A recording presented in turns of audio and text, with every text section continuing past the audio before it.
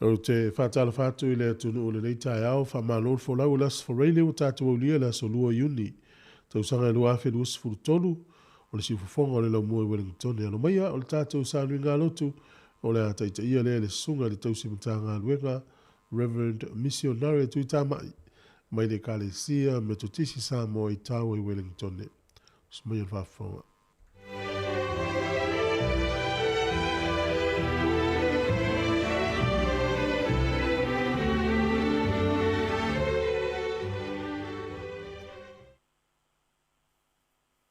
Maia, si o tātou tapo I atu I le atua I le nei tae au.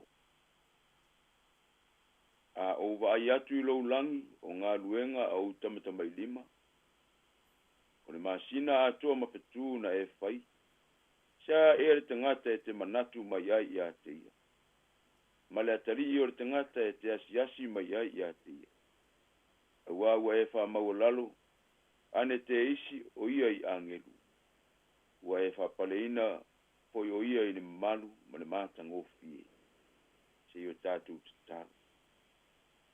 Anganga pa I ai, bala aulo ua tunu I le nei tae au a fio mai. Fio mai ala mātou tāpua inga a mata e tala ai ngā luenga mwhea. Ma futa mai mo I mātou se ia mwhai o na mātou tapo I atu I ate koe. I le anganga a toa ma le wha maoni lava. Wafa o Yesu Keristo wa mato wolem te talo atuai. Amen. Amen. Ole tusfai tau mo I tātou sa moa I le nei tae au. Ole mo mai lava lea I le whasinonga le tusfai tau aso le kālesia metisi. Luka olo nam tā upo e sifuru ma le fitu. Fai upo e lua se furu e whaangata mai le lua se furu ma le lima o te whai tau wina. Luka o ronam tā upo se furu ma le fitu, lua se furu e ngata mai le lua se furu ma le lima o te whaita wina. Ua pesili mai I a te ia le au farisaio, pe o mai a whea le mālo le atua. Ua tali atu o ia I a te ilatou, e le o mai le mālo le atua ma le vaai e mata. E le vaiane fo I tangata, whauta, o I nei, e whapea o I la. A ua whauta, ua I lava I a te o tou le mālo le atua. Ua whetala I atu o ia I le au soo. E o mai lava o na pō o tou te mana na o te le ai ia I loa. Se aso e tasi o le atari I o le tangata. Ai le I loa. A whai mai tangata I a te o tou whauta o I nei, pe whapea whauta o I la. A ua tau te o I ai, pe muli atu I ai. A ua e pe ona emo mai o le wila mai le tasi I tūlangi, ma malama atu ai le tasi I tūlangi. E whapea fo I le atali I o le tangata I lona aso. A e te tau, ona mua I ti ngā o ia I mea e tele, ma la fo ina e le nei tū pulanga. Talo lava I le anganga o le atua e whapupula ma wha malama, ana fionga sa whaita wina. Tu mau fo ia te ia lona vi inga e o I le whababau. Kia whaonga lava, le autu o le nei aso whatasi ei ma le matua ua whiriwhiria. Se e rua aise fe au mo tātou le nei tae au, suafa ma malu o le atua le tamaa, le alo ma le angang pa ia. Pe mai le autu o le nei aso le tuswhaita waso. E le o I nei, e le o I la, a o tātou loto e tā ua. E le o I nei, e le o I la, a o tātou loto e tā ua. Matua pilipilia, mai le luka se fulu ma le fitu, whaai unga le whai upu lua se fulu, ma le lua se fulu ma le tasi. E wha pea lo na whaita wina. Ua tali atu o ia I a te ilatou, e le o mai le mālo le atua ma le vaai e mata. E le whai ane foi tangata whaauta o I nei, pe wha pea o I la. A ua whaauta, ua iai lava I a te o tou le mālo le atua. Sfai tau e fia wha mamafa I nei tae au, a ua whaauta, ua iai lava I a te o tou le mālo le atua. Ai ona o le whamarolo ina Yesu o le pela e tō se fulu, na toe foe mai aere tō atasi ma whapau I ona vai ma whawhitai atu I a te ia, a o wā ai ai. Na fua ai le pesili ale au parasaio I a te ia, e whapea. Pe o mai a whea le mālo le atua. Ona tali lea iai o Yesu le whai upu a vea mamatua. ele o mai le malo le atua ma le vaai e mata e le faiane foi tagata faauta o i nei pe faapea o i la auā faauta ua iai lava iā te outou le malo le atua e le o faamatalaina e luka pena toe tali mai le au falesaio pena toe faaluaina fo'i e ona so'o le pesili lea pei ta'ipau le mea ua molimauina na toe soso'o le saunoaga iesu ma fa'aauau lona a'oa'oga aga'i ona so'o i lona fa'apea atu ia i latou e o'o mai lava ona po tou te mana na'o te leai ia i loa se aso e tasi o le atali'i o le tagata ae e lē iloa tamafaila iesu e fa'amanino fo'i ona so'o e iai le taimi o mai iai perofeta pepelo i lona igoa ma fa'asesē loto le au keusiano ma le au fa'atuatua i le fa'apea mai tatou o mai i nei na o i nei e maua ai iesu pe fa'apea fo'i tatou o i tapua'iga le la na o e maua ai iesu ua matuā fautuaina lava e iesu ona so'o aua tou te o i ai pe mulimuli i ai perofeta pepelo e manino lava le aso le atali'i o le tagata pe ia o le emo le uila ma malama ai mea uma e whapea le atali'i o le tagata i lona aso e iai nei mea tāua e tatau ona toe whamanatu aua e leo se whe'au fou aua se whe'au o le taeao le nei i le matua filifilia o lo whai ulava le tali a Iesu i le au paraseio i le whaitau e whapea aua whauta ua iai lava ia te o tou le malo le atua o lo iai lava le tautonunga o le au paraseio e iai le taimi e pio ma iai le tupu i lona taunu mai whawhita na te whawaina le malo le atua mo Israel ai lilo i manatu e ese au wala le atua le la tau te whawhisa ngai ma le malo le atua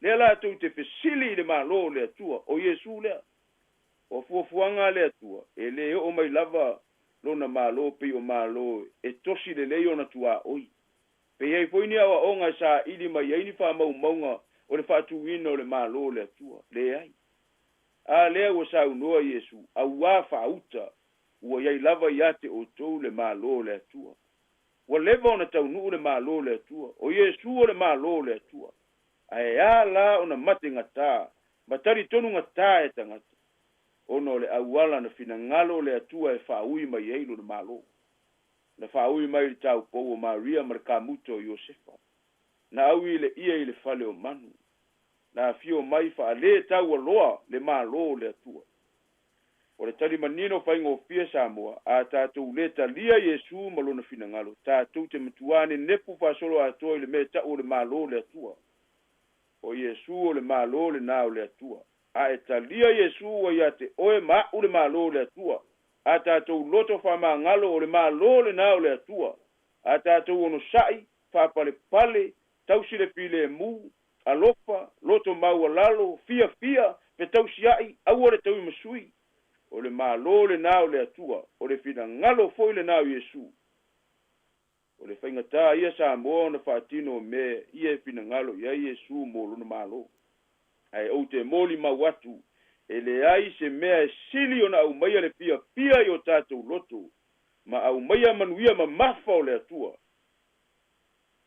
mo tātou na i loo o tātou ola ina o mea ia e fina ngalo ai lo tātou o li o Iesu Keriso lua e mai Iesu i ona so e o mai lava ona po tau te mana na o te le ai ia i loa se aso e tasi o le atali o le tangata ai le i loa ua moni le leile fetalainga a Iesu to a tele o tangata i nei ona po ua fia i loa le aso e fio whaalua mai ai le ali o nisi ua whapea o mai nei tato o i la ua lata mai le fio whaalua mai o le ali a le ua manino e fetalainga a Iesu aua tau te o i ai pe muli atu i ai e le ai se tasi na te iloa po nei po tae ao po lea masina po lea tau sanga aso le atali o le tangata e o mai pe o le whaia i le aso noa a ai feinu whaia vā ma whaavanga o mai papo sei le lolo na o noa malona a inga na whasauina e pei o le aso lota a ai feinu patau mai patau watu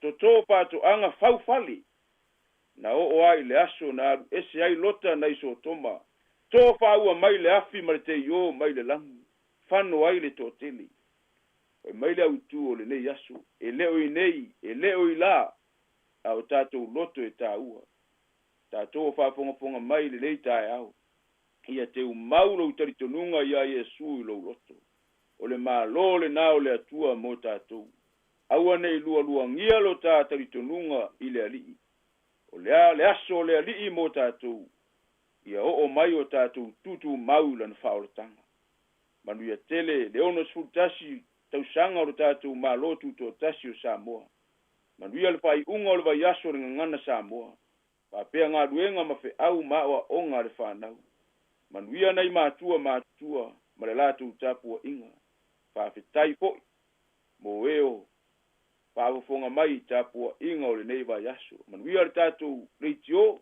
ma galuega fai ona o Iesu amene tatou pepese le pese se lau sefulu ma le tolu se lau sefulu ma le tolu le vi'iga o le atua le atua e a'u tafa ia la e se mamama ia tausia mai e lou a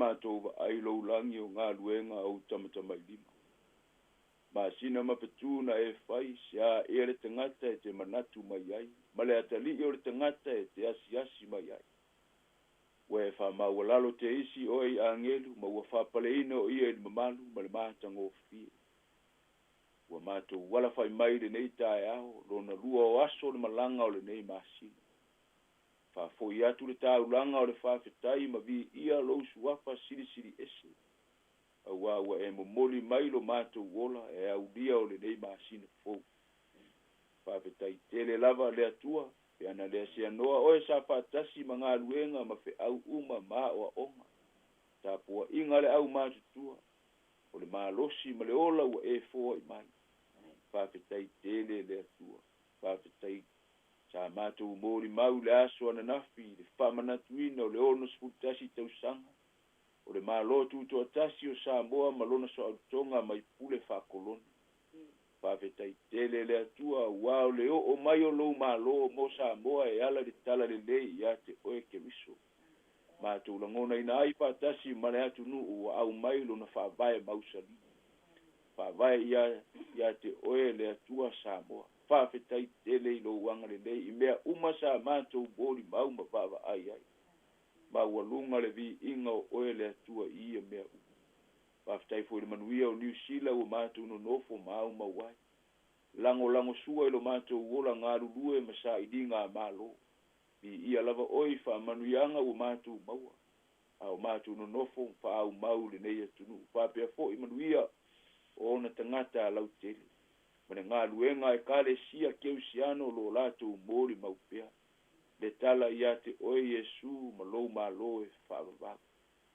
Ave tai tele lo usosia ma lou te mau a inga wha ailoa mo mātou. Alu foi le nei vai aso fa soa le sosia o te mau a inga o le wha manatu ina o le tā ua o le ngangana sa moa i neinu ese mātou te iai. Le mawhai au na lilo le tā ua o au mea alofa. Au wawa e tō ina mai mo sa moa le ngangana e ngangana ai o le tofi. O le si o manga mai a te oe le ali i o mātou mori mau i au wha manuianga i ia mea uma. Mātou te tatalo ma le whawhetai. Ana lesia noa oe mātou te le mawhai o na whai o se mea. Poto male iloa o le sila fia ma manatu. Whatinonga o ngā luenga wha au tiuti mawhaiva. Mai a te oe ia wha manuianga i mea uma. I ia loa lofa. Whawhetai tele manuia le au mātutua. So se mea o au mau me tāpua i mai ai nisi maota ngase whale ma ainga. Whawhetai le tautua le leiti o e whaasala lauina pol kalame ese ma lau tala le lei. I ia oe le soifua ngā rurue. Whawhetai lau tuspa ia. Mātou te taritonu le tai ala siri lea mo mātou. Mātou te talo whawhetai i lo uanganga pa ia o whai lea ma te soani lo mātou wola ngā rurue. Maisi o le mātou whawhetai sili ya te oe ke riso Yesu o le malo le atua o mai le laranga. Wha ai loa le tala i lau wha o le tanga. Mātou te talo ia e wha ngalo mai i mātou. Se a se o mātou tangata ngalo lue i o ruma. A lofa wha ngalo mai. Wha ngalo sa moa. E o ia ina ua tele tau sanga o tuto tasi le atunu. E ia i o mātou se ma leu ta i o malo. Ngā luenga ese e kāresia ma pūlenga. Tangata whai ngā luenga. Alofa whamangalo sa moa e o a i ana tama whanau. Whamangalo i mātou malava. O a whale tonu, o a se, o a o mātou leanga u se toa e tau ma oe. Ia e alofa le atua whamangalo mai i mātou. A vea ia lo maliu pua ngai li sata u. Tongi o lai i mātou o tangata anga sala. Alofa mai, wha manuia New Zealand le nei atunu ua mātou nofo mau ai. Wha manuianga i whai ngā mālo i ona taitai ma mta ngā luenga ese o pūlenga ma kampani o ngā luenga whai tangata teito tasi. Ia iai lo uanga le lei i tiuti ma whaiva ma ngā luenga. Anga le lei foi oe le atua, sa moa malana whai ngā mālo. O le lalolangi ma pūlenga ese ma lo te tasi. I o atu i ailo uanga le lei, o ai fui o mawhatia i taua ma vai inga. I ailo alofa ma lo file e mu, pa manuia le tāpua inga le au mātutua. O ai fui inisio i maota, o pale le au mātutua ma maota ngase. Tausi e lo lava anga le lei, mātu te talo foi mo whanau ia o onga, tūpulanga i ngalu e ngawhai. Mori maupea lo uanga le lei wha maon. Mātou te wala au nanga ese matiu te whai. Teito rua ina e lo alofa. Sāvalia le nei masina i ona ngā luenga ma au ese. Tele wha amoemoenga ma lava singa mātou te whalango i ate oe. O oe lo mātou wali. Alofa mai le atua mo i mātou malama. O ai o le mautonu i langona ma taritonunga i ate oe. O leo o mai o eke riso i le lalolangi o lou malo o whaavaya lea i o mātou loto. Mātou te auna male mauti noa i ate oe. O oe lo mātou wali i o lea lofa lava oe. Whamanuia ngā luenga e kare sia keu sianga. Whamanuia ngā luenga le mawhitanga le awhai ngā luenga i le nei. Paengo le atunu o mātou iai. Anga le lei e taurumanga ma polkalame ma ngā luenga whaia le lei tio. Au wha ngā solo lon whai unga i le nei wa yaso maso unga. Ea li ia se ase mea ua le tā ua le mātou te talo. Ua mātou i oe te sila fia mea umalava. Anga le lei po kalame whai o nei wa yaso. I wha manatuina o le ngana sa moa i nei atunu. ua fapele o eke visu o mātou ole mavala au atua. Tu mau yo mātou lunga lo manuia lo file mu, ta mā oe le alo male angang pa ia, ne ise i o le whavavau lava. Amen. Amen.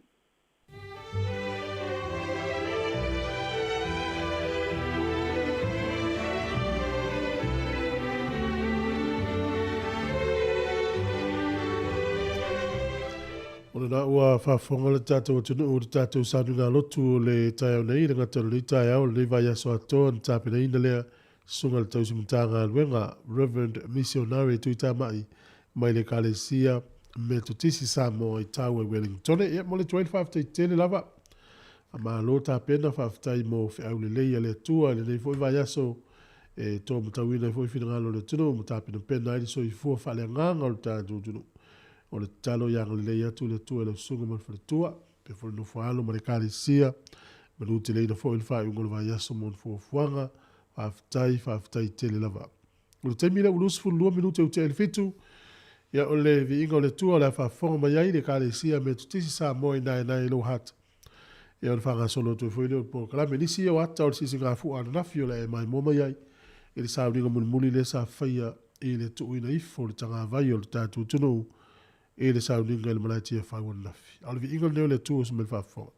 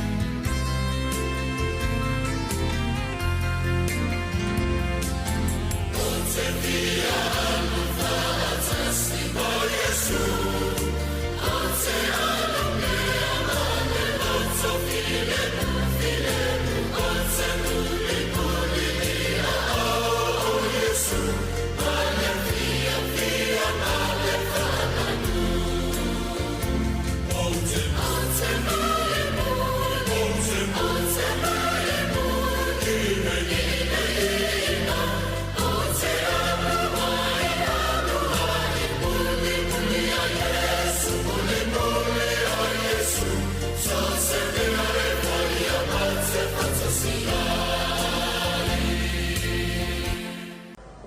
whaiae Samoa, o lau walaulia.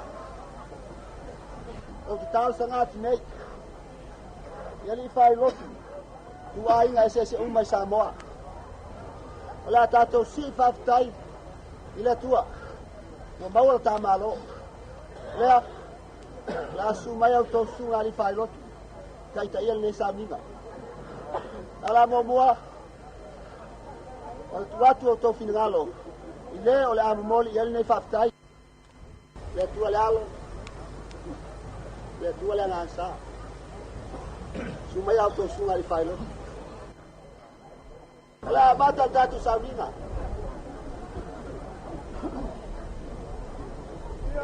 Ia le tua e ona pālosi prau. Ia whamanu ina losu afa mmaru. Namo!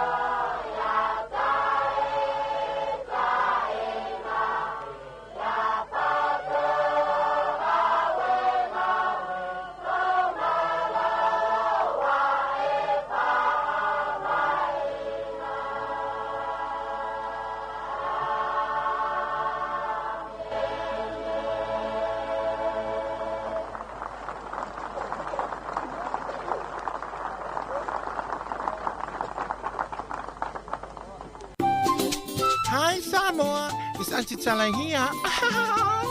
Instead of fifi falo, ile ata o le tai au. Laugh of the morning. Amat mail apple feet to the vanveau, su fongalo mua, ata o le tai au.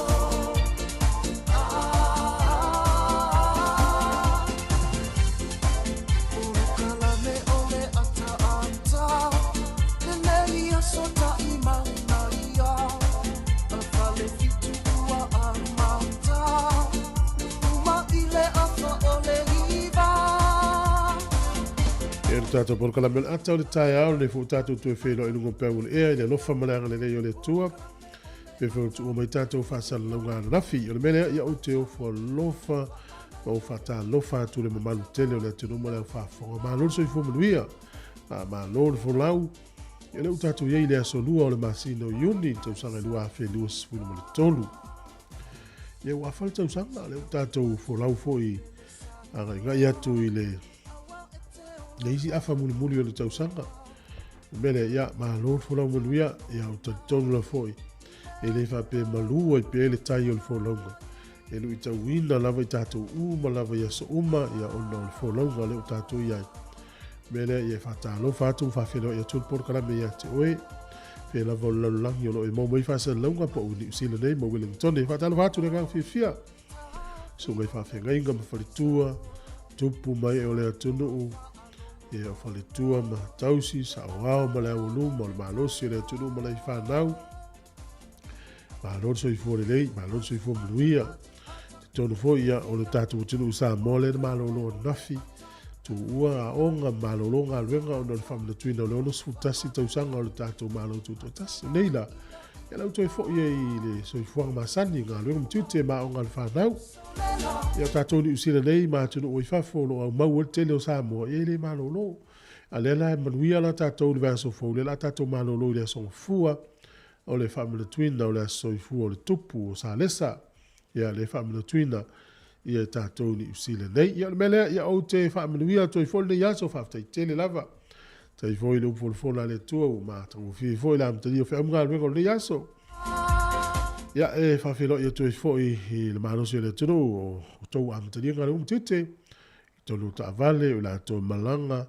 ia mai wasi si mai tonu lo mu o tatou YouTube le na o le Samoa Capital Radio pe fo tatou Facebook o Samoa Capital Radio Facebook o le tatou api o Samoa Capital Radio fo ia ma le tatou ala leo na o le tasi o no tesi ma le tasi famo a mo le silfia o le tatou tautua ia e tau lava na nei i le tatou no le valu io e wato le temine tau le valu na nei le po fa ta waina fo ia ma le tapuringa o le tatou fa ma le tuina o le vaiaso ngana Samoa ia ma le tua tatou li teo lava ia e fa ma tua ngana Samoa tau sanga uma fa ta ua le tatou ngana o le temine o le afanga solo na i fa fianga fi pese o le ua toe luas fu fabi lute o le tale o le valu a fonga i tatou talafou o le nei tai au pe a tale valu o le tau tua le nei moe si fonga lo moe Wellington e le sunga ia alo ese ia pui fua sale ma le fa fianga o le tai au ma lo usmail fa fonga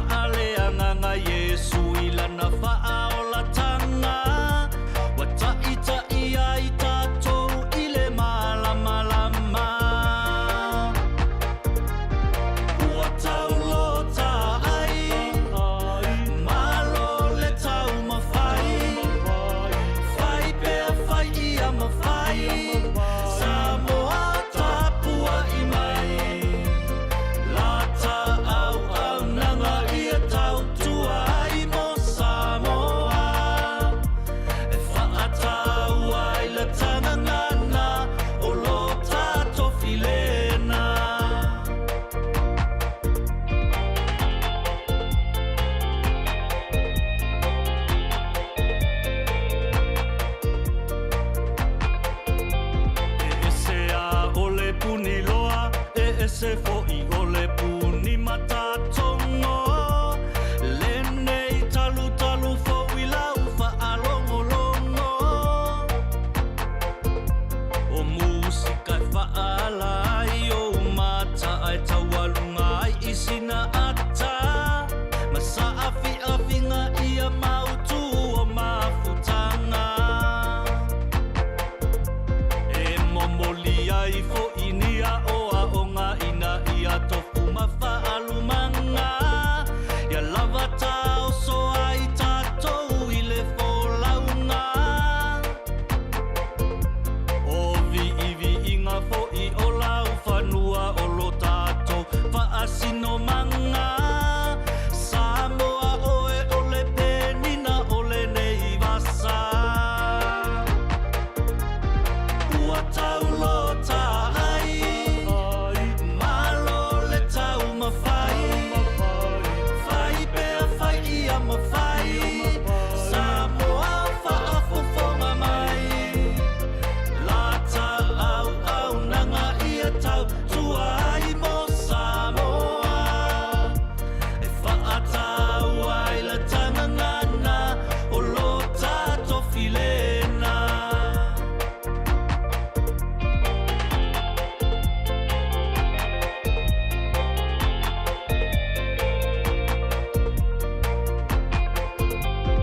Ofisa whaasalalau ua whaamalo le manga whangafa. Lau tou au nanga ua whai maawala. Oso o ai o le atu wasa i musika ua whatu le tangangana. Le Samoa moni lava e susu e le whaamalama. La foane loa lau ula i tua tau au alo e saa. La au lima le au mangalo ane yo whaiva. Se e mali e siva ata oka se wa mata ina. A o pepe se whanau a Samoa i le musika. Ua tau lota ai, malo le tau mawhai. Whai pea whai ia mawhai. Samoa tapua i mai. Lata au nanga ia tau tua ai mo Samoa. Whaatau ai la tangangana o lo tato filena. Ua tau lota ai, malo le tau mawhai. Whai pea whai ia mawhai.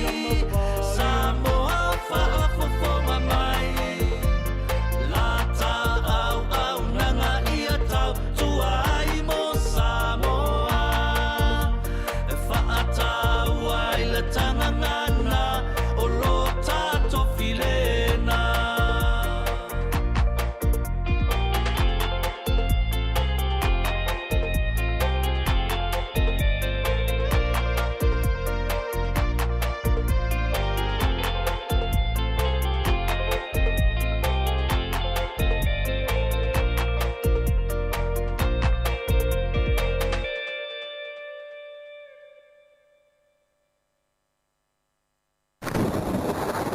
Usmel whafonga le tātou tala o le tau mo le reitai au, swing o le tupe, o le ulaf tupe, e misi fo i whamlianga wa soifua, tau tua le siufonga le longua.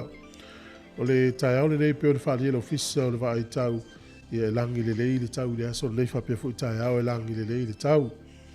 Aso saa so ngafua, so lua, so lulu, stofi o le vaso fo ringa wha malu manu ma ua oa le tau Wellingtone, i e fo i nai timu, lono winga, e a o lea e langi le rei le tau nei ma le aso atai au, le malu urua le so iwa, e se fulu ma le fitu le mawhanwhana, o le aso atai au le valo ia se fulu whare e mawhanwhana, se fulu e malu lu.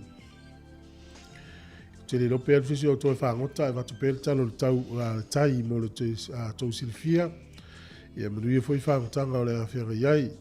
Wellingtone, sua le tai le toi tolu minute i le Toi sifuru minuti le tonu nel vaveao. Toi sifuru minuti le tonu le vaveao. Le sua i le tai Wellingtone. Pe le tai le toi vanu minuti le iwa i le tai o nei. Sua le tai le te o le tonu i le awaunu te le titi o le tonu. O le toi pe le tai le afo le iwa na le po Wellingtone na poli rua. Pe le tai e le lata i le afo le lua nel vaveao. Sua le tai te le titi le afo le vanu le tai o nei sua i le tai. Toi pe le tai i le toe se fulu minute i le tonu i le fiafi o le toe sua lea i le ono minute te i le iwa na le po ia manuia ia whainga whaiva mpofuanga o le tupe Australia i le so tasi tala ni usila maula tupe Australia e iwa se fulu sene o le tupe Amerika i le asone nei ia watu malau tala ni usila i Amerika ia tu maya oe e le vangale Amerika ia le 5 sene Amerika ia ele 5 sene Amerika o le tupe Samoa le so tasi tala New Zealand mo le tupe Samoa tala li maono sene wa rifo fo ilalo le tatu tupe pa anga tonga le o tasi to tasi tasi pa anga to tasi ya pe tasi tala New Zealand o le tupe fiti le so tasi tala New Zealand mo le tala fiti tala to su tasi sene ya o le swing o le tupe lea ua ia le tupe Samoa i le aso nei mo le au tupe ta la 5 sene tasi ta la New Zealand ya mo le tupe Samoa ta la 5 ya manuia tele lo aso i fua pe fa pe nei lo aso i fua le so lua yuni a manuia tu por kala me te oi tu mo pel tato i meli na mo asfana o aso fana at samoacapitalradio.co.nz manuia o to aso i fua o le tusi fai tauro mo le tusi a Paulo ya Filipi e fafe upu e se fulu ma le tasi o te le fai atu ona o le mativa wa o ina u ia toa file mulo u loto i mea o ia tea ia aewa ai nei o le mau te le fa mtala u mahatu le tele o tangata mafatia le tauro so i fuanga le New Zealand so uma e mafatia o tangata le tauro so i fuanga e weli foi taule mo o ile so o te le fai atu ona o le mativa wa o ina u ia toa file mulo u loto i mea o ia tea mau al file mulo loto ia o le matua mele ia wa la vai tala o tama ainga ia toa file mulo fina ngalo ia mo o le pesel nei mo utou e familia i utou wasa i fua ia mana fe pese sa vale ke riso i utou wasa fana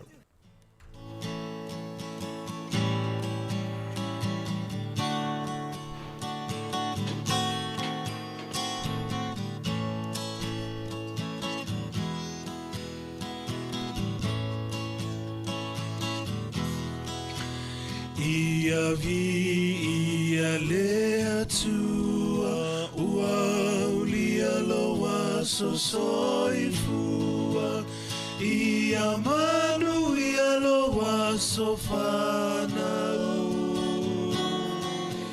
famanu ia lea tua ia vi ia lea tua ua ulia loa soifua ia manu ia loa sofanau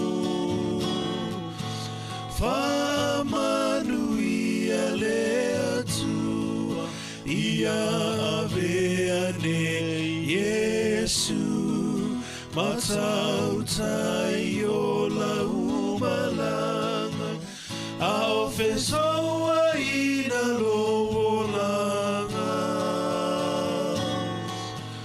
o Yesu le tai ala ia aveane Yesu matautai o la umalanga ao fesoa ina loolanga o Yesu le tai ala ao fesoa ina loolanga o Yesu le tai ala.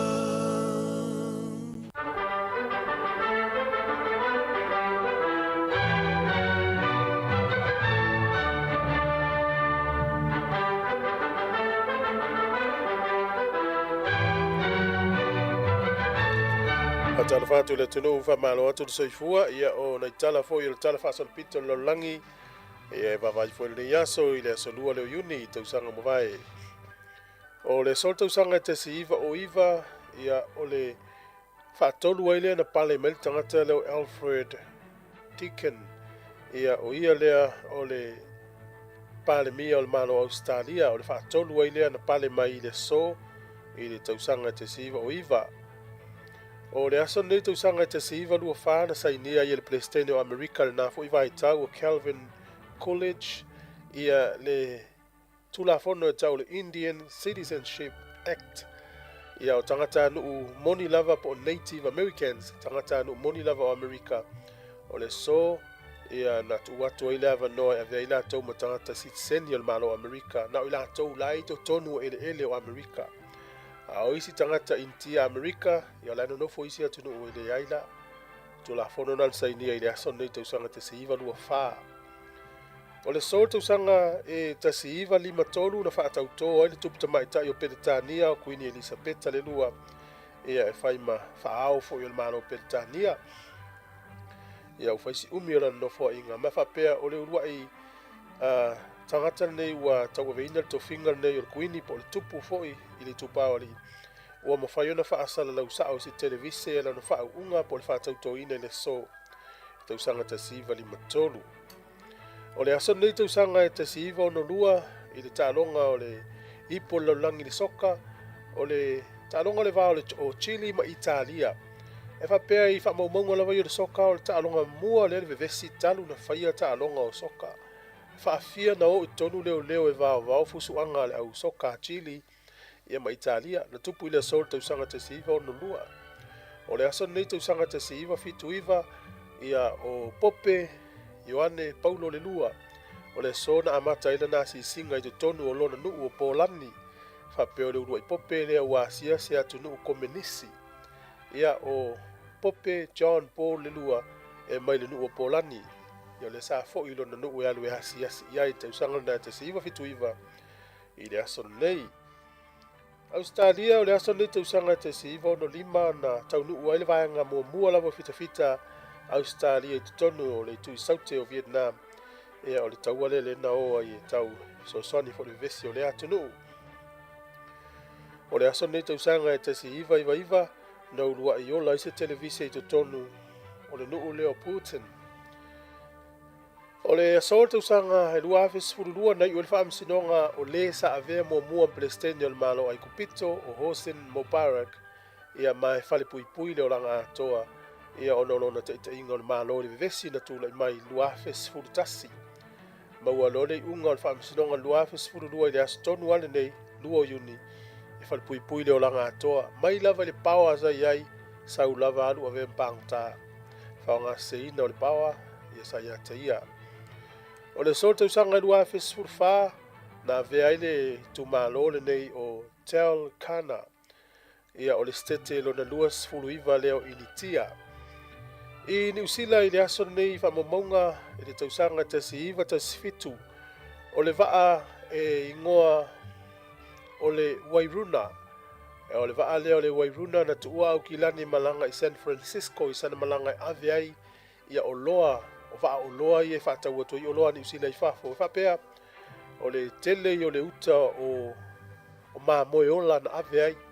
Whapea fo i le iwa se lau tone le mamafa o le koale na aveai i avato i Chicago. Ia e na pu e vae lua se whaatau o siamani. Pea ma le afe kilomita i le tu i mātu i sifo. O le motu i mātu nei i lana malanga. Ina o lele ai se vaa lele i lunga e o le vaa nei a New Zealand vaa la uloa nei. Ma whapa uane se tanga o lo i tonu se ufa upunga whapea. O luma atu o lo iele whaatau a siamani. E le leo no tau si ilima. Ma sa ma whaila wona si ilima ka teni ma le au vae fast fururua. Ma ave i lo whaatanga to taua i le sol tau sanga tasi iwa tasi fitu. Ave anga i siamani ia ma whaangoto unga i le vaa ai ave ana o loa sa i lunga. I le aso su fitu fo i uni na poe vai lua i fo i leisi vaa fo i ia na poe vai lua i fo i vaa lea siamani ta o le wolf whaatau lea ia leisi fo i vaa le malo Amerika e sfuru lima le au vaa na iai ia na ave foi whaatanga tautaua. O ila taula nei, na whaafale pui o i Siamani, ia na maua lava noa sa o loto i nau mai, ale taua mua o le lalolangi. Na tupu ila sol tausanga, e tasiiva, tasifitu, lea o ngā umai le uta o maa moe marikoale na ave whaatau atu i whafo, ia o na uapu e vai lua le vaal nei ni usila, e le vaatau o Siamani. I Samoa i le aso nei, tausanga tasiiva lua fitu na a mata ili sa ili linga o le minister al vai whafo ni usila na taimi o William Noseworthy, e whaatatau le FSS inga na tūla i mai Samoa i le vā ia o le nta ita ia ni usila i Samoa po le administrator Sir George Richardson, ia ma le mau o le so na whaiela ni suenga o le almafu anga na vevesi e le mau ia ma le administrator a ni usila i Samoa na vai tau ia ma le tala muni o le so e whaamanatu i Italia le aso e tau le Republic Day ia e whaamawai atu i whainga pulenga whaatupu nei Italia na ngata le vai tau le tasiva whavalu ia e Republic lo Italia mai le taimin na o le so la whaamanatu ai i tausanga umalava.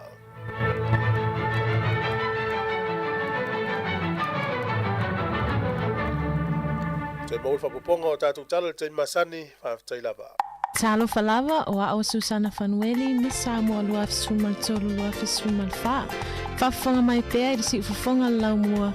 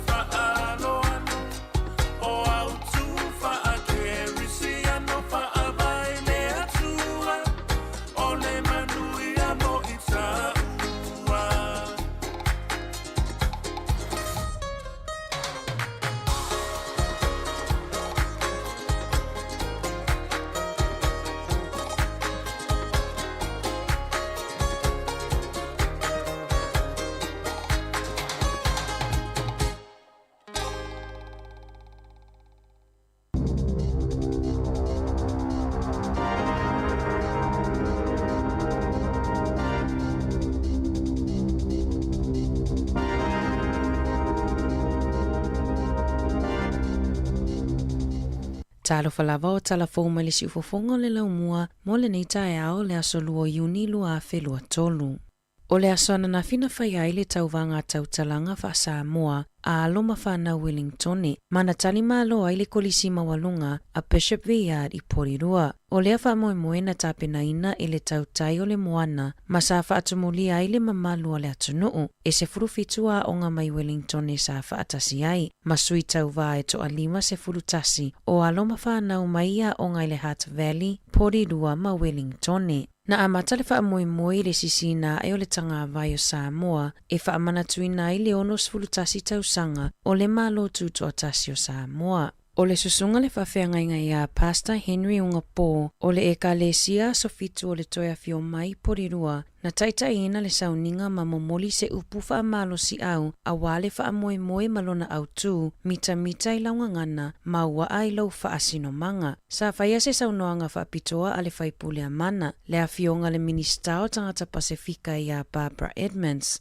Wha atatau I le tāua o le wha tāua ina o le ngangana Samoa I New Zealand. O fofonga o le aso le whetalainga ia talama alie mua whale afanga ma Nathan Lopa. Na amata whaanga solo tautalanga mai le wasenga 5 se io o atu I le wasenga 8 o a fionga I whamasino na nafa ma le wha moe. O le susunga ia sua le maa mea tāwanga a whele se wala, susunga le whawhenga inga ia Henry Ungapo ma le tamaita ia Renee a kui vaila au. Na tawalunga le wha moe le launga tongi, ma sa tau a aoina e le sui o le matanga luenga o a onga, le susunga ia hana tusa, tusi pasi ma whailonga le whanau. O le wasenga 5 na tūlanga mua ai le tamaita ia sala si ai niu, o hana maselino na whaamanuaina I le tūlanga mua I le wasenga 1, o le ali o Samuel tau fafo na tūlanga mua I tautalanga a le wasenga 7, ma le wasenga 8 na mawalea e Ramso pito au.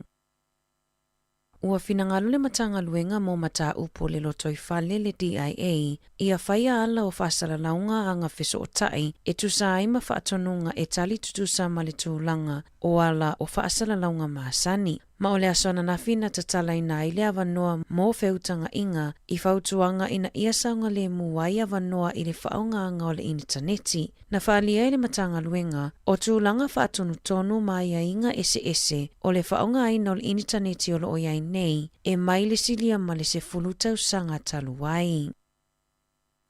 Ua whaatuai o na tuuina mai se whaaiunga le te whaatuora, whaatataui le onoa a fia ma le whaamuta o ngaluenga, a le tusa ma le awhi ono se lau o le awhai ngaluenga. E tusa ma le awhi ono se lau ngaluenga e onoa a fia, I le te whaatuora I to tono le atunu a toa, mai le iwha maninoina mai e le matanga luenga le fuainu mera sao, ina ua fesilingia e le leiti o New Zealand. O loo whaanga solonga luenga toi whaalelea I le State Highway tasi, I le Expressway I Waikato, I le wā o horotiu matau piri, peitai, ua whaalia I lato o loo whaianga luenga I le awala, le tele o taimi e sa wai na ai e aveta avale le au whainga luenga, ona o le lava o le ono sai, pe a whaatonuina pe whaatuina lato ta avale. o nisi na tā ua e wheanu i le au whainga luenga, pe whaau o lima i foi, pe a o miona tū i le kiu ta avale. O lo ofautua ina i le wakakotahi ave ta avale, ia tautua nā maa lolofa i le au whai awala, o na e le whaingo fiela la taunga luenga whaatino i aso ta itasi. I se whamatalanga le pulesili mo le saunga le mua le kamupania le Fletcher, Carla Tongs. E whaamua mua i a te ia le saunga le mu o ana tangata whainga luenga, ma a whai e whaatuputupula i a pea le atulanga o le a whaamuta la taunga luenga mo le puipuinga o le au whainga luenga. O le masino me le lua whelua wha o lo fuafua e whaamae aile ngā luenga i Waikato, ma o loo wa aile wakakotahi i se awala e wave whaamae aile ngā luenga. E whase fulutau sanga o se ali ina loka ina leo i le asona nafi, ma mo lia i le whasi o te tangata, le ana maliwa i le ali o Aiden sa ngala lua se fulutasi tau sanga, ina uaia tau mawhaina se apapia e filongia ma le fuala au whasa ina o le aisa. Na maliu Aiden i le whale mai au kilani, ina uaia tau mawhaina se apapia e nate le i loa o filongia ma le aisa. E silia ma le se lau miliona tā la le taua o whae o fuala au whasa ina na maua i le whale manukau, ina ua o so whae e leo leo. Na ripotia mai le leitio New Zealand, o lo o mataitu ina i le au ngā oi masini sailini po o whaailo tsunami i Aukilani, e ui ina le mawhai o na tā ina aini musika. Ua telepitono i Aukilani ua le aini masini, e whaailo ai se tsunami, o na ua ave e le au ngā oi. E tolu se furutasi masini na ngā oia i tutonu o le ono masina ua tuanai, ma le wha se furupasene o masini whaailo ua whaaleanga ina. O le popolenga o lo oia i nei, ma le ofisa tali mai i whaalawelawe whaafua sei, ona e o ngaonga afianga e afia i tangata, pe a se sele te talaina o masini pe a ngā oia, e ono sipaka ma afia i le soifua. I taalonga, o le whaai unga o le taamilosanga o le Supalakapi Pasifika le tausanga nei, o le atu uai e le ali o Sam Whitelock le aua le Crusaders, mo lana koni karate i Farani, ma o le ama wai le avanoa e toi whaatasi atu wai, i lona usoia Luke lea e taalo i se tasi o Kalapulakapi i Farani. Talafowia mai le si ufofonga o le laumua, mo le nivaenga o le tae ao.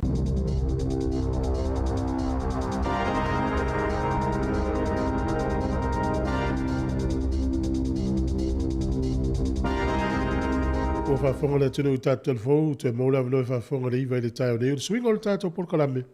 Ne minute o na maula le avino i whaafonga i le whatatanonga fōi o le Minister o Tumoto le Pasifika, ia Barbara Edmonds, whatatanoa le fionga le ripule. A mai alea i le whatatanonga i le tai o nei, toi 10 minute i le iwa. Whatatanoa le sunga Mike le toa, ia olo o taula mua fōi le tūlanga o le talonga ta polo le fai el fai ngol verso nei ia le vai tu talo le taum tualangi le leia ia o le fa moelea o le tanga polo fa la tu si singa fua i le taimi le na i le tois full minute i le iva i le taio nei ia o le tao le iva o tato le fou uma lo tato le fou le iva ma o la vano fa so mal sunga ta se salem sem se mai stato li poti fo il tu lango nisi vai ngai i mo tato nafi e pe o swinga na tatu telefon tatu ripoti le tai nei a fa malo fa tai le o mai tatu fa se le longo le tai ao ia se ta se pese vai foi ia fa tai e tuel ma futa mai le tu le nei si fongo le mua Wellington.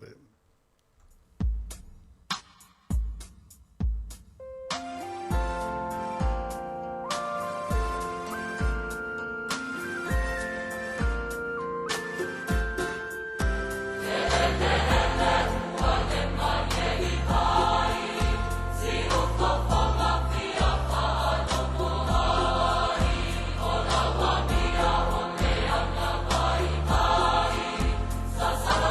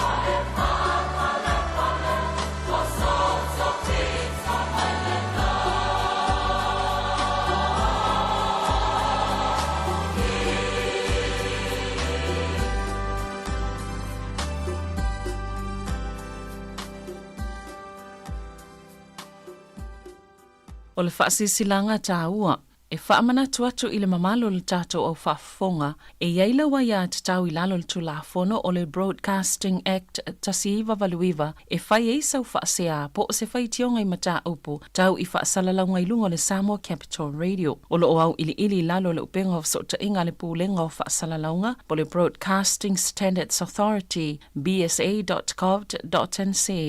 A ia inga mo le whai o sau whaasea I se polkala me whaamanu alia I lau whaafonga anga. O lo o au fia I vaenga nei, o le ale te me mawhaiona whai se whaasea, o ai tu ainga polkala me mawhaiona o whaasea ai, o ai e whao o iai la o whaasea mō le taimi mō mua, whaftai.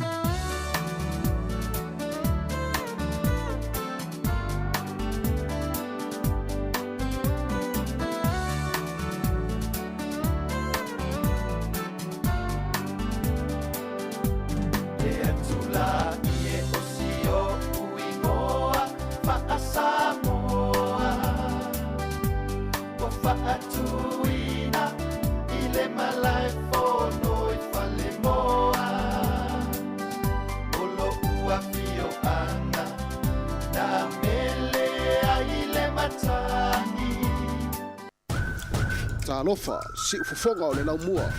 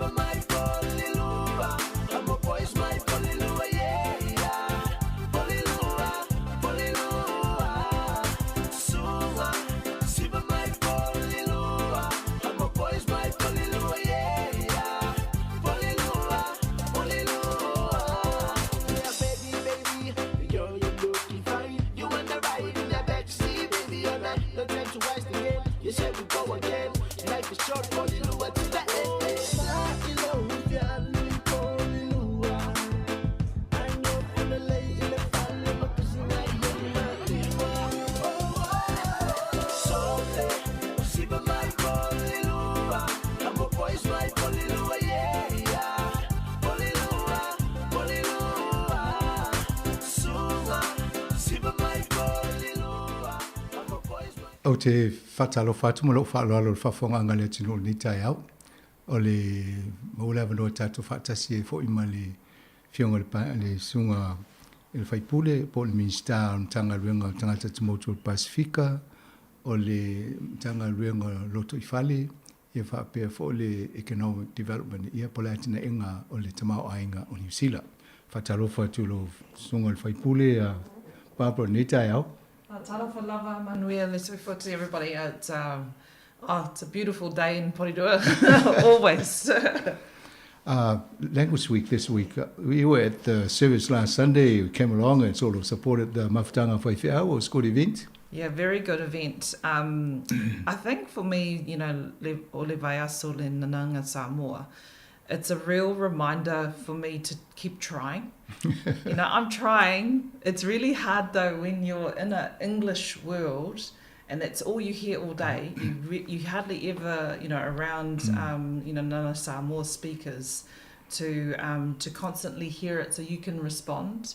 So it's always good that we start it in prayer and we have to finish the week in prayer too. Yeah. You got to, I think you're forgiven because you invested all your effort and energy in the English to get to where you are now. Yeah, I think that's See, the if sacrifice you focus on of Samoan, you'll never become a minister of 3 portfolios and 2 associate ministers. I'll use that. But it is very much that when you're in Parliament, you know, your command of the English language is what makes you a better debater. Correct. So I think I have been fortunate that I've, you know, English has become, even though it was my second language, has become strong. But for me, especially now that I'm getting older and with my children, making sure that I go back to my roots is important. Well, don't forget we got these Ngangana Samoa language app. Looking forward to it. That's what I need. Later this month, and then you can have one of those on your smartphone. Yes. Yeah.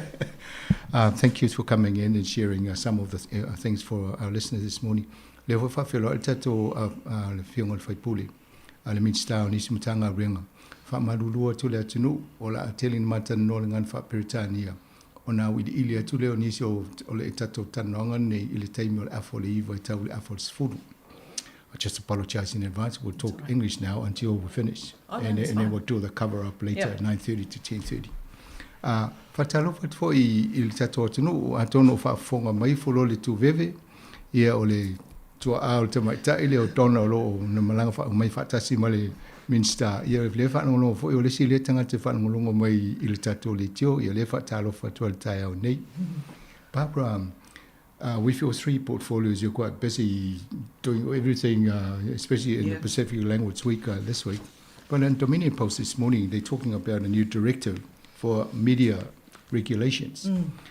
Sometimes when I read these things, and part of it says that the radio media is already covered, but they're trying to address the social media. That's correct, is it right? Yes, so the and it's called Safer Online Services and Media Platforms. So in New Zealand, we classify what's in our papers, what's on our radio, what's on our TV, what's the videos, DVDs that come through, but we don't for online content. So anything that's through social media. New Zealand is behind some of the parts of the world who already have these rules and regulations in. Yes. And the whole purpose of it is exactly that. It's safer online media and online platforms. Because what's happening is that our children, some of our minority groups are being exposed to really graphic and what would possibly be illegal if it had a classification system. So what we're looking through is this document is to update New Zealand's reforms and New Zealand's regulatory system. And so the draft proposals is asking the public their views about it. There's a lot of people that's saying that, this is this impinges on my right to free speech. It doesn't. No. It absolutely does not. It does make sure that the rights of freedom of expression and preserves the freedom of express and is consistent with Te Tiriti o Waitangi principles. It's unfortunate that made the front page of the Post without the balanced argument around it. And so yesterday it was released, the discussion document, and I think it's important our families submit for it, because we know through a whole lot of platforms there's a lot of racist content, but it's the offensive content that we don't want our children to see that we need to start regulating for, like the rest of the world. Very good. Thank you. And in under your portfolio, DIA, you've got the emergency... Fire emergency New Zealand. Fire emergency. And we got that Loafers Lodge. What's happening there currently? So first of all, I have to acknowledge that there's been 5 identified people who've passed away in that fire. Fire and Emergency New Zealand was called out to that fire. They got a call, I think, around 12:25 p.m. a.m. in the morning, so just after midnight. They responded to it within 5 minutes, and unfortunately there was that loss of life. They managed to evacuate over 70 people, including 5 people off the roof of the building, because they had 2 what they call appliances or fire trucks that have these aerial ladders that can go right to the top of the building. So the property, Loafers Lodge, was handed over to the police a few days later, because Fire and Emergency New Zealand had to make sure it was safe and make sure that the fire was out. So they did that through drones. So we had drones with heat sensing to look through the building. So once they knew that the fire was at a temperature which was normal temperature, so around, I remember when I was with them at the communication centre, it was reading 10 degrees, the fire at the time. Then they handed over the building to the New Zealand Police, and New Zealand Police are doing their investigation. They have now, they've charged someone with arson, and now they've charged him with murder for 5 people. Right. So it is now an active police investigation, and that's all I really can say, because that's where the part we're up to now.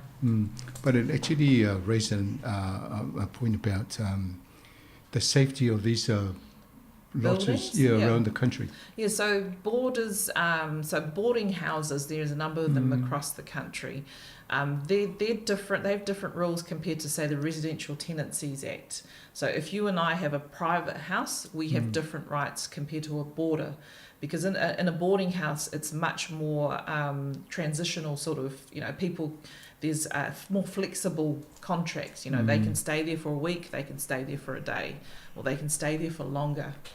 What we want to look at as part of this is what actually is the more important event is that it was an older building, and under the building code, those older buildings don't need to have sprinklers.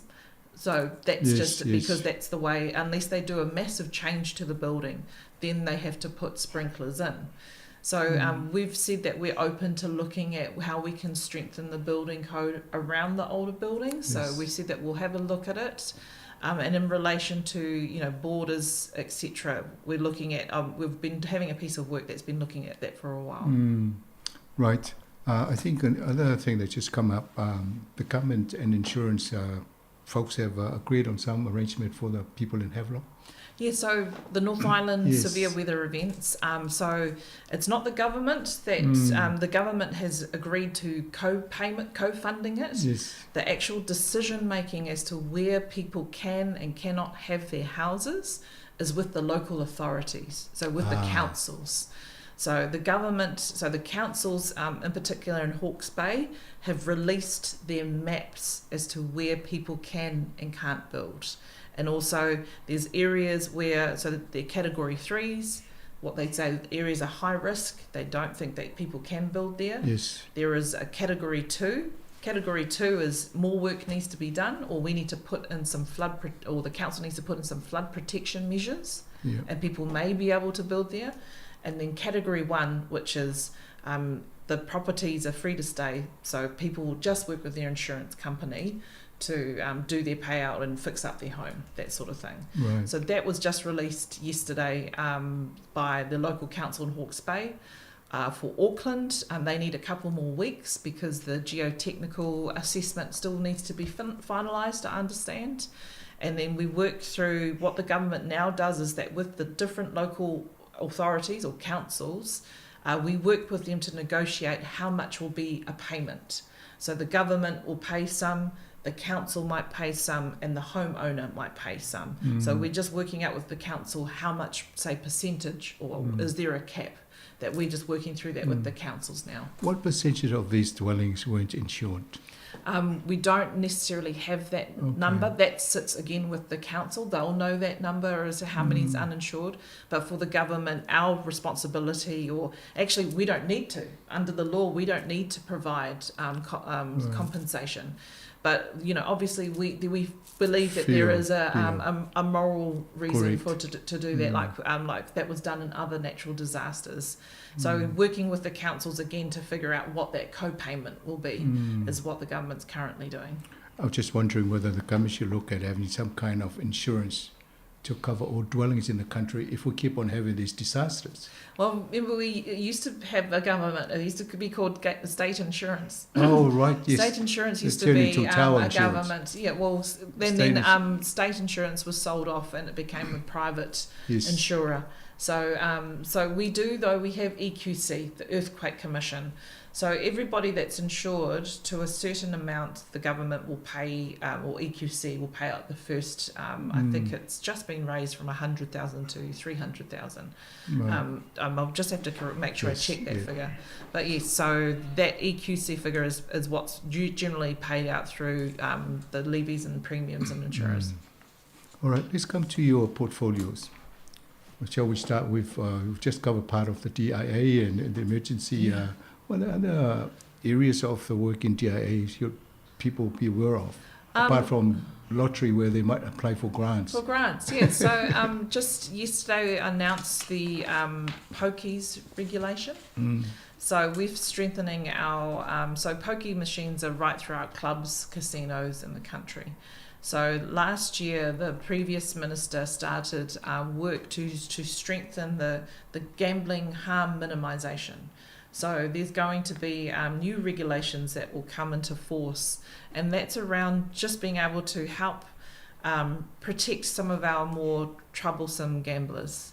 So there's a regulation there around the number of sweeps. So people that work in the organisations in these clubs or have to do a mandatory sweep through their gaming area. They have to do a sweep and they need to record, you know, basically who's there, or, you know, and if they do another sweep and another sweep, by the third sweep, if they see that person is still there, then they need to have an active conversation with that person. Obviously some casinos have the technology for that already, you know, with facial recognition, etc. But it's more about some of our other clubs that need to we need to strengthen that area. So that's the gambling pokey regulations that came out yesterday. Right, and in your economic development, I was just thinking with all the problem in Hawke's Bay, obviously our food basket area there. Yeah. Now, what's the plan going forward if National is talking about sprawling building? Yes, so that's building, and you're going to start building it onto good land for... Yeah, so we would call that urban sprawl. Correct. And we need productive land for food. You know, we see that in Auckland where the urban sprawl is going down into the more like Pukekohe area. So we're different from National, but what we've asked them to do is come back to the table, because those rules that we had, that we looked at, was an agreement with the National Party. Yes. You know, we designed those together. They're very much, Nicola Willis was leading that policy development. So it's unfortunate they've stepped back from it. And, you know, the basically what they want to do, which is greenfields, it means that you lose a lot more land. Yes. It's much more inefficient as well. So you've got to put all the infrastructure. Yeah, it's going to be wider, as opposed to, you know, when it's in a particular area which is around near transport lines, you go up as opposed to out. Yes. So that's one particular area that's more in my housing area. But for economic development, earlier this week I released our space policy. So I'm the minister responsible for space for New Zealand. So, you know, it's about what we send up into space. So that policy, that strategy was released on Wednesday of this week.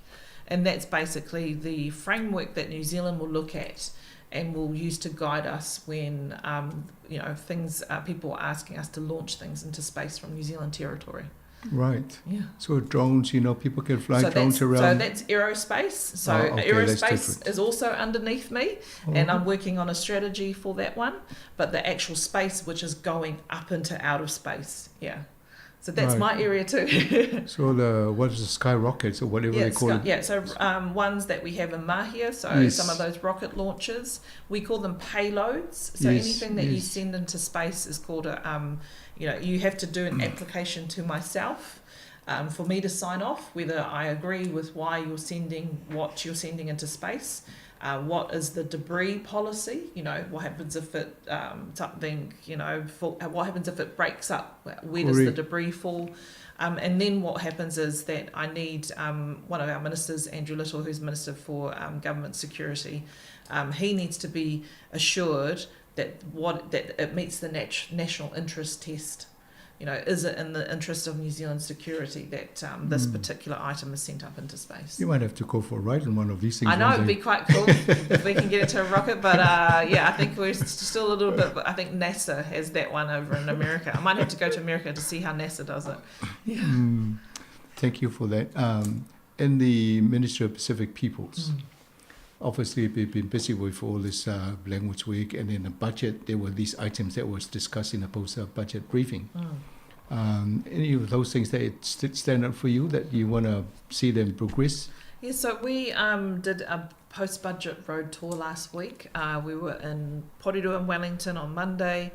Tuesday we were in Christchurch. Wednesday we were in Hastings, Hawke's Bay.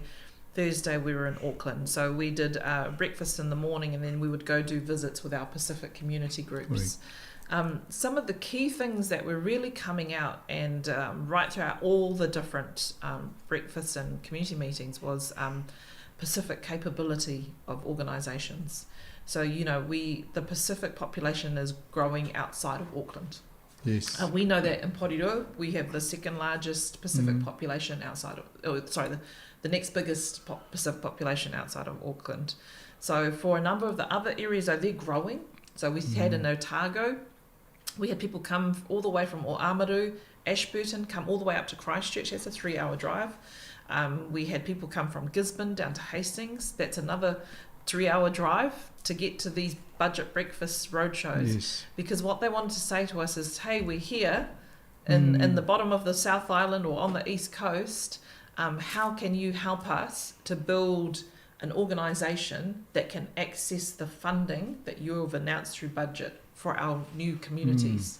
So that had come through quite strongly throughout the budget process. So for me as a minister now, I'm working with my Ministry Pacific peoples around the criteria for access to this budget funding. You know, because on one hand, you have to make sure that the taxpayer dollar is being spent appropriately, but at the second side is not all these big Pacific organisations are in our regions and in our smaller areas. Correct. You know, it's grassroots community groups. So it's making sure we have that balance and make it easier for people to access the money, but also making sure that we can help them build that capability that they need to do to become one of those organisations. And also because if they look at simplifying the application process. Yes. You've That's got to come through write strongly. screeds of pages. Yeah. And then you write screeds of pages for reporting and evaluation. And sometimes you get only 3,000.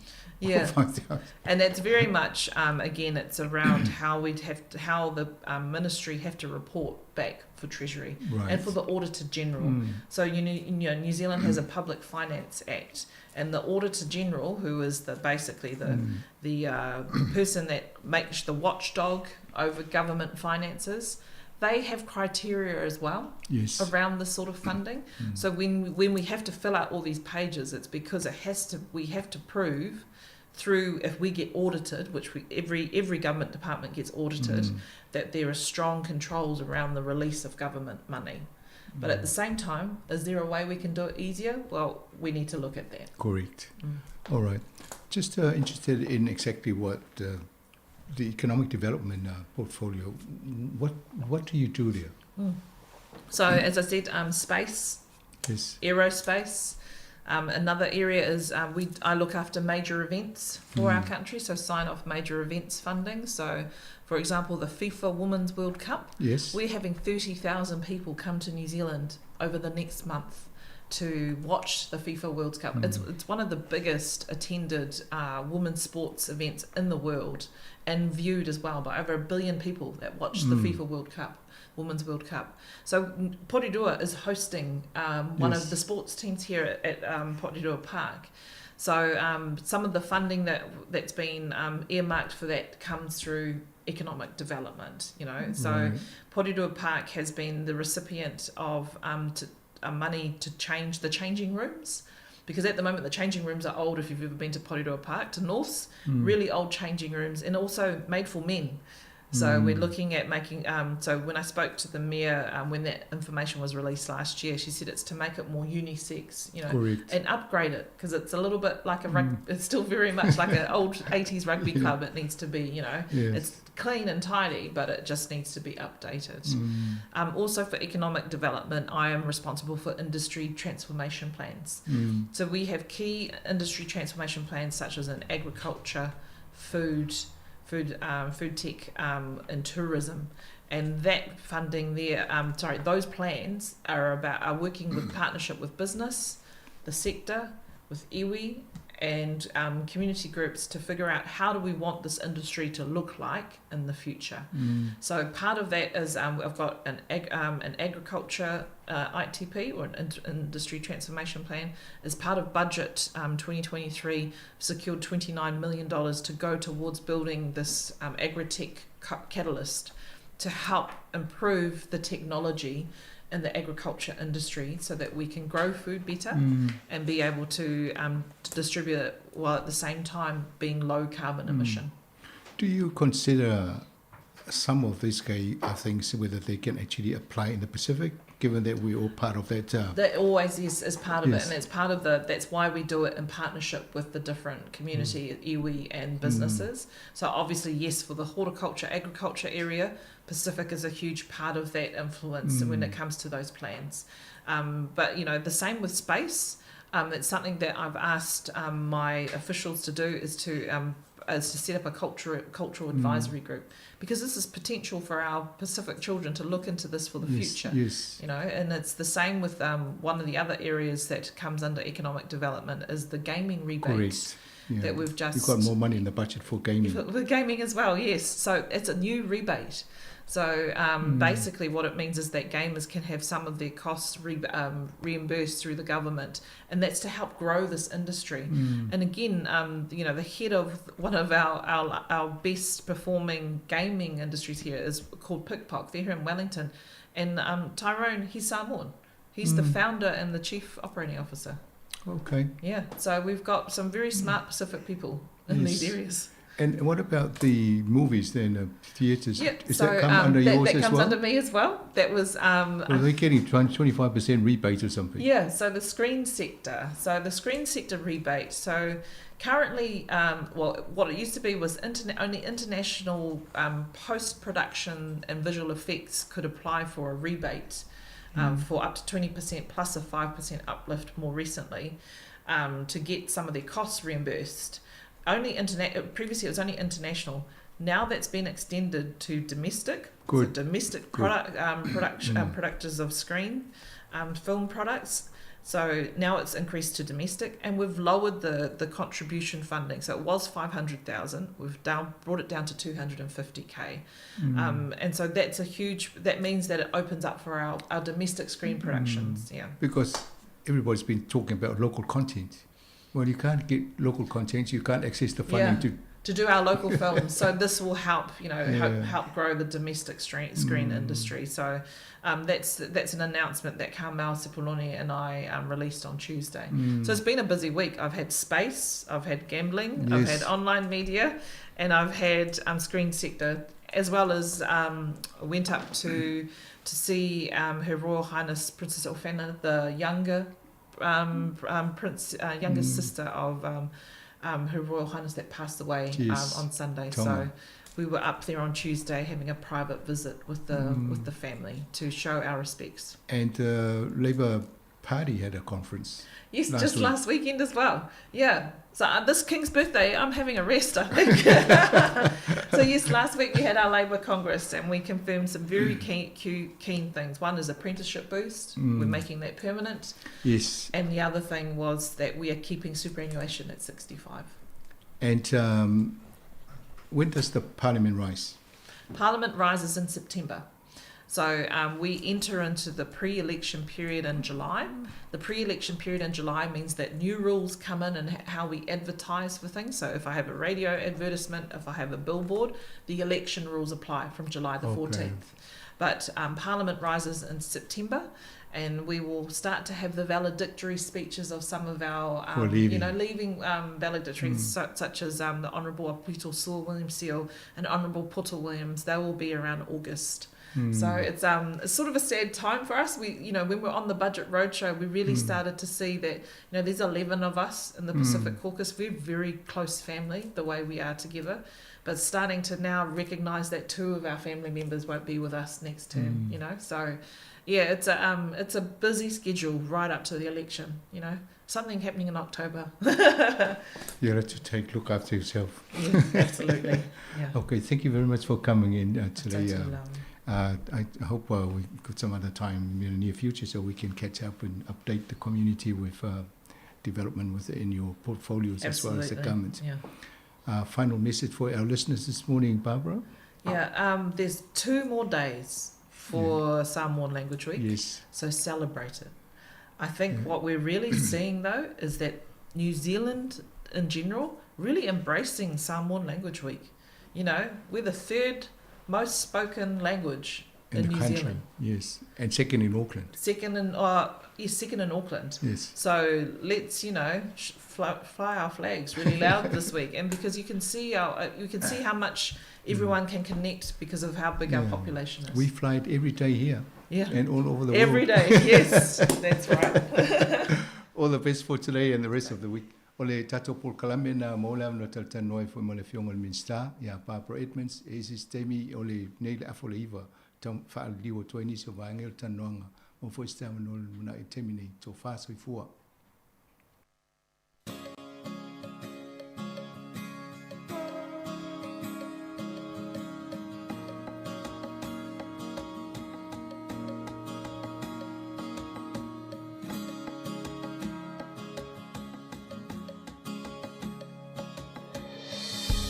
Mai tala o le vavalu o tato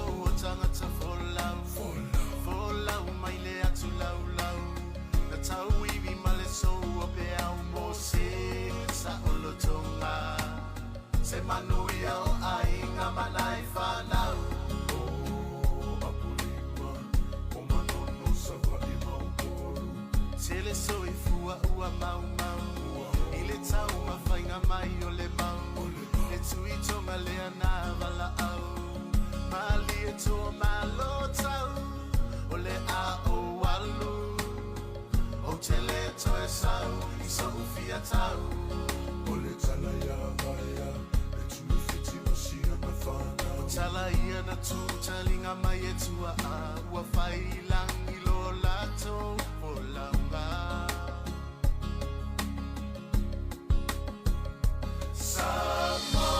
Samoa Finau O loto filena Na rasa mai e nai tua a Mota ua Samoa Finau Maia tau tuana O lega tua I lunga O lo tafa vaelena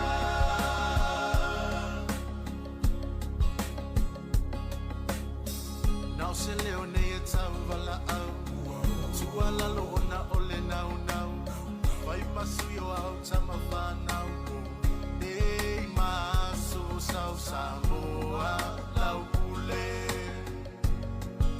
Tao fi mau mau Apulima o manono sawa I mau moru Ole tala ya tuna mawhata O whaatau silifo I mawaya Maua pule sa fina wina Tama sese wa tangata valeina O toana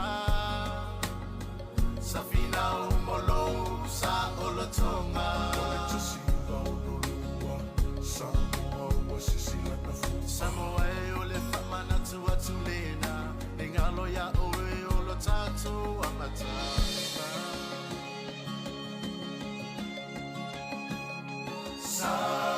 Samoa Finau O loto filena Na rasa mai e nai tua a Mota ua Samoa Finau Maia tau tuana O lega tua I lunga Ia, malo na mai atu le stato fata talonga na pio na talno twele fionga tu mai te minstall te mineu tu fifia le ua ma vuela vano la mafasoa foi le tulanga o tanga polo o le sunga ya to manga Mike Leota a le toa to manga Mike le toa le ua ma vuela vano e talno ai malo so ifua Mike ta alo falava Ia, malo lau soifua, ia, fatalo fatu le paia ma le malo Samoa, a pelo sunga le pule, ma au whaingaluena le tato le tio, ia, fatalo fofo i atu lau tina, o ke loa lai whaingo mai, o ke le atu, faftai lava mo le amanoa. ia a whaafonga mai si au tua apo si au tina whaaftai tu fosi lo matua sel maa nei ali o a au lo matua al whainga o tau mafasa moa lena wha o mai fo iri tato li tio le mau atu whaaftai tele lava tutu ai lau sunga to manga maa nei fo i o a mai oe ni tai au E o le manui a faftai, whainga pisi a e mana ia.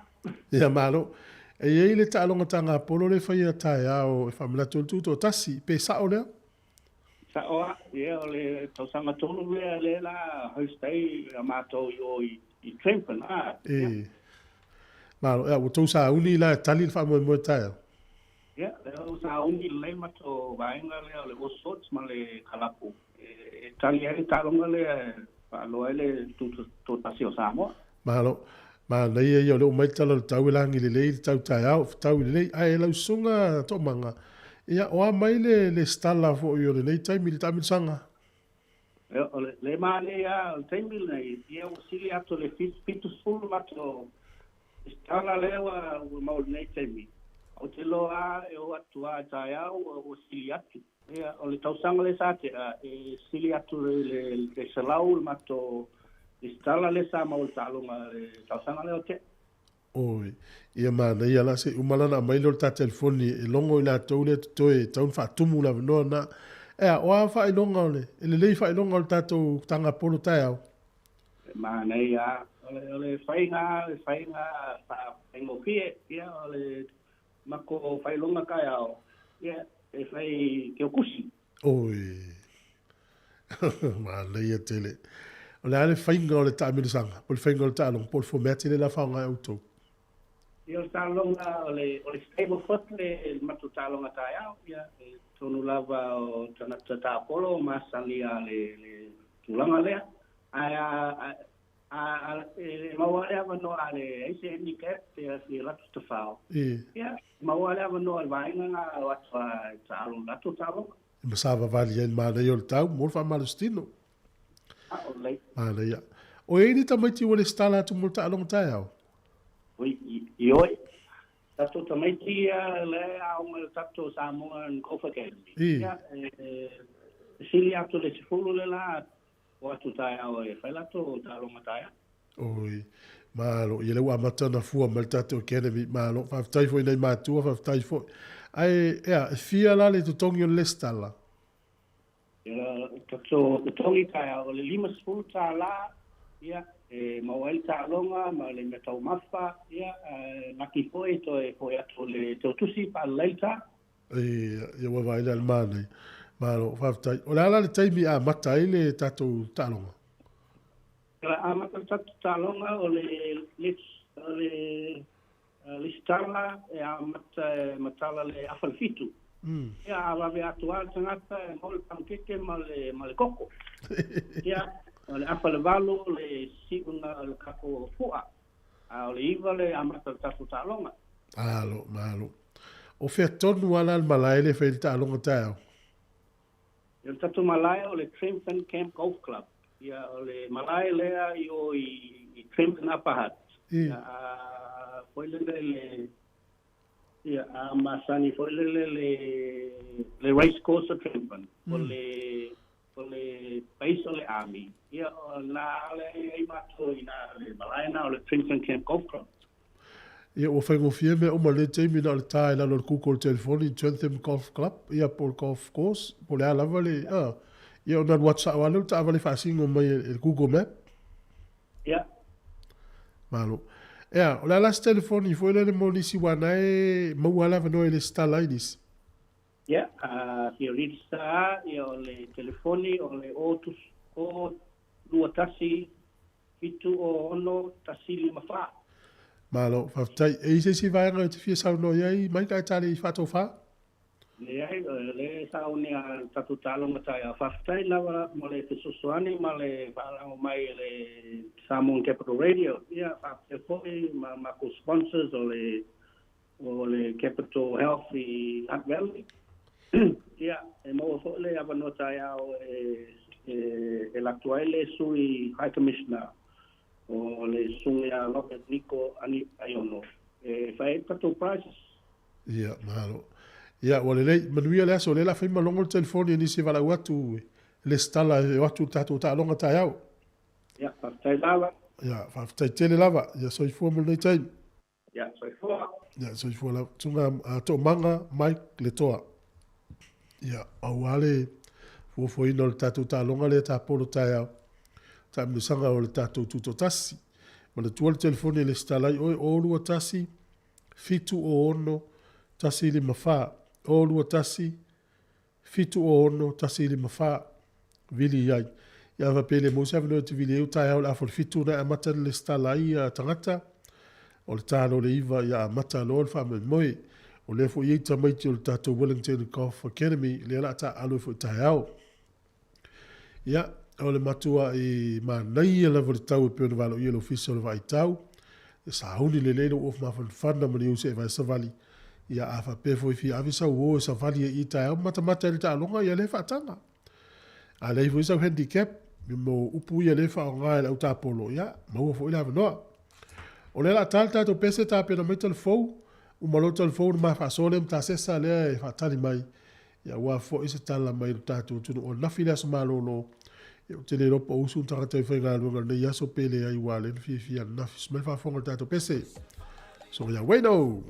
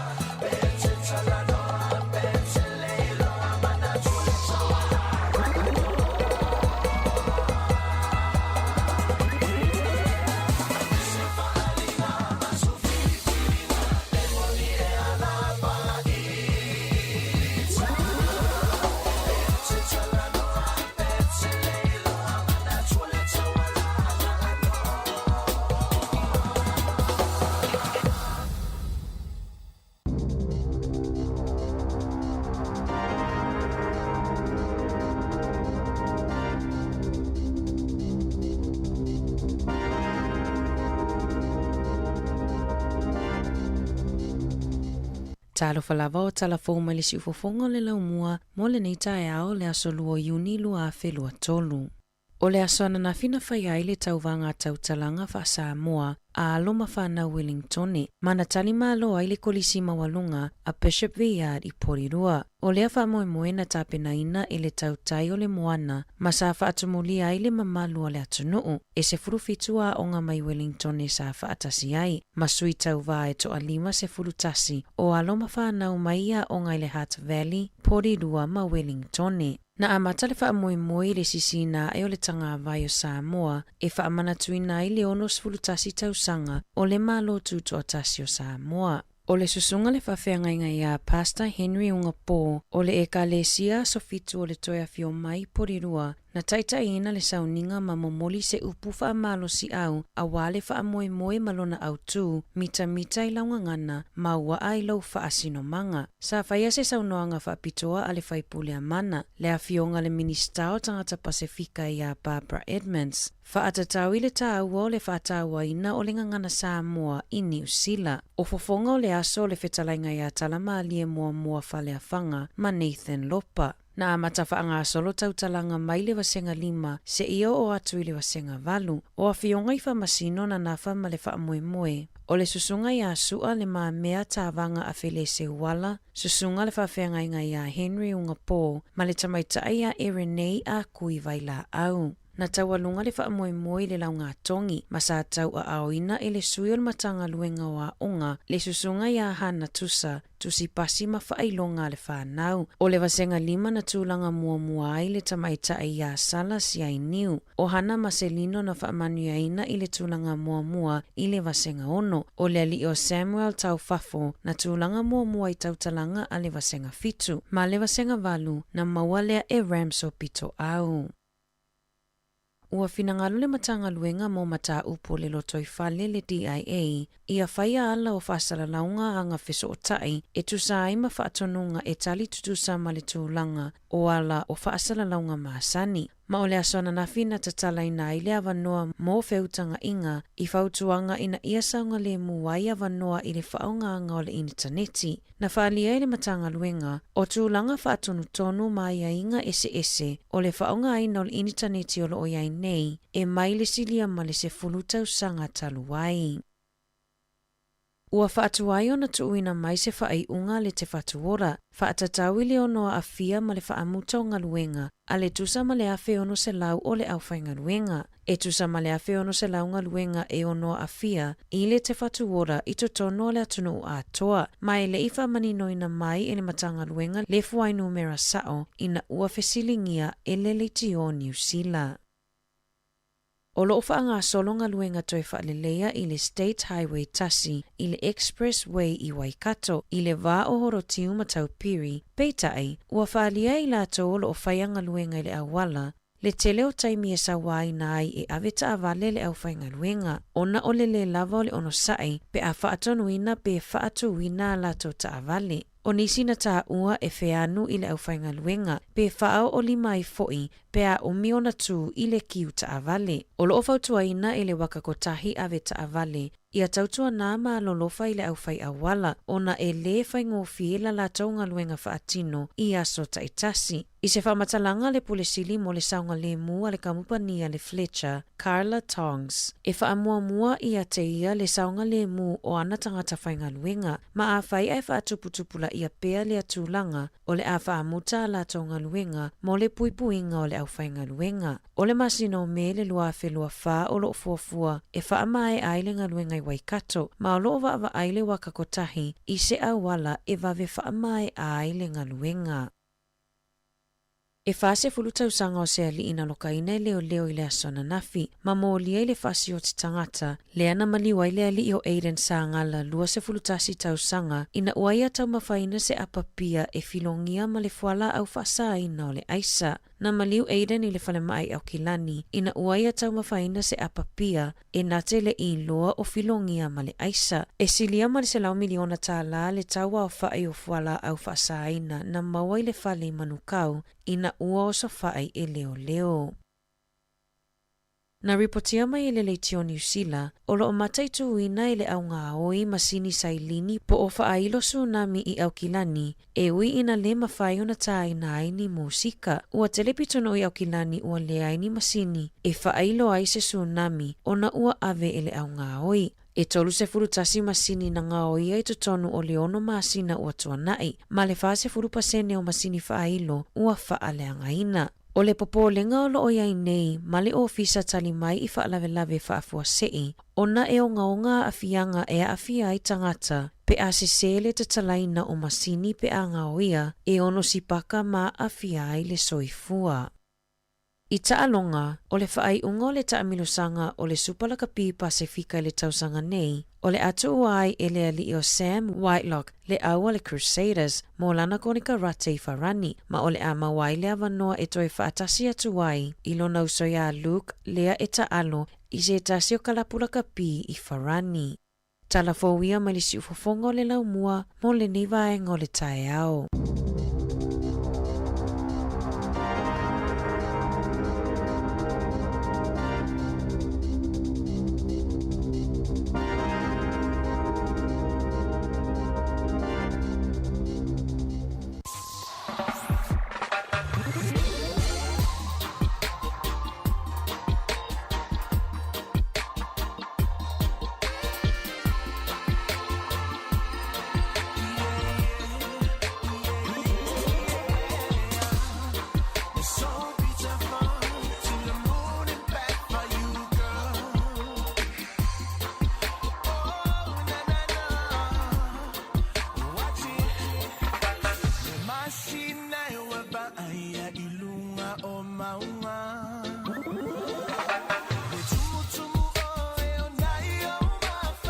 Mai tātou telefou ia te minei le ua fia fotpo kalame o mola vino ta no sunga ta se Salem Sam sur le tātou li tio lo ngolwe fo isa mo ia so fo monu ta se se lita ia ta lofa ia lange mama so fo mo tu fo me se fa fo mai le tātou no le fo I ne fo ia so mana ia ia malo ia o mai ia lo sunga I mis fo yo mai tātou tu no niten mana ia tau e whaftai e le tua wai o ana na fie pese vāwenga I le tūlanga na e le tau te le lor mai tau mai le tātou te nuu. E ai whawhatu e a mesa te mel tātou tūtou tasi I malai tia whau. Ia, ai whapena fo I le nei aso tu fue, matua maa nei o le nei aso le mai tau atu I whafo. Maa nei o le tūlanga le tau, suru maa nei le la. O nei le fofua toi ai ngā luenga maonga, lala sa mai tau, o e tanga te whi ngā luenga po whaua wai wanga o tisi ngā fua. Matua toi fo I tūlanga masani tu fue pe I lava o lesa le yeisa so malo loa nafi. Oi o. Matua o lea o toi alfa so loa tu, wa full speed ala lo tato ngā luenga la toi ma toi usu o whanau ia o ni aso. Mai tau tuna le nei fo I tae au, e le yeisa so malo lo lesa nafi. Oi, sorry, ia mala ia tele. Ia, se whai sau nanga, foi po sau tala, foi whalongo nongo na tunu, o nafi le sa mo I tato whasa lau ngā lef sota, inga le sa inga lue mai ai. O adi si vai nga mau tele mai tau wina nafi e ta ua foi lau tala tala mai e ta whasoa. Whatei tu foi, ia, o le memo mola vai whatei le tua e le mātango fie le asoa nafi la tui pe a mai tau I tu foi le tu lango le tau. Pai mua sa utala le tau. O le po, le afiafi leo le aso lulu, le palasi nei, pa unai ti munga.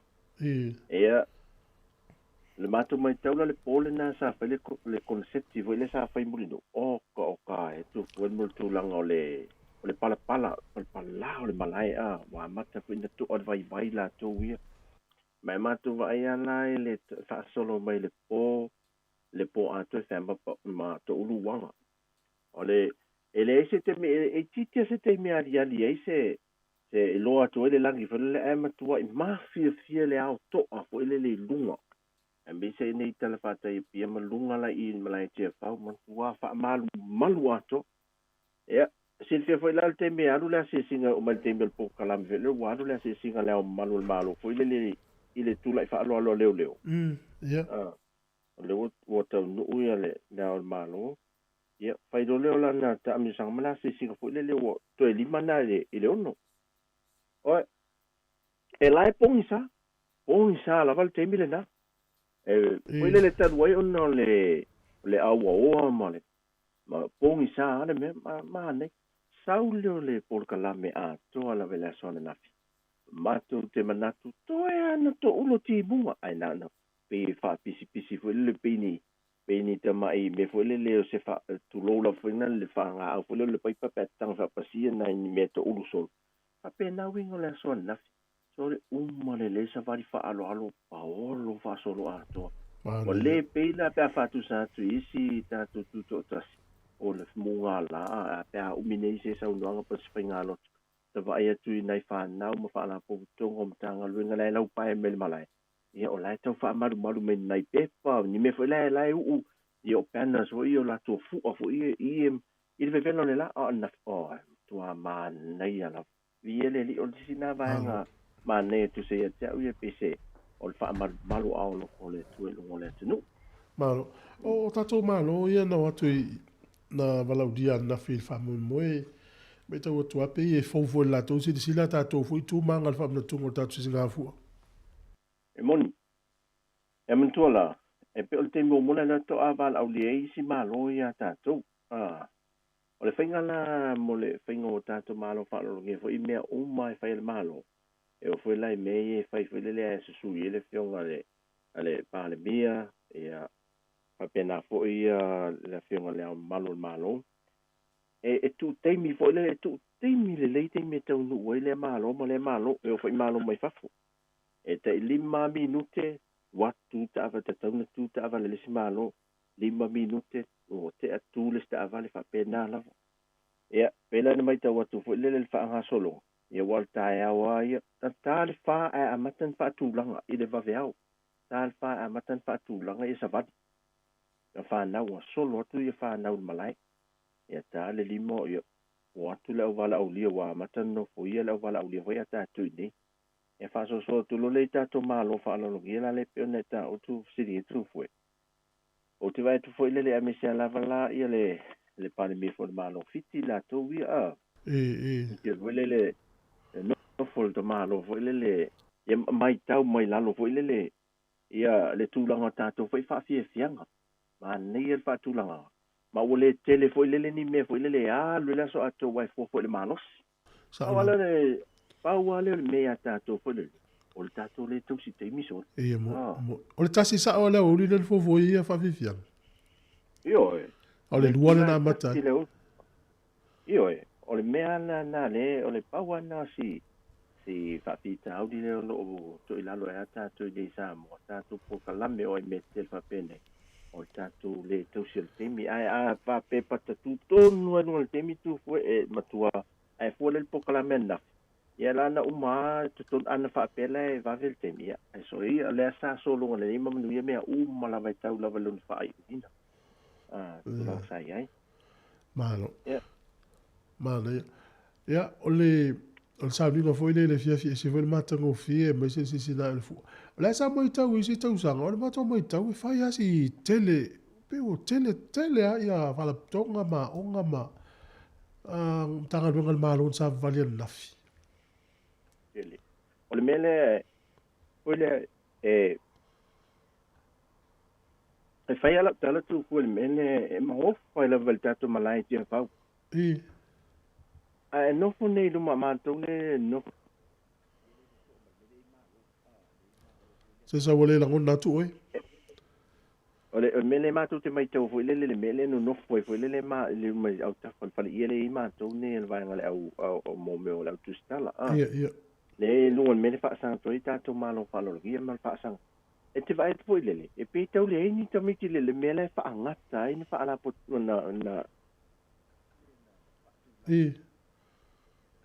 le mele fatulanga mai esa vali fa ala poptonga e ma onga sole ai ole te mila ino o tu tato me po te luma pa solo ola sawoi lava te lo si fies tu fu na o mai si tu au wala le fa tulanga nga tu isi sabat ai fa ala poptonga me se ka le sia e fa tulanga tu si pito la wala e le tele la se tele ma le tu le anta to mai tau ina na fa solo lava ia mai e fa pena foi la isi tau sanga le foi sa to mai tau le is foi tau sanga tau sanga foi na fa ape vo le matua tumu va pe o tatu tanga ai me se le tu langa fole ye o le fa pot ta se te ia o la so tu foi o tato la i ti foi ma o ia sa va vali tu ai me ia o ga fa poto i ele fo tato la ai lo ai a o man se sil fo tato tu sa ve sa vari mata mal tang palau po le ala vale me o tingi apa po le me tu foi mai ia te mi ne vole ai a pot ta se o alu lo se va sa o le ia al tele o ka se tele son ma le ia le o le fa sa eto fo o le sa va vale mpa la po tonga mai fa fo anafi pe la fa la tonga fo idea le sa mai tawina na fi fa tonga ala ulang ulang o tato penga malo la mai Australia is ele foi sai nei le vaenga mai New Zealand ia o isi za malanga mai fo i America Mantola le sa mai mal fa fia foi mai fa foi fa fia so fi lo sa fe lo fia la solo e fe lansa va dia na ia o ese ia onga ia o sa va di ma au va vo io fautasi isi le sa mai tawatu lo va pena o mai ta mo la so si la capila to ia me fa pena tu lang sai to am tu tia ma la ia tele la o ala va mo ngai toi fori ko mai peis ko se tile toi o concetti le fai le assolta au assolta le fai le fia au o concetti la le tu fatta sia mai le to tele la UPPSM fa fia la usiva fo ia il tato tu mai la to mai fafo le fai le piepa le malai autu i le piepa au la o le si me te mai to sanga nei tu foi o asola la mo ma wina la to ia la te fai le sound system le me foi le machine fa le tele leo a tele ani la to wa foi le e to so me foi le fa aula mai ai leo ai ini au fa sa la foi al tu e pia ia sa TV ta si sei laso e pena le to pe le mo maule ana yuso e tau sanga esene nei tumu ato le si fale ia le media ato o fa ko mai nei o le ngato o le tio mai fa ma TV mai fa ia o tato fu ia nei ia fu le ia na fila to ia le media le ale malo le sa o fa so ni el tato le tio ia ese tu ipi o tu ipi ai o malo fo esa isa vari o malo fo o ia minor official palimia o malo fo luala ia fa solo tu mes e fai la le lenga le luma lenga le tu to tele la vai tato le jo fa sa la mala la fo e tu no fa fo mai ni fo e fa sa la o tu ia ta lo sa mo ia tu no fa stura ni fo o la so pina le litio ia ne te o litio to matamata le i lungo open te fai la sa o le leia o le la fo ringa mai fa sa la tu sa fo la le ko se tile ta o la le tipo fu e matai o le fale to vai to le sa o fa longa na fil pokalame o tu rang pena ile pokalame le fu ole ne no le fiu fa ta le se pokalame o le fiu tu ma yo to tele ne ma to le va sa lo fiu tu pokalame e o yo le ya sa mo wana pokalame vai mai lunga o mato pokalame el tasel pokalame na mo lunga o vala o via ma se lo vala o via pasime pokalame ya pu telefone solo reale ma tu ila lo ia pokalame no vinga fa pe fa auto a mater con seti le gole lima mato a fa pe a le gole ti a foi ale lima fa to sa ya le wa si le fiele ta fiele tu ya na le fa ta la monto la va nga ia ila ia TV fa pito la tu ta ia right o la tutte fa sala la winai concetti le lo isi ala ta poi se la to fa sala la wal malo le ai wa na minoi fa malo minoi ta to le ta to malo e se si va nga e fia fa mtala mai le tu atu le fa no le suko foi fo le as tulanga tāua le iai o le matagofia pokalavele le toe mai tātou tunuu. E le ngata o le whamanatuina o nei aso tāua ia mai le tele o le COVID mai le tāpuni o whainga malanga sa ia teimi. Ai tusa le nā teimi. Sa matua whaanoa no tātou tangata. A le o matua square lava ina o te tala. E le tele o isi mea ia wa ngai mai tātou tunuu ma whaao ngai lo lātou teimi ma tā whao mai nei.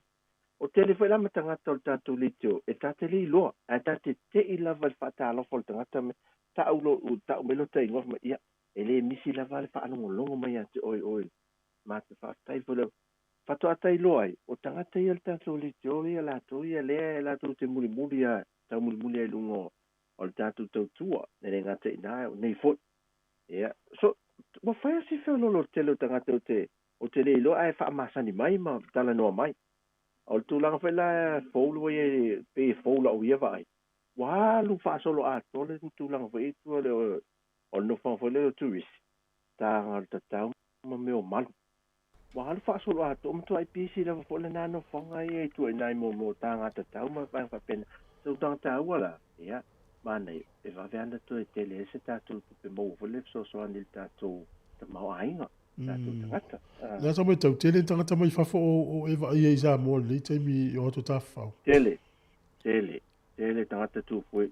Vai aso nei, o ka se toa tele o tātou tangata. Ale me mali, sa wanga ia pinati ana. O le mea le o misi ai longa misi se aso. Mo tangata o tangata pa langi foi e o mai. Ai a pinati. E mai ai a pinati. Ai te va ai la ila. O le kalea. O le kalea pinati. Ia. O se tūlanga le lei wā lai fuwa se le ni a toe le lei a te tamaftanga. Māria. Ia ma tātou me tau lima, o le anu la tātou me tau lima le iai. Ia o te loa ua tu pēa fo ele au fai me tau lima la tau ia. E le tele o tātou mālo i malanga mai whau. Tōlu a tā noa tau lia lunga lau o le whai tā noa ia. O lava nāva iaso a. Sa o le lei a. O le si foi suinga na o vai ai i le au le lei o tangata i le tāina o tātou me tau lima. O le te le o le suinga o alua i luma le ata mai le tele o tu inga me tau lima se ese. Ai maa nei hale tau e le tau mo tāte le foi. Sa o le lei. Mantua tu fo te lopo e mantua le vai te mina e mele mele o le tāina o le pāte vo le tamai pāte le whai le asoa. Ia sa o. O kasi tele vo le miname. A ua ese fo isi tu ai ngā manu ma isi tu ai ngā mei ua mo o yel song ngā male ma fau e fo le to mai o tātou tangata e te tā ina ma le whaingo mene ai ta siel ta mai me fai fo le matu e le asoa ma le mano e ai mo wele tupi sa le le ia e yo tātou tangata le mele ia e ma a le niula o le alu le niula ia a tu fo ele to yo la fa fo me tātou tunu e whawhetai ele i toi o le tau le niu le tūlanga. Ale tau nei e. Ole, mau le niu whata ala ma le tau tāla. E mau le niu tau tāla tu fue. Oi, ala mane. Ole, manei, ala po atu le niu lima tāla. Ele i toi o e lunga tūlanga. E tau le niu. Ai, halu le niu. Niu mal vai ti polo. E si mea folo vai te lope sa e mai tau e nei tu fue. Wow, mai tātou tangata mō tingi whangu po i o mo umana sa tau mawhale vai ta. Ia mo meo vai. Na whailolo vai ti polo e whātau vai le anu. E te idua tāla ni ma, te idua tāla a vai le alu vai ti polo tangata. Te mawhau o tangata vai isu e se len. Te whao ngai ma whangu na tātou ia ma malfu lunga e sa ua pai solo na ua. Ta o le lei o tūlanga na. Pāwale mea ia mamā le len fufulu le len wha mamā wa o le mesa ele vai. Wa o le vai le sa e. Ia no tangata whailolo o meo paelo o vai tipura e utu e whātau. Ia wasili atu nai lo le mea fwele sa e me le step te o pēsi e fiasa. Ia po fesa o lego le ta o le ice cake. O le vai lanu wele ma le suka na o le vai lanu ma le suka. Whātua whaasumaria na whaamalole le aisa e whātau te limas fuseni. Ia. Ele iso i fua malolo ina nā mea.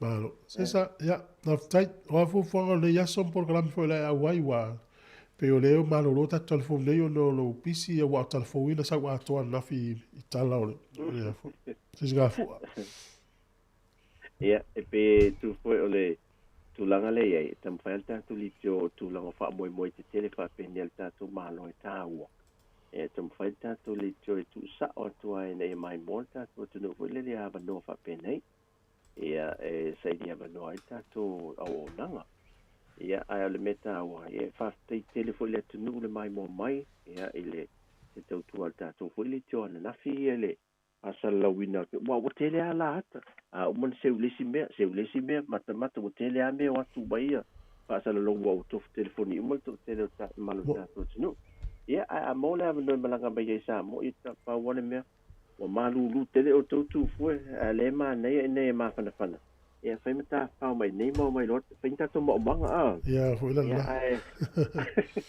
of time le ya so of tele tu va me tu fa ngol va ya so te tele tu foi fa anga le foi le tu le malu ta tu no e me se fa tu ta tu li tu le yaso ya me se fa le fiore li pule mal ta poinga ya o fa valta tu atu do la so na ya fa na tu no le ngato fa mai ai no le no suta sanga ya fa filo ai no foi o le ni foi te sanga fa o popole no suta si ta lu tu to si ta tu malo mo le yaso tu foi mal ta tu no e fo fanga mo fa le a ai ya o le tu foi le tempo ta ya se foi ya talana mai sa mor sunga ta sesa pe ona talano mai ai tato proclame lita yao tato fasa longa ta wole valu na del pole te pena mai se tato proclame e o le proclame le o talana urunga o le vai aso aftai ase singa fo i afos fulu ta pena ina sunga to ina malo lo pensione risati sonete sunga ya bueno a wo fa fianga le ta yao le masina o vai ya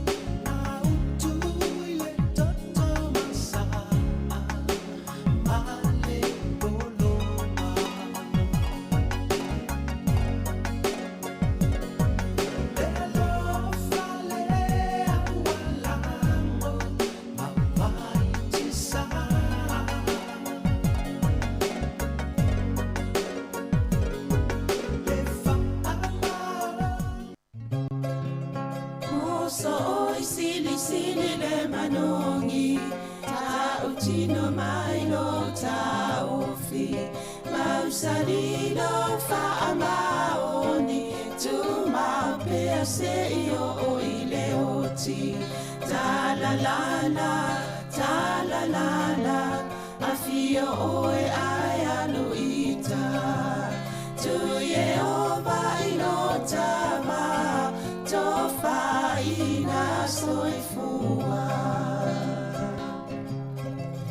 lama sili le sasala itu e fa o samoana e fa atosina yo anganga ya te o e sumalete ine tausala la ula fala wa avea talua yo e sungale mana mea be a fai ua elekea tu ai be sia mea etafea la puata no folene ita wai so se siline la lele male fuaro samumu ete faata patima etuli usisu ta la la afio oe ai aluita tu Yehova ilotava tofa ina soifua ta la la afio oe ai aluita tu Yehova ilotava tofa ina soifua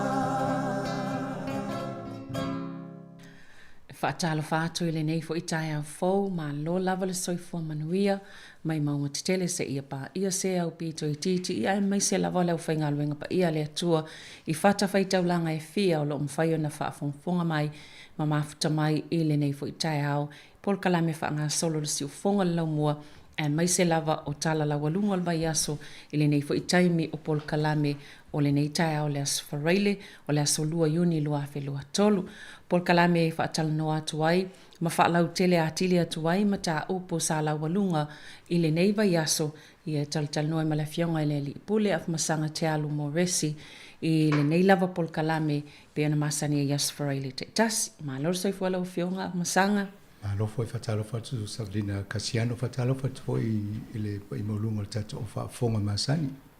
Ma lo lava le soi fu mo malangi ma. Ma lo lava ia tatu ia nei fo iwa yaso le ngana Samoa e se yo ia se tale stemul muli. Ia ai e fo se taimi fanga solonga tatu po kala mil tai nei na ona failo atu o le ivali ma se fulu polto se fulu minuto ile to la se fulu o le ama ua ile fasota inga ma le fionga le au pepetele tala ilene ia ia ile faatal noanga lea ai mai se fol fama lunga le fits full tausanga o le kolise o Samoa le fais faatal noanga le nei tai au ia ai pe mane fo ile fanga solo mai ta po Kalame mamba ta upu ama tal nei tai au mai se lua faatal noanga ma le tamai tai minister le fionga ia Barbara Edmonds ile nei tai au nei fi fo mo le avanona tal noi ma le fionga le minister Barbara Edmonds Ia tūlanga fo i o ngā ruenga o long nafo mai ia a mesi fo i e fo whango niwa yaso male malo. Matala noa ngai le sauni ngā loto le mawhtanga fo i fi au le sa awai. Ia matala noa i lana ngana mai o ia le o tau ma whai ai au langa ngana Samoa. Ia wai te mina o ngai ia nao langa ngana wha Peritania ia le usau nei. Ia o lea la ua o ia le wa ia fo le mawhtanga ruenga tangata atu motu o le Pasifika. E mane fo i tam fo e failana ngan Samoa e no u fa malo le mo fa tu vai nana tu u male malo si o lau tam fainga i ngana Peritania e na la wa la ina ma fo ona e minstani mtanga luenga ye tu o le le on mam la mal ingi disi fa inga luenga fa pena ni ya le wa matan to ya ole yo le no fa tu le ya ole ngalo tato apple pa o te mittalai ia ona e watula ia tatu taltano ma tu lau telefoni ia lau fa mai sa on mena tau nei pe a whai tato rontu tato Samoa ngangan Samoa app ma tala no lola inisio vaenga pe ona yeile so le pepa le tulamu mo le dominion posolo yese a mata apolo tu si ele to ilo la i o tula fono mo le puingo tato le whaonganga o mene o social media. Ia whaitaul minstani le tauwa mai ia ese le mte leo tala na isa una aile o le aunga tonu na mta upu. Awal te minei, o lo puipuia ia tūlanga whaasala launga, le tio ma televise, i lalo o le Broadcasting Standards Authority, mo ia tūla fono i tai li mai nai vaenga na. Au le autu o le pepa leo tai au le vaenga lai tusiai. O whaatatau tonua i le social media, i le Facebook, o YouTube, Instagram, ma isi vaenga umale fai TikTok. Ia ko into inga ngana ese ma tala wha matau, tala tau wha leanga, wha ti ngā loto le iwa na oisi pule i ola tu lou lava i a Michelle Tupulanga Naiti. O vaenga na o le tau whai se tu la fono e pui ai. O lalo la mtanga luenga a Barbara Edmonds e le Department of General Affairs. Ia o naisa o ele pui nga i o tu la fono wha pia.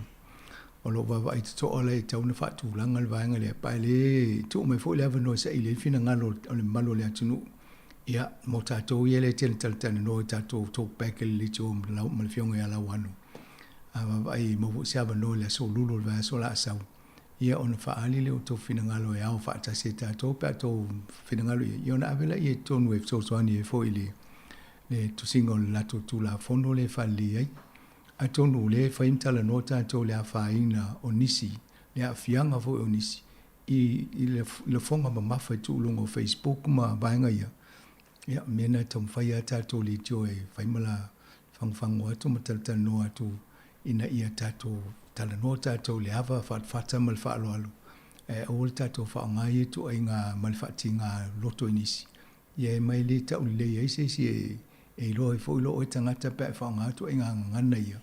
Mena e au ngā whole tūla whono abe status sau ina e le le tu single tūla whono e pui o mai tātou. Ia me sil whana witi a onga ma tulang fa pena matala no fola ia le lofo sa lot le na mu wa o le fo ina ila lo le fire emergency e va e fo la papro va nga le o la tona le alu tal noi ma va e tu la fono po o tala fe ngai tu la fono le el temine ile puingo tangata lo no fo i fale to tele fa pia o la ele tanto no fa pia fale ne o leva na fa ya sola ai ato e ta ye mo paipa tu tonu le sprinklers le sa wele vai pe amul se fale ye el mto te le al ngal wenga ato no me fo ina finga tai ona fatulanga ye le la o tupu ne fa le velavi o te tonu ai ona fa tino te tula fono e to e fai fa le ai e le te tau ona tu le finga ta ai tau on fa ta o lo tanga to lo no fo to no fale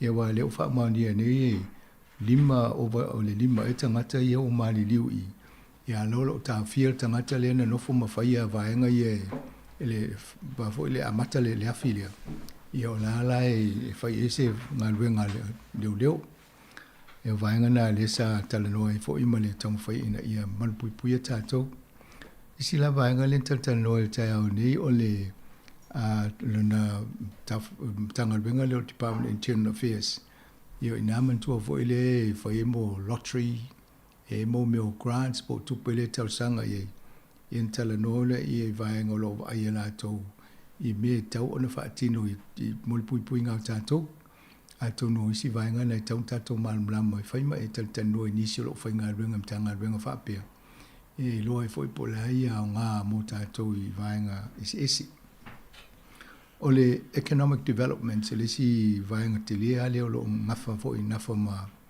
Barbara Edmonds ia o ile tele na bawa fo ile atina engo le tamau ai ngo New Zealand tano le vaenga fa tupenga o major events in New Zealand po ta longa fa singa tele nei o ia fa tupe mai ai e ole la eta o fo ile soka le lo mane New Zealand ele si au na le fa motu nei po rua ele no fa rugby union ia le sa eta o sa a mai tupe tau sanga mavai e fale ia fale ese se tu lo fa fonga ngale tunu ye wai ye malesi vaenga le wanga i ia sui le whaingo whalene wa whalene ne whai whapitoa ma le tu pao li ia so ia ana o soka ma la kapi ma kirikiti.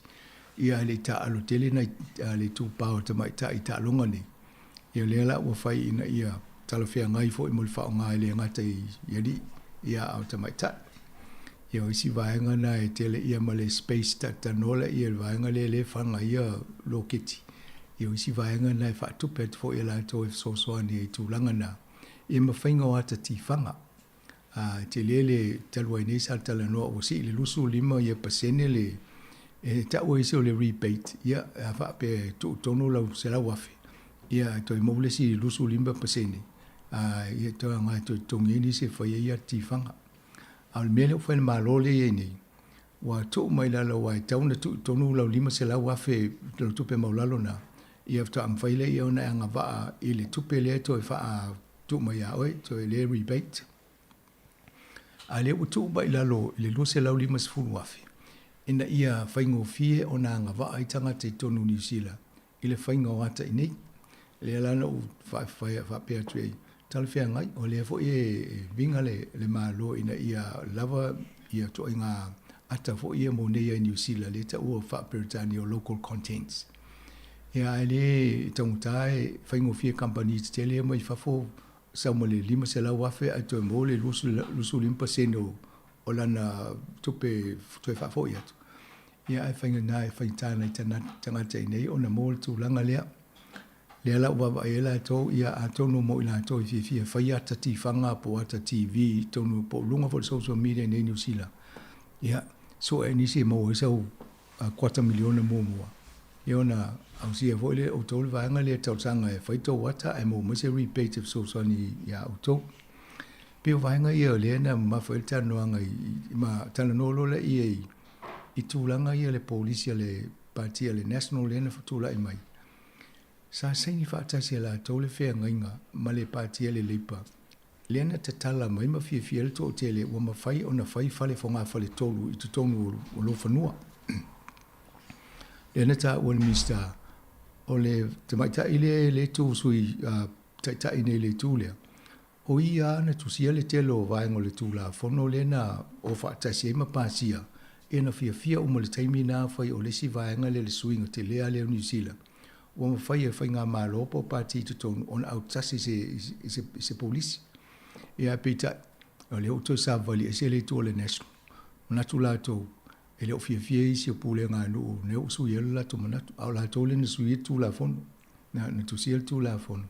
Ai manau, e whai e whau atu whale nisi o whanua i ta o le Greenfields, ia loinga o vaenga o lau whanua i am whaina tō i tato tau mawha mea ai whae le leanga wha pena. Ia e tele ale awa le fo i tupe whaalu e tau whau ia paipa ma la vai ma mea umana ai le whau whale. Ai a whai whale tai tolu ia whonga whale i tono vaenga ia le ua tele na whau ia mo meo paipa mene. Ia e tō tele tanga te mwhaino fia ina. Ia alai la talate me ia o pasi o no whoafi pe o le wha moe na le fufuanga lea. Ia le ua mai le national mana o tō tala tuitua. Ia o talola ia tau fo ina va ile malo po fai nga malo i New Zealand e pui lau fanua le e ola le ia tau mafa tato awa a fau fale i ola femela ola ia me ai tau si tanga tau soifua ia o vai ngo mane e le va ia o le Minister of Economic Development e va ia fu lunga fu e taf mai vai fo la tau mo space a fai fale lunga i lole o ia le la tumtanga wenga va ia vai ngana ia tilia ia vaenga whapena mo le whafonga e mata i tūfo ima tala no ia papra pe ise me fia mamlama tili ai. Tala no le ia le o mtanga luenga le MPP po le lisi mtanga luenga wa ia tatanga tatu moto o Pasifika. Ia e vaenga ia whatano le paketi lea le post-budget briefing lea na whaine po rua le sa matano fo ima sawanina le asfarede utuanai. Ia lea lawa a matana wabaila to i criteria. Po aia ia inga mai ia vaenga tau ona au na fo i talawhenga i on talasanga se si i vaenga tupe i fola mai. O le vaenga tonua na lo ngā lulua i nila lana mtanga luenga. Ia ona amatalole ina whaasirisila mai ina i loa i tātou ia pe whaafia ona i talasanga i tupe ia le umana whaalau loa mai. Tele ana i miliona i mo vaenga se eso paketi. Ai isi taimi a maua fo ile ava no vaenga ia. O le wo utal sanga i mane ia fo ile mai nisi o ofisa si nia on tanga ruenga lea. Tala no i tūlanga tonua ia wa mistai wa i mai lalo i mei tupu lalo. Ia o la taule ngafa ma tinonga ngā ruenga. E tauna mo i whaalau loa atu malu le tato au whaafonga ma le atinu. Ia vaenga se eso le paketi. Ia po ai ia vaenga ia inga. E mawhai ei o na talo sanga tato. O vaenga la na le no o ia. Mane ia wale fo iloma le fono le tato mtanga ofisa neima mtanga ruenga. A tonu mai e ia no saule wha mtala atu nisi o vaenga talwhea ngai mo le whaafonga anga le atinu. I mta upulawa ni o tupe i o le paketi na whaamanino mai. Ia, o lo o vaenga telena matala noa i savalina ma le minister tai o ni i o mana ia fo i o le ua maua le ava noa e ai to e tala noa i sisi temi mua. Sama o leo te talitoa sao ni mai leo malo i te lua talitoa ni fo i tai au e me se fo i o le toanga le Fitzroy tau sanga o le fo i vaenga tāua o le o ngā mawalunga kolisi o Samoa ia ai mo le whaafonga le la tu mo le tatou whaatanoanga le mo nei fo i vaenga le pokalame whaftai ma ne vai ta malo whaatasi le malo le tatou li tiu whaatalo whaatu i lau o fionga leo pepetele ne tai au ma nei o fo va i atu lau pulo na e pe o le lopo le alito ninga na wa la e mo ne tai au. Ia, whawhelo ai atu i lau fionga a whamsanga ia, whaintalanga o eo te malo sa mati matea malo, tu loa i tu taulang, ia, whapea foi le lua sa se lua, ia, mali to fine a Safilina, ia, pai ane le whawhongfonga tapua i Samoa i tono lau mua o Wellington, malo le soifua lau leima soifua mau. Malo, vai, whaalongo Malaysia so te saulinga luenga, au tau tano matasi. Ia nai whapere ia tasi, o le ai whaateli atu e amasanga pe sau, o ye taun sau vo i nei le, whaatisinga le whai le weekend. Ia e sa o alau mate le taimina, o le ai pisi fo i ele Golf Academy leo vo aine le tato le tio. Ia e iei le ta longa le whai tonua tai au. Ia o whainta ala ngoa o leo te taita ia vo le vaenga le tauno i whapeta maiti. Ia o leo whai o solo le liria a le sau il mele whai. Mele wha marurua toi o le lava, watula ta wha noi wha mulimole leo pepte. Lea whaina lau fionga, ia, e lem whaina tu nisi mea le lei, a wanisi mea le lei, a e tatonu, ia, e whai aso le li. Ia, o lo tele lau fui, ia, nisi o vaenga o le tātou Skopa New Zealand whai fo, o na tātou ngā lulue, mo taimi o iluma. Ia, pauartu langa o la, ia nei vaenga i lunga nei sātou vasenga, o la whanoa noa, o la le vai lau fionga. Aki ma Samoa Capital Radio le misia wa tele tata no tu as faleli a wole ngano le promote ma Samoa Capital Radio pa falta to fa mo le au pep fa ftai a wol pole o le wa ai ke so le wo ina to na itu la ya na amatalia le o fa mo le so ya le amata le tatu sa ni ngalo to le tatu lo to fa ftai o le fa i Malaiola Community Center i Mangele nei le tu la fiafi ya e tau lavona fa fo i inga mal fa ftai le tua ya wa dia mai le fitus futa sanga se tatu wa o pele ya ona so ai fo la ya le ya mal tatu aval felo inga ya la ngole tatu te vai ya so fata wa ino le ngana Samoa e tau ona tatu pa i le tu le la ngano ya ona so lo la ya le mal tatu fifia la titi le nei aso ya aton la tau mafa fo i ma wasina vai tau mafa ya tama mteni tuai o tātou kolisi o Samoa. Ia ma feo fo ai fo i mato tatanoa. Ia i taimi ua ma vai atu. Ia peo tu langa nasa fia maua mai lava fo i lau fionga i le tātou wha moe moe. Ia se i whalongo longo fo i ia to tele o mātou e la haiti. Ia i vai taimi fo i au e so soli muri vai tonu o tātou kolisi o Samoa. Leina o le vele vau fefi ale mena maua e wha Samoa e tonu na le nanu an Samoa mi el taimina. Ia tatam foi fa sa mo ina le turia lo vele va fefi ai le ai a tonu tau foi ma se le stala pe to fiena tanga to foi langila to folanga o le au dia mele le vai time ta o fo to fat singa le la ai a fam sanga le va ngata o la ma o le na maua mal malanga komiti le na watu Wellington ia ele le to yu tai o le tatou Kolisi o Samoa o lo ala papa au tono Wellington mau atu fa mau o latou tausaga na tau i fo le tatou komiti totele ua ova ma le valu sefulu tausaga sa valevali atu le iva sefulu lona uiga i latou uma nei sa faavaia le tatou aʻoga mai le tasi iva 5 ia seʻi faasolosolo mai ia e faafetai le atua i lona alofa o lo faapea ona manuia lo latou soifua maulia mai lenei tausaga ua atofaina i le fetu sefulu tausaga pea o le isi vaega tāua lenā ona o le tatou asosi lenei vaitemi ia ua totele foʻi le tupulaga lea ua iʻu aʻoga ma faigaluega i niusila nei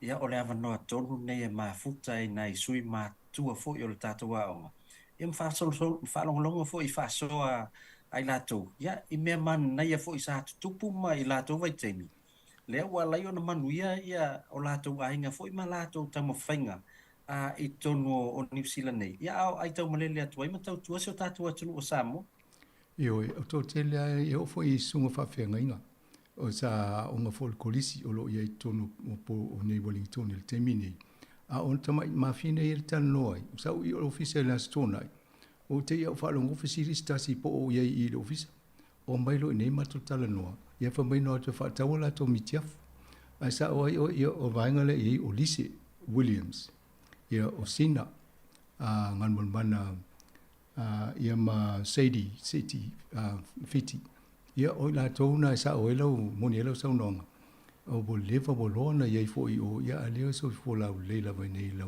yo te tonu la fe o fo manisi o la to pa nga lunga i wo lunga ia auto o le fa mo le ia mane fo fa mam lamba wa ko pe le wo va ia le board of trustees la o ngal kolisi Samoa o sa o le APP ia o le taimile nei ina wa faile fai unga fo ia malo Samoa o le ave ese atu le o nga malalo le malo o options na vifo i le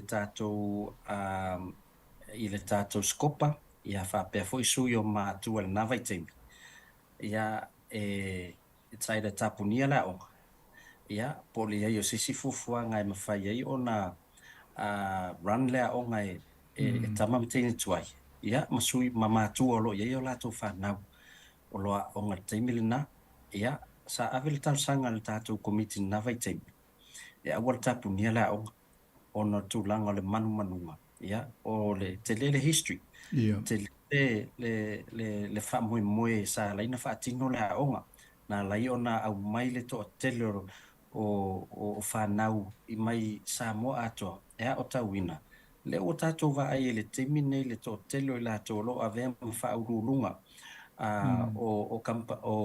o faalapotopotoga le malo amata mai lava le vaitaimi na matele nei miti se ia o mai le nei taimi ia mafuaaga lana na laina ua iai le tulaga la wai taimi nei wai le board of trustee ina ia iai se faalapotopotoga latou te operating a le aʻoga ia pau le fesoasoani lau ao mai le malo na o le totogiina o fai aʻoga a o le pili o le vai pili o le moli o mea e mananaʻo ai fai aʻoga mo le faatinoina o le aʻoga ma isi mea uma o le ua tagi lava i 5 i matua tamamatene atu ai le kolisi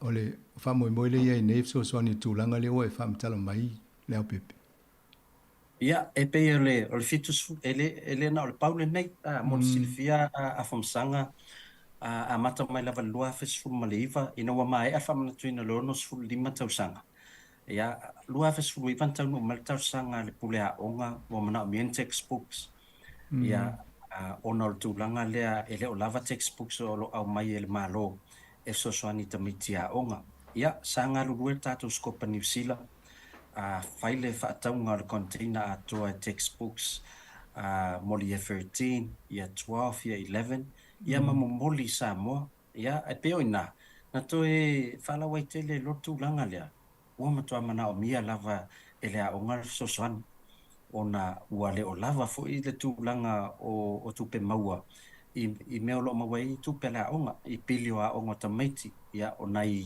canteen so loo faagasolo ia na maeʻa lo le tatou container o tusi aʻoga na ave o le 2.5 sa fai ele ua kafoni tele lava le tatou skopa niusila i aukilani ia mamau el tino i tupe e ono sfuru a Fenisila. Lea sa whapeona whao o lea onga. A wale toe vali ina o lea onga, ma le whainga ato to tonu o lau papa fo ie whao ngai le sona, renovatinga. Lea sa laina lua o tasin whao o ele fisosoani le na, ia ele ngata le na o tausanga na te nei. Ia sa whapea foi ona whao o atuai ia se tino i tupe e lua sfuru a wheta la New Zealand. Ia a wafo inisi o vaenga sa tausanga me ele tatua o lo o mana o mia e tapen pena i fo ili nei tausanga. Ia ona inga ruenga na o lo ngā lue lava le tatu skopa i New Zealand nei. Ona o le talamonia a whamsanga. E mana o mia le se len na ue sila fia so se pisinisi so se haonga. E operating expenses. Ia ale lava la pili o tamiti haonga. Ia ona i vaenga la ia lo ngā lue e i tatu o lo aitau malele atu i New Zealand matu ni fafo.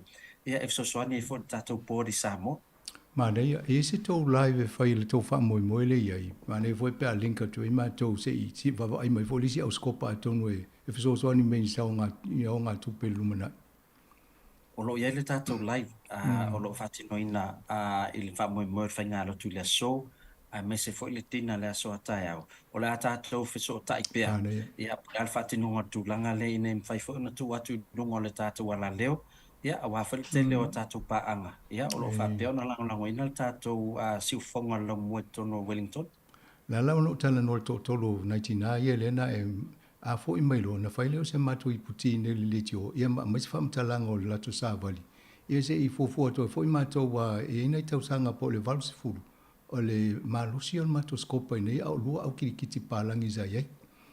Ia a tonu le la to to so mai la to po yai pe ia na mai le ma to fai vo se ma to nga ruenga so so ni to sai di nga tu pe wala ang Samoa ma na ia tele na tonu a famsanga mo sila fia o le fitus futa sanga al pokalame lawa au mai le tato committee Samoa o le na mata la tu savali le fu ai la so nafi ia lo ia la tu fa mo ile si event ia si tema ia o ke topa ai fai ulo ia te sema o ina le la fai lo le celebration tele lava o le fitus futa sanga lo no winga o lo mawala va no ata tu te sai li so soni a wala te sema ia ona fa pe foi lo na fa o se ma au milu sia ia le ia tamam tene tuai o kolisi minusila nei ia mo se tatu sa o fitus futa sanga ia wala va latina ino tatu wow wa to lo fa kisi masita to mani wi sa mo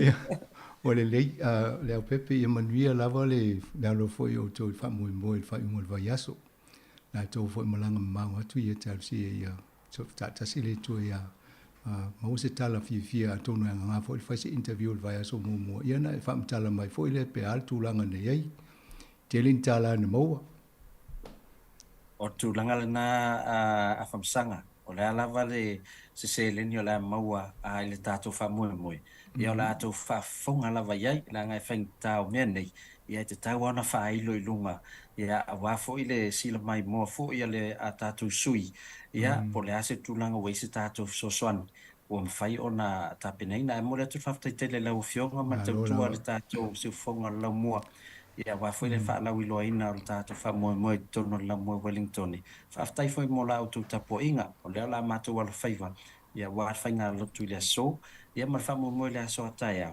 ia ona toi mo le se no tato te fa so ai ia mai lo ai foi pola tu langa sai tato fa mo ia wo le man via la vole fo fang ne ia so mo le fa ngol va ia so le pepe mo le tu la fa no fa mo after la vero fiona from sang ia man via te foi la lo tu fe au tu le weekend ia wo le ia so foi ia ia na to fa fonga mane fo to telefone au skopolo fo fe level vai ngol lang ia na fa mam lam mal tu langa le lo mo mi so so ani awa wa ese vol fa tu pengo la o mal tu singo la o ngale peno i te mi ta to o mai ia o la o ile polo trustees ta pe o ngai ni ia na tong yo fa ia o ngana na mo wat ia ai tu la tu pe fa ia singa wing operational cost o lenga wing e malo samlina ia na wa mo le si va ngana ta po kala milta yo ni itu sports sanga se tani umi tele nei tau sanga na o to na amata la o amata watina e ia le fo o se mele le to ya apa ula to sa o ngā momoa ia toi fesosoni atu ma toi ina ialo mwhana o loo tau mwhai nei fai tau le soifanga ma lo ia te o e le tau sanga o te lua toi wa tui apol fale wa matanga whape talo whai le aonga a waile li poti nana o tau ina uwhenga luenga ofisa aonga tau le BB's report nana tusia ia ma le ata whata atia le mafu anga na manatu le malo New Zealand te mina whai se aonga whape tau wa uina ialo whana o le atinu a wana le watu toi wa ia le ia o toi latu le ste mina o atu o le anga le whape o le uwhenga luenga le toi wha o lola ile Maloa ia tarsi el fa moe moe fa ngone va ia so ina ia mo fo ise tu petele wa ia fa moe moe nga mole a ngai sa mo ia ai se i fa sina malo long pupu of msanga ia toi fa wa le tal no ngai si va ngo tol ta pokala mana ia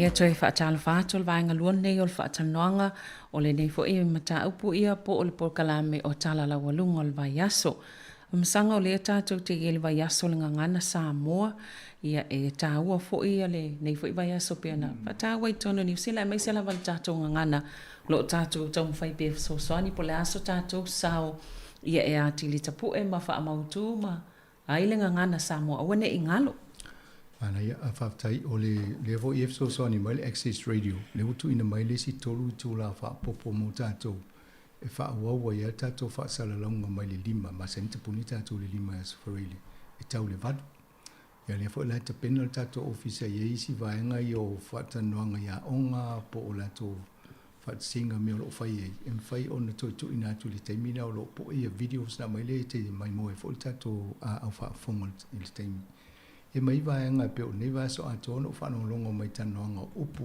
o foi upu ala nga upu e mani te le to e fa manatu ai onisi e fa longo isi upu fo e me fai ana tato fitu na e ma to e fa tala no mta u fa pene e te mi me fai ona tato au tasi fa nga ngana e upu foi fa nga e foi te mi ese e ma to ye ai foi le mo le fa tupla i o ngana ese laulang e mafua mai la uri e scientisi ma fo ma im tanga te fo yesu ia te ia wa fo e fo isi me ia mai e na faile ole up e fa pena fo i tanga te tono palemeni e tanga te faia onga university pe ola tona ia male au fo lo fo i au fai tu fa fo i fai ngala unga wa isi te fo pu sa male up fo ia mena le tau fai tato ole tato la le tiu e pe ona ia o tātou o le si le vaenga tā ua o le tātou trustee ia pol whaavai.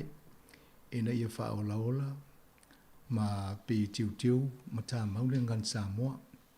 Ia pe o le fo ila ana wha autu al tātou wha salalaunga. Ia wha o ngai tātou le ti ai le o le kā. Ia tātou ai fo le hekaro.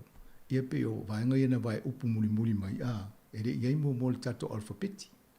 Ia te ia o sau le kā le o te le na kā i tātou. Ma te anga le o tātou. A mai le kā le ai le o tātou le kā i ti a tātou. Ia langa ia moto kā lo tātou kā i fo whapea a. Sa wawari a so lai le i o ni kā a le o. Ia sa o le lei. Ia le ai a tono e a ngā fo tātou api le o whai nei. Tātou tartano a le fo whatasi mai mari i le penu. Ia wa o le project team al tātou le tio le whai ngā duenga lea. Ia o Murray o le project manager, Murray Whaivalu. Ia o Savalina o ia o le manager o le contents. Ia o ringa leo ia na palasi ilma mawhai au, ma solo mai wha mtalanga, ma siaki o mai wha maunga ina ia sa. Ia wau ia nalo te talo ia manuia la ngā ruenga. Pe o le ngā ruenga na whatasi ma tau sanga whaife au, ia ma tatua tunu. Ia tapo ia. Ale tūlanga na ia ai pe o ono mea fōi. O le ana tuu, o le vasanga fua le vai aso nei, sa i ele whamanatu mai le amatanga e launch a i pe whailo alo i ele tato app, a le tato Apple app. Ia pe ta i utal te nomba wa i atfo i ngā luenga i ngā taule whai ele teknolosi. E whai asi na uti o le taime le lava le taime e test pe siaki ai. Ia ona tala tulole. Ia o le ewa wa i mātou i le saunga le mua mātou i te watu a e le. Ia na le la ia. Tau sanga ia mo vai sa fai ngā ruenga e wa ia IT le ofisio a o vai ngā tonu ale te mata i tū iei, a o te vave. Fai fōfō le lei i sau a le lei ato toa. A tatawa i mei tupu ne le tele o le no pay, fa te ta inga. Vave no oso, te tala, fa alu fe lan mintu, e le tō mia niso fai a onga. Iei fo isi polo keti al malo, tau sanga mo vai, e pol kalamen fai le ofisio tanga luenga leo, sau fo i taufi. Ni le fufuanga. O le tato api le whai nei. E alo sala lau nei laula. A wai, tamaiti ia na whanau po se yeso nei tu Samoa, pe pizza Samoa, pe Samoa ma a ua ngalo. O le la whai ngofie nei la tō, o na wha ngale telefoni whea vea. E tonu le api le la talatano e wha matala au i le atu nisi vaenga i o le sao fo ina ma tō tai o nei le pokala me moni ngan Samoa. Ai tu atu ya urua marima Savalina taltano me ia o whapopo tu ia inisio vaenga. Malo msanga. Ia la fo ena lo tu tele ia mari ia whapea ma nei ia ono le o lau aisi tupe. Wa ane il tupe le mwhan whaatino nei ngalweng. Ona e mantua fo i ele na o tātou. Alo ia inisio lo mwhan tātou whaonga pe o tātou komiti whau tua ia. O le soani mai a tātou le whaamau tuunga o le tātou. O mea nei ave tono le tātou api. Ia le foi la leina mamalo si mai. Ona le pi e te lea whatawhata mamalo si whatawhata. O le tu. Whaftai wa e meile vaenga lea. O le mitanga luenga wa onga lo whatupea le tele o le vaenga nei. Ia o le tamaita i a hana tusa. O ia o lo onga lua i a mataina pe o la uana le mati tartanoa ia i le foi tot sisila mai o fai atu polkalam mitanga luenga wa onga. Ia talu e fitau i foile o mai ni vai tau sanga o to tala no lo le mata opwane le ngan Samoa. Ia mai fitau i fo i mali tato ti le fa vai le tio. Ia manatu lo fa se vai nga fa se si awala ya o le fa Samoa e le nga le mata tala no pe tato fa so lungo le tio. Ia msi si la fo le Facebook mali YouTube. Ai va si awala. Ia fa pelo to tele o fa na. Tu fo mal smartphone mal telefoni. Tu oi lo mo le vaenga le atonu ya lolu ia ta lo lungo le pasi po fia la ta lo ia mai lo tu si upu e atonu a mane vo lo mai mtanga luenga ongo le main sponsor na ia na so ni fo tatou ofisa nei. Foi lai le pule o tatou polo keti e se I saunoa I le vaenga mai se lava fatou tonga o vaenga te tasi po o matau po le content le tonu tatou ia mal fa nga solonga wa in taimi na pu e ia o taimi fa pena pe saunoa ia Mari. Ia, Maria. Malo fa tai ia lo fionga masanga pa pena fo isa veline nei ta fa ta lo va tu tatou tunu. Ia e moni lava tu langa di tatou apia me se fa to tonga tu lango mata o pui wito. Pena tatou tala no bi tele yo isi mata o pui le mfainta o fiele I tatou ngaruenga. E pe fa fo ma di tatou tunu. Tele yo va ngana sa mo ma tu lango tatou lava tu ma tatou nganu ile mo fai ona fa o ngai nei tono tatou api. Ia o mea ta ua ia ma mea o le ngana le ua ma lie au tasi fo ile ko bitia me se fo ile tatou au nanga nei.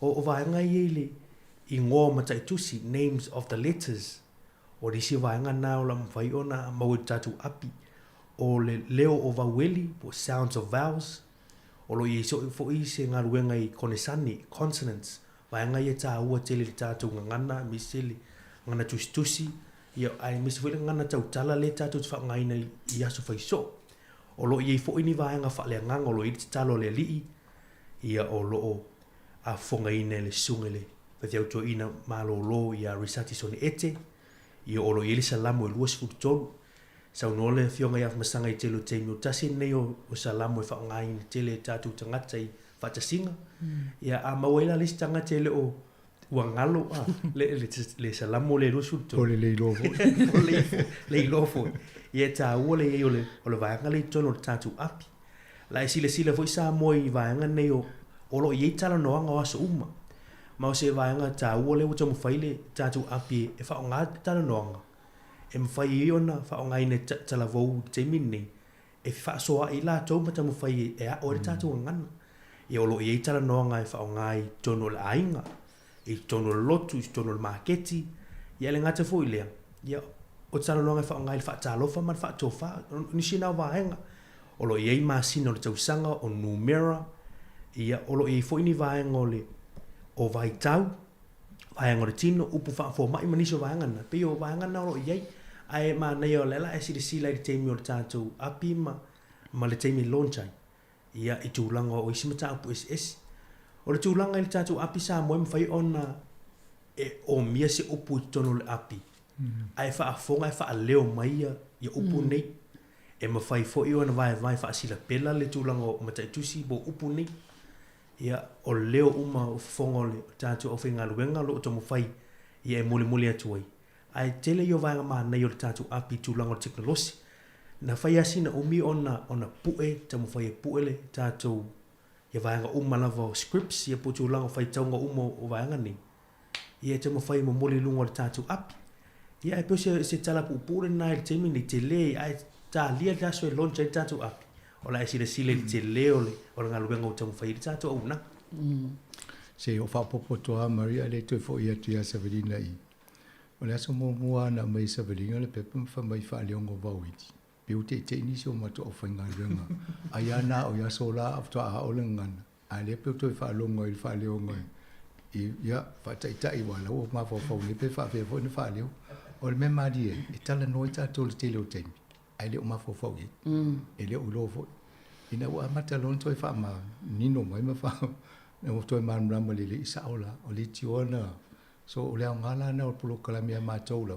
tu sa le o toi wha vai tu toa ma toi whainga ruenga wha sala la watu i le wha leo ngosa opu ma le spelanga upu ina ia whainga o fia ina na sa ai tonu o wha longo so o ale si tano ale si wha peo lai ma na ia ananga le o masani ai a wha longo le whaia o ngana ngana wha peo mutua si sia lau tala noa ia mele o le ia foi mal fai o nga Marim Saverina wa la ona na sia ki o mama to il foi o le mata upune o le vainga le talo le li o lo ia mal sign language a tono le simo si le fio le tunu ile va ai el tato committee nei ele nga tato o tauna fai ile fufuanga nei ai fa nga mal sign language talo nei sa tala no for le disability material le braille le ngana fo le fa nga fo ila to fai e o le sila sanga nai o e le si vaenga lona lua o le vaenga mo le e nei e on tang foi le tu fatasi o le vaenga fo i fa fanu Samoa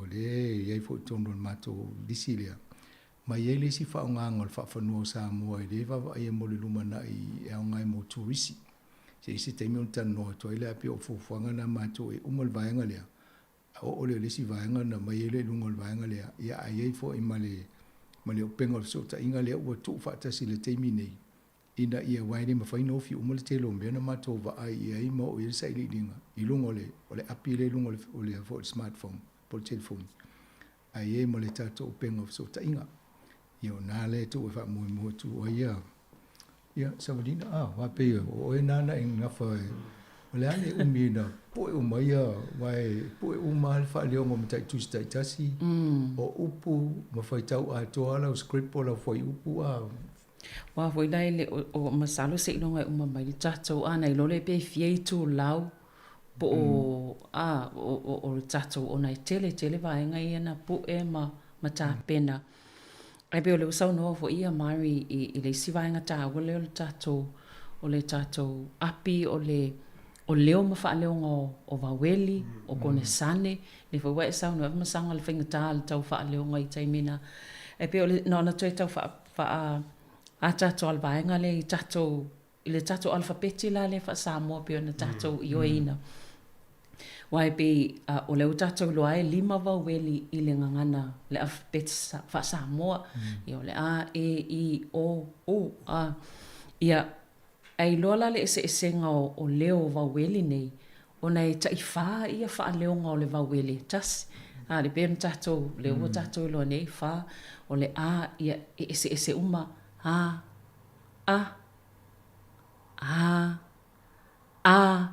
be toso o le fo ilea ile se fa mamafa le ai se komaliliu o le e fo e na o le fa mamafa o le e komaliliu ia male wa yele komaliliu male fa mamafa male o le mafa fo le tato te fa tawa lava e tato le ia failonga ko maliliu ma fa mamafa mo le tangata le tau wa ele a faina mo le tangata le mo matuali le ia ia le faitau na le tanga ia tu lava le foi upu wasila fia ia mai ai mo na tangata ia tau wa ia bela tato ia le upu ile o tu si mai al foi upu le tato fa tai e mama tuale loa faitau ona ole le ia ni failonga wa le mama e tele ona te lona winga ale e tu al fa mama fa ile si mama o le si mama e le se fa mama ye peo ona vai ngana no fa pula o tato le tato le fa per tani o vai ngana na mo le hentole e mama le tu sa na le tu fa per tani e tau le mala le mala mai va pe wale sa na le tu si me ala papa e mama ya so similar fa per tani to fa ngofia ya tato mama's rings are light and clean no na to fa ngofia lo le ya tato e mama ya wa fa ese umona fa leonga le mauna winga ya tina i fa mama fa me suia ya wana mai nei e faitau le lopo la fa sa launa tu nga faitau mai ya pe oi si vaenga na wa ona ile mfenta tu fa mtala o mai ngol te mine ia fa pena foi la ma konesane ele wel tato ata video le womana ngalui maria mata se tulanga le ia mai la to lo fa atino ma fa le o ina so sani tato le foi vai Ioi, mani mari i whiutanga inga fo i male o le kiwa le ngol company le tatonga lui whaingo le lato fo i so soani i le vaenga le. Moni, i whawhau malu tātou tunu o lau nanga nā kiwa digital lato i o le si company maori. Lato te ngā lue wha tino vaenga nei o a miso api o tau ngana ese pe o ngana Pasifika le wei. Ia e te le awhitu ngai na te mi nei o tamo whai e whaatu langa tātou ngā luena. Wa esi de sila tato tu isi temiona tu va tasi pepa ia nei ye ese le tu lango tu sina mata penang ese foi le tu langa le design ia ma fa to tonga nei tono o le apila to ia ma vai nga for teknolosia ia ma el teknolosia le fai ona o misi upu ai fa leo mai ia ngala mo fa na ie le o tau le o tino po le ale fa leo mo upu ni ia le omi e ma fai fo i ona swipe ma fa solo lo li mai lungo le mata tusi ona ma fai la i ona tu ese fo le fa si le pela le fa leo ina mai o upu na ia ngai fo te pera sa nole ia sa vilina o ata fo video so lo ia na fai ona mai moi fo initial vai o lo ia fo tato activities i tono lungo le app me fai ona fai fa ngai ne tato tangat e pe o au ngal na au ta o pe o ta o vai ngal leo fai lunga sa vilina pe vai ngal na mo wai e tau talai ai lo i lo po am tai tusi o ia fa ilunga nei o fa nga ya na ile temi na e sei ma tai tusi ia fa ilunga i samu ia ai se ha o ngai ili mulmulita i tulanga polo inga na malo yo il fiutanga i foi mai la to vi sa mo le nga do fa ta si fo foto fo in mato ya mato sa wala amatanga mulmulia ta to ile tusi singa pe lo mingo tu spa ile sa ye fa nga fa ma fa mo ko mo liu ia fo ia tu lo fa nafi te ia o sa o sui atoa o le ni ko mali liuma ia le ia la tangata o le vana o nga masani le i fa le nga upum fai upu pa wal fai upu al tangata la le faula na fai tau ia motoa ai ni mo ia te fatua la ta ile aso na la to ise New Zealand pon fai le lotu mato e kalesia o le tu si foi le pai ina e alu ia va ile lot ia mai le pai e wa foi fana nei e va aile le ia la to lo le va tu se e o to inga mela na o nga ile ta to va i fa ma fa ma ko mo le diu ina i sa o fa le o ngai la to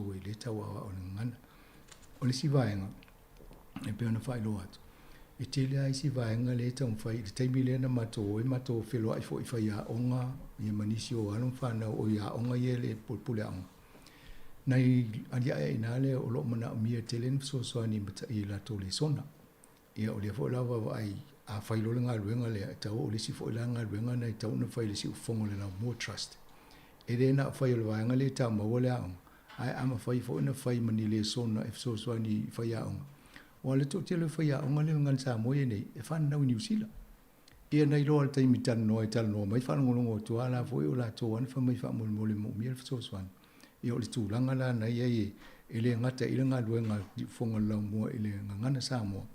A e le fai pēr māteu i austai tasi, o le au fai ma le api lea. Ia o te loe fai sala lau nei tangata le lalulang. Ia e maua i nā ine. A e mo le wha moe le sa ia i una tuu mua mai le aso losfuri val masinai ia whiutanga i mal kampani le laval taimi. Tau tuu mai le aso sfuri val masina nei. A e whono atua nafi ma le arena. Ai fa mai ele o lava tele le taimi le amatanga mal fai unga le la o ele fisu ia inga le tu e fa mania mai i se taimi mulmule le so a le utmato va ai lo fai unga masina nei ina ia lava ato taimi o tapenanga nei ma se isiaki le lei ma e amato po o le lei ato toa tele mana o te tala se mea ai te na le vidi mo tanga te fa se ha mo le ola le ki no ele va penal fa me ia watu le lei ato toa Paua le vai ngala le ai. Pe ale le lau telefoni. Pe fa pe lau telefoni to inga tu wai fo ia ye de to e un. Ia me na tauna ma to lo ofisilia. O la to nga telefoni na ia ona ma to lo la ia le tu na ngalo na o ia. Si fonga fo io le o fainga benga le sanga lo fa tase po ina ma to fa tase ia tato api le. Mana ia o le si vaenga nana e whaingo fia na pu e mato i nei ma pu e loa wae a whape ma maule me ia tau vili whafturanga le teimi a sau ale le ito e vili to sau tong au ia na tipambai au sabalina po mai se whamu mole to su mai to e pu e lo ia to e wat to e pu au ia pe wha e na pu e le si vaenga na o le ta ita fo i ia e whape ata ita e whaingo fia Santo no tato umasa tam whaina ia avele me nga tamai le o tato o ina ia sa o lau sa ngo sanga ia o ni tele fai tio mo mai e talia fai tio mo fai tuanga e to ia tina e ile mali pe ona ta o tato pe nga fai langi po le website le la to mai le tele o isi vai na se isi time tata no ati la o ile le pe nga la o na faul time nei ia langa leo vai fo tatu taimi a saulina atonu ia o risi vai ngol tatu sauna mo ngan sa mo leo fa mamla matul matonga venga le vai te va pe po langa venga si fonga lo mo fai mo ngan sa mo e fa manato e fo leon sfulta usanga o tuto tasi sa mo leo fai mo le apilia sa tauna vatul masina utona ia le la vatul fai ngol masina nei ia wale sai fa mo o le vaiaso nei ile aso o le vaiaso nei ia ona o le talfia ai ona le tūlanga o le tamawhai lava ina ia whaale ia tili mwha mai a le tato wha moe lea. O le lei, ia atonu e mo le fwoi toi whamanui a tu tato le tio i lato ma fwoi a walengan sa mo i ma lato ai mise fwoi nei a ingo maftia ni te mil tausanga o loo maa nei le whaingai na fwoi le whai unga sa mo le onis fwoi tausanga sa bingo le onis fwoi tausanga ia leo amatalia fwoi le whamanatuina o le tausanga fwoi sa mo lato le onis utas. Ia fa pena foi tato nei ai sabrina fa ftaia mo loto e fa malosi mai fa po kola me olena tu e tele awai mai le so le wa amatel to reunion to ai ia le wa to fa malosi mai wala van ngan sa mo le tano fa ta o le te va ia le content to tato po tato api ale mo wa te foi le a foi le to ma ftanga al to ai ia o le sami foi mo las fan na uni o tina matua ia ita kasiano le mo i was full to sanga le so amo ia le entala no le scopa le na fix full to sanga lo inga lu sul to sanga le matua si o tua i le colisio sa mo le ia pa mania to lava lo was so i fua ita to mo ni sta sanga se lu full to o fia fatu nei a savalina tai au londo winga a fa pe fo e pe o lo tua lo inga o le fal se fulu la tenga lua mai tau tua si fongo le la lua ia a ta fa longo tulo ta malo sil te mini ia tua ta le au dia tua la i was futo ai fa tam sang ai te fa mania tu le fitus futo sang o le colisio Samoa ia mania la fofuanga o fianga il fai ungol vaias ia fa mania foi tau sanga umola to foi la fa na to la soi fo nei foi aso mo fai ungol vaias ia ai fa malo la mo kala menea so manuia ia le vaias longan Samoa tau manga umolo toi ia ai o tato po kala mena tala la walunga nei vaias toi mo fo fa poponga ile vaias fo terminei fa soi fo ia ia fa soi fo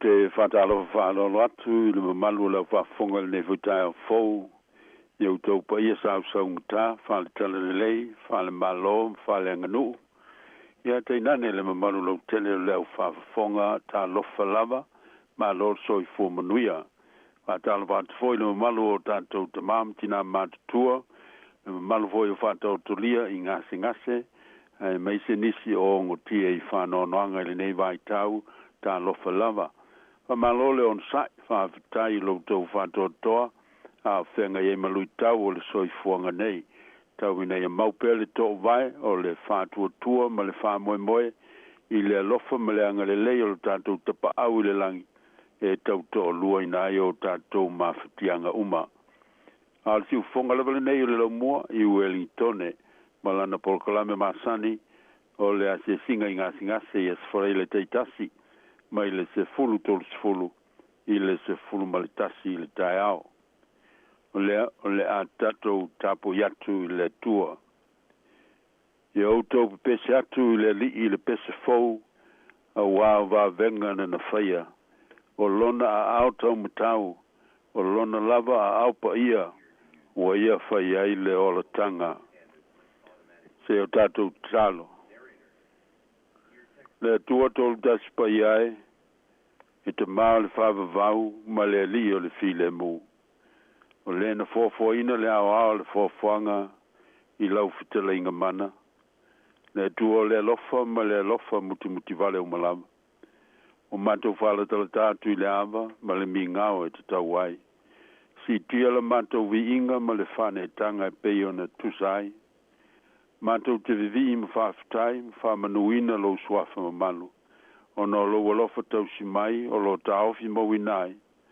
Lo matou wola anango fie i o wao. Wao lia manu iai fo le nei aso. Ai maise o le nei masi na fou wao lia. A o savalia la matou whai ngā malanga o le nei tau sanga. Whawhitai mo o manuia matalasi. O mea lofa o lo walofa tu noa o lo foa ina pea. O matou whao ngā ina i asu taitasi.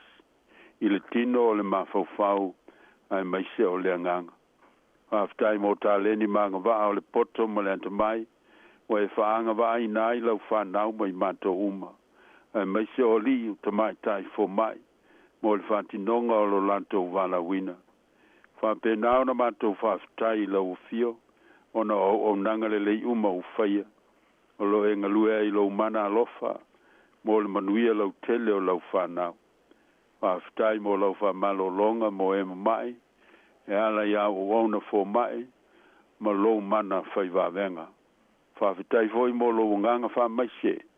Ma lo mana wha mawhana whana mo i lato uma o lau whanau. O lo ongo tia i whanoanoanga. Ma le loi whafonga malingi. Mato whawhitai mo lo tautorua ina o i mato.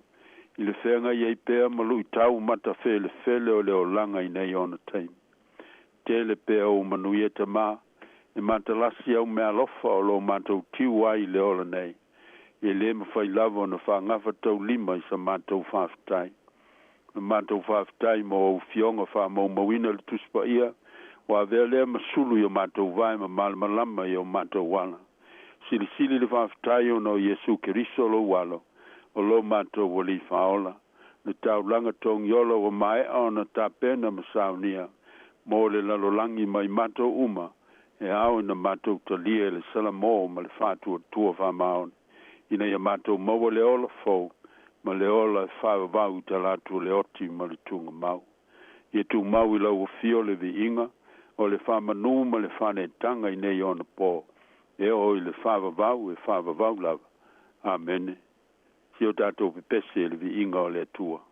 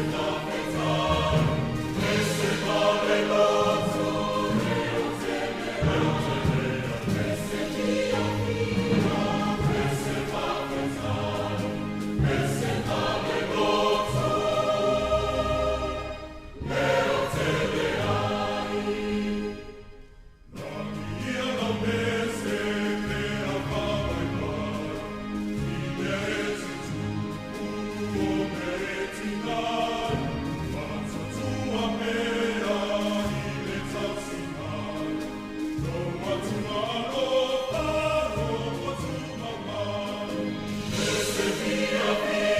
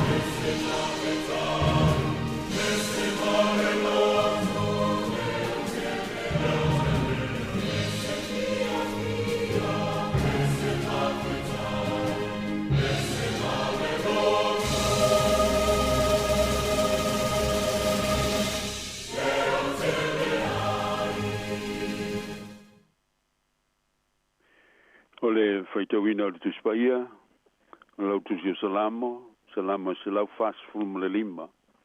O te whaitawina mai le whaiupo se fulma le wha, wha ngata mai le lua se fulu. Wha whonga mai o fionga pa ia le tua. I tau fia I lunga I le lii, a toa uma e pa u. O ia fo I le wha tu sa oina, o e u whano no umalawa. E whasanga atu I ante o e mata o mea umalawa. E te avatua fo I alanto mea ai, I o naso e te tau wai. O lo e wha maa fola lo ao, ma wha maa ona le mana o mea ola umalawa. E a mi o tonu le alii I o nala uma, o lo alofa ia I ana mea umalawa na whaia. E la talata mai le alii I ante ilanto uma, o e wala au I ante ia. O ilanto uma o e wala au I ante ia ma le wha maa oni. E whaia ia le mea mana o iai, o e matatau I ante ia. E whaafafonga fo I o ia I le lanto wala ngatu, ma whaaola ina I lanto. E tausi le alii I e alolo fatu I ante ia umalawa. Ai whano I ante ia, o e a mio leanga uma antoa. Pamanuia mai le tua lu tātou whaitau, ma lu tātou whalongolongo I ana fionga pa ia. I ante ia lona vi inga e whaavavau. Amen. Launga le swafa le te maa le alo, ma le anganga pa ia. Ma ole matua mai le salamo e salau fasu lima le whaitawina whaiupo e sifuluma le ono. O lo e wha maa fola lo ao, ma wha maa ona le manao o mea ola umalawa. E le aise tino le atua e pei o le tangata a wā o ia o le anganga. Ai pei tai, ua wha matalaina le atua e le tuspa ia, e pei I o ia o le tangata whaitino. E mawhai ona sila, e sao noa foi ma whitalai, na te whaafafonga foi, e tūlai ma whea fioai. E wila walai na o le atua o le anganga, ai o tātou malamalama I le atua, e pei ona whaamatala nai o ia I le tuspa ia, I ona winga pa ia wha le atua, I le whao ngaina o le ngangana, wha tusa I le tino o le tangata. O lo wha maa fola lo ao, wha maa ona le mana o mea ola o malamu. O lo wha alau tele nei nei le upu mea ola, e au fiai ma le tangata soi fua. O le ao maa fola, po le ao foai. O wha matala nai le alofa mata mau o le atua. I lana foai fai fua mo le tangata, ma lona sio manga. I le ngata ina wha maa fola, au le ao malosi, ma le ao whalo loa. O ao ia o loo iai, le lofa tu noa atoa, ma le mana. O nga ngana maa sani lea, o loo wha matala inai, ngā luenga mana ma le lofa le tua, mo ona tangata, I lo lato talafasolo pito. Na nofo polonga le nuu iai pito, ma fiu e tau so sola ese mai ai. Ai le ma fai farao. Peitai e le I whaingatai lea au ma fola o le tua. O na tau ia farao, lo la le atunga. Ma lo la le tau masina, o se tu vanua ma se tamali, e peo upu le tunu. Na tuli te tau mai e farao, le sola anga, ai wha lava ane le sami ula ula. Na lave tu foi, le au ma fola o iai le mana o le tua.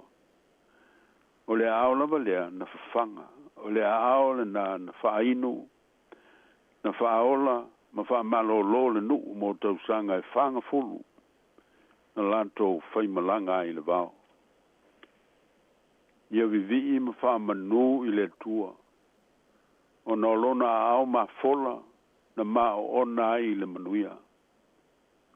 O le salama o le vi inga, le whawhitai ma le whamanu I le tua. O le loto whanga e tia I le oli, o no le alofa muti vale o le tua. O lo tau tino I foi le whatua tua, ma le talitono o le faisalamo i le nei winga paia fa le atua o le ao mafola o le failonga o le atua alofa o le atua foai ma le atua angalelei na te foai fua mailo na tumu paia ma lona te mao ainga ma le sosia o na manuia e ao mafola i le ono sai e ao mafola i le finangalo fa mangalo le alofa fa malolo ma lona alofa fa mafanfana e ao mafola i mea lelei tele na te whaia pēr mō le whanau o tangata. Na ilo lelei i tāwita ma ia mōli mawina foi. Le ao mafola o le atua mō lona i alava o langa. I teimi o lona whaia ina i le no whaali i o le malo. Ai tō mai tū aso o lona ola tō i lalo ma lona whalu maina. O mea santu tupu i lona whanau ma lona ainga. O le turi loa ina e ona fili ma lona whasauina. E meise lona loto wha mangalo i e na ita i anteia. O te tono nei mea uma, na i loa mauti noa i e tāwita, le ao ma fola o le tua moia ma ona tangata. O moni lava lana saa fia finga. O lo e wha ma fola lo ao, ma wha ma o ona le manao o mea ola o malama. Le au soe, ma le mamano le au whaafonga. Pe le o la tātou tau tinonga e foilea. O le a ao ma fola o le tua. Le ao ma losi malona ao wha loa. O tau ma suasua ai la tātou wipu i o na manuia e le au noa. O le ola ma le ma losi. O lona to maua inga wha le tino. O lona tumu wha le ma fau. E meisi o na manuia wha le anganga. O lona fina ngalo wha ma ngalo i o tātou vai vainga ma tātou ang sala. O lona nganga wha maise i o tātou wha noanoanga e tele. O lana wha malolonga mana i o tātou mai SS. Teinane o mea lofa, ma wala wina SS, o te tofia i loutou soi fua ma so mātou wola. O whai longa umana o le ao ma fola o le atua. E ao ino tātou whao ngā ina te tau, mo lona vi inga, ma le manuia o lana whanau i le narolangi. O le tangata angasala, nate le iloa le ao ma fola o le atua. Sa whaima masani le nuu o le atua, o na tautu wai i le atua lo lātou leanga. Na fia ai ma fia feinu i le vao. E mui ma whai mai, sa sili pe ana no nofo pe i kupito. Na wape nai o na pola perfetta o Isaia, a lātou manatua i o tū ma mao le atua, ma o tū la foina i lātou i o na pola tā whianga. Na lātou tautu wai, ma whai mai o pōpū le ao le atua. O le ai se ao ma fola, ma se ao whaloloa. O le ma whai ai o na la vea. A la le perfetta, a tali ai la lātou tua inga. Whauta, e le i whapōpū ina le ao le li. Ia le ma whaola. I le tu tuli fo i ona talinga, ia le ma whafonga. Ai peitai o autou a mio leanga, o whai ia ma papuni le vao o tau ma lo tau o tua. O a o tau anga salafoi o alo ai ona whafonga i a tau tau, o ia le whafonga mai ai. I se ia limas furuiva, whai o pumo ma le lua. O le whale velavele nā, o na wapuni tia o lātou mata whale whātou tua e lātou ang sala. O lātou soli le whenga inga ma tāpua ia tua ese, o la i seia, o le ai se wala au i le ami o tonu. O le ai se fi nau ma le whamaoni, o tō i lātou i le anga sala, ma o whanau mai le ami o le anga. O whapewhia i tātou le usoi, tālo sia i le o whape nā. Ai pēle ma salonga, e la matia i tātou, ma whaoso soina i le ola ma salo ma le foi ai, whale whātua tua i le tele o teim. Me se pe ao i na luluti ti ngā, whainga tāmalu i tau o le ola nei. Whainga ofi ai o na ngalo le ao ma fola pēa, le ao ma losi ma le ao whalo lo tātou tua.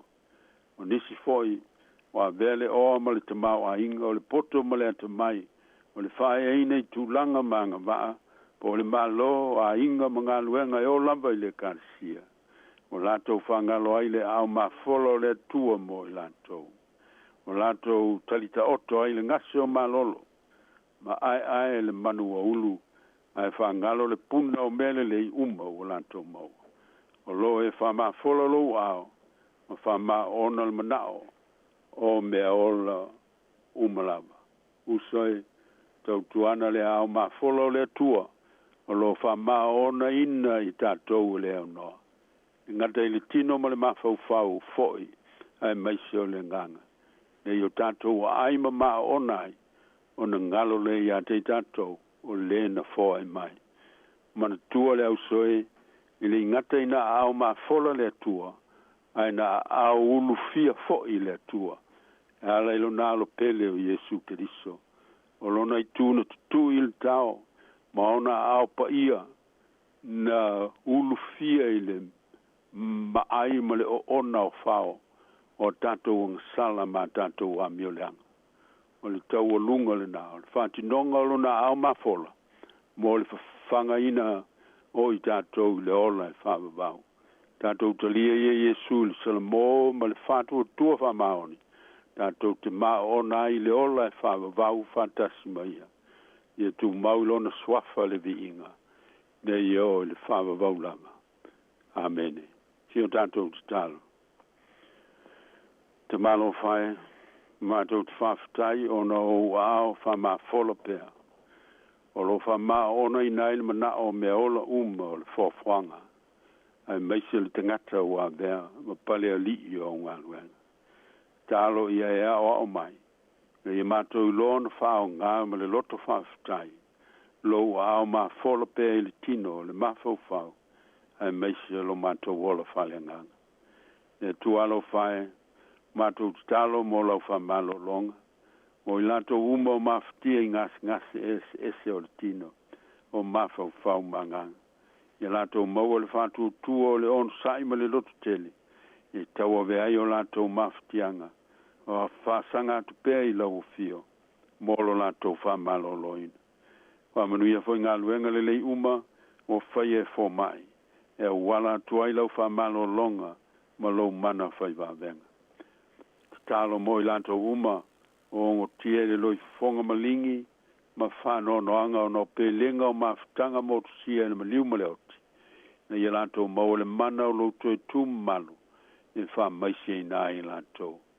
Talo mo nai o mātou te mamti na mātutua uma i a inga mano whanga o tau siai i lanto.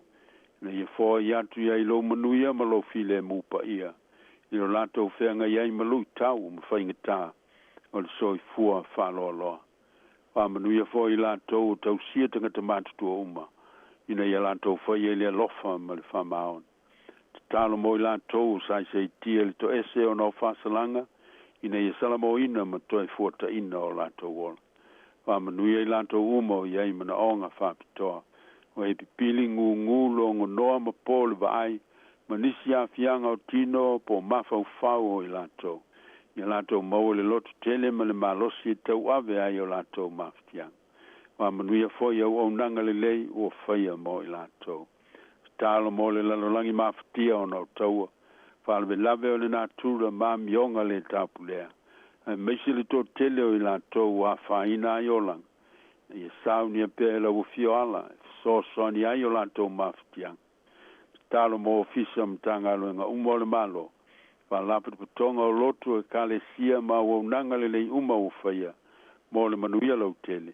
Na ia tō manuina o lato whaiva. I lofu so swani a lato o nanga o ngā. Pa manuia whai ngā mā lo le lei uma.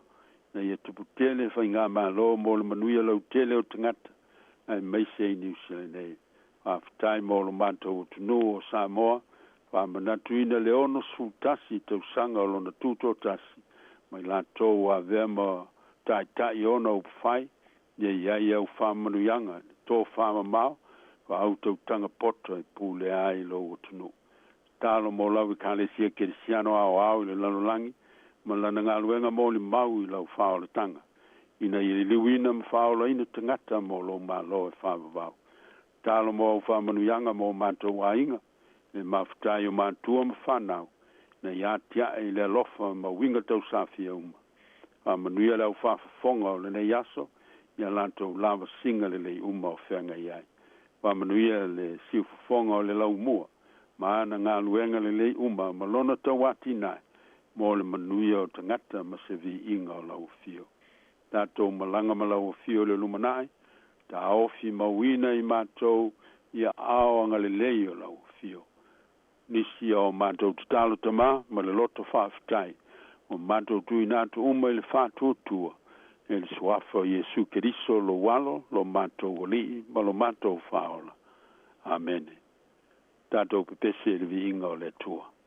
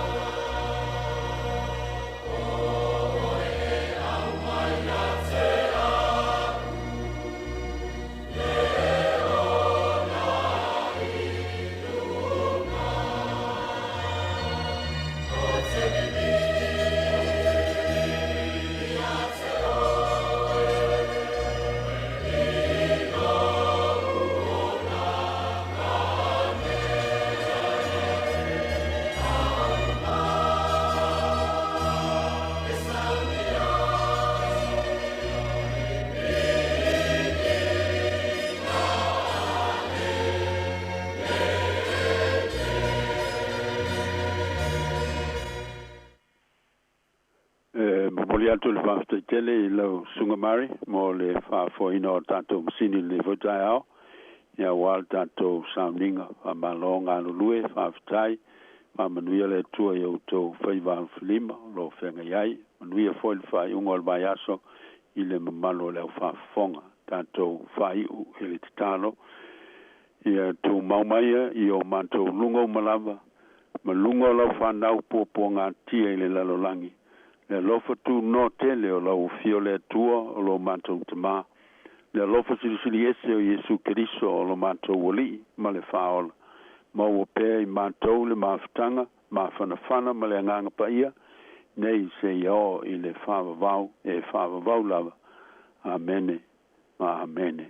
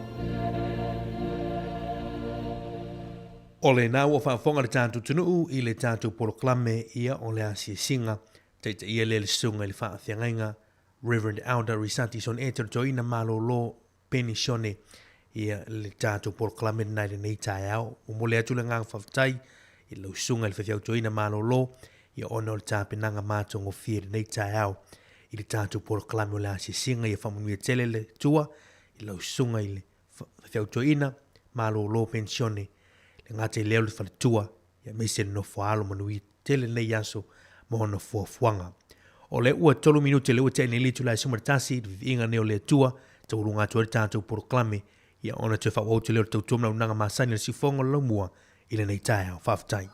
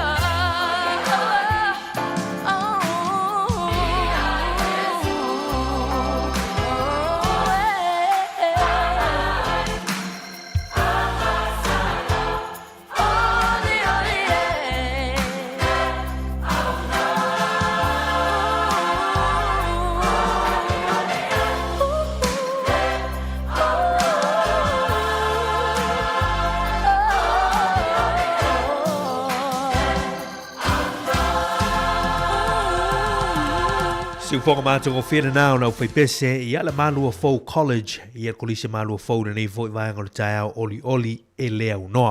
O le ua fitu minuta leo tae nei litu la suaratasi le tautua le siu fonga la mui Wellingtone I le nei as for real. Whai loa tu le tātou tunu o le awhiawhi nei Ia whaato ata o lunga tātou whaasalaunga le tue 5 minuti litu la valu.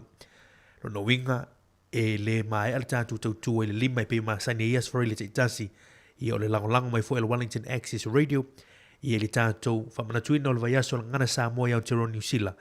Ia le utu mai inisi I tū la ia tau lava I le tū la tue 5 minuti le tū la valu I le awhiawhi nei. Ia le tātou tautua ma le tātou au nanga.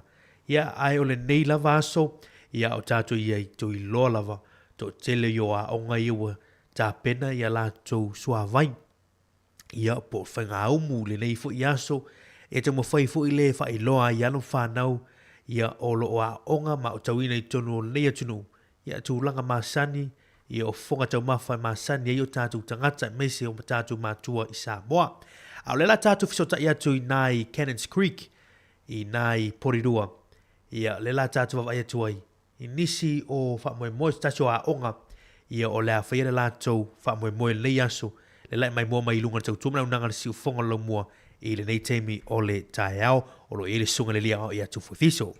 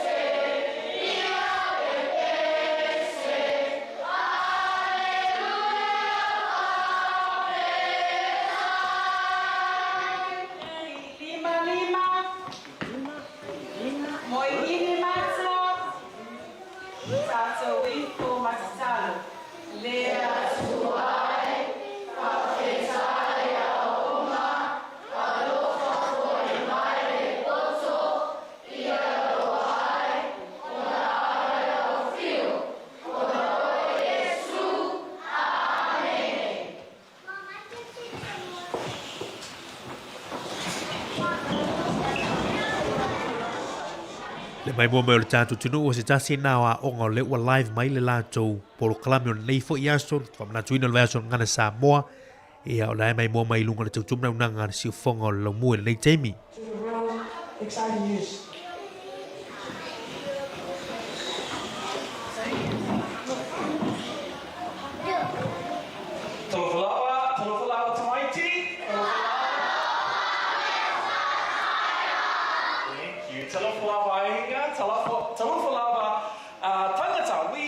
Special news today, so can I have 4 of our amazing students come and join me on stage, please?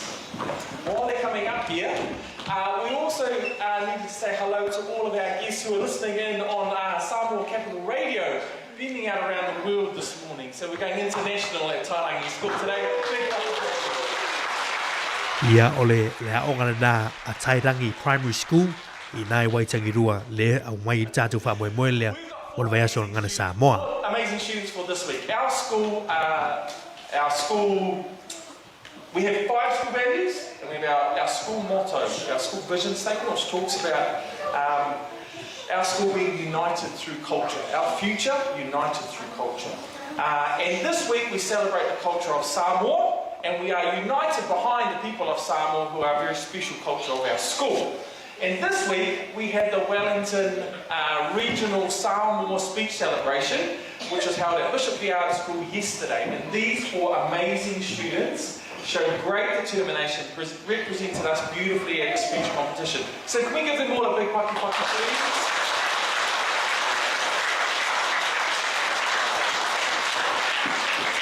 We're very proud of all 4 students, but today we want to make a special mention of 2 of our students. So we have the wonderful Tauvanga. Tauvanga placed 2nd in all of Wellington for the Year 7 speech celebration.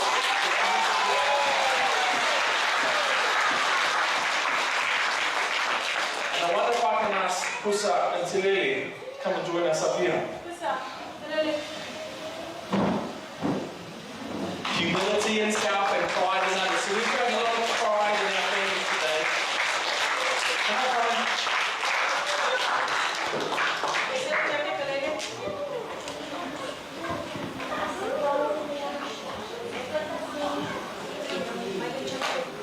Come and stand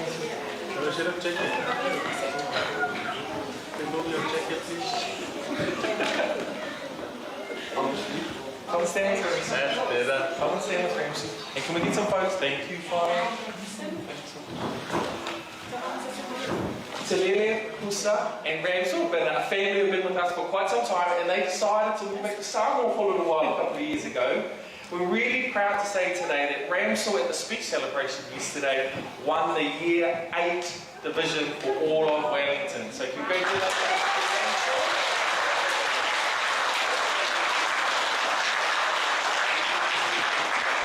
O le whawa mara tātou tunu, nisi nao whanau alo tātou tunu, sa lautungia i le aso nafi, i le Awana Tairangi College Primary School, i le mai ai o le tauwanga launga i le aso nafi na whatautaia, e le tautai o le Moana Schools, le sa whaia i nai Bishop Viat College i le aso nafi, ia ao le sungana le li pule o le Aonga Tairangi, i olo i le sunga le li ao ia tu fuifisi o lo mai tātou whansalangara nai le nei teimi, i le mai moe tātou tunu, ia ai whaatalo whātua i lātou umalawalo au tauina i nai le Tairangi Primary School i Waitangirua.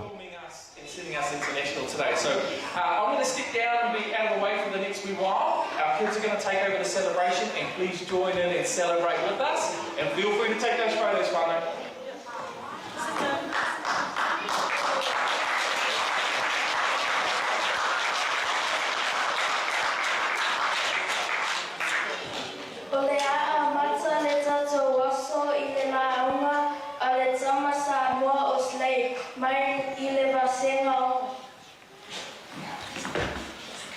Ia le la tātou whaafonga inisi o launga, ia tāpena nei fo i whanau o le manu lau tio neva yaso, mita i launga ngana, whaamauaa, lau whaasinomanga.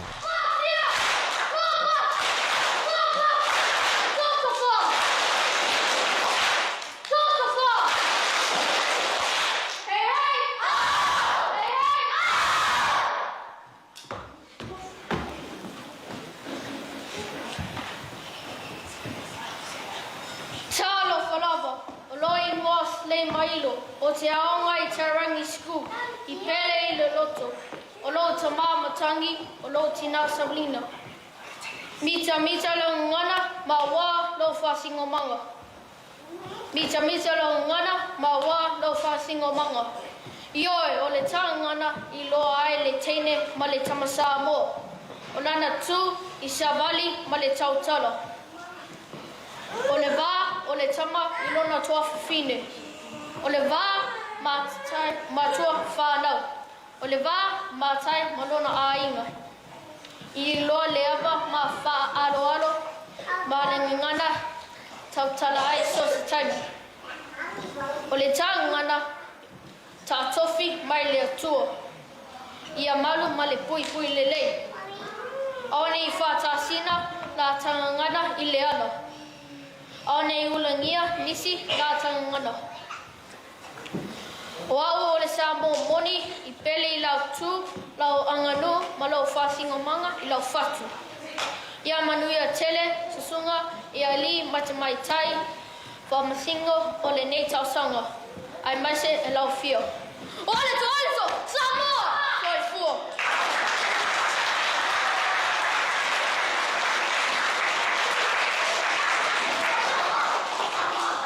Ia le tasi nao tautalanga le sunga ia Slade, ia le nai whaafong mai le te mutao.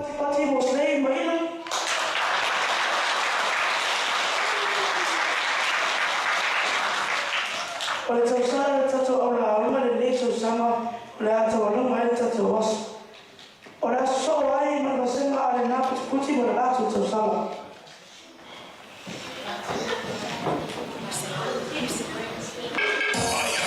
Very special for you. I think of your boring life. Introducing Ainga Wema.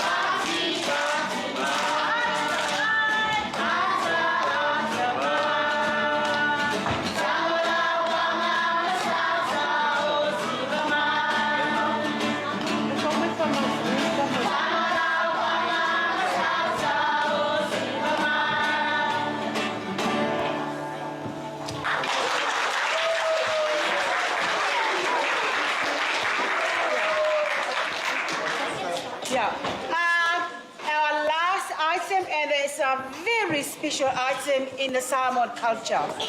You know why? You know why? Because all the parents will reveal all those green paper, blue paper, pink paper, orange paper, and it's a special part of our culture, and it's called Tausala. And I'll just show you the parents the part of it. Yeah. So they can wait for our one parents to come out, and they show their love. We call it Kalasta. Okay, so we are.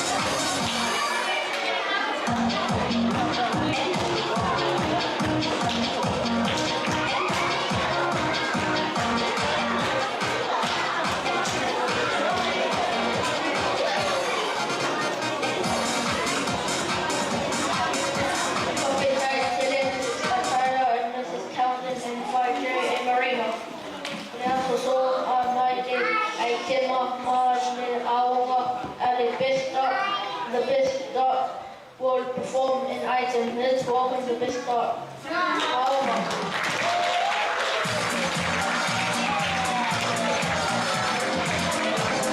Ia, whawhomau tātou tunu, ia, o le tūlangana nā whaafifianga, ia a Tairangi Primary School I Waitangirua po Ascot. Nā whawhoma iei, pānei o latu sāsāre nā, ia ngātu whele o latu tauolunga o teimi nei, wawa ia tō le whaina I siwa nei whanawiti a. Ia o fifianga uma o le nei aso fa manatuina o vai aso ngana Samoa i Aotearoa New Zealand. Ia leo fata se mele sunga ia tutor vaa. Ia la se atuai ia le tātou tautua nei teimi o le awauri. Au le tai au. Ia e mafuta mai pere tautua si ufonga o le Laumui Wellington. Ia o nisi nau fa fifianga mai Tairangi Primary School. Ia le nei aso fa manatuina o vai aso ngana Samoa.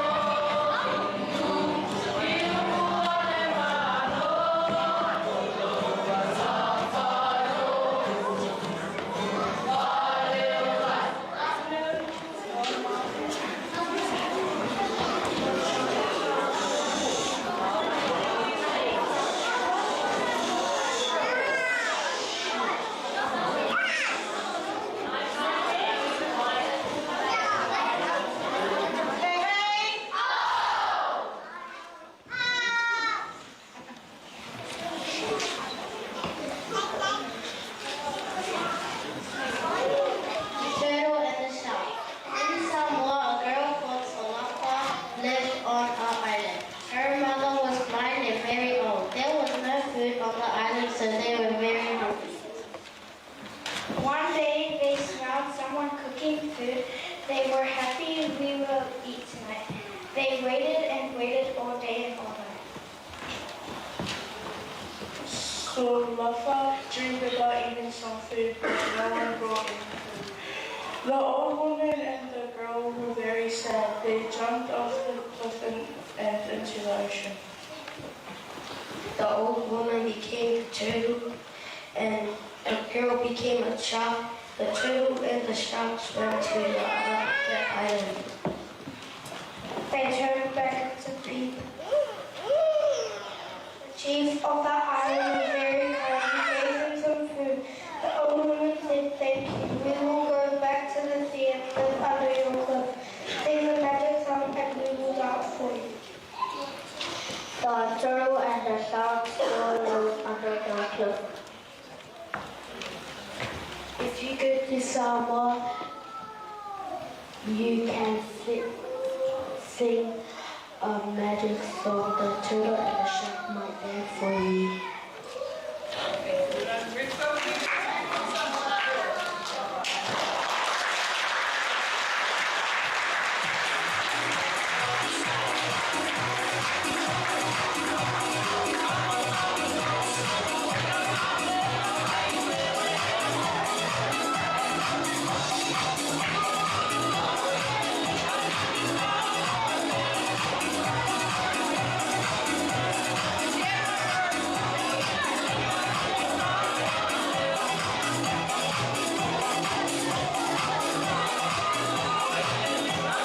Ia o le whaafonga pei le tautua le siufonga lau mo le taimi o le tae ao. Ia toi wha malom, toi wha talo whatu le taimi o le tautua.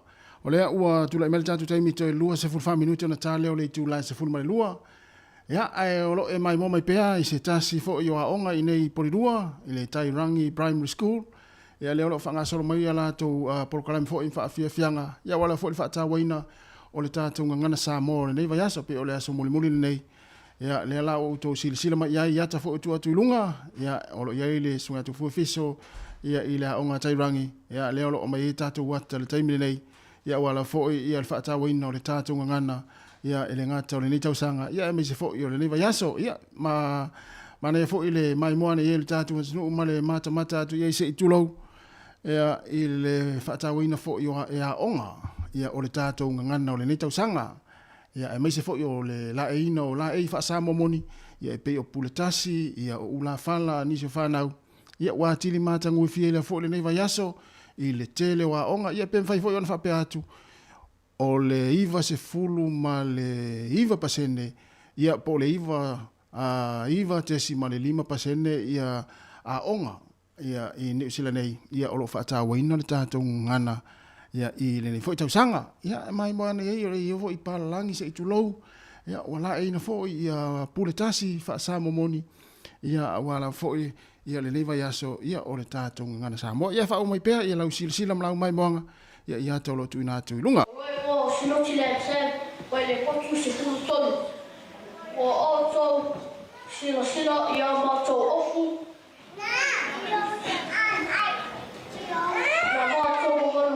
Movalino, o papel, o tono, a style, foi for.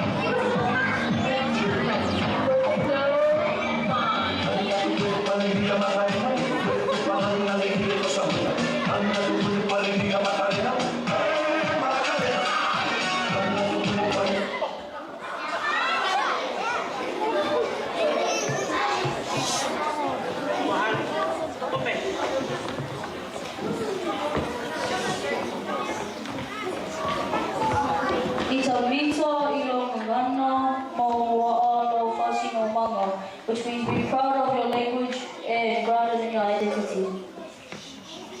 Room 1 has explored language and different ways to create sound.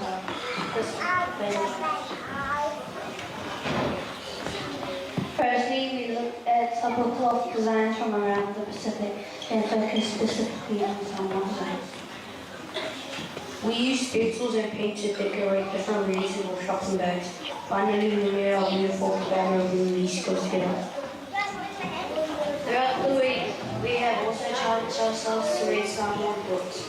Watu Lini and Kuba will now read some topics.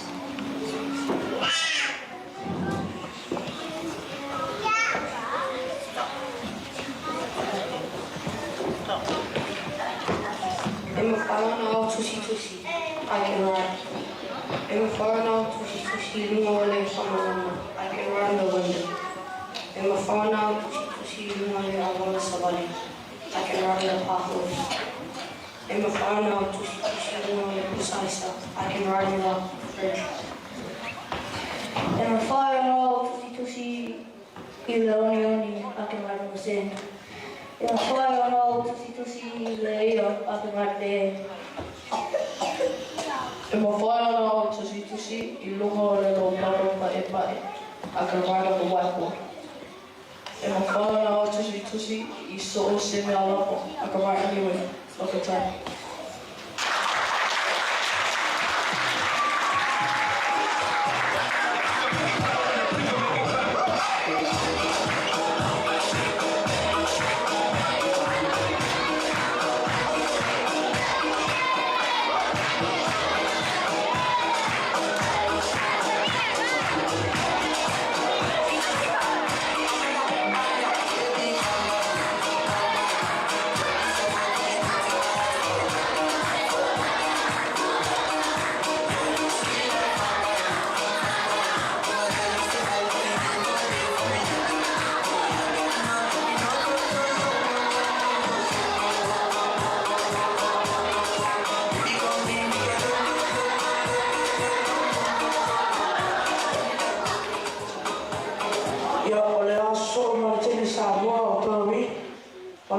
Speech.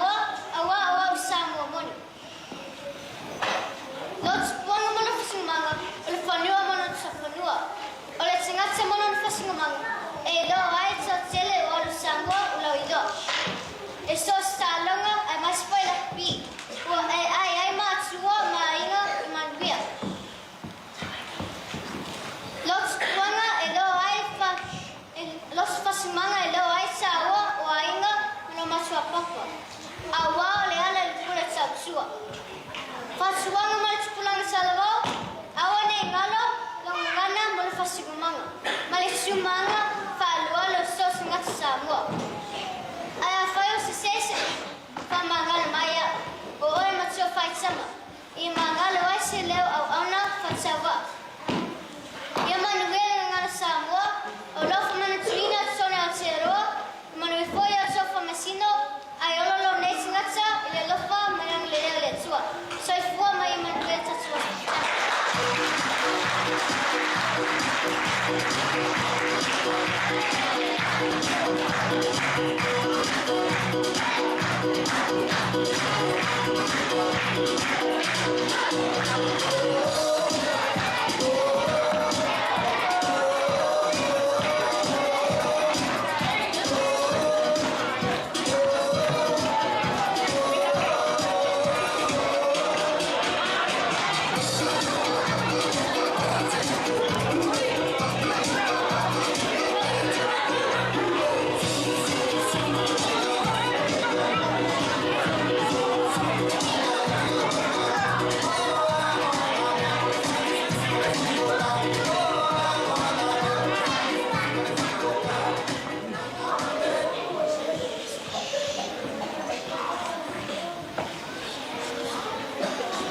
Hello everyone.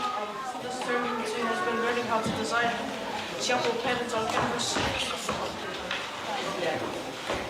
Hello everyone. This term routine has been learning how to design chapel patterns on canvas. We first started by designing on a piece of paper, then using a charcoal pencil to sketch out our outlines on the canvas. Next we painted. After it was dried, we used gloss to make it stand out. This is some of the work we have done.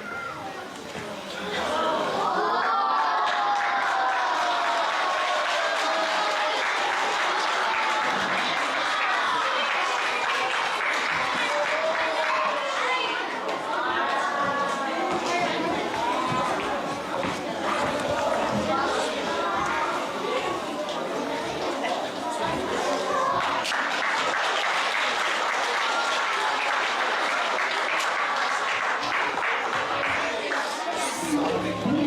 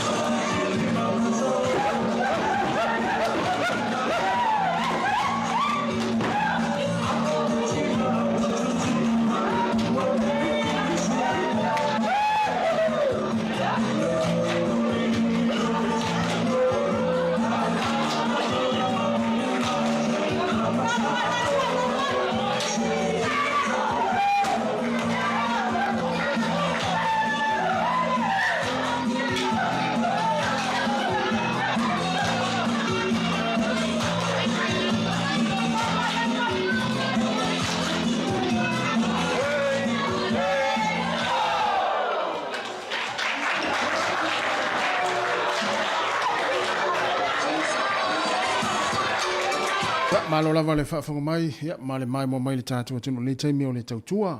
O lea ua toi se 10 minuti ana tāleo le tū lai se 10 malilua tāle se 10 whafonga lea ia tātou talafou o le fo yaso, ia ma le fo yaso.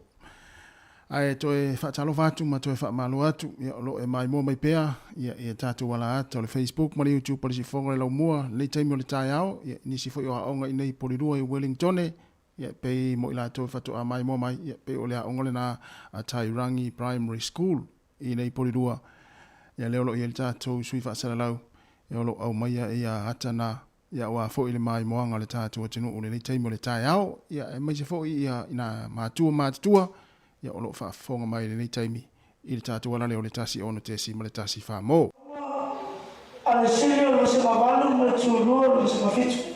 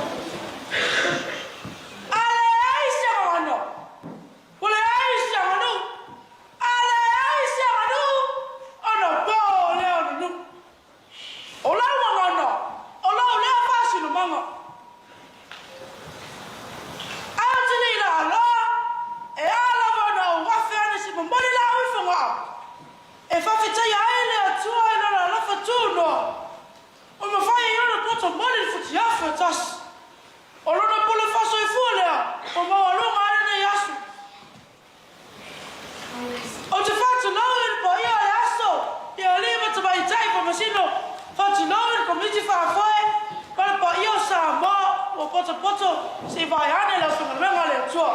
Tulau no lava. Tala for lava. Ora we go, ramsa pitau. O te saba le whanga, kui paa, pa wawala. Ala whanga tonu le malava, o se i whaile so sao, i le ango au te le yasu. He meni atu, mita le wangana, ma walo fasi ni manga. Mita le wangana, ma walo fasi ni manga.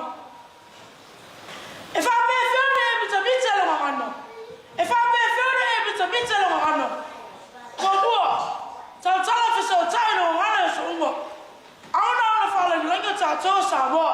A tā wala o ina ia inga, a onga Margalesia. Whasoi le wangana, tautala le wangana, so o tai le wangana, mita le wangana. Aua e te mata muni te tautala le wangana. Lua, auna tautala le wangana, a ia onga tasi mau tū mau wanga. O le tamu le tangata, e whangai upu matala, a le tamu le manu, e whangai funga la au. Whai rola wangana lo tū, sa vali ma lau tautala. Tautala ma le awa, tautala ma le whalo alo, tautala ma le lofa, ma le lata mau lalo. Tautala o le tini ma le tamu sa mo moni, e le ngati tono e ainga, e so se mea te anuai, e pēro notu, no whanga whai tele, tono. A puti le wangana, o le wangana, o tā tofi le mai le tua. Awane e wale tu lima lo tā tofi, ina nei tau nuu upu na maua mai ki na matau nuu. O ta whele o tu tau whau. Uso ma tau whawhine, tautua nāma o ela tangana. Pa tua whai aona, awane e mutera o tau awai.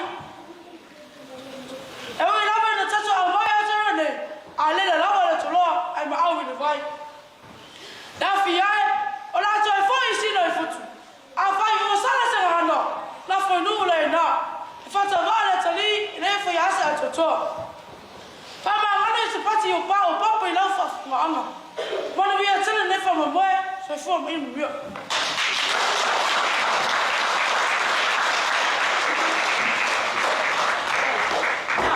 Our next one is our Launga, our Montesi Tausala, and while they're getting ready for their Tausala, the teachers are getting ready for their item. They've been practicing for it.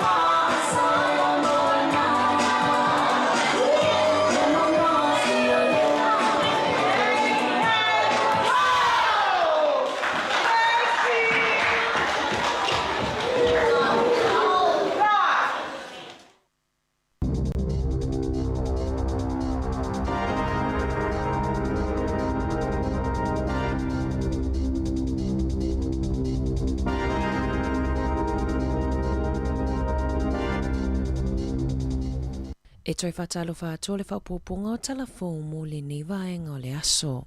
Ua whautuaina e le Consumer New Zealand, le lautele ia whaia se suinga I kamupani e le tisi o loo whaongaina, na mawai suenga e na o le 5% o loo whaamaliaina I tangata whaatau e ala I ele tisi. Peitai, o le tele o pisinisi la iti, o loo taitaina pea le whaamaliaina o tangata whaatau, o le Frank Energy na whaamanuaina I se whaailonga o na ole le lei o la lato au nanga. E tu sama le fitus 5% e whaamaliaina I tangata whaatau I la lato au nanga, ma le median I le 5% na mawai whaamaumaunga. E whasalau tā la le tupe ale ainga e tasi, e whaasau I le tausanga, pe a whai masui le kamupani e le tise e whaongaina. Ma ua si itia le numero tangata I le 25%, e whetu utu na ai alatou providers mo e le tise, I totono le 10 masina taluai. O loo iai le upenga tawhailangi e tā ua o le power switch, e mawhaiona asiasi ai tangata, e whaatusa ai tau o kamupani e le tise ese,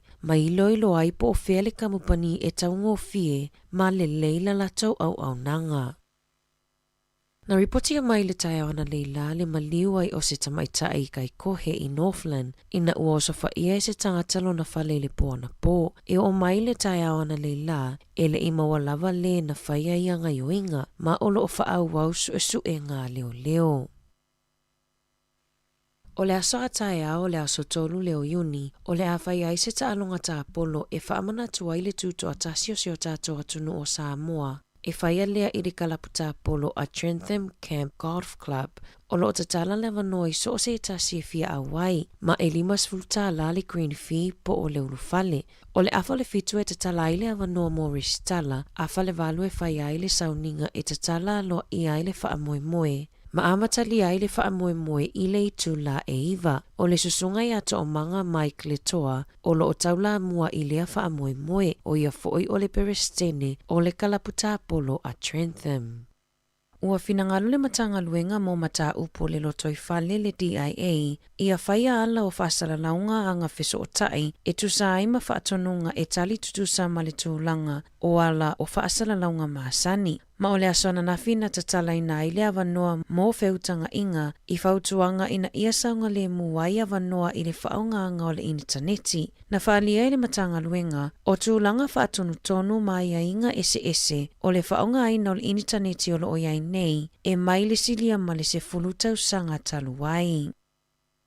O le asona na fina whaiai le tauvanga tautalanga wha Samoa a aloma whanau Wellingtone, mana talima alo ai le kolisi mawalunga a Bishop Viard I Porirua. O lea wha moe na tapena ina e le tautai o le moana, ma sa whaatumuli ai le mamalu o le atunuu, e se furufitua o ngā mai Wellingtone sa whaatasi ai, ma sui tauva e to alima se furutasi o aloma whanau maia o ngai le Hutt Valley, Porirua ma Wellingtone. Na amata le wha moe le sisina e o le tanga vai o Samoa, e wha amanatuina I le onos fulutasi tausanga o le malo tuto o tasi o Samoa. O le susunga le whawhiangainga ia Pastor Henry Ungapo o le ekalesia so fitu o le toia fio mai Porirua na taitaina le sauninga ma momoli se upu whaamalo si au a wale whaamoe malona au tū mita I launga ngana ma ua ai lau whaasino manga. Sa whaia se saunoanga whaapitoa a le whaipule a mana le a fionga le minista o tangata Pasifika ia Barbara Edmonds. Whaatatau I le tāua o le whaataua ina o le ngangana Samoa I New Zealand. O fofonga o le aso le whetalainga ia talama alie mua whale a whanga ma Nathan Lopa. Na amata whaanga solo tautalanga mai le wasenga 5 se io o atu I le wasenga 8 o a whionga I whamasino na nafa ma le whaamoe. O le susunga ia sua le maa mea tāwanga a whele se wala, susunga le whawhiangainga ia Henry Ungapo ma le tamaita ia Renee a kui vaila au. Na taualunga le whaamoe le launga tongi, ma sa tau a aoina e le sui o le matanga luenga o a onga, le susunga ia hana tusa, tusi pasi ma whaailonga le whanau. O le wasenga 5 na tūlanga mua ai le tamaita ia sala si ai niu, o hana maselino na whaamanuaina I le tūlanga mua I le wasenga 1, o le ali o Samuel tau fafo na tūlanga mua I tautalanga a le wasenga 7, ma le wasenga 8 na mawalea e Ramso pito au. Ua whaatuai ona tuuina mai se whaaiunga le te whatuora, whaatatawi le onoa a fia ma le whaamuta o ngaluenga, a le tusa ma le awhi ono se lau o le awhai ngaluenga. E tusa ma le awhi ono se lau ngaluenga e onoa a fia, i le te whatuora i to tono le atunu o atoa, mai le iwha mani noina mai e le matanga luenga le fuai numera sao, ina ua fesilingia e le leiti o New Zealand. O loo whaanga solonga luenga toi whaalelea i le State Highway Tasi, i le Expressway i Waikato, i le vā o horotiu matau piri, peitai, ua whaalia i lato o loo whaianga luenga i le awala, le tele o taimi e sawai nai e aveta avale le au whainga luenga, ona o le lava o le ono sai, pe a whaatonuina pe whaatuina lato ta avale. O nisi na tā ua e wheanu i le au whainga luenga, pe whaau o lima i foi, pe a umi ona tū i le kiu ta avale. O loo whautuaina i le wakakotahi ave ta avale, ia tautua nā maa lolofa i le au whai awala, ona e le whaingofi la la taunga luenga whaatino i aso ta itasi. I se whamatalanga le pulesili mo le saunga le mua le kamupania le Fletcher, Carla Tongs. E whaamua mua i a te ia le saunga le mu o ana tangata whainga luenga, ma a whai ai whaatuputupula i a pea le atulanga o le a whaamuta la taunga luenga mo le puipuinga o le au whainga luenga. O le masino me le lua whelua wha o loo fuafua e whaamae ai le ngaluenga i Waikato, ma o loo wa ai le wakakotahi i se awala e vave whaamae ai le ngaluenga. Na ripotia mai le leitio New Zealand, o loo mataitu uina i le au ngā oi masini sailini po o whaailo tsunami i Aukilani, e ui ina le mawhai o na tai na aini musika, ua telepitono i Aukilani ua le aini masini, e whaailo ai se tsunami, o na ua ave e le au ngā oi. E tolu se furutasi masini na ngā oi ai tutonu o le ono masina ua tuanai, ma le wha se furupasene o masini whaailo ua whaaleangaina. O le popolenga o loo iai nei, ma le ofisa tali mai i whaalawelawe whaafua sei, ona e o ngaonga a fianga e a fia i tangata, pe a se sele te talaina o masini pe a ngaoia, e ono sipaka ma a fia i le soifua. Talafauia mai le siufofonga o le laumua, mo le nei vaenga o le aso.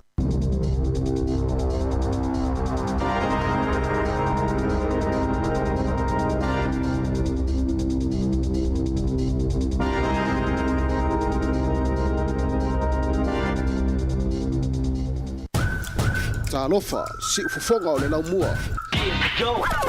Ia, e toi whamaro atu ni le teime o le ua te le tūlai se fulma le lua i minute valu. Mai atu e fo i ma le toi whasalawino tātou telefou o le nei auli. Ia e pei ona tāpenina le tamaita ia ana whaasolo. Ia e pei ona mai mo mai ai ia i nei minute ua mawai atu e le taina se fulunua. Ia leo fo umai a ma proklame ia a lea o ngā atairangi. Ia ai toi fa malo ma toi fa talo fa tu le taimi malo la fo ile fa fonga mai mo mai ia a me fo ila tolo fianga ipia i fa manga luenga le taimi o le tai ao ia po le fo wa uli ia ma tu nei New Zealand ia ai toi fa talo fa tu ia pe fa pe ona o mai mo ma le taimi ia ai te pena fo ia talinga sua ma tau maftanga o le uli nei ma tu i tonu ainga tonu mo tanga ngase ma mo to tanga ta ma tu ia ai me fo ila tolo fianga ipia manga luenga fa o penga luenga. Ia fatalo foi la fa vale lunga la wala nei taimi o lo fea i fo i ngā ruenga i lunga le ala tele ia fa mua pe le tatou saonga le mu ma nei la vale tau i le lau mo nei Wellington ia me se nei polilua ia o lo i le tatou ofisa fa sala lau i le susulu matango fia le la nei taimi o le tai ao o le auli ia i polilua nei ia ai e manatu ia telefo ia onga ia o fa la tonga me se le tatou atu o lo tele ia o lo whataua le nei fōi vai aso e meiso le nei aso muli o le whataua ino le tātu ngana i te tonu o New Zealand nei. Ia ai nana tau la fōi o New Zealand. Ia ai o lo whataua pia i aso lava o le tātou soifuanga nei. Ia le tātou ngana e meisi i tātou lo au mau ia tunu uma mau. Ia e whaamalo ma toi whatalo whatu le taimi. Ia le whaua sui mai fōi le whoa ma sui fōi le tātou tautua. Ia pe on ma ngā lua toi mo le sa maru le taimi o le auli. Ia mai fo le tautua le sa tu fu le tauna li la ia este fo i te fa tasi mai li tato fainga luenga ia ona fa wina le tato tautua se pa ia le tu la valu le po ana nei te fa mna tuatu le valu le po ana nei ia leo le a fa mai ai nei le tato tautua ia i le ngata le tato wala leo le tasi ono te sima le tasi fa mo ia fa pe fo le tato unanga i lungo tato wala ata Ia, ai o le nei taimi. Ia le la au atu whaafiafia o pese. Ia ai tari maadia le sua. Ia ma whai au fuafuanga. Ia o lo whaangasoro le nei taimi. Ia ai mo a onga o lo whaangasoro la te upolo kalame. Ia wale whaatawa ino le tātou ngana. Ia na whaamalo atu i nei whai a onga. Ia mei se foi i lātou. Ia o lo tau la mua. Ia onga ta itasi. Ia i le tāpena ino upolo kalame. Ia wala foi le whaatawa ino le tātou ngana. Ia mo nei foi vai aso. Ia tātou wevala ia i musika o le auli. Ia mamai mo mai pele tautua la wala leo si fonga le lau mua. Ele ngata i lau le itio whaalongolongo o le tasi o no tesi ma le tasi wha mo. Ia non wha amnatu atu pēr i lātou ele o si le fia le ingo le tātou le itio. O le si ufafonga o le lau mua po le Samoa Capital Radio mai Wellington e New Zealand. Ia ana i ani se o lātou i se sefo i le tātou le itio. Ia o le ingoa i le tātou le itio o le si ufafonga o le lau mua i Wellington po le Samoa Capital Radio. Ia, 10 minuti o te ai nei le tūla 10 tātou eva i musika o le auli. Ia, ma ala mua nei i whapea o nei te alu whaata ula ngan Samoa, se whae e pali pūlau tā wale ia mātou. Ia, o ne whapea o ala mua nei malau mea ai Samoa, sa uta mawhtanga Samoa ilu mai ina, ia, lua lea. Ia, nana whae me alu pūlau tā wale se i tūlau. Ia, ona mai loa loa le mamari. Ia o le nae te whaatawina le tātou ngana. Ia pe te whaamape te tū whalau tā wale luma ia e walau mai. Ma lo lama si whonga lau mua lau whai ngā luenga le nei auli. Ia, na mai lo le ia. Ia, o oi o le Samoa mo. Ia, whai maali el taringa le sua. Ia, mai mo mai pēr ma whaafong mai. Ia, i whaafia fianga nei taimi o le auli. Yeah.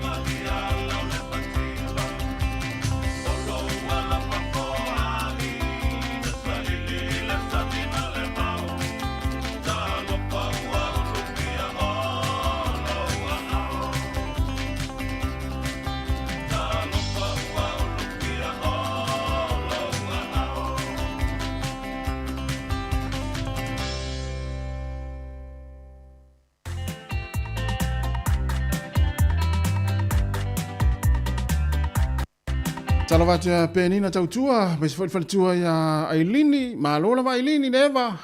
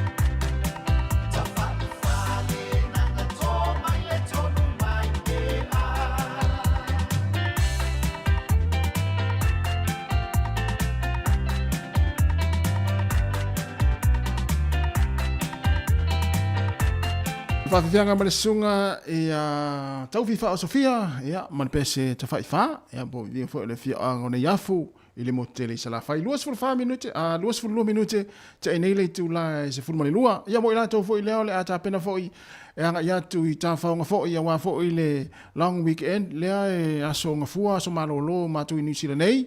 Ia manuia la fo i le anga ia tu i malanga mamao, i le nei aso. Ia awa fo i le maftanga maainga, ia pe ulevan tau pule, ia le e oa i e ta fau malolo, ia i le long weekend leo le tātou wanga ia tu ia i le asonga fua le vai asa fau. Ia peo na uta pena fo i ta avale, ia ngai malanga umi, ia wha mua pele tātou saonga ni mu. Ele no fono fua i fo i tātou tautua, na wha manatu pea, ia pe wha ati ngā taringa, ia te oe se i tu lau lava, ia le upu, ia ai, na wha manatu atu pea, ia lo tātou saonga le mu, ia awa fo i le whē malanga, ia i lunga le awala, e meise malanga umi e pei o le anga i Aukilani, ngai mai foi Aukilani nei, ia o le mana ia le tau, mana ia fo i ata pena, wha peo na ata pena e malanga i Aukilani, ia pe malanga mai foi Aukilani nei, ia o le mana ia le sulu mātango fia o le la, ia i le nei foi aso, ia mo i la tau o le asauni foi, ia wa foi ia malanga, ia i tā whaonga foi, whatalo whatu ia le ngau tupu to muli, ia whaaftai tele lava le mafuta mai, ia e malo lava le tau atai, ia i fuafuanga mga luenga whi au fo i matiu te o lo whenga iai, ia i nā fo i atunu Australia, ia mai te ato Brisbane, ia malo lava Brisbane le man malo la tau au na poa ta mai tai, ia le wharingo le au, o le ia o le Blues, ia vaenga le Sydney ma New South Wales, a le whaile au le whaingo le au Queensland, ia toi malo foi au tama ita i Queensland na po toi fai ina foi au Blues ia ai i li tai ia te tolu ta longa tama ita i pe ia le state of origin tama ita i pe na lua pe ta foi ona tolu ia ta ilo ia wa tama ia le tupa oli ia e tolu ta longa le uman malo ia le au Queensland ia i le talang mua le tupau ali ia le hana malo fu ena po ia le tupau tama ita 2 minute o te ene le tu la sifun manilua fai mali le auli ia au le la fa anga solo atu fa fianga ia o vivi inga o nu mafio anga ia awa fo i fa fonga mai o mai le tatu tunu ia se fai fo se swinga mane fo ia o pese o le mawa i le tatu tautua ia o nu mafio anga ia o le la tata ina tunu le taimi ia fa tawe fo tatu ngana e ia nisi o vivi inga o nu mafio anga le maua ni ala tau videos fo ia le la tatu pea ia i le tatu tautua ia mfa fonga mai le tatu tunu 5 minute te nei le tu la sifun manulu tare tasi kala masani ia o le lanolangi o sonei ia ia le swing o tatu proklame nai le tu la tasi ia o le asui fo tatu proklame ia o le atu ina tu le tu la tasi o le ale tatu proklame o le lanolangi o sonei ia le la il proklame le o le asui ai ia le whaatau e pel tātou ngana Samoa mo le nei fo iwa yaso. O vivinga le fiango sapunawa i whale halili ia. E sao? Ia, sapunawa.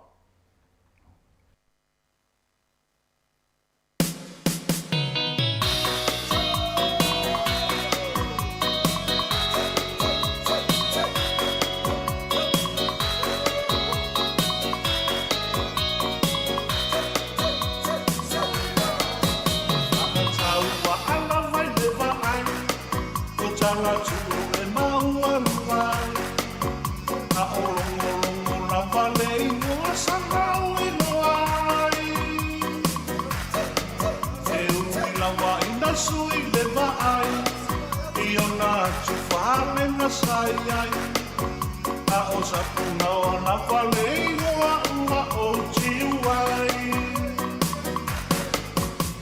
wala wilo au mai Samoa no wilo ale o man Samoa o lo winga matona bawa mai a mani toa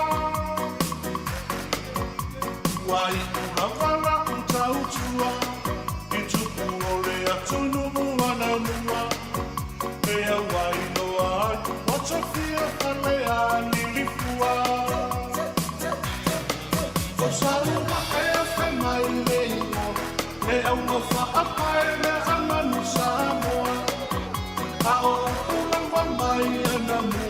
ole tama i tai e tulua.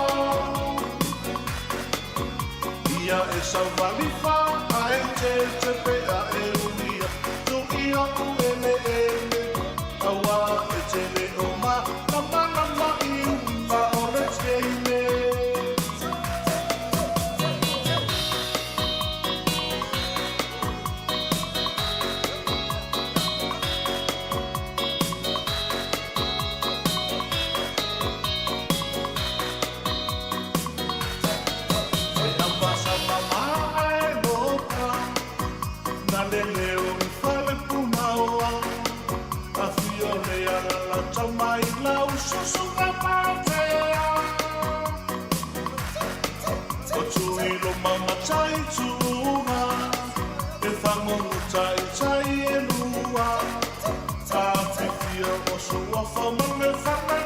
Samoa.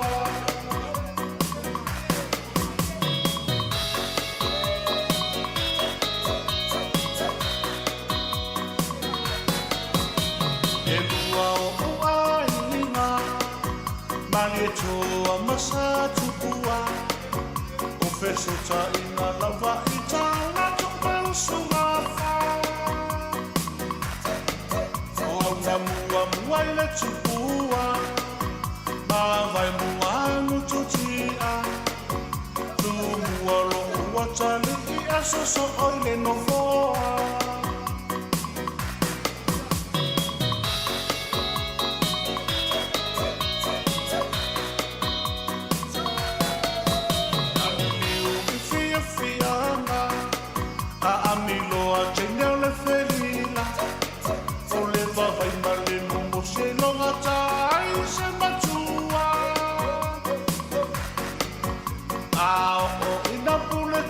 Mai ua tutu sa umate nei le vai ua solo atoa I tau talinga ua I ira mai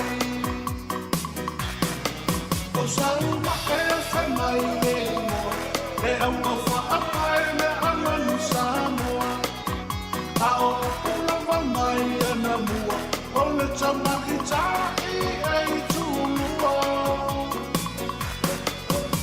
Ia e savalifa a e te pea e unia. Tu ia u ene awa e te leo ma lama I umba o le teine. O saruma e whai mai le mo e au mawha apai me amanu Samoa a o ulawa mai ana mua o le tamaki tai e tulua. Ia e savalifa a e te pea e unia. Tu ia u ene awa e te leo ma lama I umba o le teine. O vivinga le fianga o Sapunawa ia mai le sunga ia tuiloma saua ia po saua a mua a vaa a via fatili.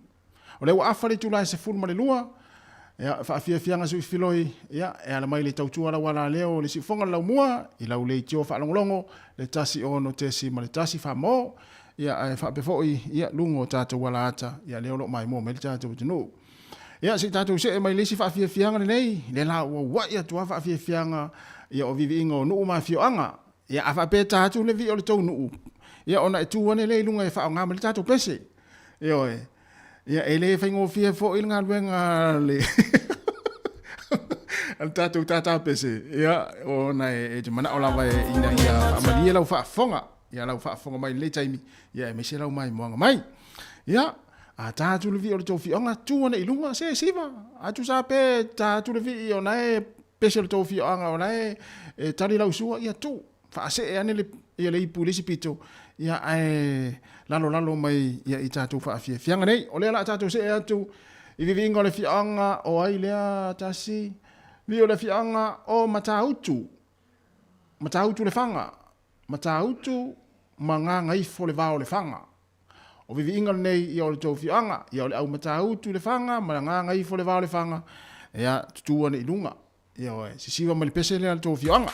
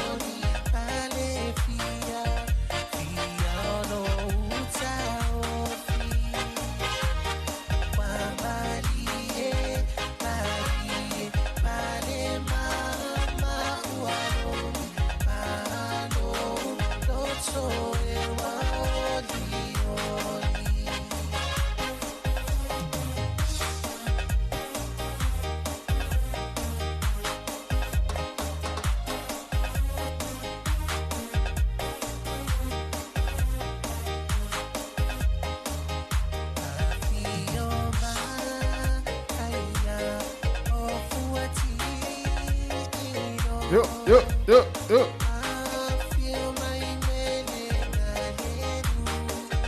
Lalo mai tātou, ngā ngai whole mau.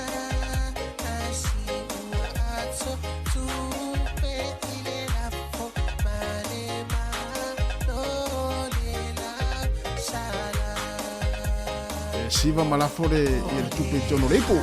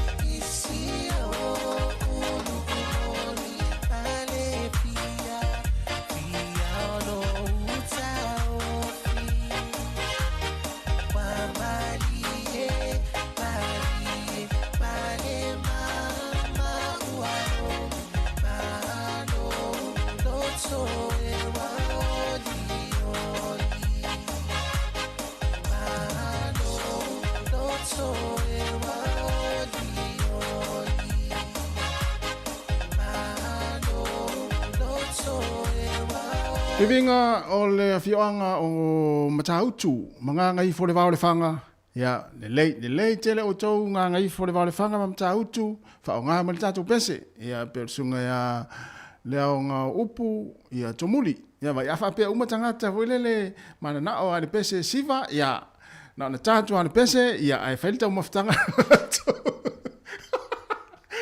na na tatu ale pese ai failta umaftanga matua failta umaftanga ia fa longo mai ia ai malo fa na fa pena te siva mai o ka se mana ia talo va tu telenga ia ta uo malo uso malo lava nga lue ia ai fo yo i fer me le malo ai fo yo i Brisbane mo fa ia manu ne telenga ta uo i Brisbane pe ise me lai ta tupu Brisbane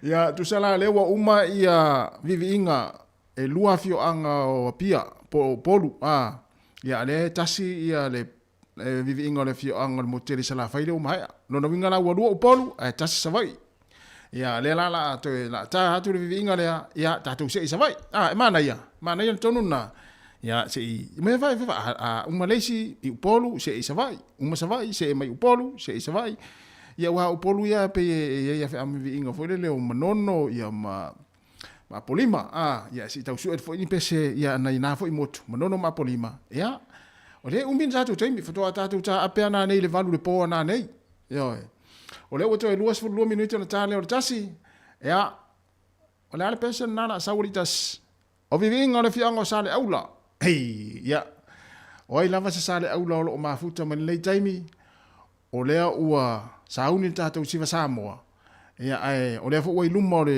i lumo le laulau i le tatu ipu ya e te ui mai lai luma i la fo lau tupe na elu te siva ai le fa pelo ta milo ane yo e siva e to ya lu lo i le mete no foi e la fo mo lau tupe i le tatu siva samoa ya ona e alu le te siva mana yana Ya, vivinga le fianga sa aula. Sawia. Yo.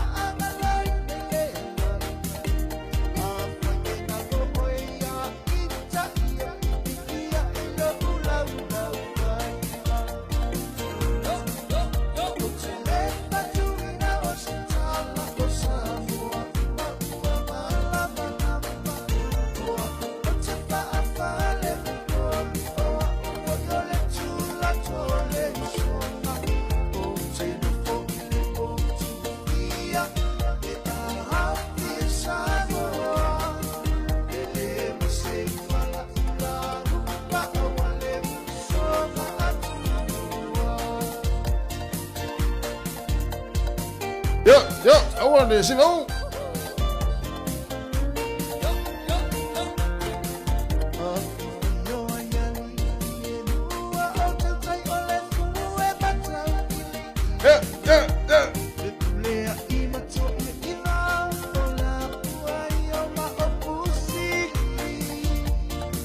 Yo, alale, yo.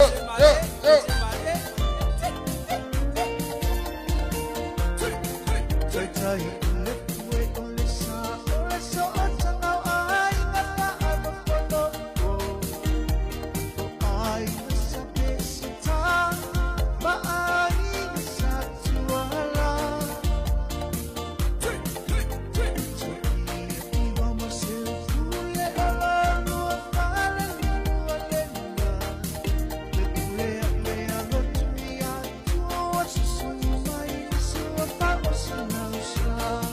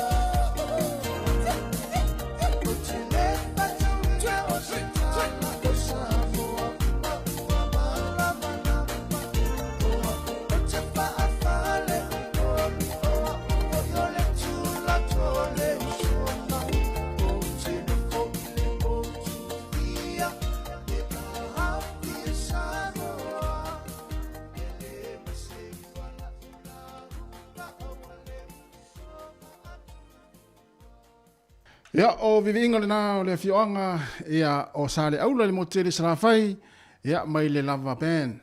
Ina ua toe se fulu ona minute ia ona taro leo le tu la tasi e tato proklame le tu la tasi ai au tu tio ese au wane i tau o ese le aso a tole nei ia o le la a o le ale umi o le tato tau tua se i pa ele tu la valu le fia na nei ia o leo le a fa soro to i pia fa fianga o vivi inga o nu ma fioanga ia o la fo le fa fonga ma le mai mo mai le tato o tunu fa taro fa fo le fionga ia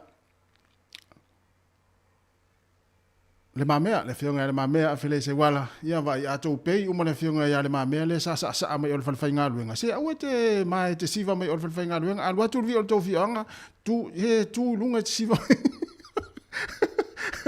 tu lunga te sa mai ia wala ilo le le falfainga luenga ia o le nai te fa ta hu ta tu ngana mele ava pe net fa fong mai ton falfainga luenga le ta tu vi o to fionga se tu lunga ma tu lunga e fa nga mel ta tu pese ia fa ta lo fa tu le fionga ia le mamea fele se wala wa ia ta tu pe u mo le fionga le mamea fa nga mel pese o falfainga luenga ia la le si me sidi ia ai o le ua se mai ia le fionga ia o tamai te ainga le tai si tatou se i manono si tatou se i oi manono ia wa fo la to fa fianga ia wa le wa uma le lua savai uma le afoi le wa uma le lua pese savai uma le lua pese upolu ia si tatou se i ainga le tai mo le sunga aswa Felice Mikaele ia tatou uma i manono ia tu ne ilunga fa pena fa ngolongo mo le falfainga lunga se tu lunga siva afa pe fo inaele e te avela uta avale se paka se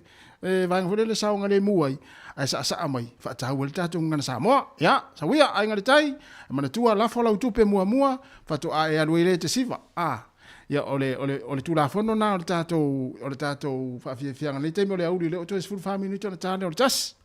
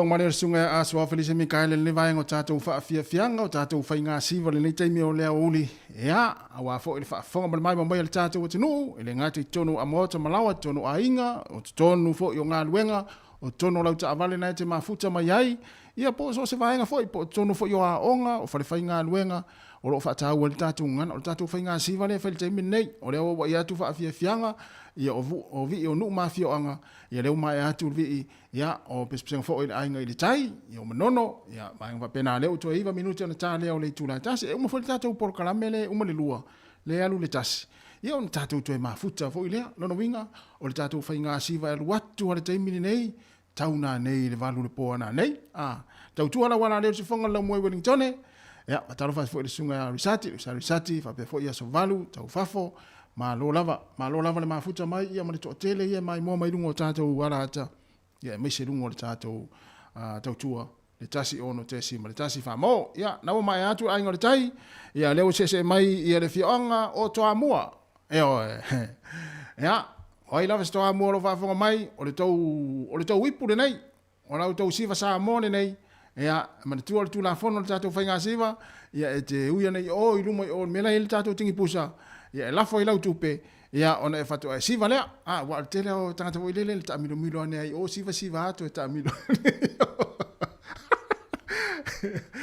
ia vivi ngola fionga to amua tu sanare la tolu i pese upolu lua savai tasi ia i ainga le tai e sa oi petelo e tau foi la ona lua e tau foi la ona lua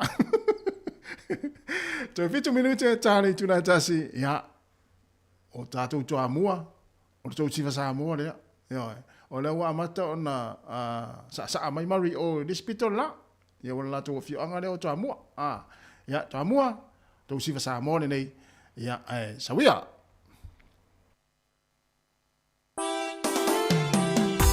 yo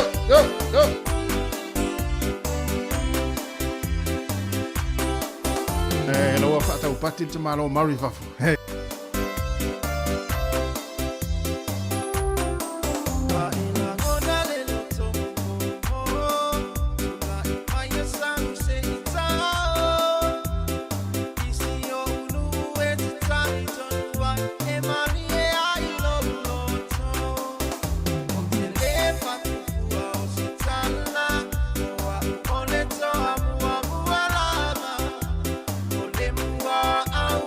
Yeah.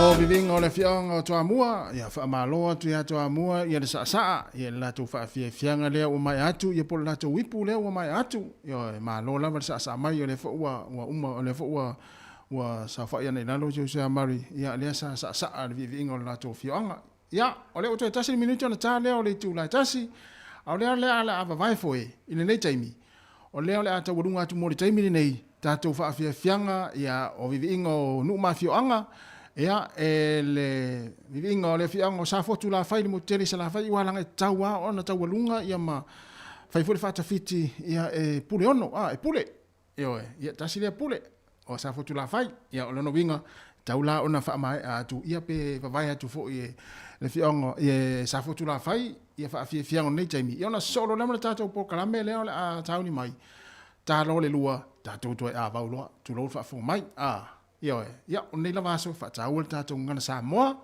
mita la ngana mawaa lo fa sino manga vivinga la ne fi anga sa fotu la fai ona solo le mala tato por kalame ia le o ta pena mai ia ta lo le lua ia tato to fa sanga foi ia awa foi fa fo mai mo mai tato to no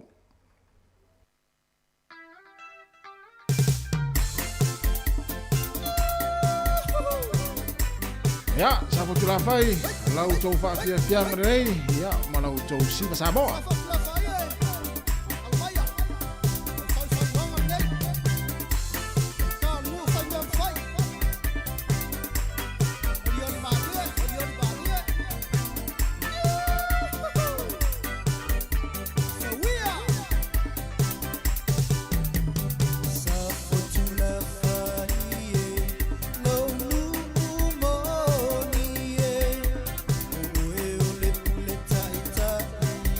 Salam.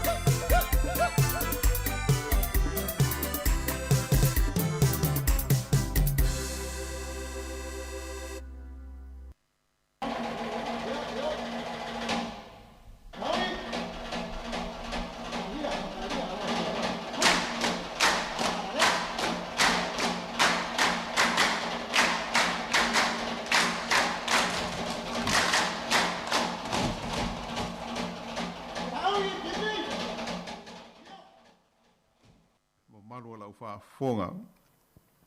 I le wha apoponga o le tātou ngā ruenga. Ia o manatu. Tasi asi mata upu le fo i fia tu i nātu. Ia pe e fo ile nei whai mo i aise fina ngalu se si pe a fia sau no mo i ai. Ia ona se atuaila lea o lea tātou te iai le vai aso le nei o le tātou ngana sa moa o le whaataua i nai o le whaao ngā ina. Ina ia manina o malama lama i le ngata i tūpulanga o la lawawa ia ma le au te lavou o e sa soi fua e New Zealand nei.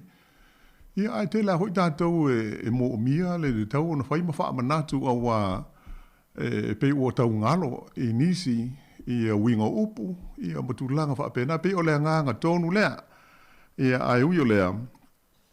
O le mata upu sa manatu e tu inatu ho i mole silfia ia matatu tala no iai. O le nei vai teimi pe o na whaafonga mo i whaasera launga. Ia matatu Paul Kalame, ia maise o tala ho i lo mia i newspaper, matatu mata ai le TV, whaafonga ho i leitio. Ia o telea ina matua vevela, ia whaalinga o fina ngalo fo i o pāti au tu e tusa o le pālota ia o ke topa. Eo pei o na tātou maua fo i le nevai aso le tele o le mau whaasile si langa alo ia mai le malo. Ia mafua mai le talo le tupe pei o na tātou whaafonga ia i navai aso o mawai. Ia o lo tau whaamanino mai ia vai ngā tupe, ia malea nganga ua fuafua ai mo lea, ati nae malea ngā luenga, malea lava. A lea fo isa ia i le whaasolonga whaabitoa lea na amata i porurua. E tau whaamanino ai mōle pa manu o tātou tangata, ele ngata isi o tātou o tunu o Samoa, ai o isi atu moto o Pasifika. I vai ngā tupe ia o whaatulanga mai, ia awa ngā luenga māti na e whai o le isi tausanga o luma nai nei. Ia leo mai au fo i e whailo inga nā i kalai estete, wha pēr tātou i nei ia ai maise o le Hawke's Bay, wha solo tua i Aukilani, wha apitoa lava mō tangata Pasifika. Ia e pei o le mea mai ta wina mari, e wia ina o fuafuanga nei, o pāsia, le taro tupe, le fa ai loa mai le malo e tusa o le la tau pito la au e te tau ona silo fia ma manino i ai tātou uma e ai mai tau ina foi o so se whaasara lau ha le malo oi ia o na tu lai mai lo lea o le mau whaasara lau nga te te i ai le pāti le tua ngai le National o le Act ia po le alawa isi pāti la iti e pe on tātou sila ma whaafonga i ai ia ai o le e pei o le oanga māsani lawa ia o le vai teimi le nei a ngai whai ngā pālota ia o le whaia o le tāla inga le pāti lātou i le lātou mau tali tonu lātou ia e le tau ona unai ina ia sui ai ia whilwhilinga a le au pālota pe o le nganga autu ana o nei mea o whaatosina ia po campaigns ia whaapolkiki e ta tai e se ai ia fina ngalo tangata mai se mea o loo i eile tali turunga. Ia pe o tūlanga māsani la vai e paula mea o fia tala noa i nai i le nei whaapoponga le tātou Paul Kalame. O le mea hoi le sa tā ua i le sia tātou Paul Kalame le i matua ma mao tele atu. O le ata mai fau lea ua maua i nei o no poe a wale le tekonolosi o fiso o ta inga tele vavave. Ia e ta ua le ngana peritania o le artificial intelligence. Ia pe o le ata mai hoi le nei e le se mea moi, o se mea fau i runga o mahu faunga, ia male to mai ua maua e whaatino ai ni anga, ia maniwa ainga, ia mani alawa.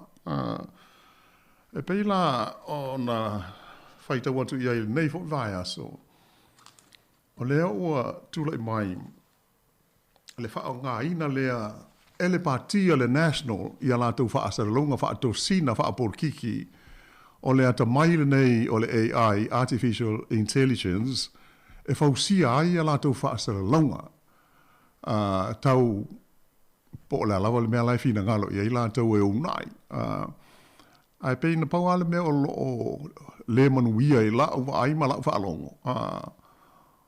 O tangata ia ua fausia i le ata mai lea pe o le ua whaau ngā e le pātia le national le whai aia la tu whaasaraunga nei. O tangata Pasifika ma tangata Maori.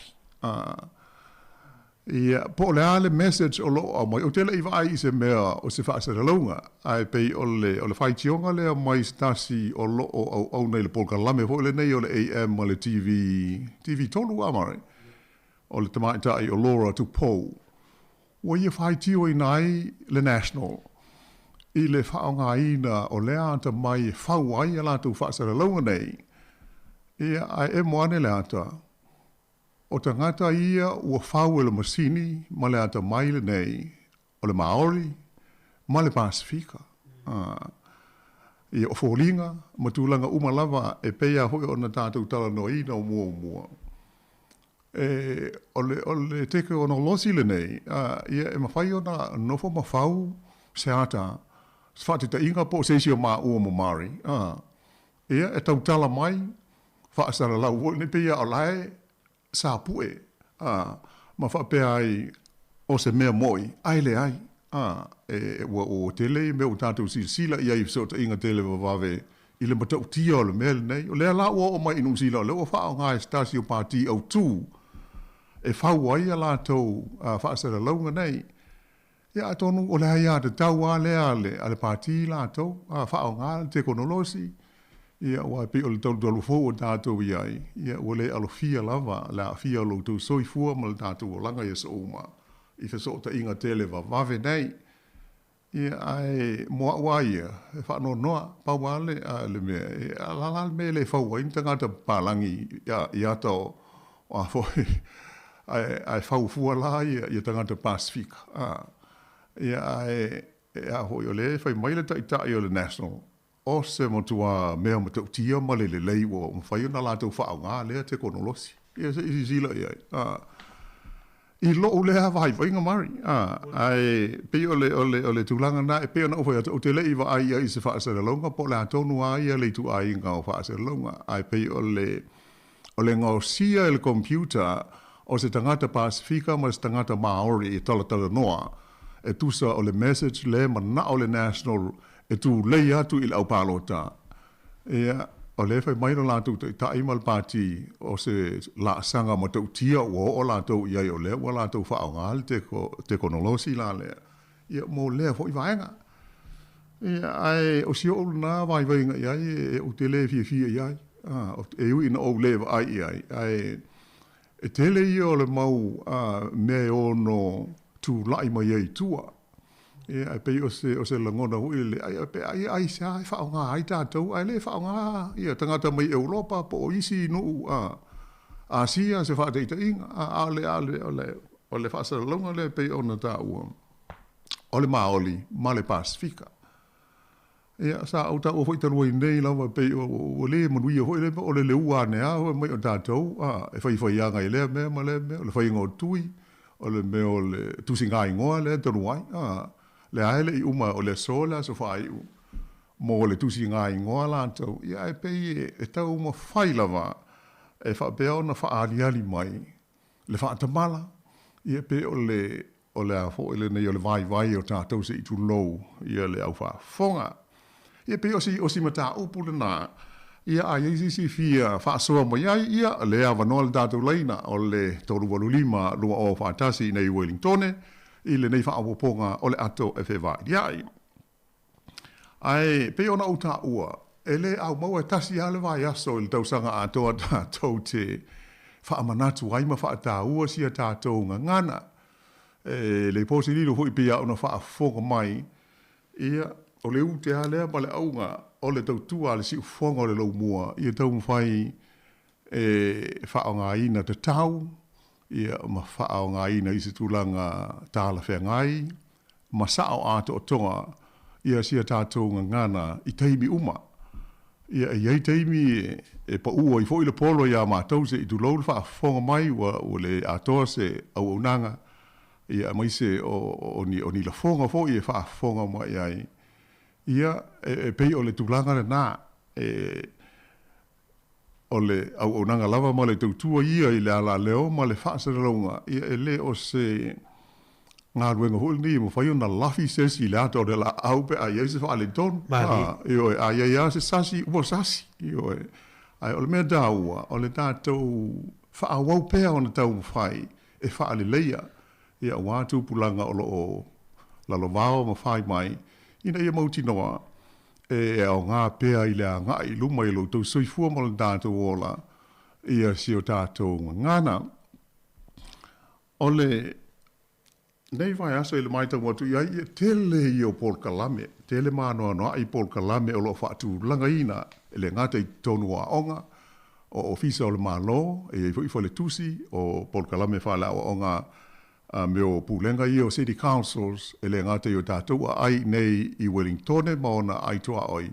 Ia ai whape nā fo i isi ai te tele uma o New Zealand o lo whaatahua isi o tātou ngana Samoa.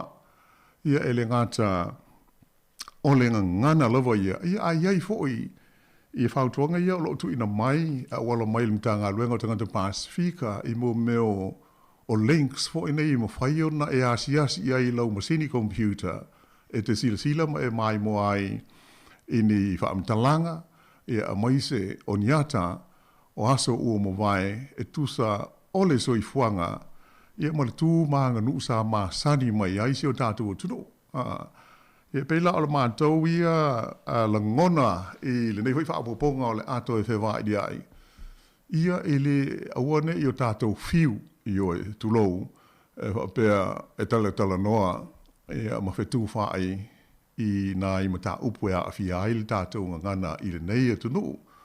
O nu ese nei e tātou te iei paule mea whaafitai maua le awanoa mai le malo o le wha awanoa mai vai ngā tupe ese ia ma whai on tātou tātou sanga i ai e sanga wha le le i ai ia mata upu a whia le tātou ngana a le nia o onga le whanau ia o onga wha le lotu wha le ka le sia ia o le awanoa whaawanoa mai se leni i le nganga ma le whaamoe moe au tū e awane i pepe mate i a le whaonga ina o le tātou lavanga ngana whaamau mou ngalo i a le mtanga luenga o lo whaani ai tau titi a 5% e wha se fulu fitu tesi ma le 1% o tangata Pasifika uma I to tonu New Zealand, o tangata Samoa, ia mai o le ngana Samoa, e au pito sili, o na to tele, ia tangata I New Zealand, e la tau te malama,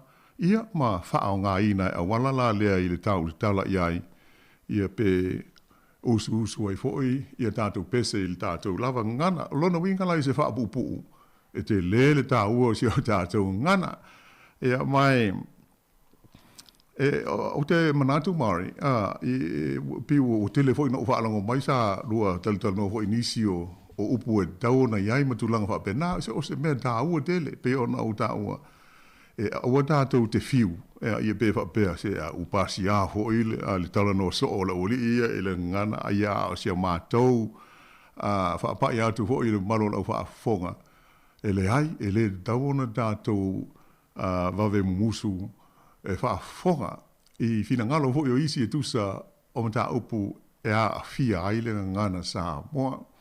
Sa o mahu whaulawa il tai awa o sau mai il mātou pitonu umari. Ile tūlanga waso o mawai. O meo tau mafa foi nei pa tino I a sa moa. Mali. Ia oai e le tusa uma atunu uma la tau tau mafa. Ile ngau singa. Ia a maise o le mea pito tāua, o le tofo o se tau mafa, ia po le taste, o le whāteita inga. Ele tātou tau mafa, le tau o le tau folo.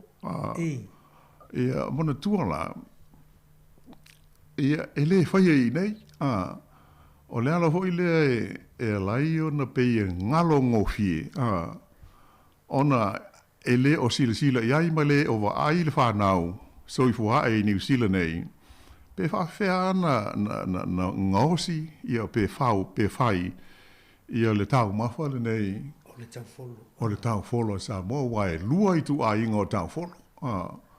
Ia le hui whaafonga mai le au maa tua he maa sani te le ai. Ai pe o le winga lau tala, e le leil tala no I ai. E awa, e le whaia I a tātou I New Zealand nei. O le o ma whaina isi tau mawha pe o le whaausi. I nei. Ia, man. E o le mele o le tau folo. E le aini uru ho ele toli mai se I tu lou. Whaia I la le tau folo. E a whaina e le sila ma lewa ai le whanau I ai. O me foi le e lai o na whaia malanga I sa mua nisi o a onga. E fia awe le whanau I o, se iola se iwa ai tinoa I ai le whaatino ina o le ngau singa o lea matai ai. E leo se me whai so o le meo le tau folo. E whai le tau mawha nei le wai taimi ua te tele ai le fuata, o le fuata a uru. E iai vo I ale tu ai ngā uru. E whaapitoa I ai le meo o le tau folo. Lai ho isi le fia au mātua. Ia o tātou sa so I fuai nei, ia pa ngā lea. Ia, te le o mana tua mari a wai te le isi sila o I le whainga o tau folo. Te le lopa wa e o I sa moa ma e isi sila iai. O I sa moa te le iwa ai lai le whainga. Tāpena I nole. Tau folo. Eo e. Ia, pe ona uta o ele, ia, la fo isi le fia, el tātou tunu. Ele tasi sei tu a inga o unu, I si o tātou tunu. Tele I tu a inga unu. A ele au ngā uma ia unu, e whai ai le tau folo. Tasi ale I tu a inga unu, sa owa aia, ui e o le lau tala no la ui a. Ia, toi, ia. E tu sa o me sa o I loa I nā unu pōfo ia o. Ola e sa moa. O le urua o te mai taua e a fo e whai ele tau folo. O le meo le avelo loa. Avelo loa. Avelo loa. O le uru e tai fo linga le maopo le peye umi fo lele. Ia, ai fia te lela ai ai le au whai tau folo I le uru lea. Ia, ona iei mafu anga peye fo le nei o lona a ano. Tāla whea ngai tele mo le whainga o le me o le tāwholo o le puta le. Ia ai, peila ala winga o lau tala. O le umi o na tātou le whai o se mea. O le mea tupu. O le ngano. O le ngano, Ia, ai pe o se whaate ta inga nā lau tala. E winga i le leile tala noa iai. E ui ai na le whaia i nei. Ia, e tau ana manino nai whanau. Lāla ngā me, tau whaalia ni mai o le tau wholo. Wai, pe lau nau tau e lua ia me o itu a inga. E mua o le tau wholo e whai i le niu. E susunu ia le suka i le maa o le umu. I lunga o le pepe. Ia o le pepe la le po le tius la le whao ngā. Ia e tau mawhai la le tau wholo. Ai a vela le uru, wai e tunu pau. Ia ona fofoe la lea. Ia umana fofoe ona mai la lea upo e le lau whai. E a fi ai. Ia pe tasi lua. E fua ele te leo le tā noa. Wai ele tā noa sa moa whai me. E tau o le tā noa whai me ai. Ele o le tā noa awa. Ia, a tā noa whai me ai. Tā noa whai me ai. Ele aini o na vae pe o vae o le tā noa whai awa. Le paru wai le awa. Ai e mawhona lava e lua o na au. O le itu ai ngā tā noa la na e tui ai la le ulu o le tau whono.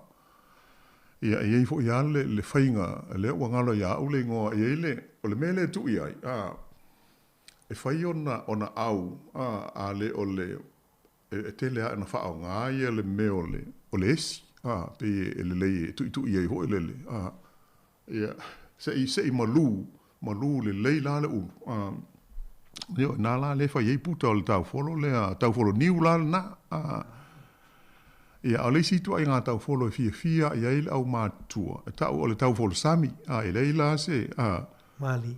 E lei se suka su nua o le tau wholo lea. Ia pe o le ulu. Ia tui. Ia ona tau mawhai lea o le au mātua. Ia ai o te ngona o te le nai vaenga la iti o le mele o te musu ai au ili le tala no. Ai o le tala le tala o leina afia wala o mai stasi o lo whaafonga mai sa le lei ia le whaatino ina o le tau wholo i sa moa o le i malanga mai ia te le le awa noa o te tonu hoi te le le o ngā i le whaafonga na i alama whanau ia mai se hoi o le te leo tātou pei o tau ngalo. Tau ngalo. Mali. E peo le ngangana. Ia o tātou leina na o talatu lua tātou lua lima lua o whatasi. Lo whaftai. O whioka la wano le tau le lana whatsoa me le tuwhinea ana le maanga le meo whailonga. Tūlanga o le whapamafa o le komaliu o vaanga nei peua a le whaongaina e whengatā mo le tangata le whaitawina le whiau. Na vile mai la se tasi o to le pol kalami. Ia so i o whaonga e wā lesi whaasalau fu i e avatu i whiau fu i e mai lesi wa te tengo New Zealand le vatu i le whiau. A vele le tio e whaasalau atu runga lua lesi. Le whaamalu ma le whaamalu. Ia e le mo mies whaamalu fu i le la em whain whaonga lau niu po le ale. Ia au le whaamalu le mo mi e tu se la mo mia le ku ia le whaamafa. Ia lo le tangata whaasalau le la whaia le whaasalau. Ia sauma mai se whaamalu e sau sa whaia mai se whaamalu pe o ngana e maali o ngana ma le tūlanga o le whaongaina fwoi o whailonga nei e tāo fwoi a wale malama mai le whiau le tau muri o le mantua fwoi o mea tau whesa o ta inga tāo a tele le malama ma le manino no inga la o le tiu te lama au whaasara lau auane i whawe whaasara lau se mea se i manino po le ale winga pe o tasi lea tu la fono ta ua tele i so se whaasara lau la so se se whaasara lau o nei aso ia le ua amu ia nei tu pulanga ua iai telefoni ia whea vea ai ua text tua nei tau i sa mo ia ai mo i lei o na aso ia anu atu le walis whaasara lau se mo liu i nei e ui atu i whalimeli ia ona pasi o tuaila lea ile tu ai pia wai na le tasi al tātou le tio i sa moi nao no po ia on tula a fai lai russell tangata le tiute ai le se i silo le i le faa upunga o le mea la na tupu wai se a ona mauani faa mamafa i nā taimi ia wa o le masini fo le sa ka o le telex a watu ai mea nei ia ai ele ngata la ina amatu mamao ai taunga tā fo O le ala na e se a toa se foi upu. O wa o le tele upu. O le tele ho le na o le tau. Ia tau whai al te ngata le a wā tua le whe au. Na o na upu au tū ho ile le ina ia manino ai le a nganga o le whe au le afi. E pei wha pena. Ia o le isi la mea maa li ho ina aso. E sa o ile le na ho i wala au mai. O se mea ta hau o tele. A wala a le ta ua la le wha mamafa. Po le koma. Ia o se a toa le winga o se upu. O tele me o te tupu. Le temi fui o te iai i le ngā luenga le i sa moa i nā aso. Ia iai nā i uso fo i sa whaasara lau. Ia ua matua whenumia i lafa. Ia mai ona o le whaata malalai mea ne. O isi se po isi sasi. Ia nai mea whai ngō fia o i ngō nu. Ia e mau ale ia le a hoi i tangata i ua māsani lātou. Ia ai o le tele lawa. E le pe mai tau umai lātou ia le whaaupunga po le whaaleonga o le ngō o tangata ia po o suafa fo i o nuu mawhi o anga o si o tātou atunu. Pe o nai tūlanga nai tāu ai, o te leo matua e mauti noa le leile vai taimi na tuu ai awa sa masani au na whaau ngai te tonu a onga. E amatatua ia onga whaife au. Le wha tāu ina lao koma li liu ia, i o wha mamafa, i a matulanga uma. E foi le wha tonu ai la ia se tautalanga ma se wha opunga. Ia ai ele vai taimi fo ina alu o fo ita tau i Samoa ona saura le whaopunga. O le ave ese le toi ai se mea whapea. I se tūlanga alo ia o le a le toi whaonga ina ko mo li liu ma wha ma mafa i le ngangana tusi a Samoa. I le mafa ufonga sa whapea e i longo fi al Samoa e le tauna se. Ia pe e no winga o tātou uma a Samoa. E le tauna sasi se si le tātou ngana.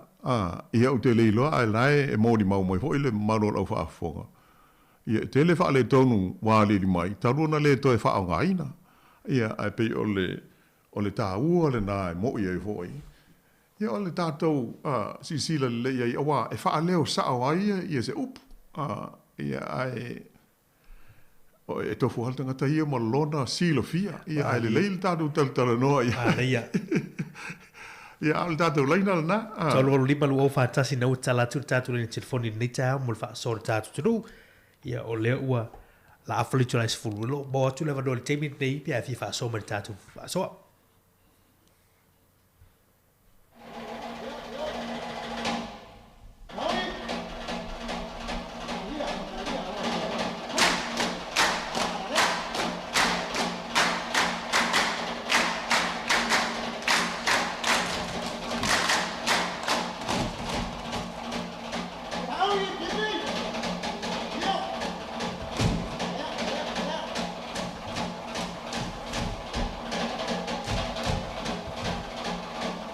Tātou iai le por kalame o le ato e whewai iai, whaatalo whātu i le mala au i lungo le leina. Tālo wha malo le soi fua.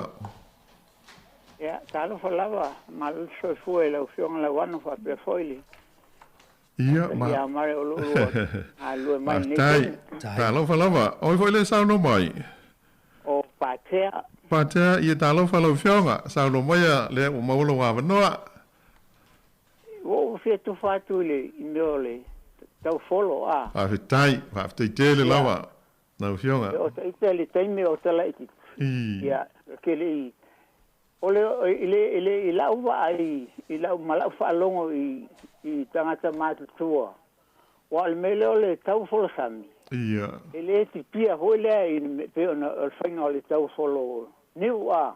Ia, ia. Ai, sa ele le upu whapea sa au whaalongo e o laiti. O le tau folo sami o le tau folo na e fipi ele a whunga ele ngā zangata songa imiti a. Ona o le mapuanga. Ia, ia. O ai ti ngana vela ai tipi ona lima e puta a. Mali. sa elo to songa sa wa ila ia ina wa matua le to ina ia tulo lavo ia walulupe umana lima ho ie ila a famela ia wa e tinale vela pe ole ufu nasa ta ole ta folo e fifi e tulo lavo le ole e na mai meeting se at foi le ta fo sami ia wa fo sami aso mai ona sui ele ole pe Malo. Ya, o lima la, o tangata le, foi ele tau for sambe, e tupi ai puta, ai, meio, ele pei o le, tau for niu e un maile, lava hole, o la palapa, na tupi ai le, Mali. Ya, e pe o la, tu fatu na, ai, o nai ufu ia, sa o te vavai ai. O ufu ia tolu, o le, sa o whakarong e li tae au. O le malo a. Ia. O le si upu a tonu hoteli lope sa tu whal sese o le upu le o le malo a. Malo, ia. O le upu lea, i la uwa ai tolo lavalanga ngana. E pe o le malo. A o wa ai i le taimi ina ua, i le whasa tau ronga o le tātou wa iswa ola. Ia, o se ona te mai lava ale sa usiusi aire ia lumole ia o le tatou whaola. Ia ngai, e pe o le mena e ta o le malo i lau lea vai iai o le malo e pe o se te mai i foi lea no, e pe sa o te mantua pe o mena sa wha ngai. Ia, e ta mai ti sa o mantufu e au ia sa o lai titi ia ngā mea ska mai mea whaalawe o te luma a ka uka e la uru pa. Ia. Ia, e pēla o le malo le ufu le nā. Malo. O le malo a. Ia, ma le ufu le o te sitofu o le ufu le o le ava a. Ufu. Ma le ava. Ia, ma le ava a. Ia. E o le upu leo le ava o te lei o lo un tawhisili ai o na whaia le tuape o le upu le ava o se upu mailinga ngana sa mopo o se upu mailinga ngana e Peru. Ona e iei le tusi e iei o lo iei le upu lea o le Shava ia poli Shava o le pela le whauwhina le ngana e le whawhetania e le upulea o le ola ia sa whaasino e sa o le upuna sa la tau ua ave ia eva ia o le upulana le avalea e ta ua tātou turo lawal ngana le e tau tātou ia le sina o le ava ai o te sa o festilia fo i pe ili ia fionga i sunga i li whawhenga inga ia mai lātou e lavalo lātou malama tu spaia. Ia, po le upu le o le awa o se upu lavalo ngana Samoa. Ia, pe sau mai le upu e peru la le o le chava, po le chava. Ia, ele lo, ia. Tira le nā upu sa, te le silia la e se whawhenga inga le upu nā ina ua utawa tuai le utusi le sa ufai tawai. E pe le upu nasa ta o ila e tangata e Peru ia eva. Lo ia ile ngana e Peru le chava ia po le chava o le CHAVVAH. Ala leo. Ia atonu le whaafonga moi fo ila au whainga luenga po ia atonu so ni mai seisi ai whaafte i tele ta ua i o le. Tu whaatu lea e lau whionga la wano whakau tātou pokalama i amanu e tele le. Nei aso a mai swale vai aso tātou ngangana. Whaafte i tele lau whionga pātea. Ia, whaafte i lava. Ia lava nei aso. Ia, manu e lea. Ta ua i o le whaanga le sauno ia i le whionga pātea i le. A lea. A mai se nai upu ia. Ia e moni le lava ia e le ai ele i o ia i lo a vai vainga i se si winga o le upu a po fe au mai ai a mai se le upu le le ava ia pe o le e sa ai le sa nga pa te pe o le upu le fa nga i le fa le liwina o le tu spaia o le ava ia ai o le fa fo mai la ma tu fo ia mai se la fa lo tu Ia tonu e whaiona mau mai sa wanoa so ni mai ai I la lea fo I upo wale whaafonga fo I al tātou utunu. O le si upu tā ua le pe ona o maua mai le fionga bātea Mari. O le upu le o le fifi. Fifi. Le fifi ina o le tā folo o lona winga o le anga lea ma le tāanga lea. Ia o le tapena ina o le ulu le manto fo le ulu o le tui nei ina ia malu. O pei o se dau fo ile pe a fai se palunga o se falawa. O le mea tonu ala e tau. Le la ave ele upu le a pe a fa pe e fai puta. Wa tai pei fo linga I mafu fo I o le fa ausi. Ala ngala le I mafu. O le puta fo linga I le puta topai. Ia ala ngala e ele alava na o le niu pe a fai o le tau folo niu. Fai eila le puta pe a fa pe o le tau folo niu. Ia a lela a fai lo le tau folo sami ele aila e fa o ngā lima. Pe o na sao no le fio ngā pātea. Ia ma le upula na o le malo. Ia ta ua tele fo I o tele I manino I a le ua maua mai le fio ngā pātea. Ia le winga fo I o le upula na o le malo. Ia ai ta lofa tu I lesi vala au I lunga o le leina. Ta lofa lava malo le on sai mai. Ta lofa la sunga la wano. Malo lava le sai fua. Ta lofa. Lofa. Manuia nei tai a fo. Ia oi fo I pedina. Ia o le lava. Ta lofa. Ia malo lava sauno mai le mawalo av noa. Na ia matango fil nei aso. Ioi, ma le el tau. Ioi. Ma na ia il fa longo atu mai na vatai a il fa so ata mama tina ma tua. Li lava. Ia mo lava sa o le Samoa. E pe ia te fa sai le nganga ona nai fa ia o masala so. Fa ia nei me nganga sa mo sa amata mai ia onga. Mo ile le o ai nga sa ola ia. Sa ola ia e se ava ai I nei mea. A fa longo atu le tau mafa sa mo le o le tau folo. E sele wai o tele loa ia ile se fai mai o le tau folo ia ile se fai mai o le tā folo I e sele o fia ele nei tau mafa pe ona lua fa soa mai o le tau mafa e pisa olo na fai nga malona avenga fo ile le ave o le atau sasami ia le nuu ese fo I fainga ole si mea le sa u famatala ina fo I sia u whanau. O la e ai le nei atu no. Matutupu ai. Ia o te tango ai e whamatala I ai.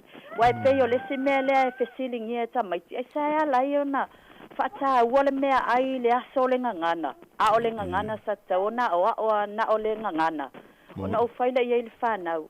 O le ngana sa mo pe e tele ona upu e maua mai I ana anga ia le me le fainga faiva ia me o le fainga o mea tau mafa fa sa mo esele ma le o ai o le ngana sa mo I toinga me fa apea o le ala o lua lea o le failonga ina o le ngana ia manga nu la ia na mea tau mafa le ia fo le neiva ia so a o ia e fai mai o nei e fai le lato sua vai oka Tua mana ia se tai mo le la o ia va ai le me o le ofi fai le maa ia male tau finga o le umu o le fu le umu le ato o te faftaia o le li ona sunga I fai o ngal fataua tinga ona tato o mai le nei ato no ma tato vola e le tele o nganu ese ia o te faftaia ia nei fai o ngai tono o ngal fataua o le tato ngana ia ato ai wa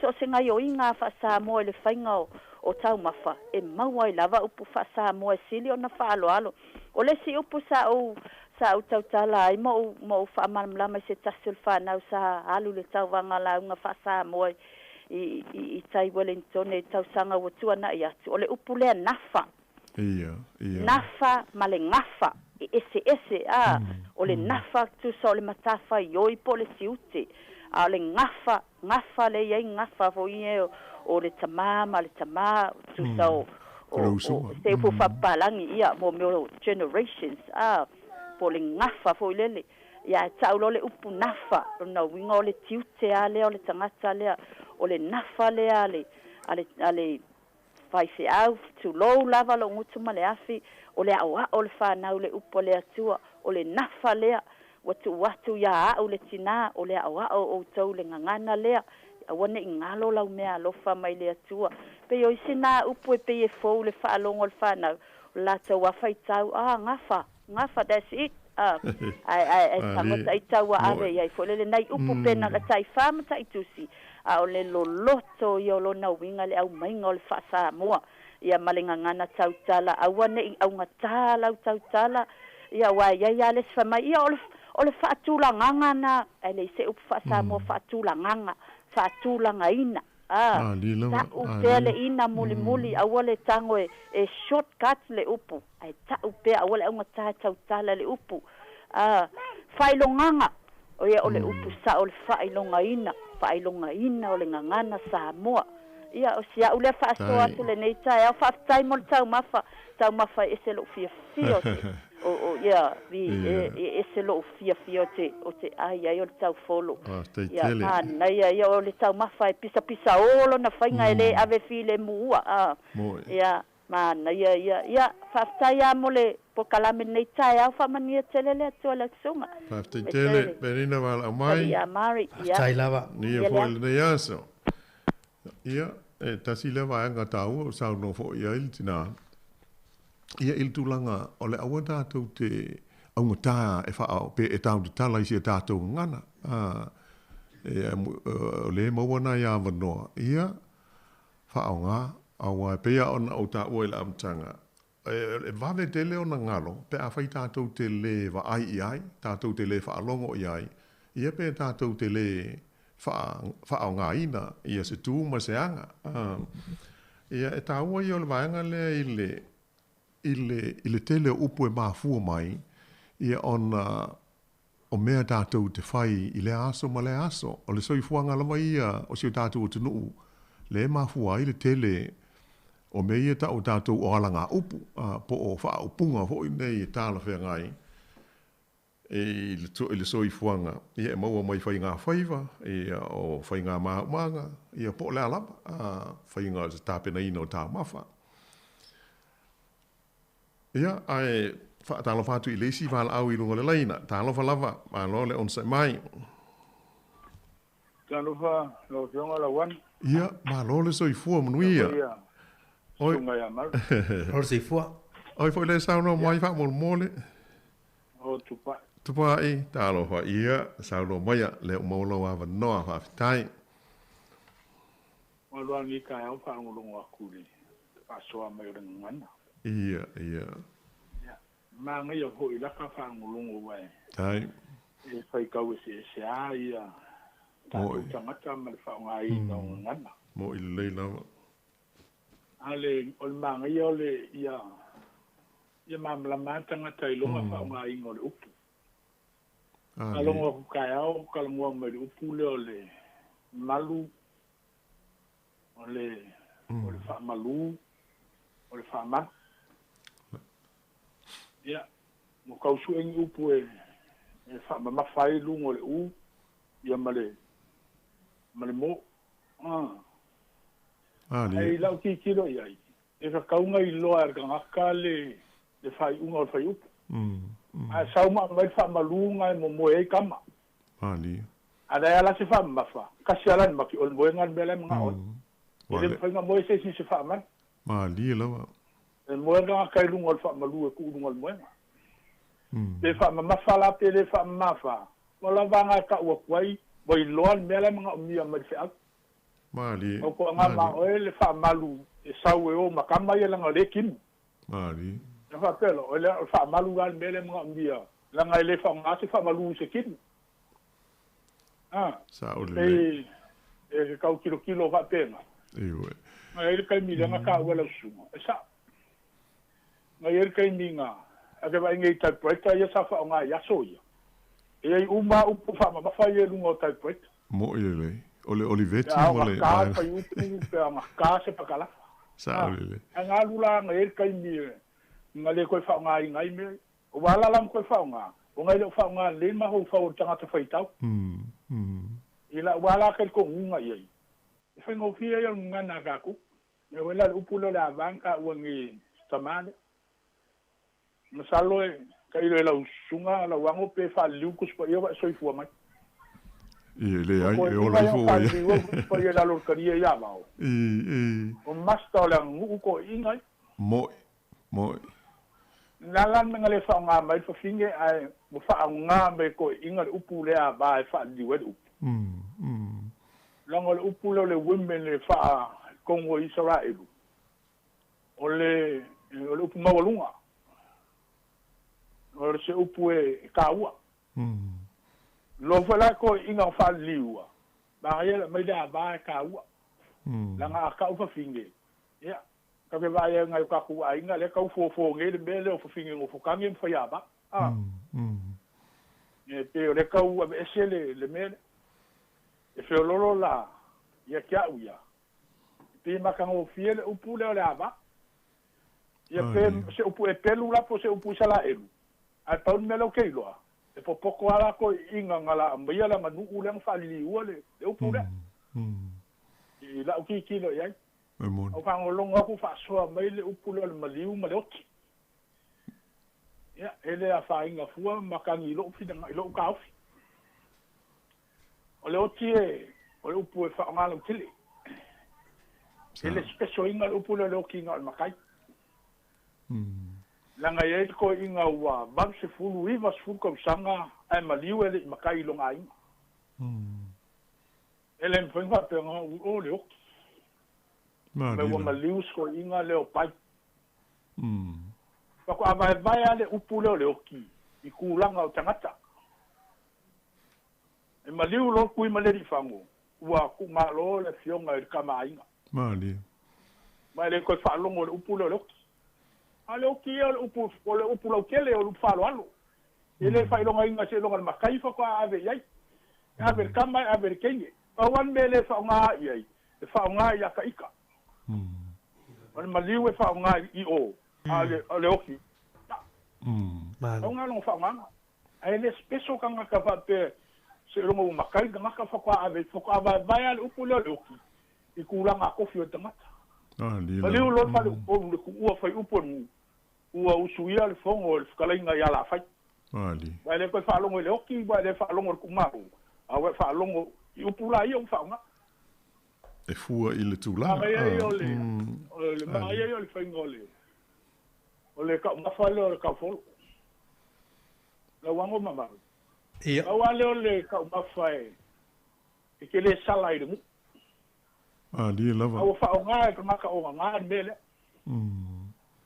ya la mo fa ku la sa o nga mo fo ke fie ke le fa nga me a o lo la nga o fa lo fa mu ka o nga ma fa lo le kala nga so fa lo ko po le fifi ma ka fo lo le ni le o pa o di lava la nga ko fa nga ke ni avel ka ngo le o fa lo makai pe avel fa lo fa fere o ngo su lo so nga iki a mo ya a kafiki ele sala la pa o su fifi ngol ka fo ai lima o makua pa o su o ngai ko mo sa o le la fa me makai o ko ke mal malo a wakasa sa o le la e wi pe o nga va pe ngale le fa ngai ngo ngana ngale lua li mai fifi ka ku sami ngali makua mali makus ele o lo fili ma ko e mi loale e pe ya la pa le fa nga ka forniu e fai longa me pe lo ma fifi la ia fa ko pai pe ya pu ko pai mali ma kongi ko mor ka ngole sungu me su penga e wa o ripa e luar fai ngole tau forsa sa lo ke i o kalima fai ba fa tau tu ma lo lava sa ka le e ma lo ke me na le ke kala ngo le la ke kala ngo ile o pu le malo ma ia le mena mai eskamane ngo e pe o funga sa pa nga to kere vai ai en ka mo american yo o papua nga ruma ma ku me fa le palo e kapa e fa nga na iskanga ka misi lang ba so wa malo ko la kongi e pe fa nga fa pe nga iskanga ka le mena ya ai ka ilo ya o kele o kele o nga tonga mena ngo ya o pu o le mal pe o so ko vai ngai fa so aku malo wa tai avo kala me ye ngai au e malo ko lo ele ya se si me o le kala ngwa sa ora ngana ma li la wa ya mal mal fa yu pula ba ko ngana ai ma malama se kere ka ngau bien fa ilonga ko maliliu magi yoka magi upuopo ya man fa mafa mali ke va ayal endol fa upu e lo le nganga fa upu le ya lo fa lo la tele la vai le sauta ua so ko pai ya nuia foi la so lo fatu ya va tai so foi iwe ta wo yo le vai ngale sa no ya so ga ya pai fa fonga mai foi il tatu tunu i ona vai ngai se le senga la le a le ta ua le o le tatu tal no fe tu fai sa no le ya tu pai o ye ma sani tele ile ngau singa o le tau mafa le anda tau i Samoa, Mari. Io, tau folo umai lua. Ia, ai pe o le lautala i le amatanga. E mafua ona le sila fia e le tūpulanga. Ai mai se hai nei, manu i whafo, ona e le whai ai. Mali. Ai pe o tātou i o ia. E le aise mea o la whapea i e le ilo se si awa lai no fo i o. Ia ai o suinga o le soi fuanga i nei ono pō. O se alopo i o se a toe se i wanga nānu ui tua. O le tele lava. Ia ua whaatau mai le maketi le tau wholo ma le wha ausi. Ai wale o toe wa ai i ai ile ngau singa i aso te itasi. Pei o le tāua le o le si o manga. Ia ai o le msalo le tātou wala au wha ai ulea. Ona o tātou teimi, whaatalo whaatu i le wala au, whaaftaile on sai mai le tātou Paul Kalame. Ia, whaapilo, ia kuilau. Fionga la wango, whaapilo. Sungai la. Alofa lava, oi fo oi, le sauno mai. O Palea Tiu. Palea Tiu, ia sauno mai, le o maua le tātou awa noa, whaaftai lava. Leo, ia, ok, whamu moe o le mauale ia o rua, ale tulu. Se foi le fonga Samoa o ngori mea e mo mia la vale e kanga ka ua e fa so mai o vai manu lama i me li la o ka ko Samoa o ka ko upu o mo fa ilonga ma o ia lo fa piko e le fa peo fa piko ni upu pe ila ole o meio os fanga o farongo whaongai si upu mai. O kako. So se kai mea whaise aso whanga ua e whailo mai le. A sauro le upu soifu. Mo kai loa le. Orka kapakua, orka kaleo le. E i le aso whanga. Ai a sau whapea mai o le aso whanga. Leon kai loa le o whanga ugai. E pei whaila o le malimu leo ki me whapea. Ua uma i a mga tua le le kako. Ua uma anga whae. E le mawhai a si singu koe whaaloaloa ia ia ia. Li lava. Pea lo wingo lau kala a whapea e ki aru e wala au lau ka māpolo ki ngā. E sau o le ua whai ka la kou a ile. E le mpena la kua tep mali mai ala o fionga. E le mwhai. E ngā e la kua e sau e o le ua bela kako mea ai. O lau a lea. Ia ufo ia i lo ai. O au wanga whaaloalo ma upu mai ki i loa e kaunga whai. O upu mai ki whai e ilisi. Mali. Ole a onga e a oi whanga. E ia whaaloalo, mai loa. Ole mera ka ua e a onga e kaukua. A wala te lo le upu. Kongu e ave i lea kaimi. Lea kaimi i kamaki. Ua ore kele ole mele e. Lau whalongo le e o ngumi onga e o isi kanga kaingi. O fau kua mai a lai fasua va o ele kai inga fe ai o ke fafikai aku i uso ia o falongo huara ko ma le mangai mai e o foi dai il kau folo mo me uma fatena ia la wanga o ke lola e faisi pupu o le kai o mo e o ke pupu ai fuanga foi me se foi o lua o inga fe ngai ma le fafo e mo moli aku lau fafikai i le ngei Paul Kalame ai mai se le si fonga lau Skai mua fo ngai fo ko vidia ku ngai le mai le fio ka sanga fo ko I loa le ka ko mela ka ko blikio. Tai. Tai lawa. O le lawo makwala longa lo fia. Ngo wo fa longo. Ia le o le o sa ngo mai ko inga mai foia o fala ia wa baua ya se mangat mo ko inga ngonga. Onga de puro kalame mo fo nga uma ale si fonga lo mo pa malo. Yo nga ya fam sanga ma ko sori a wale a rung fai ia mai se le au fai nga rung o lo ko kiuk ia pamu ia ko e ku kau ia ko lo ko ki nga ele lava ma le aingi ma ko kupe ko ngia ko ai ko kau ia le lo fo le ku ai so ngia ko ma lo ko ma lo si a wale fe nga ia nga rung ia so I fua ma ia mo bien ngia so la wan tai lava fa te tele lava le fa so mai ia mo fo na fa pe na mo ia le ia so le sunga malainga ia ai fa so I fua ia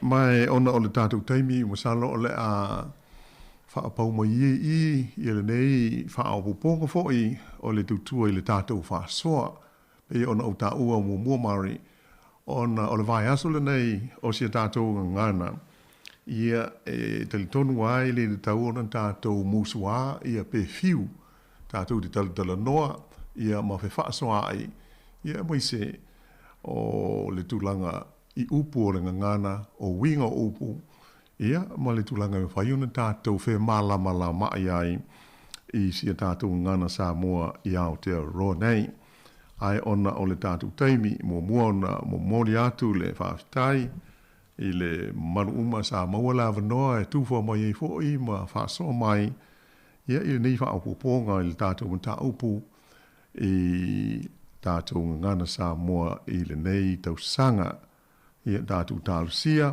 ia fuafuanga uma pe ona uta ua e ano anoa ai ia meo o resources ia available e ma whai o nā siasi ai pe a maua ia la vanoa ia sila ia I wha maumonga fo I tusi ngā isi o tusi o aso no mua ia mai se o meo ata tifanga o documentaries o meo o ata mai no mua e winga ia sa mo na tu ma ananga nu ia male tātou ngana ia ma whai ona sanga wha o Sofia I pe alo tātou no nau ina ia tausi le lei ia ma wha tā ua pea wha o ngā ina o le tātou ngana I tono ainga ia mai se o e kālesia ma le nei tunu o tātou o nofu ai ai pangalea ona o le tātou taimi ia e whaaftai e tuo I le atali ia mari le so ni mai le tātou ngā luenga I le nei vaenga o le pol kalame tau ina monuia lava ia vaenga o toi fo I le whaafonga tāpo I mai manu le tātou tunu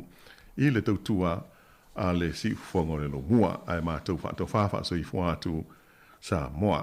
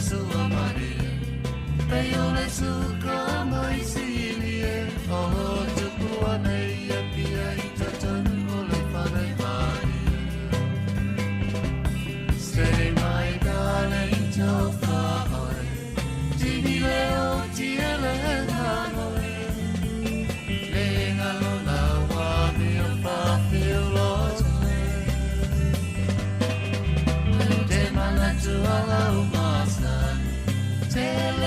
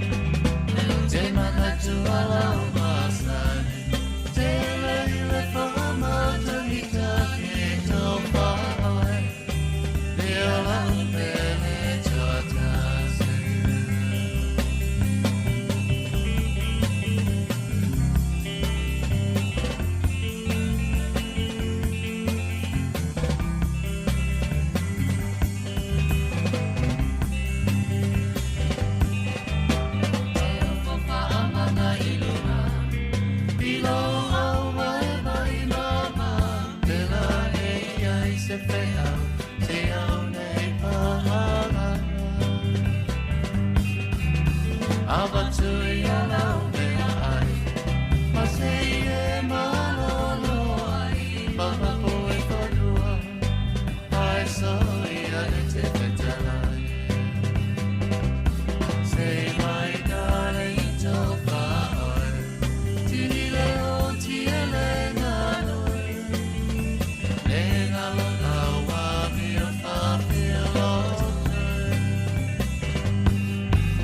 Te manatu alau masani, te lei le whama taki taki e tō whaoi, me alau pere tō tasi.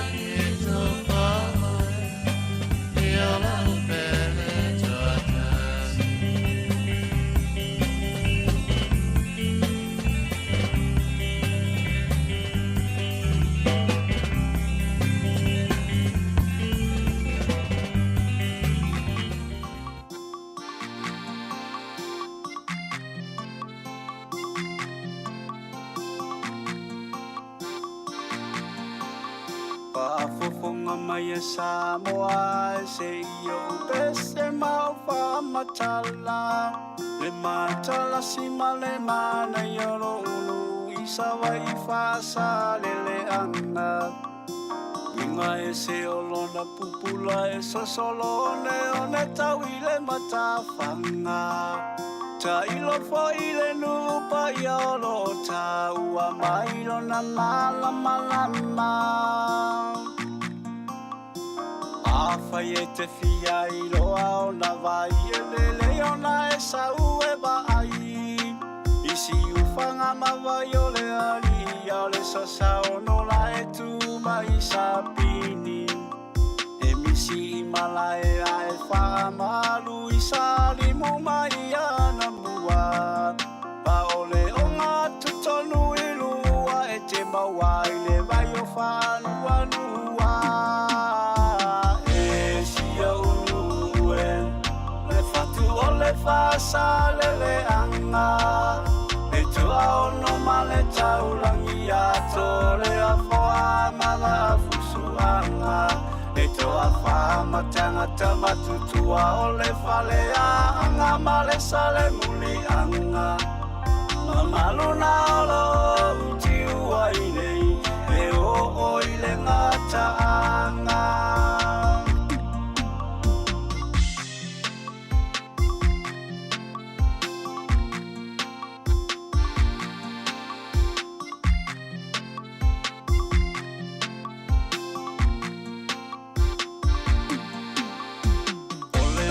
Taua tele i le nu ue fia fia i le atua. E toa se fulu whawhea mai ngā le au whai fo i le au whale sa. Le pupe a sufi tuelu ala mo sa mai si e ka le sia. E le te na fo i o te a fia whaatu sau si sa wha. Tolu o le nu e te vai ai lona whare a onga. E taati ai lona mala e lau te le whai tasi ai o tā alonga Isi ufanga iai le whale tali malo Numela tasi lava i sala whai I le amari so le ngoa le na wala uilo ai E si au nuen Le fatu o le whasa le le anga E tua ono male taulangi ato le a whoa mala fusuanga E toa whama tangata matutua o le whale a anga male sale muli anga Mamalu na olo uti uai nei E o oi le ngata anga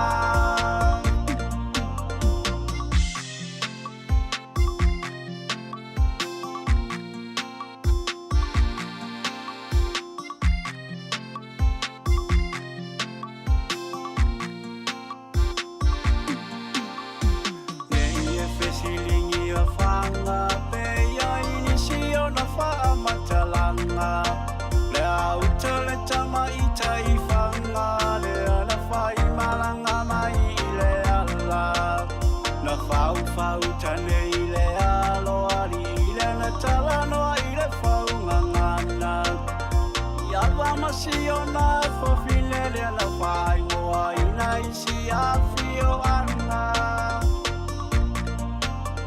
Ai a fai la vai te fia talito malanga mai pea I fanga Au e te papole nei e timui a pera ina fo ile ala E te leo na faleo tu a uala ae la tafo ile matafanga Pasabilia iliki aila ufangua esa ile maruana E si au nuen Le fatu o le fasa le le anga E tua ono male taulangi ato le a foa mala fusuanga E toa whama tangata matutua o le whale a anga male sale muli anga Mamalu na olo uti uai nei E o oi le ngata anga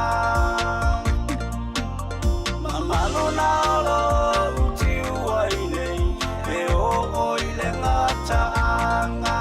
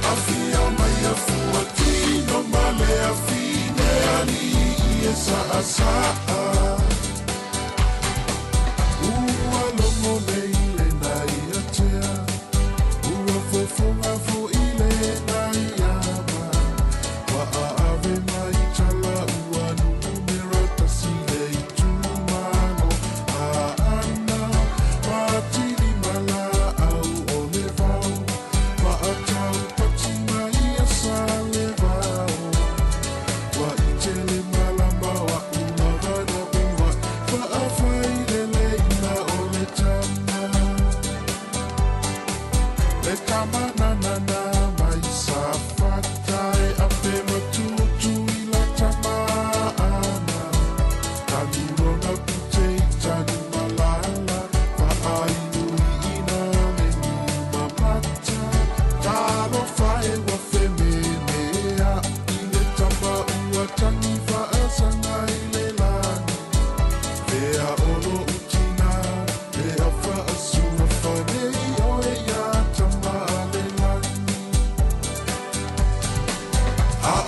malu fai to'ana o le to'ala whanau o sa tuala. E aina whaalangilangi na fuaina foali. Me no foali e tuia ana fia le whale whasa tuala fia mai a fuatino male a fine ali e saa saa.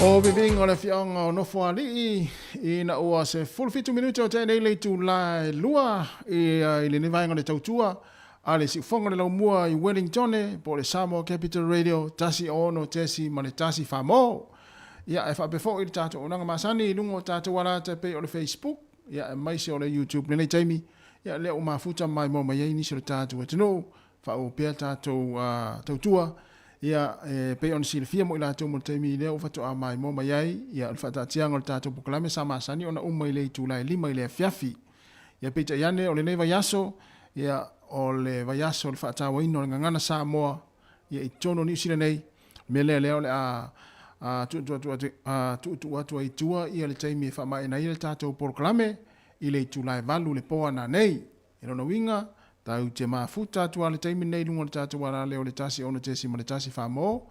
Ia mesi fo i lungo tatu wala ta se ipa ia le tūlai walu le pōna nei.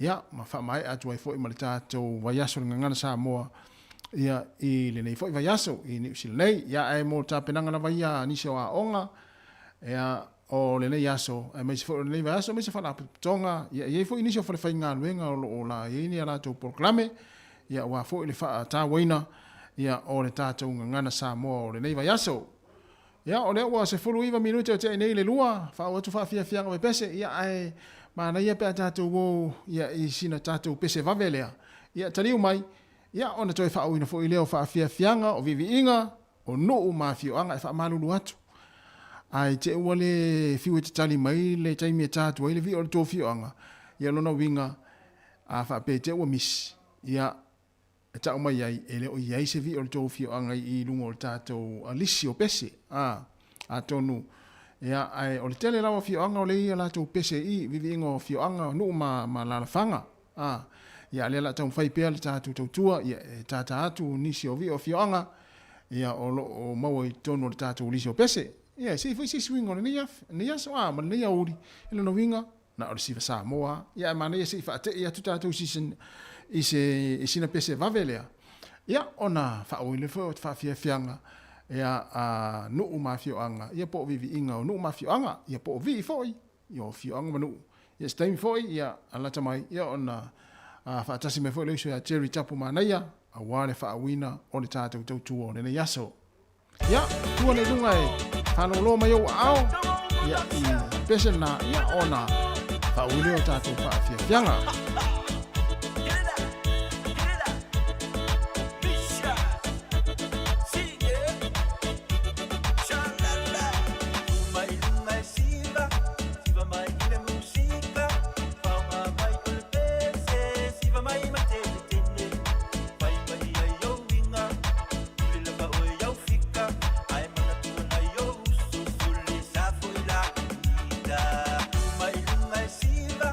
Siva mai ile musika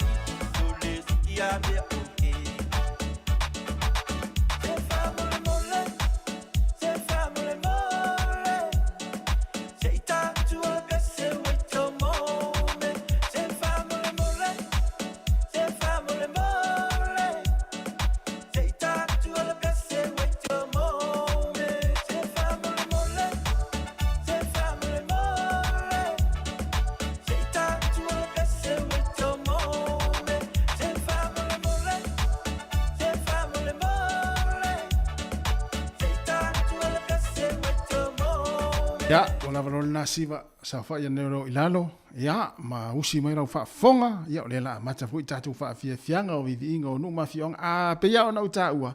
A le al watu ala vi o to fianga no winga ri se vi o i liso tatu pese.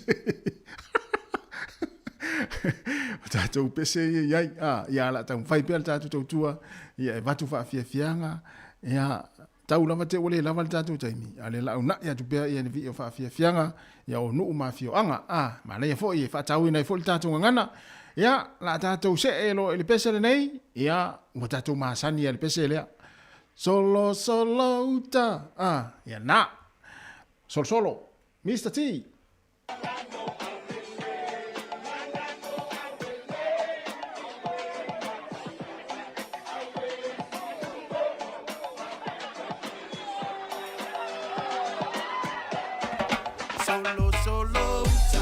Yeah.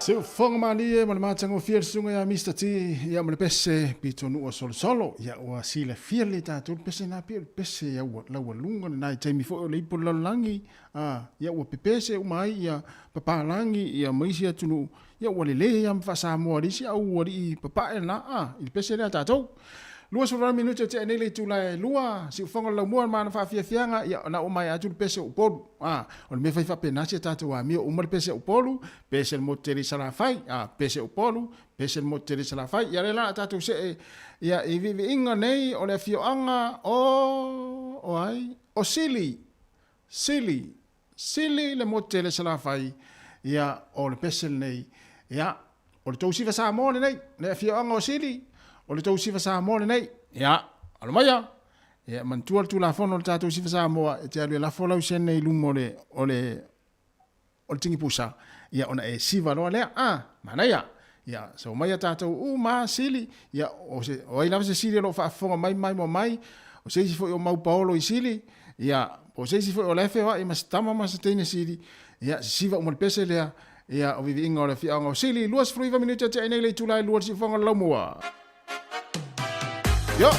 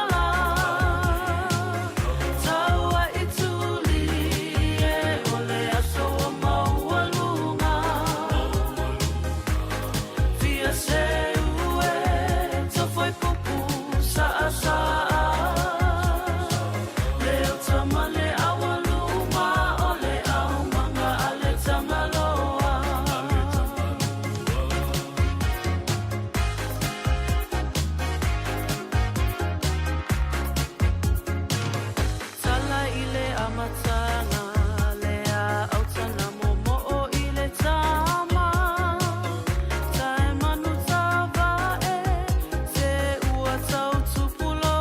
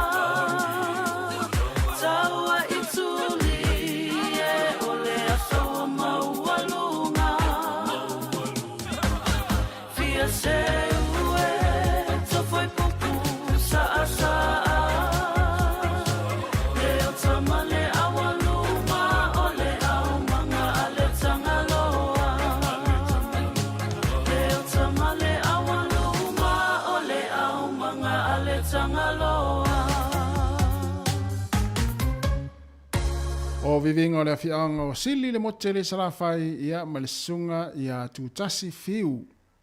Io e malo fa mai, malo fo le tapo mai, malo fo le mai mo mai le tatu tinu.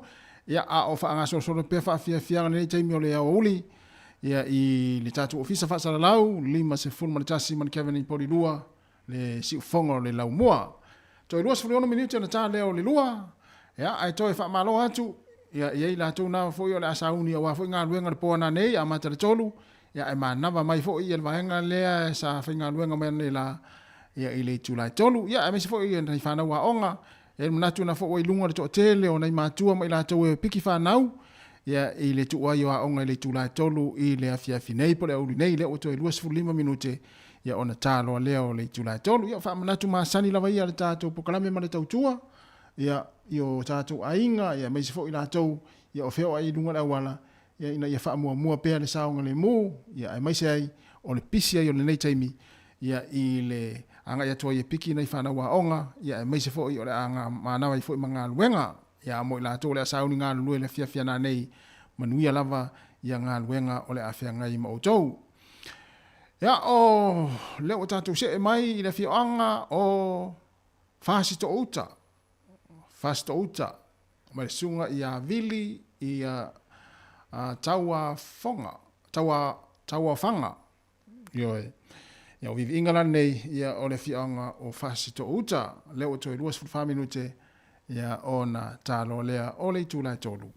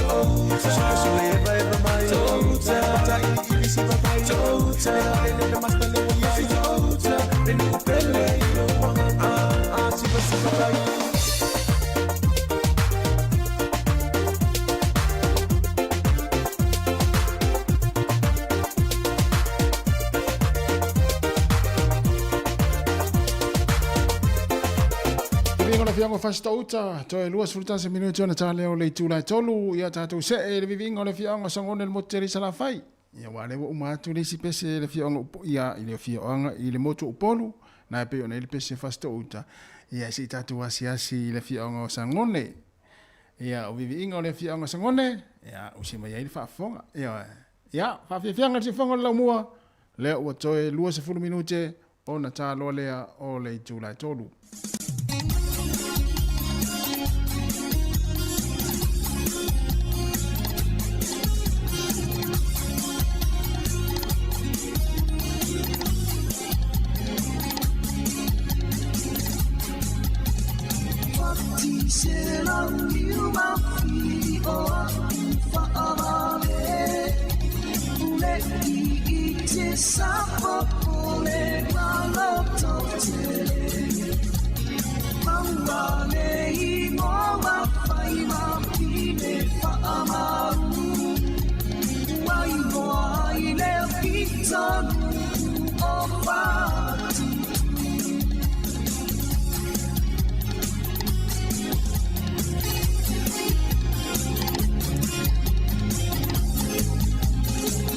Solo peale maranga a ofari peale itama Waila na fa atonga atamu ia fa atalianga Awale fa afao ina le ile ino mai o na foringa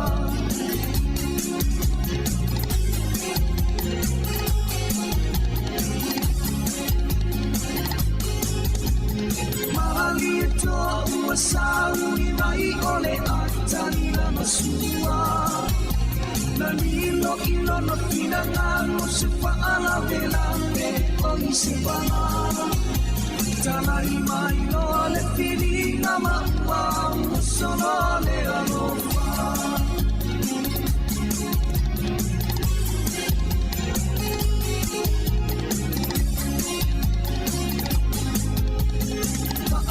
Solo peale malanga Wasavalia lea eila Nene alena einoa o matenga na matea I ole ia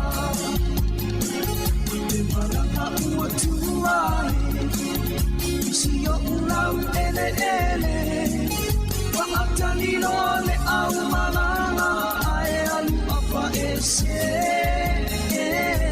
Sia le whangarone O ai le tangatanga Na ia mawalo tu matilo tilo na whakase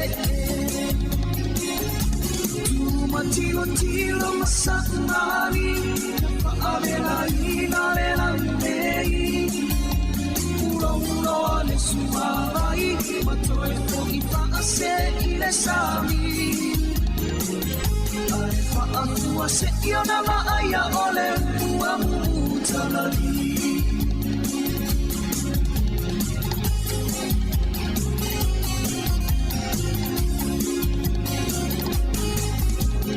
E ai fo I le tasi upu E fai isi o uru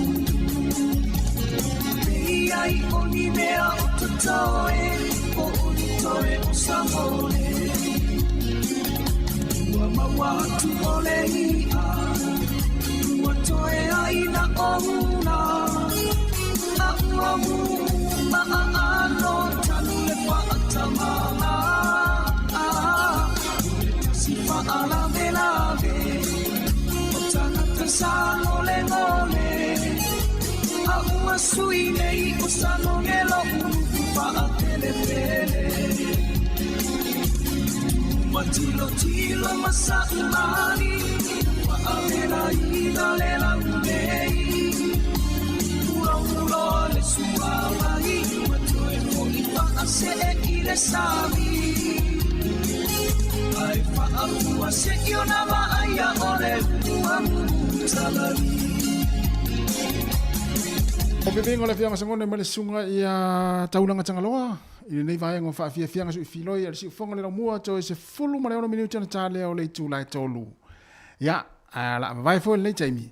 si mane foi e fa o sin tatou pese fa longo lea e vai foi ia tatou toi foi mai foi lea ia tatou toi alu foi vivi ngo no mafionga mana ia na tonu pe ya tatou o sin pese fa longo lea fa solo ia tatou mafofonga ia fa solo ne mafofonga ina ilo mota malo lawa po tonu fo faringa luenga po tonu fo lo tavale ia si fa solo tu foi o mafofonga ia I lungo tatou le tatou studio ia po tatou potu fa sala lau ia le foi la fa solo to ia o mafofonga ia fa solo ne o mafofonga ina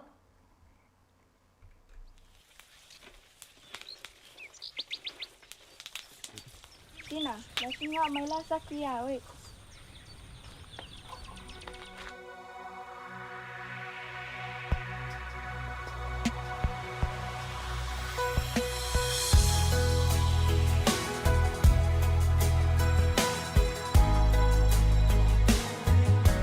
Ua mativa la walo famoni mai a Richard Paka.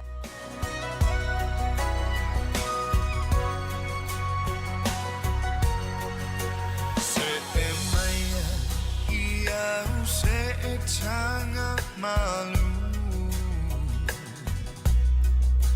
ai no for to le fala susu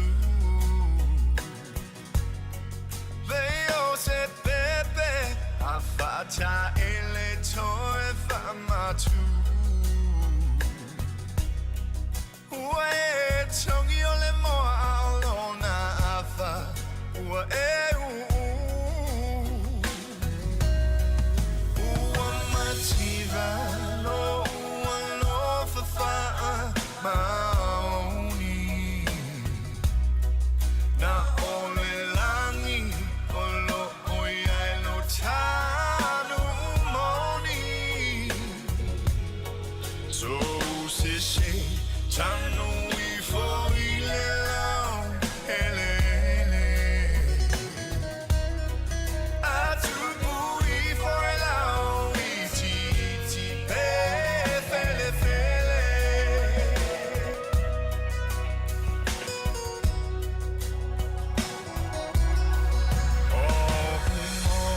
Omo onga ia tafe alo fani Si o tafana ia ola fia nei la lonangi Veo se matangi uangi fa atu ilangi Wa fa penale nei o langa e fe mo ai Ua mativa no ua no fafa maoni Na ole langi olo oia no tanu moni So se se tanu I for ile lao ele atu bui for lao ti pe fele fele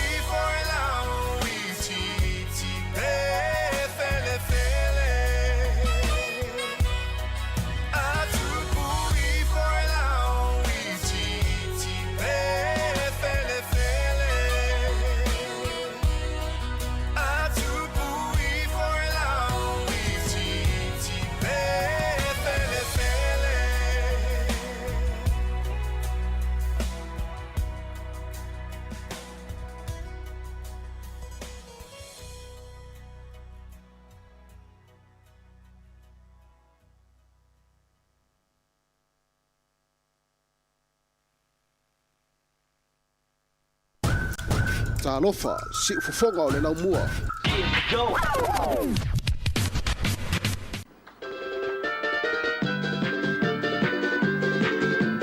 O le laulau siva nei a le fianga sa whātua o le whanga.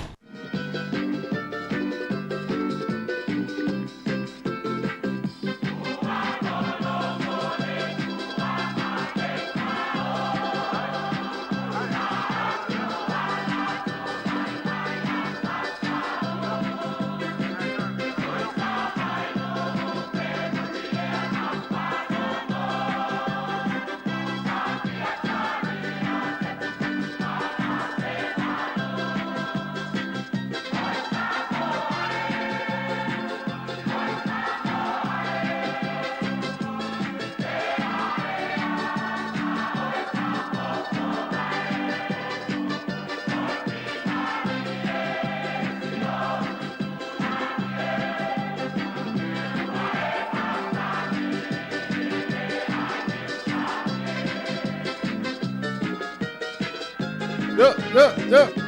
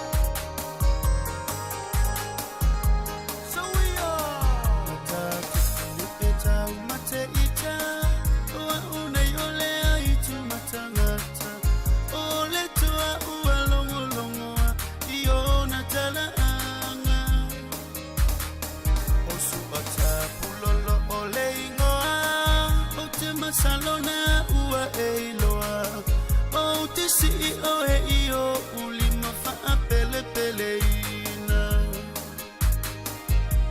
afiro mai le uso ali malala ima ota mamandu mai le fa o sale apanga fa apea fo ile tu wala o pa iana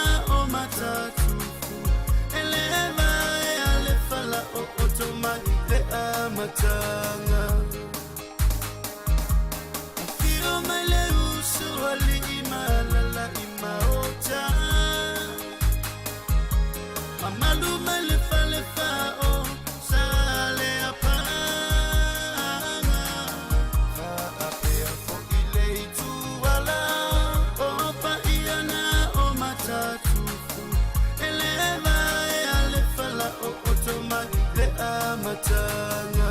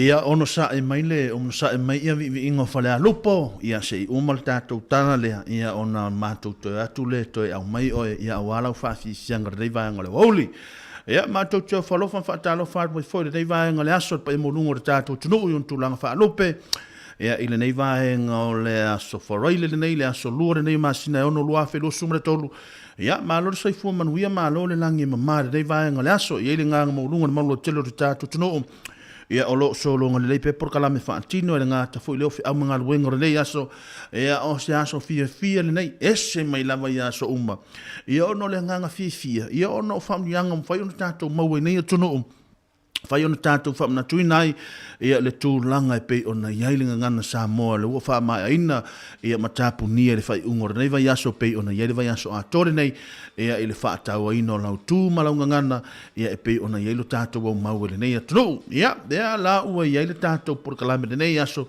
ia na o malanga mai ia o fa longo longo mai ia o tanga vi inga ia o vi inga o pesa o vi inga le tatou tunu ia e pe o tu langa rena e tau foi ona ia tu langa vi inga le tatou tunu ia wa la wa fa matango fia ina ma fa la wilo ina le tu langa pe ona ia le tatou tunu o Samoa ia ile nei va henga o le tunu o lo tatou no fo mala lai ia o te fa talo fatu ia tatou fa fenga inga tau langi mo latou faltua ana ngata foi le ia o mamalu lau telo le au fa fonga le nei va henga o le awoli ia ngata foi le ia fa fenga inga tau langi ia so se va henga lava so se to vino lo pena ono to ngalu e ia malo le ngalu e malo le unsa malo lo foi le tau ata ia le nei va henga le asa ngata foi le ia fa talo fa foi ia ina ia tatou tamama tina ma tutua pa ia lo tatu tunu ia o amai o tau nei vai ngole aso e ile nganga maulunga o lo solonga le pe por kalame fa nga solo solo le nei vaenga o le woli le o ta tonu lava le tula tolu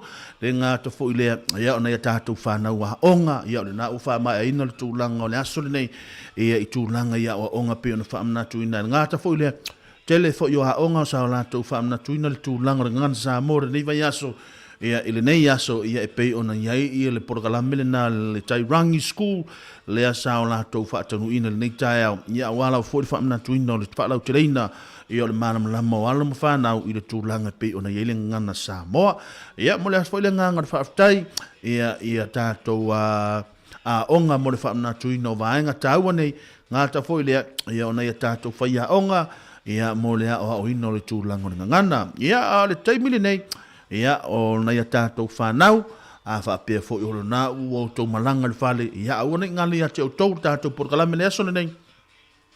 E umi le tātou porkalame sa ia pā ia le tu la e fitu lima ono, ia po le tu i titi la walatata le tu la e vanu le a fiafia nā nei, ia o le ale a wha mai aina le tūlanga le tātou porkalame le a fiafia nā nei, umi le tātou porkalame o na le whamamanuina lava ia ma le amana iaina o le tūlanga na ngana Samoa e pei ona iai to tono le tātou. Tono lona winga e umil tātou porkalame le aso le nei ia aua fui nei tau vavea mai a tātou io e. Nei tau whita se o tau la tau tā ngofi fui e vane o matua le hai. Aua nei tau vavea mai a. O le ala a tau whai whaasoa. Soa le ia tātou teimi. Ia wale tūlanga fui e pei le tātou maftanga re nei vahe ngone fiafi. Ia whaatalo whaat fo le tātou au whaafonga re nei vanga le aso, ma lor ngā rue, ma lor on sai, ma lor tau wātai, ia i le nei vahenga o le fiafi. Ia o le alulone tātou whaafisianga, ia i le whaafisianga le nei, ia la vivi inga o whalea lupo, lea no malanga mai nei. Ia o tūlanga vivi inga pei o nei ai, ia o le ala watu vivi inga whalea lupo, ia ama vai ia le afai ama to batu nei pese vo ia awala vale tu langor nei aso mo fa moi fa talo fa tu mo on tou ma lo so fua ma lo le langi ma lo on sa if au manga wenga nei va ngale aso ma lo le ngalo lu talo fa ia and welcome to the Samoa Capital Radio e pei ona yai le nei va nga o le awoli.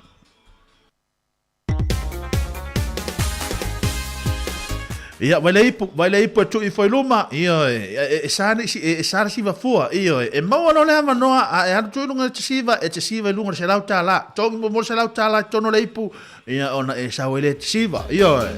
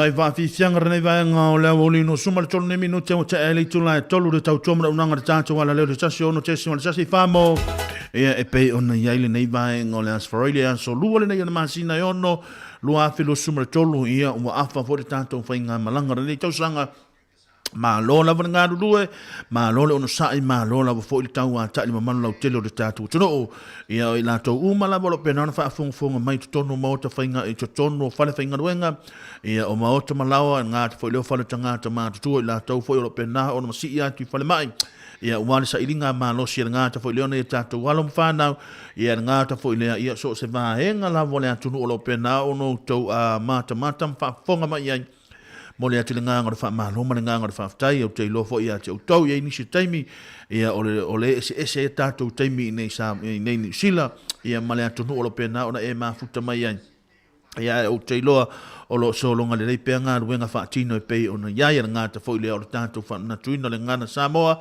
ia nga ta fo le o te ar fo le tato fa na tuino le ono sfruta usanga le tato tunu i Samoa ia le o tato wa nga ia tu le ono su tasi ia o na ia fa fi sianga mo o tolu tato por kala me nei va nga le fiafi ia e tolu fa lima lope to suma le 5 minuti le tu la fa ia ona tu na tu le tato por kala me lo sa unia le sunga ia Maria nga fo le so fine ia ana fa solo ia ile tato mo na tato walo mo fa nau ile afia nane ia mai ia ona to fa nga solo le tato por kala me se ia pa ia le tula ia e fitu ia ile tela for fitu le afia nane ia awala wa fo ile tulanga pe ona yai ni so por kala me fa nga solo nei banga fiafi ia na tato walo ma fa nau ia afa pe le nau e fa fonga mai le nei taimi ma lo nga lue ma lo la fo fa ma lo si au manga wenga pe ona yai ia e nga maulunga ia sa fa pe na fo I on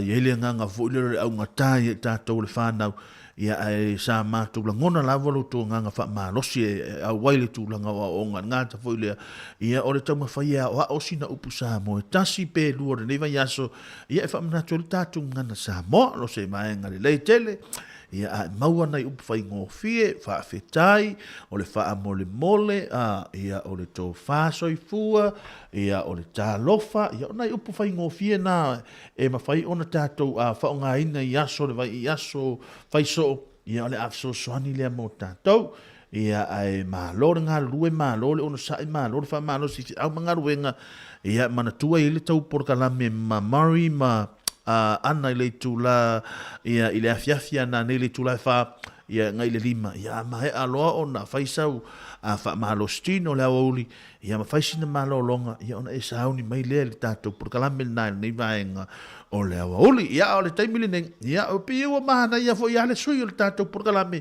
ia ma na ia le avanto na vi inga io ne tato vi inga o na ia tato la fanga I Samoa ia po fe la vo la to lo pena ona e alala ma e papa au iai a e fa a longo mai lo wa tu le vi o to nu pe mo fa ta inga po fasto tai po fasto uta po la tu langa fa pena ia tu ula nga wenga na iai a fa pena sa lo ta vale ba se me fa pakale lo ta vale io a siva ile tu langa ho io pe ona iai ia fa fi sianga ia a wala fo ile tu langa vi inga ta tu nu le nei vaenga vi inga lo fio anga e pe on tatu ia le nei for ile ia wa tau le to maua ia uma lo foi nei ia le to maua foi le vai aso ia le fa tau ai no le tu langa ngana Samoa ia pe la o na ia le vivi inga nei io fasto uta ia le ale atatu a mata tu ile nei vaenga o le fiafi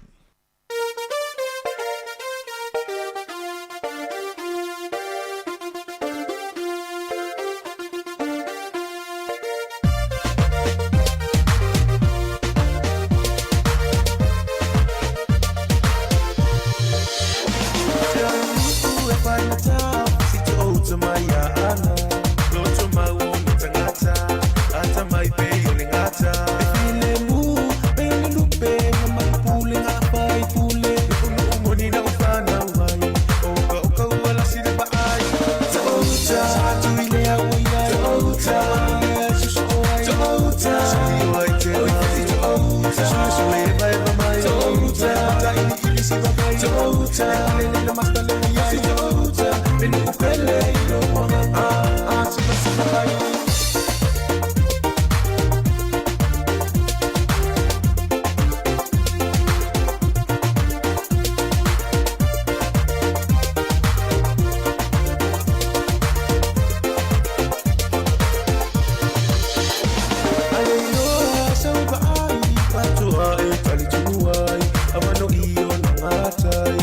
tonu na fa angatai Marcelaru wale sopo Olu aile a pasito Ole pisine panua Ue ofo ina mole atua Tota Tuile a uia Tota Tota Sio aite Tota Susu e vai mamai Tota Taini ilisi babai Tota Lele na masta lele ya Tota Benu pele ilo Sipa sipa bayo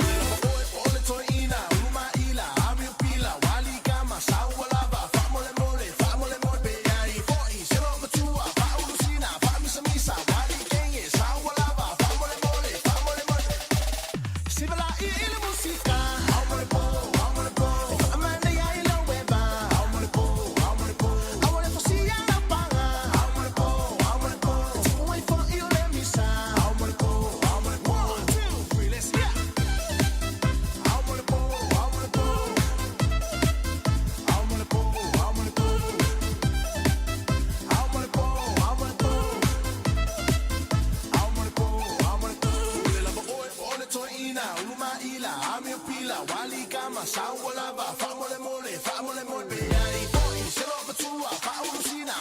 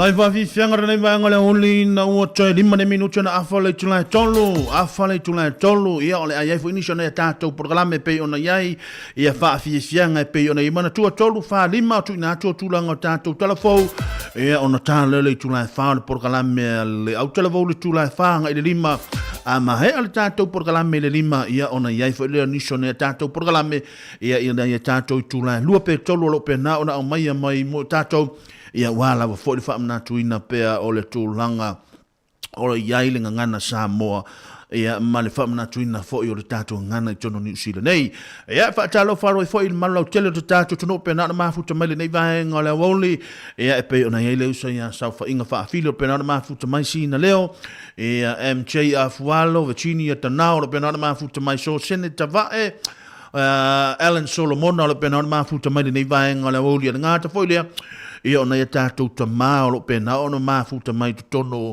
o so se vaenga lava ngata fo ilo ta mamati nai tono whale tangata mātua ia lova pēnā ona whaatasi mai nei vaenga le fiafi ia e whaatalo whatfoi ia le sunga ia si anama lo pēnā māfuta mai lunga o lana pasi nai nei vaenga le fiafi ngata fo ilea ia o le uso ia moana moe ia o lo pēnā o i la tau wompa anga ia le tātou ala leo ia lo fa pena ona feo ai pasi le taimi nei ia ele se taimi vo ile le tele na mala au mai ai ia ai tele na la to fa fonga mai le tūlanga fo i le tātou tautua ia e pei ona ia o le tu ala no la vo le tātou ala leo ia va ai le tūlanga o le saunga le mu ia ina ia mafai pe ona mau e tātou ngata fo le so ia rei ia o le so ia to le so ia se folo pena ma futa mai le nei va ngole fiafi ia ngata fo le ia o ila to umalava wompa anga le tātou ala leo o wale mau o tau soafa e alo pena o mafuta mai lo ken fa so tau lo pena o mafuta mai fo le nei vanga le fiafi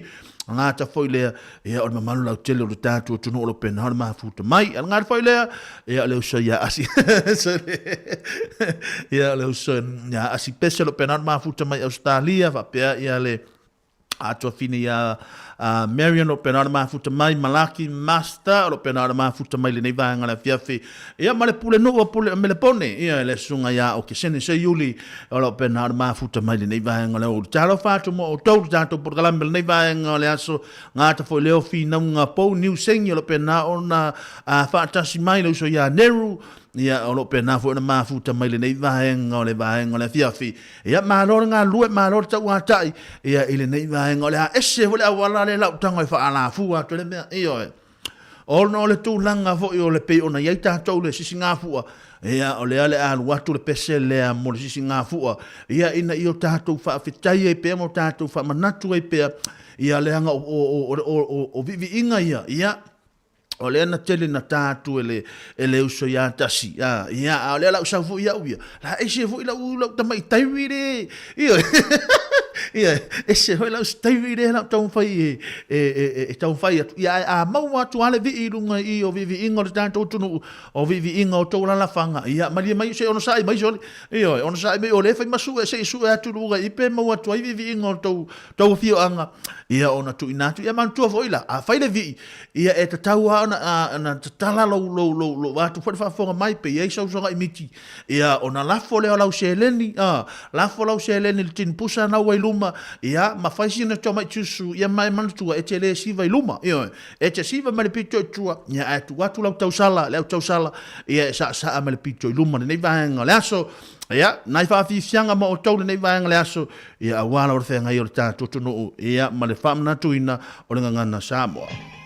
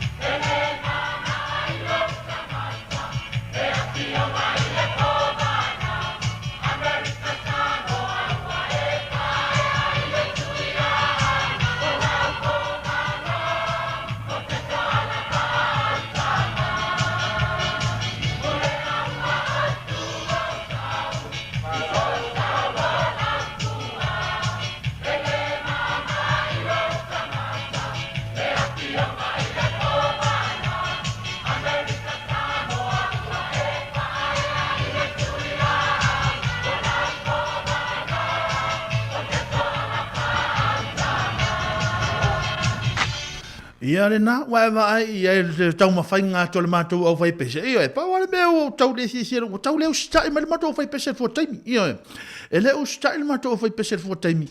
Ia o mea ia na o le taimi na o le pese. Ia, to e mana tu a ia pese ia so ia.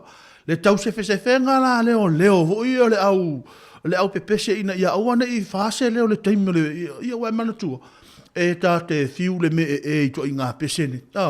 Ia leo tātou mata I mawa ai, so le te leo le swinga. Ia ai ono sa mai pea, o lea le alu watu pea nei tātou whawhisianga, ia e pe ona ieli nei vaenga o le fiafi.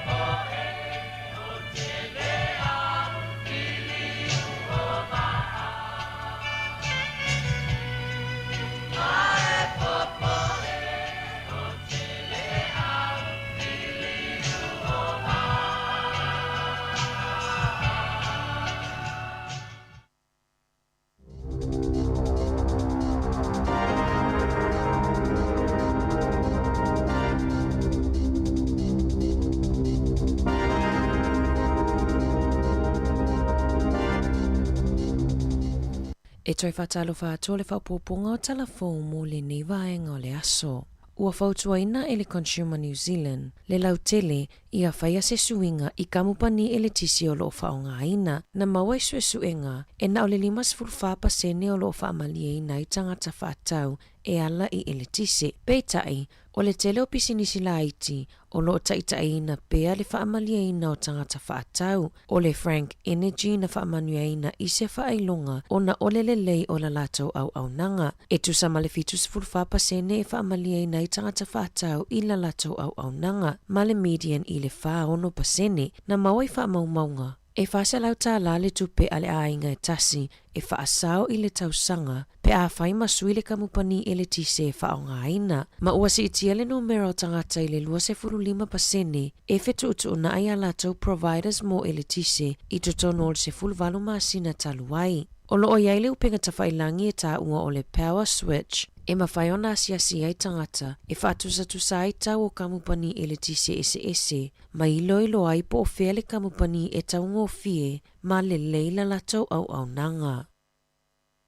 Na ripotia mai le tae ona leila le maliu ai o se tamaitai kai kohe I Northland, ina ua o sofa ia e se tangata lo na whale le po na po, e o mai le tae ona leila, e le ima walava le na whaia ia ngayoinga, ma olo o whaau wau su e ngā leo.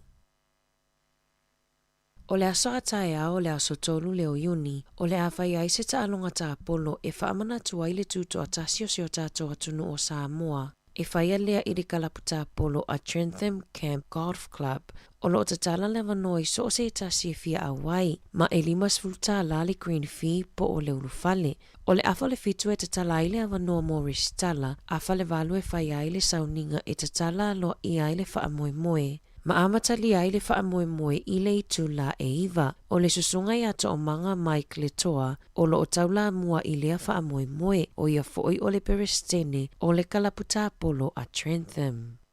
Ua finangalo le matanga luenga mo mata upo le lotoi whale le DIA, ia whaia ala o whasara launga anga fiso o tai, e tusa ai ma whaatonunga e tali tutusa ma le tūlanga, o ala o whaasara launga maasani. Ma o le asona na fina tatala ina I le avanoa mo feutanga inga I whautuanga ina ia saunga le muai avanoa I le whaonga anga o le interneti. Na whaalia I le matanga luenga, o tūlanga whaatonu tonu mai a inga ese, o le whaonga aina o le interneti o lo oiai nei, e mai le silia ma le se fulutau sanga taluai. O le asona na fina whaiai le tauvanga tautalanga wha Samoa a aloma whana Wellingtone, mana talima alo ai le kolisi mawalunga a Bishop Viard I Porirua. O lea wha moe na tapena ina e le tautai o le moana, ma sa wha atumuli ai le mamalu o le atunuu, e se furufitua o ngā mai Wellingtone sa wha atasi ai, ma sui tauva e to alima se furutasi, o aloma whanau maia o ngai le Hutt Valley, Porirua ma Wellingtone. Na amata le wha moe le sisina e o le tanga vai o Samoa, e wha amanatuina ai le ono sfulutasi tausanga o le malo tuto atasi o Samoa. O le susunga le whawhiangainga ia Pastor Henry Ungapo, o le ekalesia so fitu o le toia fio mai Porirua, na taitaina le sauninga ma momoli se upu wha malo si au, a wale wha moe malona au tu, mita I launga ngana, ma ua ai lau wha asino manga. Sa whaia se saunoanga wha pitoa ale whaipule a mana, le a fionga le minista o tangata Pasifika ia Barbara Edmonds.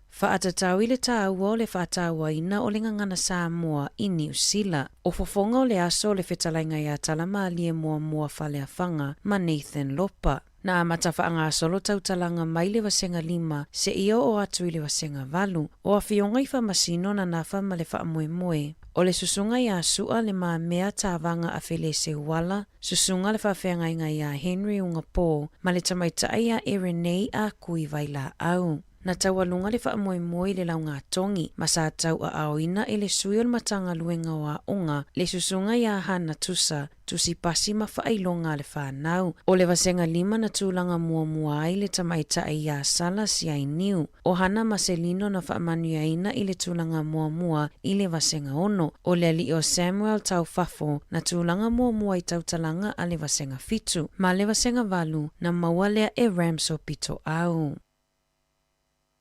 Ua whaatuai ona tuuina mai se whaaiunga le te whaatuora, whaatatau le ono a fia ma le whaamuta o ngaluenga, a le tusa ma le awhi ono se lau o le awhai ngaluenga. E tusa ma le awhi ono se lau ngaluenga e ono a fia, I le te whaatuora I to tono le atunu o atoa, mai le iwha maninoina mai e le matanga luenga le fuai numera sao, ina ua fesilingia e le leitio New Zealand.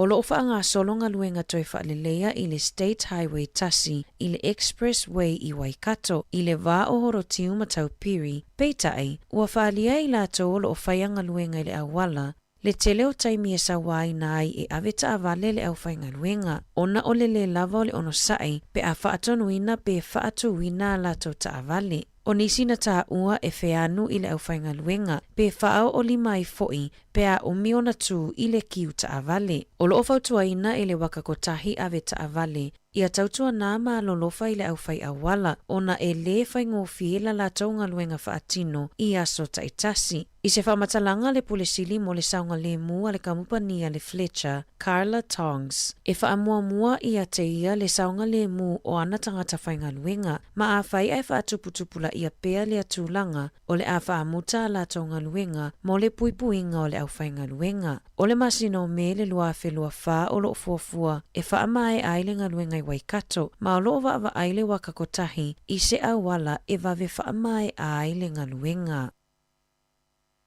Na ripotia mai le leitio New Zealand, o loo mataitu ina le au ngā oi masini sailini po o whaailo tsunami I Aukilani, e ui ina le mawhai ona taina aini musika, ua telepitono I Aukilani ua le aini masini, e whaailo ai se tsunami, ona ua ave le au ngā oi. E tolu se furutasi masini na ngā oi ai tutonu o le ono masina ua tuanai, ma le wha se furupasene o masini whaailo ua whaaleanga ina. O le popolenga o lo o iai nei, ma le ofisa tali mai I whaalawelawe whaafua sei, ona e o ngaonga a fianga e a fia I tangata, pe a se sele te talaina o masini pe a ngaoia, e ono sipaka ma a fia ai le soifua. Talafouia mai le siufofonga o le laumua, mo le nei vaenga o le aso.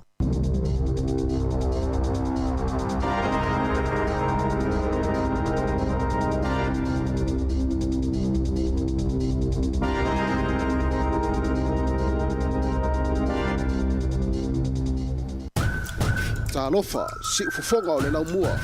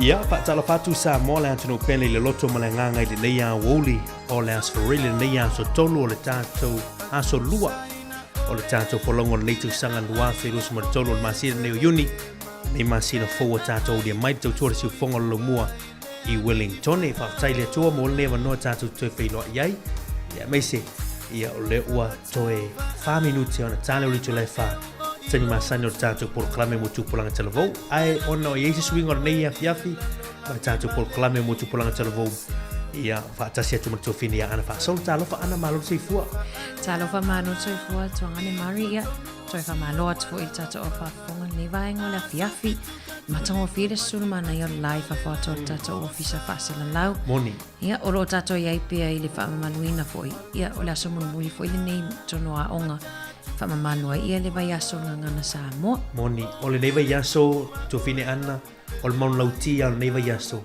mita i lau ngana ma waa i lau whaasina manga pe o le autu lava na o le nei vai aso whaatawar tātou ngana ia o mea sina nei na o mai le to mo sio tātou tunu o tātou tū o tātou wanga i whanua mea umane na tātou wa ai te ilo ana ele masani e vai atu i tangata o la ei la i Samoa nei e la uri o e atu i lumor tātou ofisa la sa mawale mai tene titi a onga marana pure tasi fatua o mala onga felano lanu wa ia lano le Pasifika nei vai aso sa fatasi atu fo inisio o porkalame whanau i se mana ia ai Mario le malo tia tātou ofisa nei a fiafi inisi fo i o alom whanau le ana wai atu fo i tauwanga tautalanga po tauwanga launga i le asona nafi.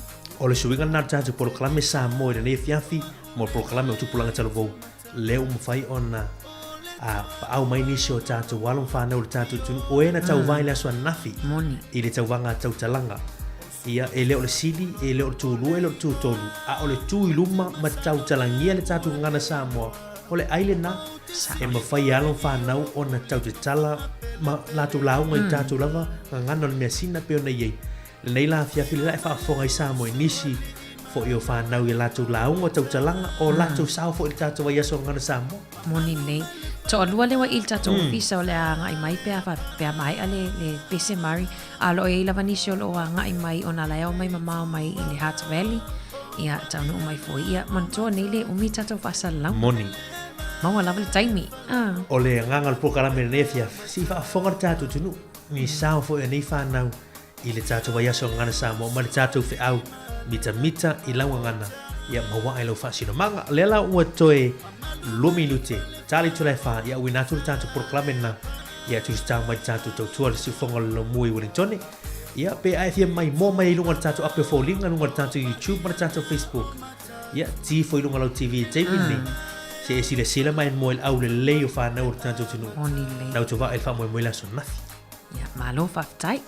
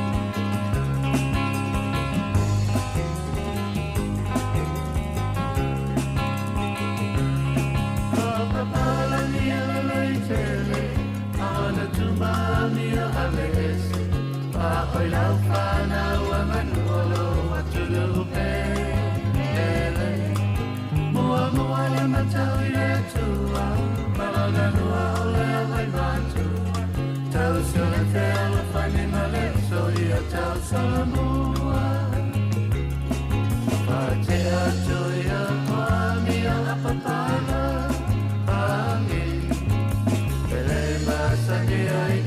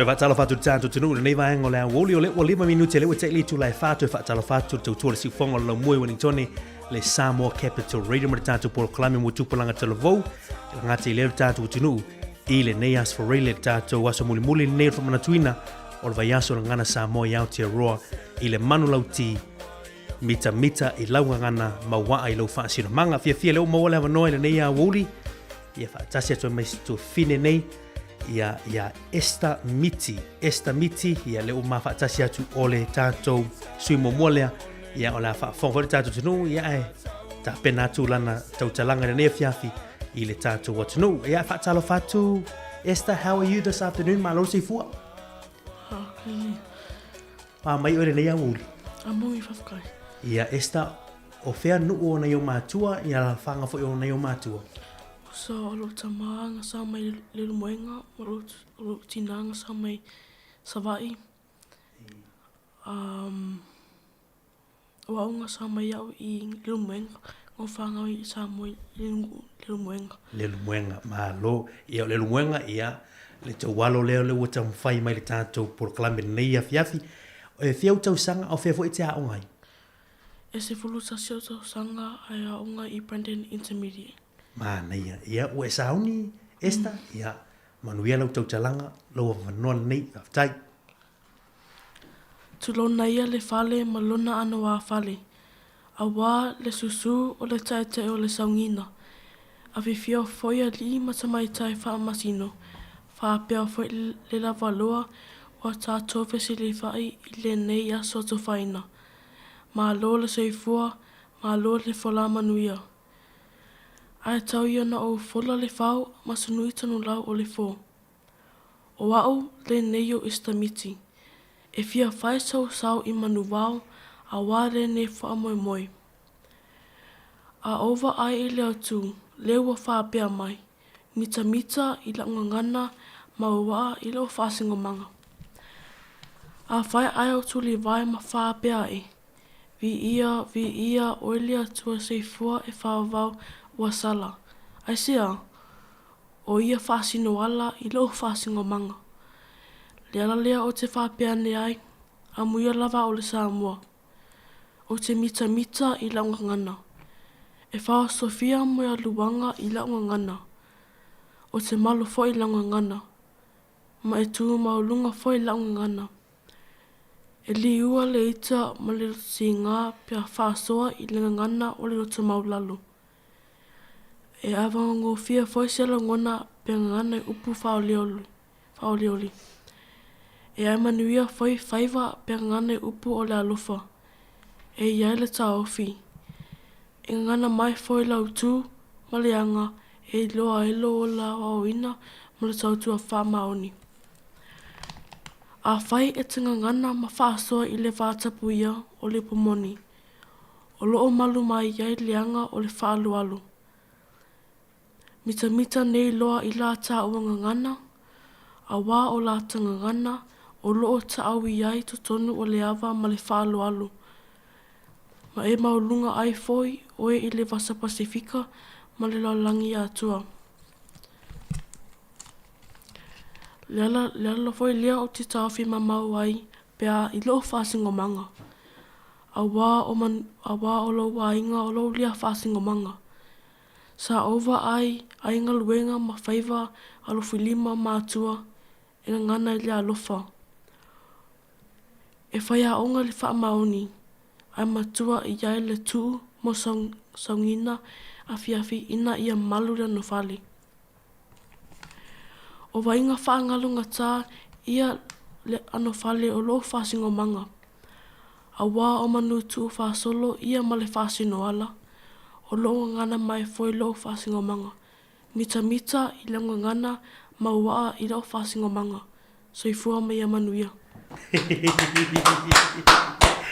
Le nau a whaafonga le tātou tinu, ia I le tātou tautolanga mua nā mai le tōwhine, ia Esther Miti o Brandon Intermediates, se fulmaritasi, ia ona tausanga.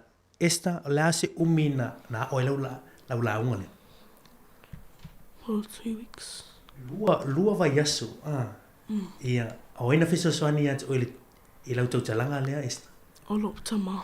O lo tama, lango I fo I marutina, ia malo whaftai, ia whaftai tue pōpō mai tātou au whaafonga, ia le nāua whaafonga mai tātou tunu I tau mwhainga nā, ia le tuawhina ia Esther Miti, ia le misi mitanga lea, whaftai Esther molo wa wanoa I le nei au uli, ia whamanuia tele ia le tua ia o le tuawhine, ia I le tātou ngana, malo lava.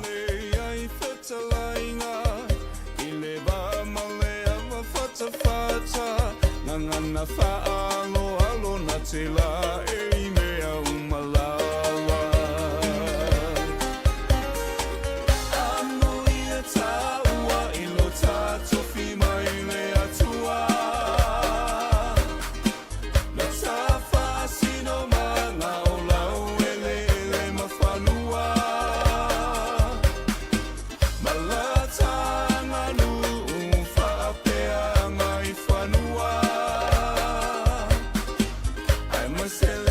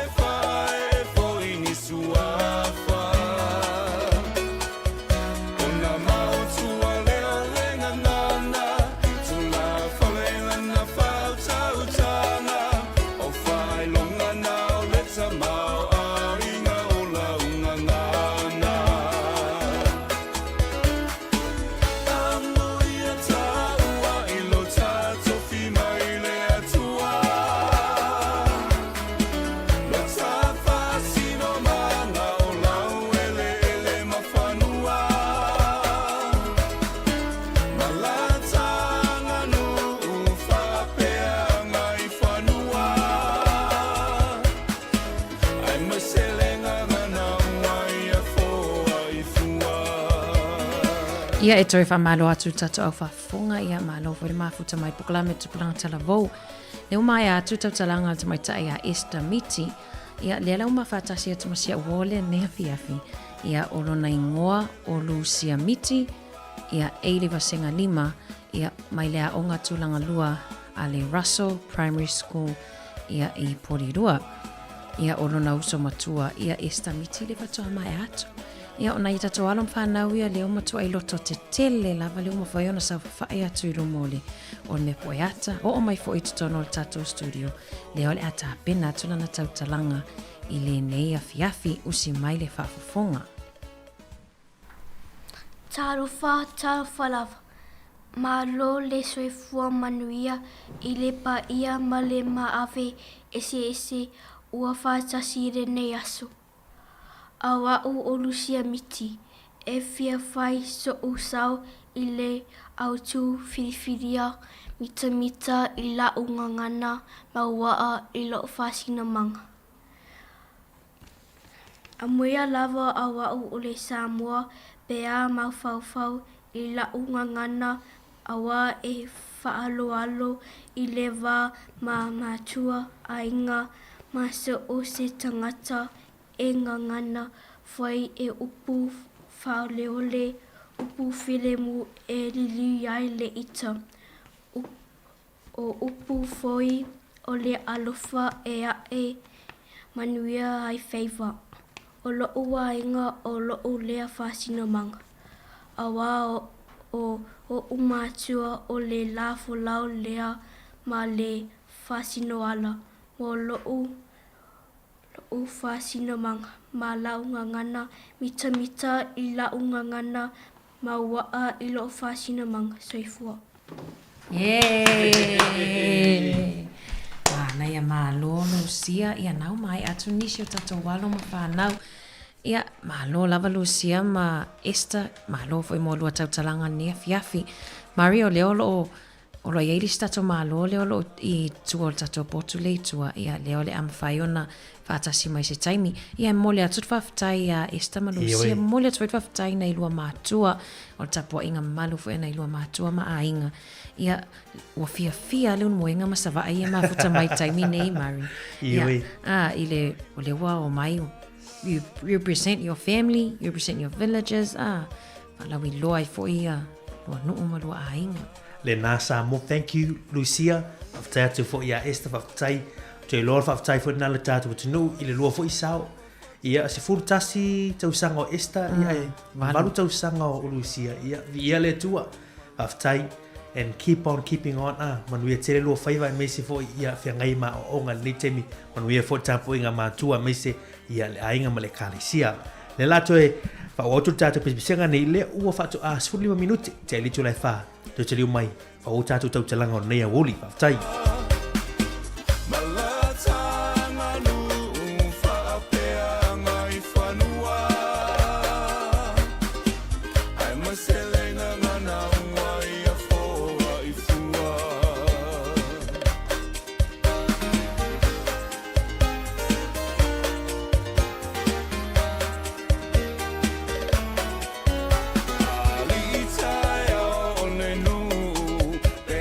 Tau nu mai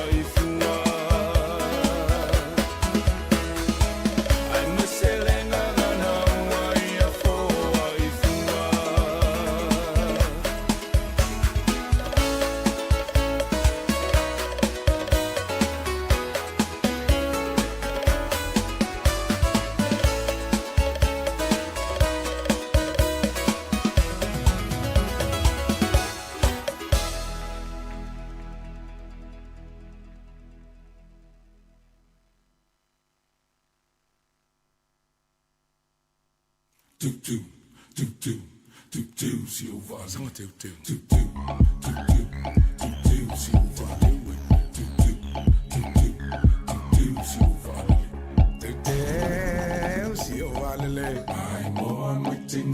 say la mai lewe. Si o valele, ai mo mai tine. I say la mai lewe. Ale ale o le tulina tu si ale a fai fini. Tu ma fa we. Ali yesu e mali. Oli ma o Victoria na su ele no Britania. Samaya sauli matam. Ai say na tata.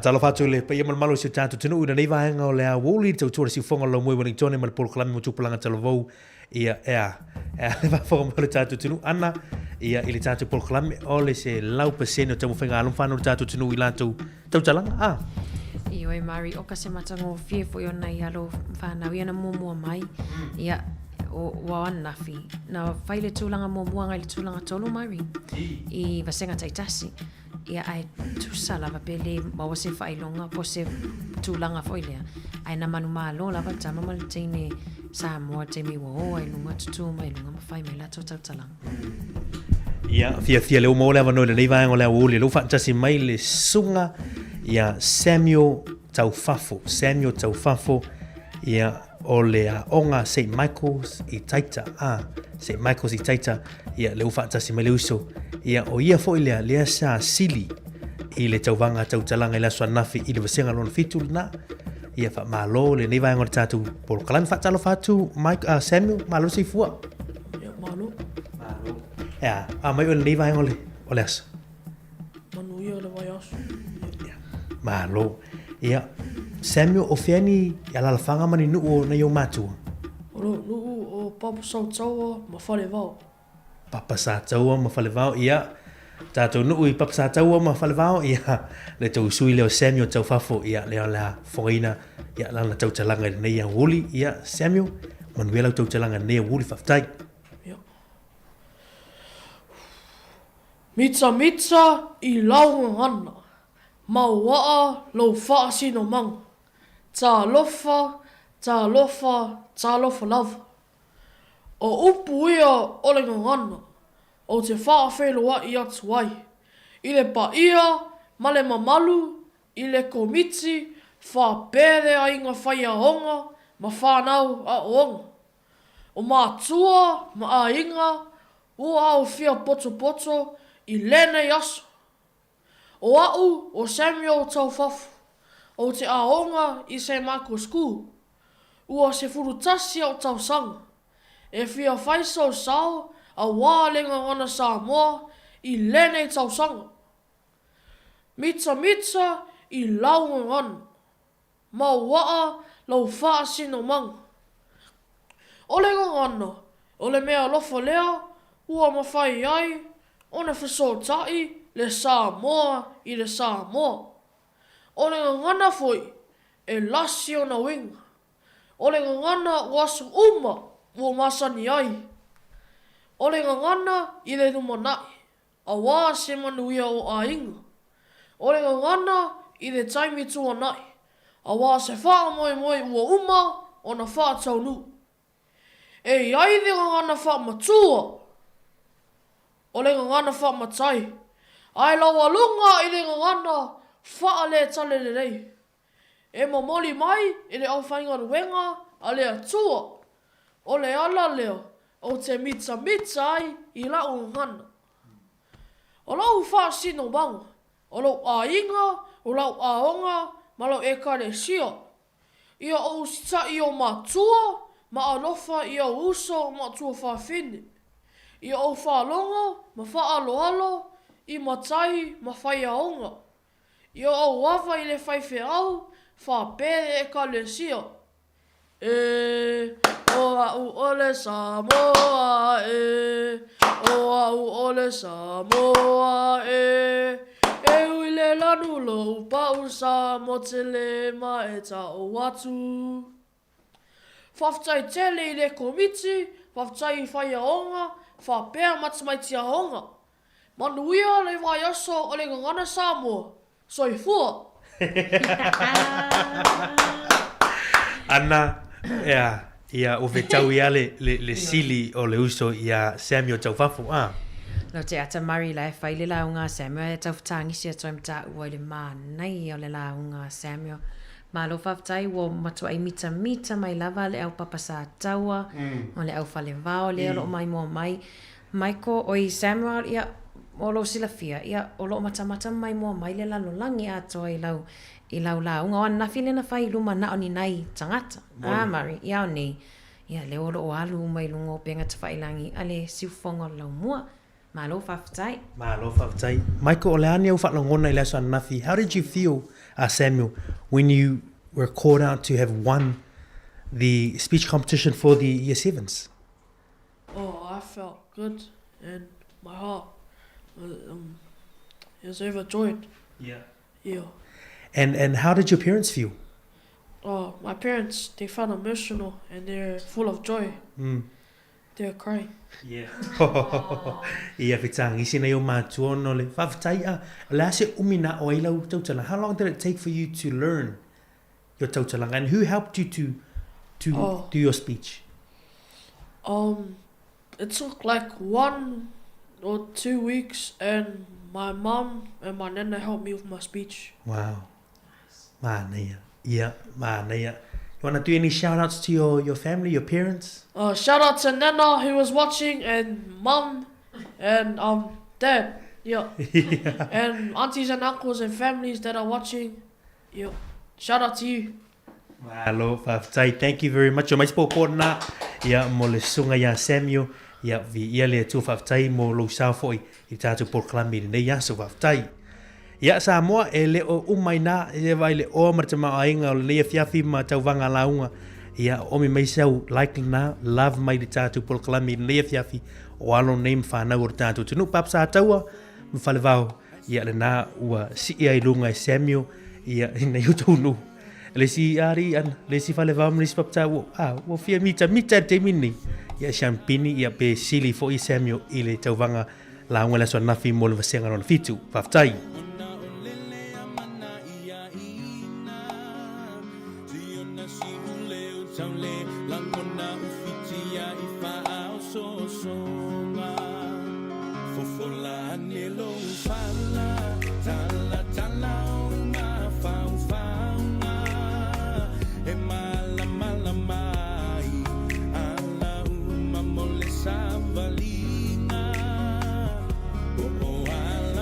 Find the time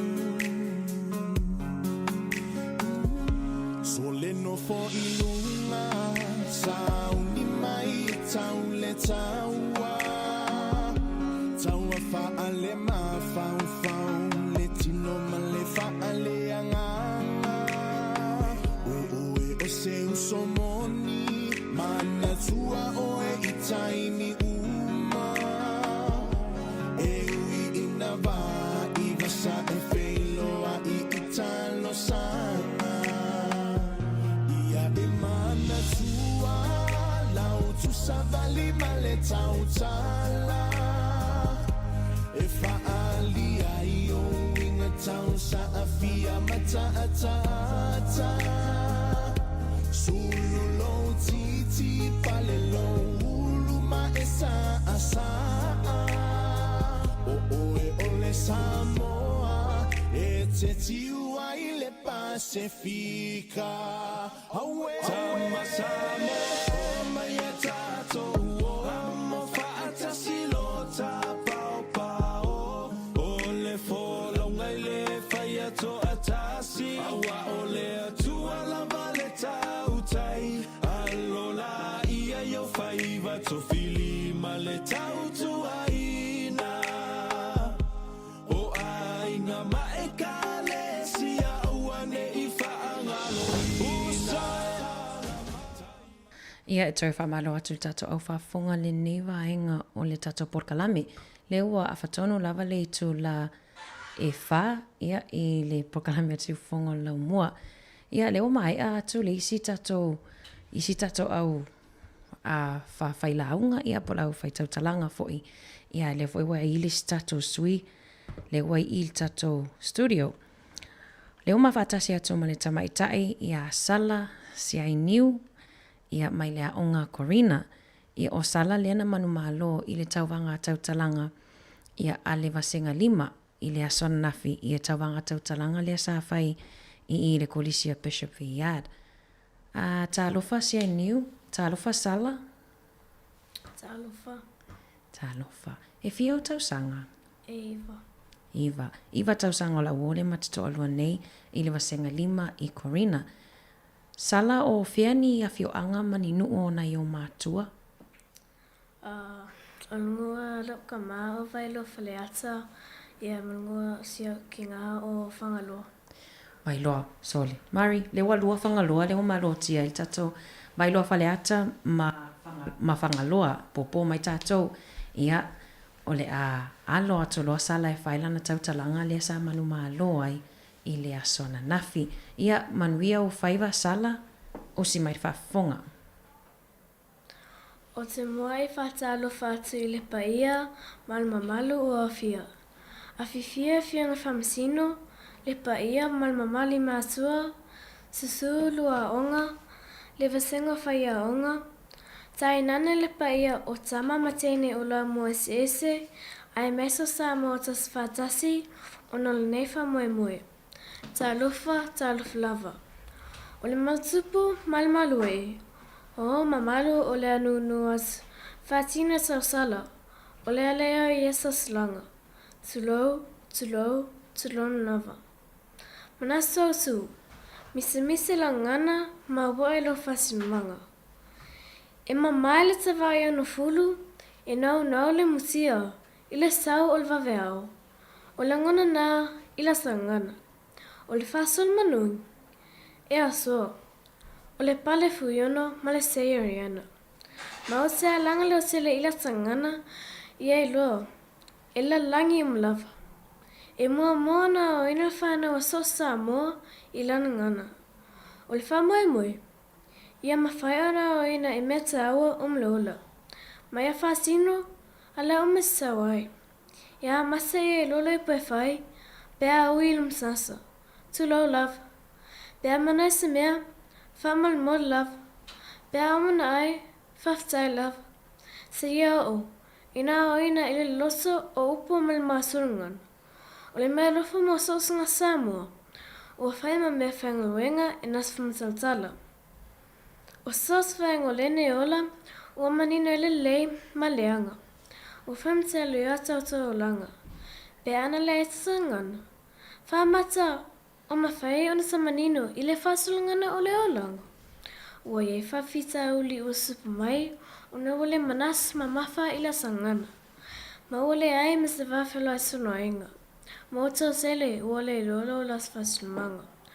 Ua tele na nufoiele se lo snu o la langi i tanga Samoa.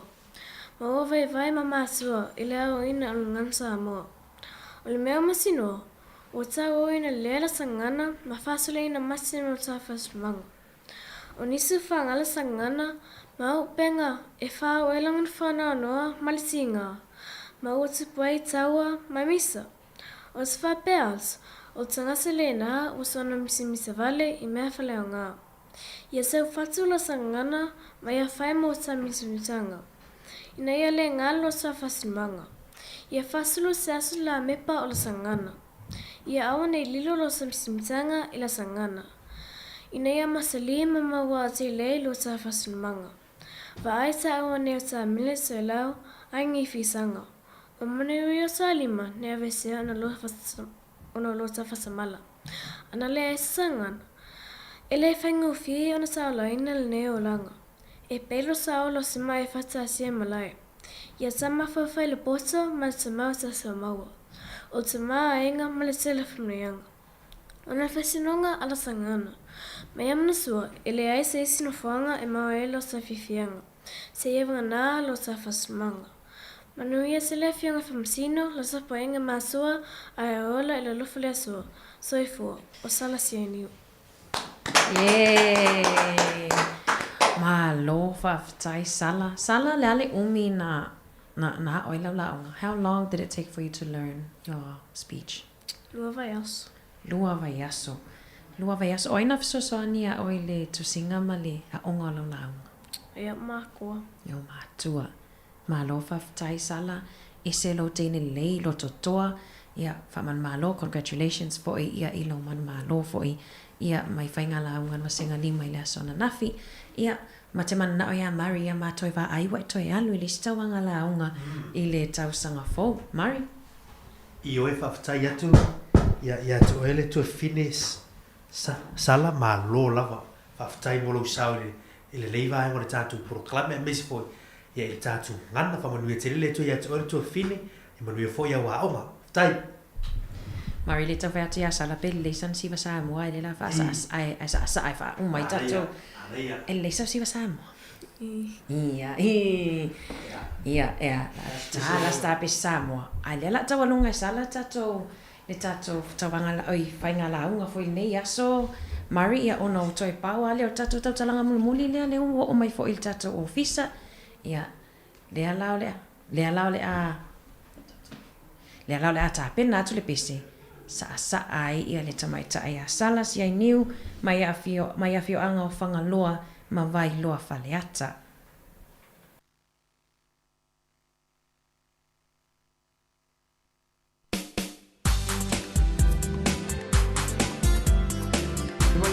Yo. Yo.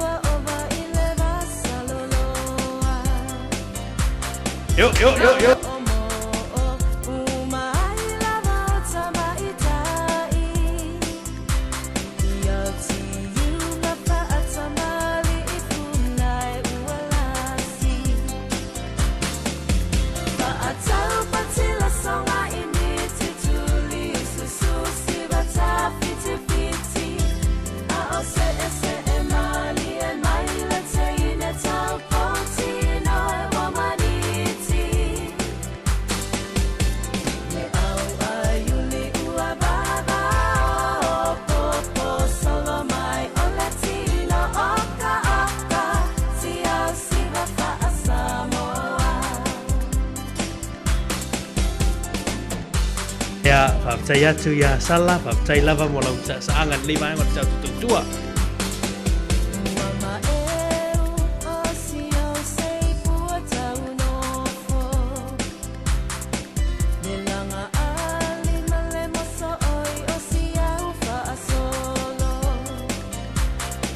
Le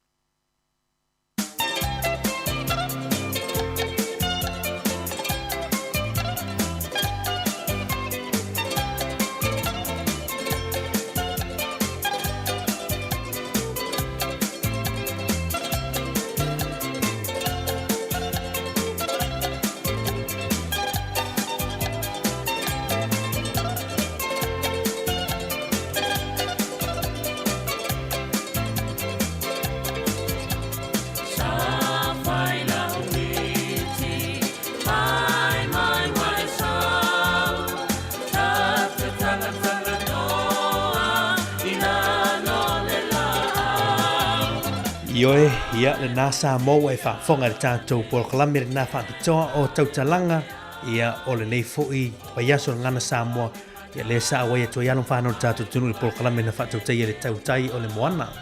Moni, mana ia te le whanau nei whanau, Mari, ese le mana ia le maua.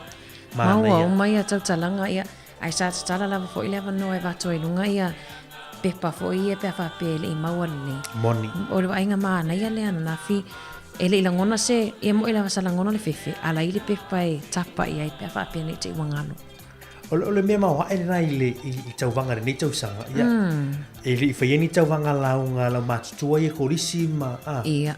Ai peo le whanau ia masenga 5, 1, 5, ma le valu, Moni, o le wainga na lena whai. Ai ana i le tauvanga, ia o le nei la mas forele ma le tātou Polokalame, mo le atuna ngā whaatai, ia Esther Miti, o Lucia Miti, ia o le songa ia Samuel Taufafo, ia ma le tofine ia Sala, Sia Niu, ia le ana whaia lana lātou Tautalanga ni nei aso, mai Brandon Intermediate, Russell Primary o Corina, ia ma St. Michael's i taita i Lower Hutt. Mana ia tasi le tatou suile na sau mai tai i Lower Hutt, ia ai tamaiti Las Vegas, mais tamaiti tota. Porirua, i oi malo, Mari, e sere matango fia whanongononga tunei whanau i le tau mawhai, leo whai atu iai, leo tā whai atu iai, ma te toi fia wa ai a la tau sanga fō, e manino fo e toi whai nis tau talanga i le tau sanga fō. E sa o leile, e sa o noanga sa tamale ana, ia, e wha waua, Moni. A me se lava whawhatai mātua re nei taimi, whawhatai atu i mātua, i o mātua fui o mātua, grandpa ma grandma. Ia ilo lātou fo i sao, tu sia ina o Tautalanga. Ia. Ia, ma le whesosoani whanau i tau whai ha o le Tautalanga. Whaaleo uma.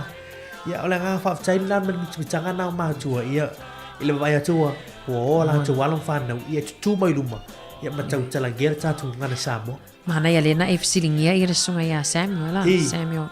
Po ani la ngona ona mātua, alen whamai kua whtangis. Ia, o loi matana o fia. Loi matana o fia, Loi matana le fia vai matua. O loi matana, ia ai sinisi loi mata ia, loi matana ar fia ma whawhatai le tua, ia whamalo o le manlau ti o le nei vai aso, mita lau angana, ma waa hi lau whaasiroma, ma nei e o le sifo i Tautalanga Samuel le tau noa, o le ngana Tautala i aso whai so, me sifo ngana i aso walu, i ngana o tea, e ma nei e o le wahangana i le Tautalanga. Ia wa ese atu ngana i te mini. Sa ole. O le vaenga nga pikia mai le Tautalanga a Sala. Le vaenga foi le mai o nisi wa whaongalinga ngana, whaonga sesene ngana. Le mai wa vivesi ai sa ole le a. E sa ole a ole. O le wa matana o le whai ai a fe ese a inga inungo pe ngata whailangi. Ia man tōrta tonga ngana nei whaonga. E fōfo isi upula tata. O te rei lopo si ni upu Samoa. Ai le ngana mai le whanau i Tautalanga ne. Ia Samoa. Talo si e tātou ti avea ia whautuanga mai mese manatu. Ia olo o mole mai i Tautalanga whanau ne. Moni. Ia e au ngā mole tātua ngai peiruma. Ia e re poi pesenu. Tau tātou i rotu langa o ngana man whaangaino ngana. Mese ala tiki no si fōleo i e temini. Ia hoko le mole te umalo ma pui le tātou ngana. Wane a ver tātou ngana ma mea i e whaaleanga i lesi i a whetau wa i fo i lo tātou lava ngana sa olele i upu i au ewa i nei te mine ana ta lafo so le lungo ape o fōlinga ia o na o talo ar me whai a matu atu le tātou tinu ia o lo i le poto ma le whautu tanga tonu ia watu ngā tūlanga neo le i te mine i sao o whaangaino teknolosi ia o tātou wa ai le alu le ngana le wei te mine talo sia o talia ia whautuanga whanau ia wa whautuanga isi vaenga o Tautalanga ia na luatu. Ia, awa la varenga ngana Samoa, malfa maluina ni. Vai aso ia leo nom whai, ufoi toi au tai au, ia ona uma foi leo wha maluina o le vai aso ngana Samoa, ia i Aotearoa nei. Ia on tatu toi si atu foi lea, ia e tau mawai pene, i wha mamalu pe tātou i tiu whonga laumua. Ia ona lea tautatala ia ma whainga luenga i aso taitas. Malo, ia, talo sia nei aso ana o Aotearoa, tele wa ongana whaila tu sua vai.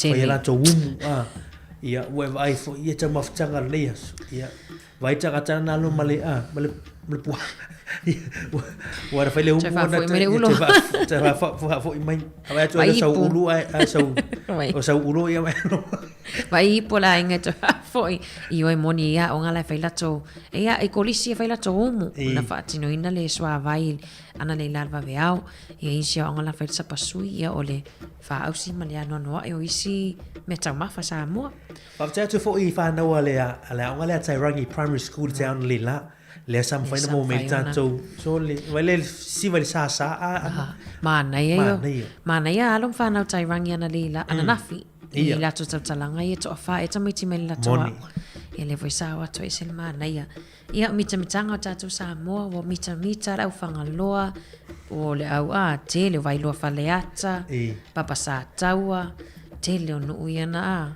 sa o ile tatu fia fale ali fo tu sa o le saune ala fa na ni mo la tu ainga ia o mita tu fo ma ui ia ai ona o le tatu ngana Samoa e pe o le au ngana o te nei vai aso o fa tau ino le tatu ngana ia fa malo ia pe ona tatu tan no le solulu por kalame to fine ana fa nga ino le tatu ngana ia fa ilonga vangana au ngana yes o tatu ti mo musu fo le pe musu wa fo ile e tau tala ma fa aso le tatu ngana io le si e alu tu ngambau tu lo e alu male o marcha mau ainga o ma fo a meso o lona sile fie le tatu nganu tatu ngana ia o mena tona tufa mai manuo mo la mano ia fa so mai fo ilisia ngatu pulanga o tatu wala nei lucia tu mai mau tatu ngana ma le lo atu te me ane o ta mau moni le ia malo fa tai Maria o te lo le to sulta si minuti o ta por kalame ia le o lo fa solo me lava sta po kalame no le fa to fa muta le tu lai valu ai mana ia fa mana tu time ni Maria ta alonga ta por le fa ile so ta yao le o lo fa ia mo le tu to ta si sa mo ia por si singa fu foi le fa ia ile malaya Trentham lo ta la mo ile sunga ia to manga Mike le toa a mata ile a fal fitu tala mo ristala fa solo to ai lava ile fa nga lotu ia ole IT off ile tu laiva pe a mata ile tu laiva lima suta la le fale lango ai foi ile foi fa moe na ia ana we fez au si fa mo nei fa tai vai sa te foca si mai sa se ma cherry mana tu ta to nanga ta wai to family tu laiva le fia finei ia beta walunga o tu fuela matasina na tamu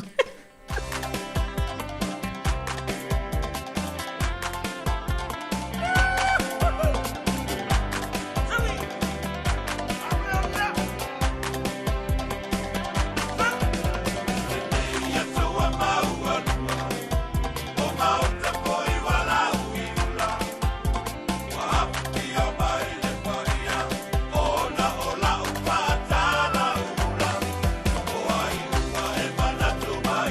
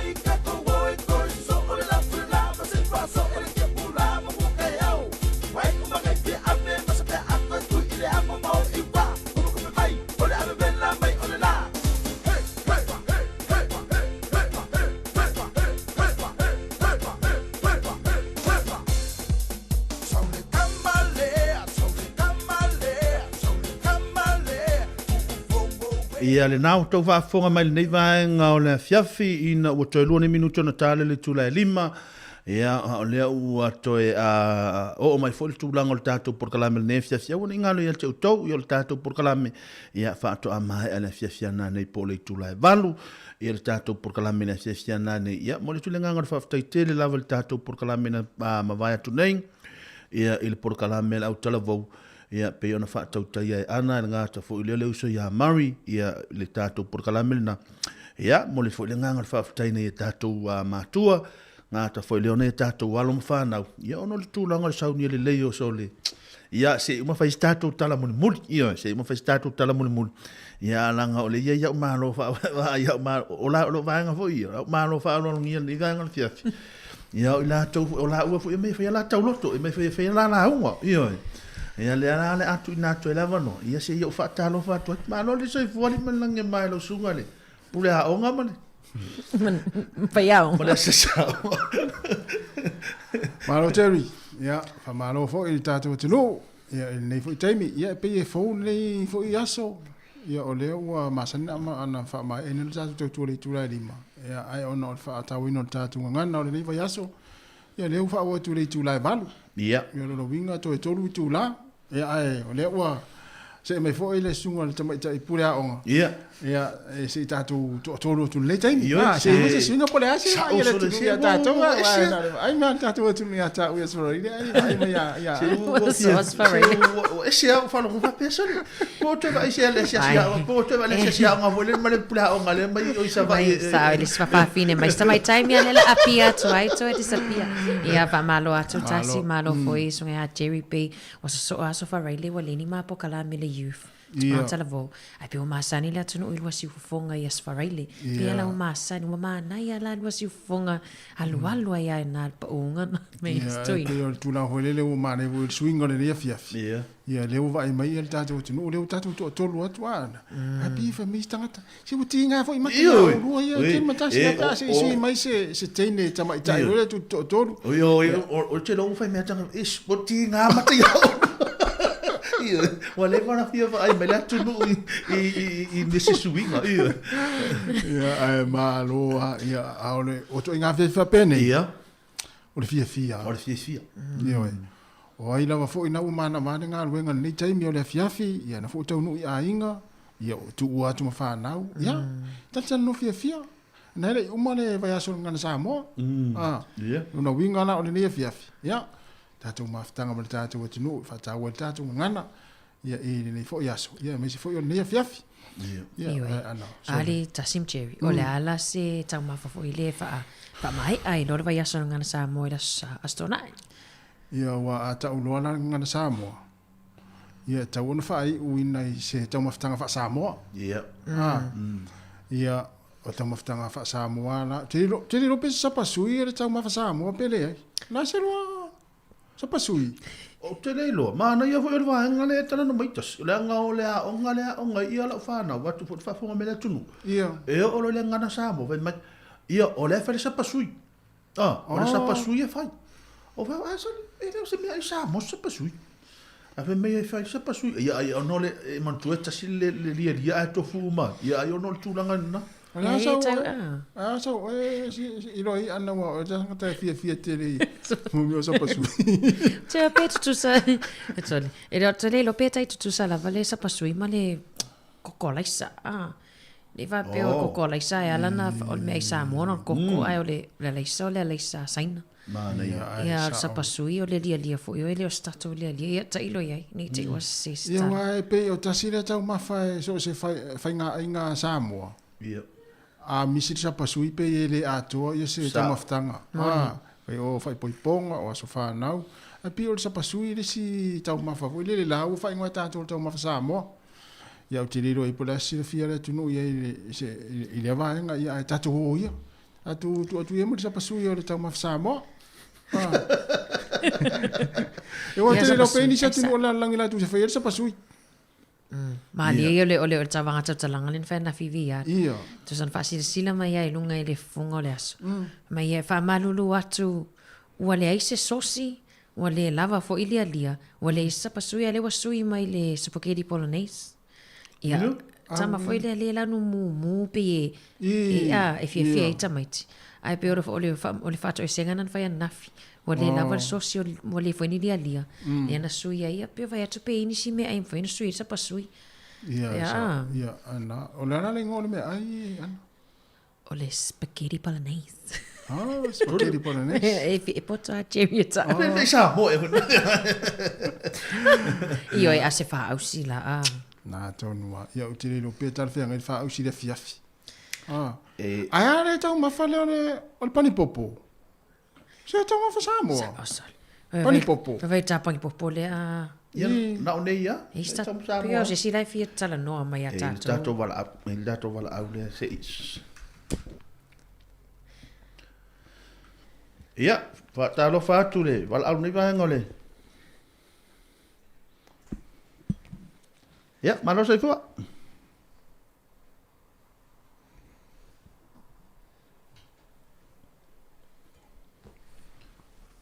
Hello? Talo fua. Ia, malo sai fua i le fionga. E fa mole.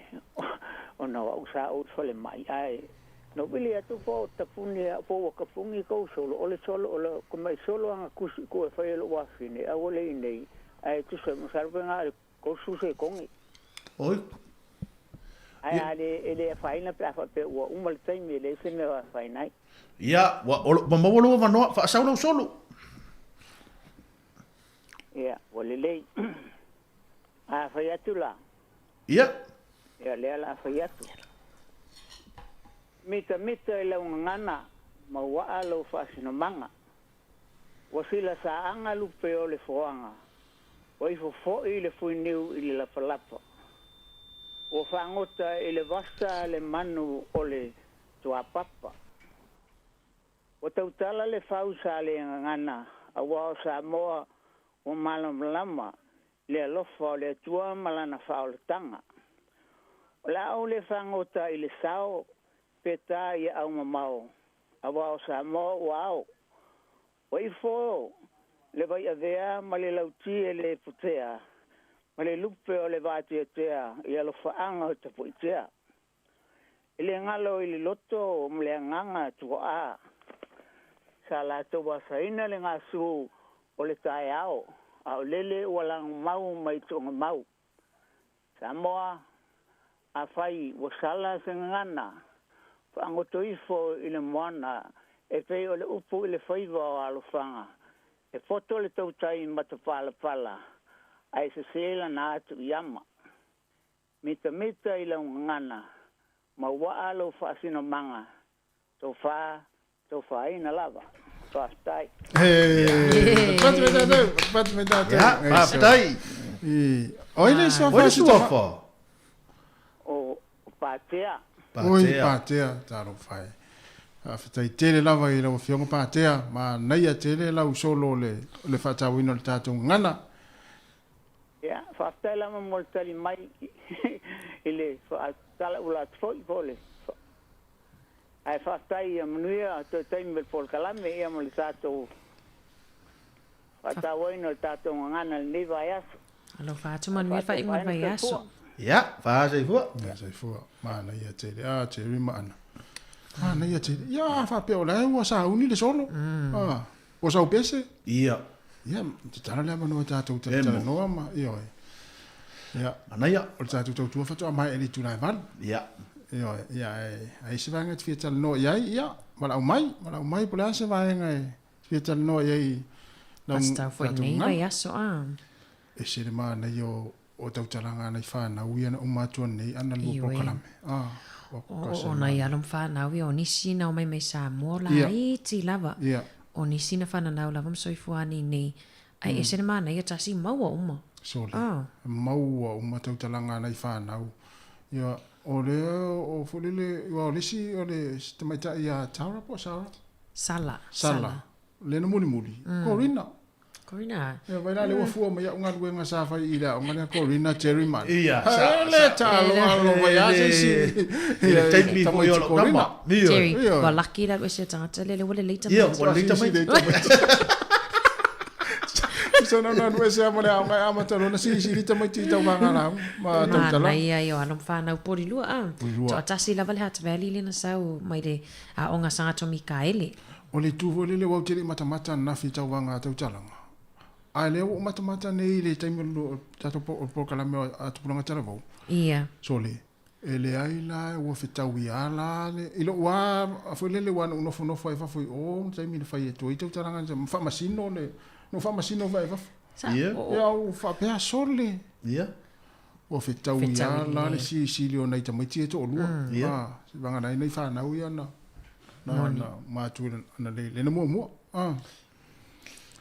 Ja, le mana ia, ia se o le a to va sta to fa fia. Ia o na watu lo le ia tatu tano ia le la tala tatu lina pe afa pe ia afa pe ono le to ia soni o tatu ngana sabo ia tau foi ona avesina vaenga tau foi on tatu so ani foi le to ai mai se la au vaenga foi le wa le vana ni wa tau le le tu langan fa sabo le wa ia mana ia le ave le tu langa le si to e fa manatu mai foi tu langa ngana tu ngana foi le once I te fai mai ile once I te fai mai ile fa mai remember le mea ia remix se hi o ta se to o vai sole ia to e fai remix mai na ai la ta tu halu i fa to e fa manatu mal tu langa le ta tu ngana ia ma le tu langa pe ne ne fiafi mana ia ta sa to pese ia la ta sta do pese ia fa no file mo ful ni vanga le fiafi allo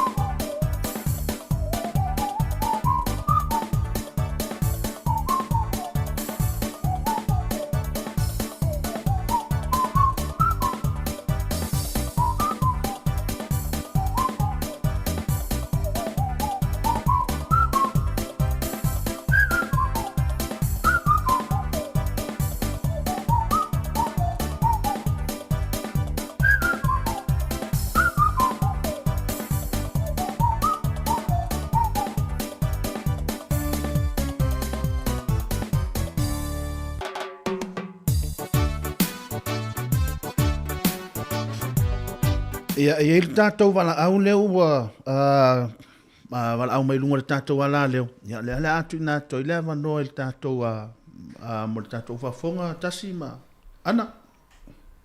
Talofa atu le wala au. Ia, sai fōmanuia. Oi, le i. Ana. Ia, mai se o la whasinga i tamiti aonga i nene Sai fōmania. Se puto whaalongo le wala au, le wala au ai. Iu tat whaalata. Ia, le whatoanga i e tena. Le wala au. Eli Atamu, o fea e oi.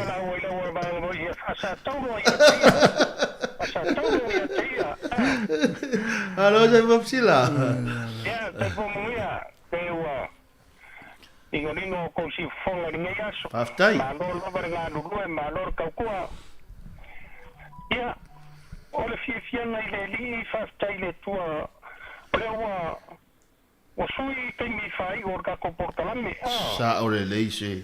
Ia, mo tūre atu nu oe manea e whaupapo i nisi tūla, ia leo au le valu. Ia, mga kua o lea le a karikari file mu mai lava le li i mga o ngor ka ko e whaupapo pēr kainora ko kaukua. Paftai. Ia, o sailo ko fio fale wala ka lofa. Palu le aso ko kau alanga ia ai longa o awhea kunisi ngai porua e wakun ko kau mafa. Malo, lu sila sole ua fiwa su atu e ua pesa malanga. Ia, ore whafsiri kasi e sao ua. Ka fiu foi ka mwhai mai se wala au mai Australia. Au e. Ia, io e ngā mata mea rewa ia so ki ngau ka fiu ka mwhai mai se avongoe le maua mai ia ke pongi ia. Asa mafuka mai lavar ka ko kaukua. Malo, ia, me sini na ua whaole tia mai ni malanga manuia. Ia. Malo ngā lu. Ia. Sau solo lewa tāpena mai, lup matsila. Whafsiri ana whamulmuli. Po sau solo? Ia, la ka mwhai a kua alua kua ore solo por pese i o Ah, solo. Anga e o mai loa tamai ia. E o mai loa tamai ia. O leo whakawharka vale i au ka whara wala. Ia. Ia, e ka mwhai aku se sao a warka ko whamoe moe o ringi tau sang. Paftai. Mana ia. Ia usi mea la o tau whafong. Ua ngoto atu le la ilo na tau a fiasi. Au e. Aore vi inga ma le whaftai i le tua i le whai titia. Ona olo na lofa mātalasi. Aua. O tai file mo mai ai lo ora malo o tau soifua.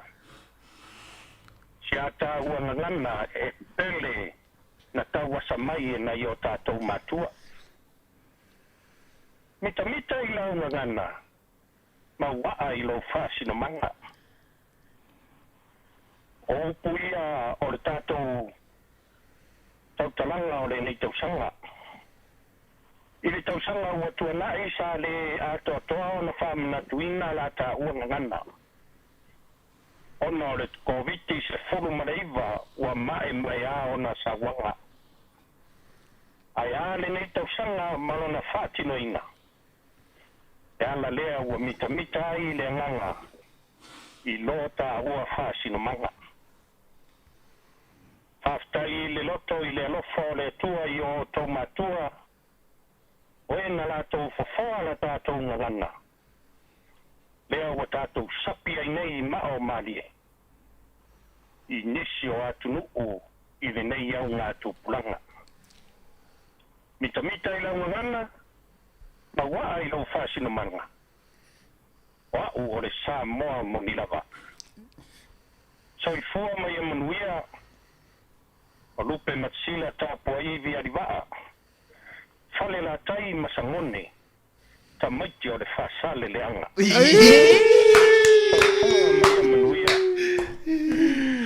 Sole, fefele. Toi o tako i matana e bisi. Ese le tale ni o le fingo le tawa ana sole. O le pese, o siva, o solo, so se mea sole. Malo le lo fingo le tawa ana. Ia mo lo sao fo tato programe. Ia. Pe wa le vana tu sila solo lo pasila. O te fato fe tau ia upu. Tau le.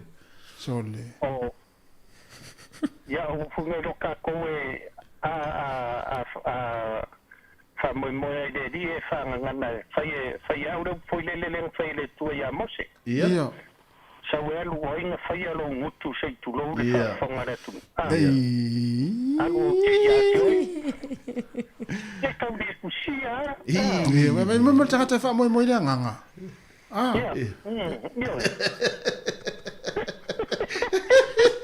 Ba lo sila. Tole. Ia. Ma lo le nga lulue, ma lo le tawaka i nge yaso. Ia. Ole fafsilinga ngo fafsili e mongi aka ka ko kele o mau kingo le lei. O se me ai sa mo me ai o sapsui. Ia. Ai o pei o ngu me kasi le ai fainga ai sa mo sapsui. E ska ka me foi ai o mele le nga pese ai ara pakin fa me o sapsui. E au mai le nga sala por ale winga. Ia. Sao. Pese me ka vir pese nga ara paki. E pese nga sapsui. Mo. Ako nga ke ko mo ni fia un kale ako fa no te maka e ka mai e se winga o ka ma. Ia. Ya ma la yo foi de skills singa o nga ya na la fi wore ngi dia e sa foi solo bo ai ngi ko sio ki dia. Toi dia foi ngai pala le mo.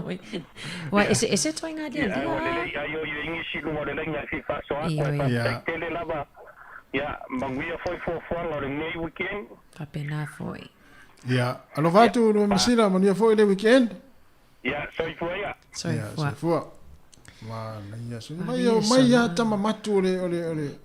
Ngana e fitau ile upu. Dua le tonu masina le na tusi le solo le ai la fa lo ngoso. Ta sia la fa lo isi upu peni upu e vatu ese tina.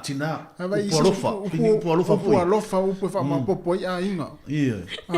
Mi si ainga vo mata on tau male pe vo ile. O upu tangata le sa fa tu solo le.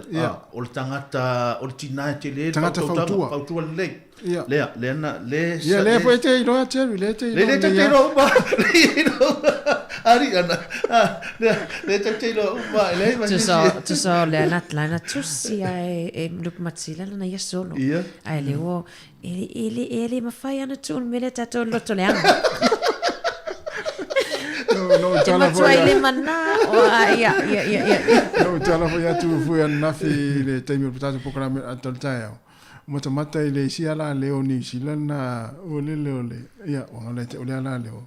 Fata we fu danga ngana nei au fasara la una le foi masani ona vai foi ngo ala te o TV tasi male tolu ia nei na foi tanga te fasara la fata we la le ngana samo la uma fai mai male te ine le host le ma ia o le upu pasa mo le yaso o le a foi ngala te o le upu na ta o le te ia nana uma ta ole upu si te mafofo to ale upu ta wista ma ita yana nafi so wow atta yana nafi ile upu na ta ole ma ita ina no ma ia oi ma ole tata upu sa mo ne yaso ole fia poto nana uma fa mai wa to rula to nana uma fa mai fia poto lea fia poto ma le tali ia le uma ngana nafi ia ole to te noi so se tangata New Zealand o lo la tu fa ta u pe ta tu ngana ye ni fo va yaso sa na ma na ia vo ia le o pe mo talo ia le so ya tasi ana va ngani na mo le no sa fa lo ngoi le lima to tasi fo le tasi o tolu tasi mal fitu tasi o tolu tasi mal fitu ia pe ia stamo si alo fo ile ta to finga to finga le sala to fa talo ia fa talo ila ia me se la na itangata para la ni sana to ia fa talo no ila ia le upule o le to fa alofa fa amole mole ia o le tasi lua tolu fa sa mo atu ala e to finga ia o e nanu atu ta to finga le fa Britania ia ta umai ole ma le ia va ngale ia umai fo ngana samo ia lo basic fo ia fa to fa malo ia ma san ma na ia tel pa peso tama ho ila le tau ona e me se ata tau ia ni tatu alon fa na ia onga ni ia nei upuna tau na amata mata tu la fa Samoa ora se upu Samoa sa fa tau ina tau a se wa inga ne aso te ne vai aso e aso nei ole usitai tasi ole usitai nan va mai Jerry le waro sta ia yo ana na le le ko sa wa ana tatu ti ne vai aso fa mai fa tau pero usitai stai matua Ale to tuli le na fai mai ya. Le ai. Tatalo. Ole me ai. Ole me ai. Tu tatu ole ai ya. Tasi ole upule na fata wala ingo Jerry or fa longo. Fa longo. Ah Jerry. Fa longo. Fa longo. Fa longo ma. Yo ai le Ata tangi mi telefone. Tangi mai ma telefone ta mai ti po mana pa. Ni fa longo. No. Ya. Ai. Ya. A wona inga lo tato tunu. Ole mo ma foi na fai ole tau tu si foi tato solo. E ne te ufa apela tunu le fai mai le wa hanga yo le fai ia solo. Ai le te ufa alongo atu ani ala to solo le ai. Ui, ia sa ole solo e tato numa. Pe ni solo na mai tato tunu ana. Solo mama, a mai mama mai Samoa. Solo tu ama na ia te solo. Ya, ole a tal tato pese. Ya, vai ai foi o tato por calamele. Man tu ale tal tato leina. Ya, ai foi tato solo e wo mana. Ya, wala mar fa ala wilo ina foi tu lang ngana Samoa. Ya, la se to fa. Marisi tato fa fisili le fia fiche. Ya. Ole a se upu Samoa sa fa ta u le to ai ngana ne vai aso. Mana ia. Wai ai nga foi le fa ia fa ta u tato upu le talo. Ya. Ya, ole via ta talo ta ma, ta talo tina. Ya, e wisi ai nga foi nele fa maita maiti ia o ta mama tina ia o tato upule fa ta o neva yaso o fa to ese ia fa to ese ta martina ia mai nga pena o le ase o tato fa filina ia tau mai fa mai no comments ia lau sa o le ase upu sa fa ta o le to ainga le neva yaso ia mana ia o le upule na le sa fa ta o fo ni si fa la tona fa alma ia o le upule o le va vearu fale Olha? Va vearu fale. Va vearu fale le yo tai mana. Ole tato wala au. Si vai mo tato wala au.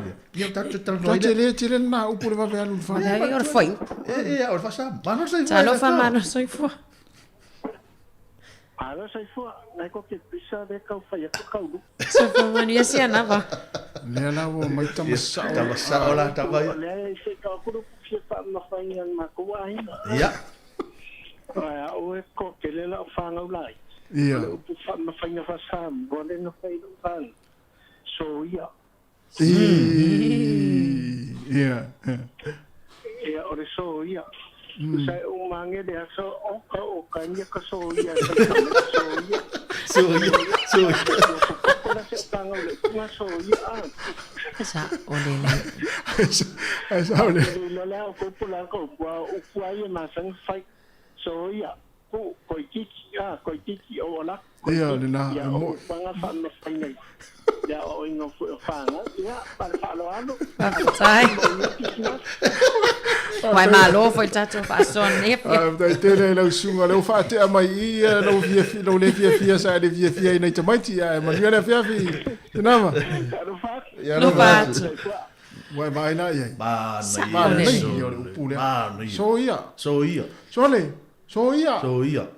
Na mato tatu punno volene. So ia, sole. Ta va tu lai fai ia. So ia. Ai se ta ula tamiti. Ole mana ia pi e mali e vuli. Ale mana ia pe ata ula tamiti lai titi. Tu sai tonu na ta so ia le anu ma tamiti ta tilo lo ia. So ia. O te tu lo wa le si upuna ia o ngana wa le ngana ta. Te fai so ia. O ia. Le io tamiti lai ti tanga tamatua. Ai sa le Jerry tasi. Pa wana le upu tele na ilo e fa na. Wa foi le tuta lai matua ia so maso. Ana la Jerry ai longa fai so ia I na yo na. Ia te fai ia stop it. Ia le na mana ia le upu na so ia so ia ai telefone isi upu tu ole aua lesi aua ala na aua vele card na ala na walava a to ninga ku le ti mai walava ia Ia, la tu ni malo foi le fale le ta fa atu. La tinga na fa meta mai. Ne no meta mai ti foi le tu. Ia, tu la fa mai. Wala ba. La mo ko.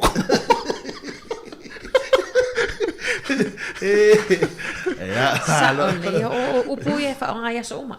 O pu sa uma. Wa vai la le fa ali mai ile pule e foi le e wahanu le vai aso o foi le polonga ia si sunga ia si na vai si na to foi fale. O so ia. Ia.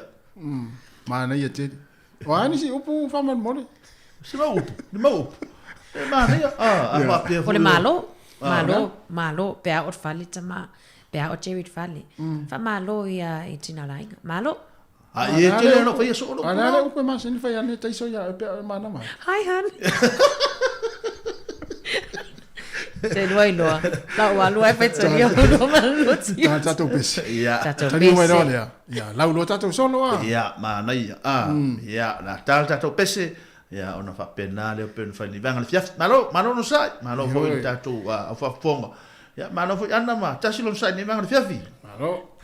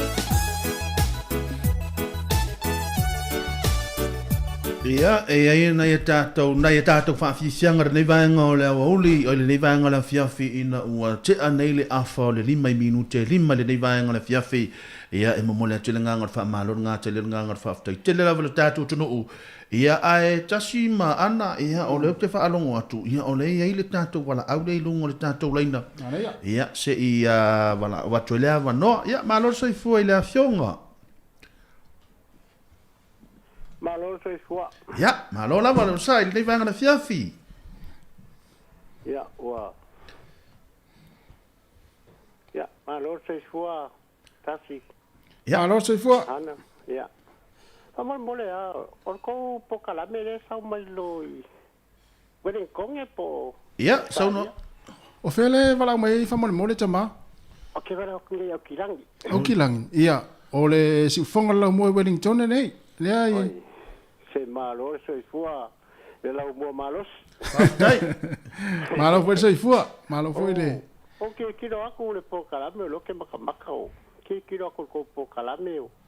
E se foi ma ngai o ko fa soa. Malo fa tai. O. Ko fa soa i. Le ngang sa mo ni yaso. Ia, mo. Ia. E sa o ya lo ko po kalame e ala ese upu makere nganga fa Samoa. Moi. Ya e pe ya ole aranga ufonga le ya kere au upu ya ole alofa. Ya ole alofa mai lunga le alofa. Ia. Ya ole ika awa. Ku. Awa faya. A faya ku le ku ke la ku lo sa oi. Ia. O le nganga e mawhai kako makua. Ia e whate kai moro kopo kalami. Aftai. Ua, langonga ne nganga sia foi e makamaka foi ngi au kilangi. Lo ko whasoa foi maro kopo kalami ngi siasi. Ua karinga e sia longo foi lo mako whalongo. Ia, e se foi lo ko le kio lo veren ko e se foi mako le kio ngi au kilangi. Ia ai kasi aka kouri. Mali. Nganga kasi peo nganga fa Samoa. Mali. Ia mere mura koela nganga fa kai ngi sia firu ko po kalame. Ia malo a fa soa malo foi kaukua mul ka ko ko wani sia fi. Ia lo fa ke ya ku mul ko po kalame. Ia o nge ke foi wa ku ka ko ma kanga ai ko ke rei dolo ngoi kanga. Ia. Manaya. Ia. Wow, kawaanga. Oi. Lo soy fua. Lo soy fua. Fio tawana. Yo voy a kamar kawaanga. O falaka. Malo soy fua. Ya, malo lava. Mangu kerenga ni siasi mar ko fa moi moi. Fa tai. Mas ainda fa longo mai tatu tau tua nei. Fa moi mali. Ka ko long weekend geva yaso.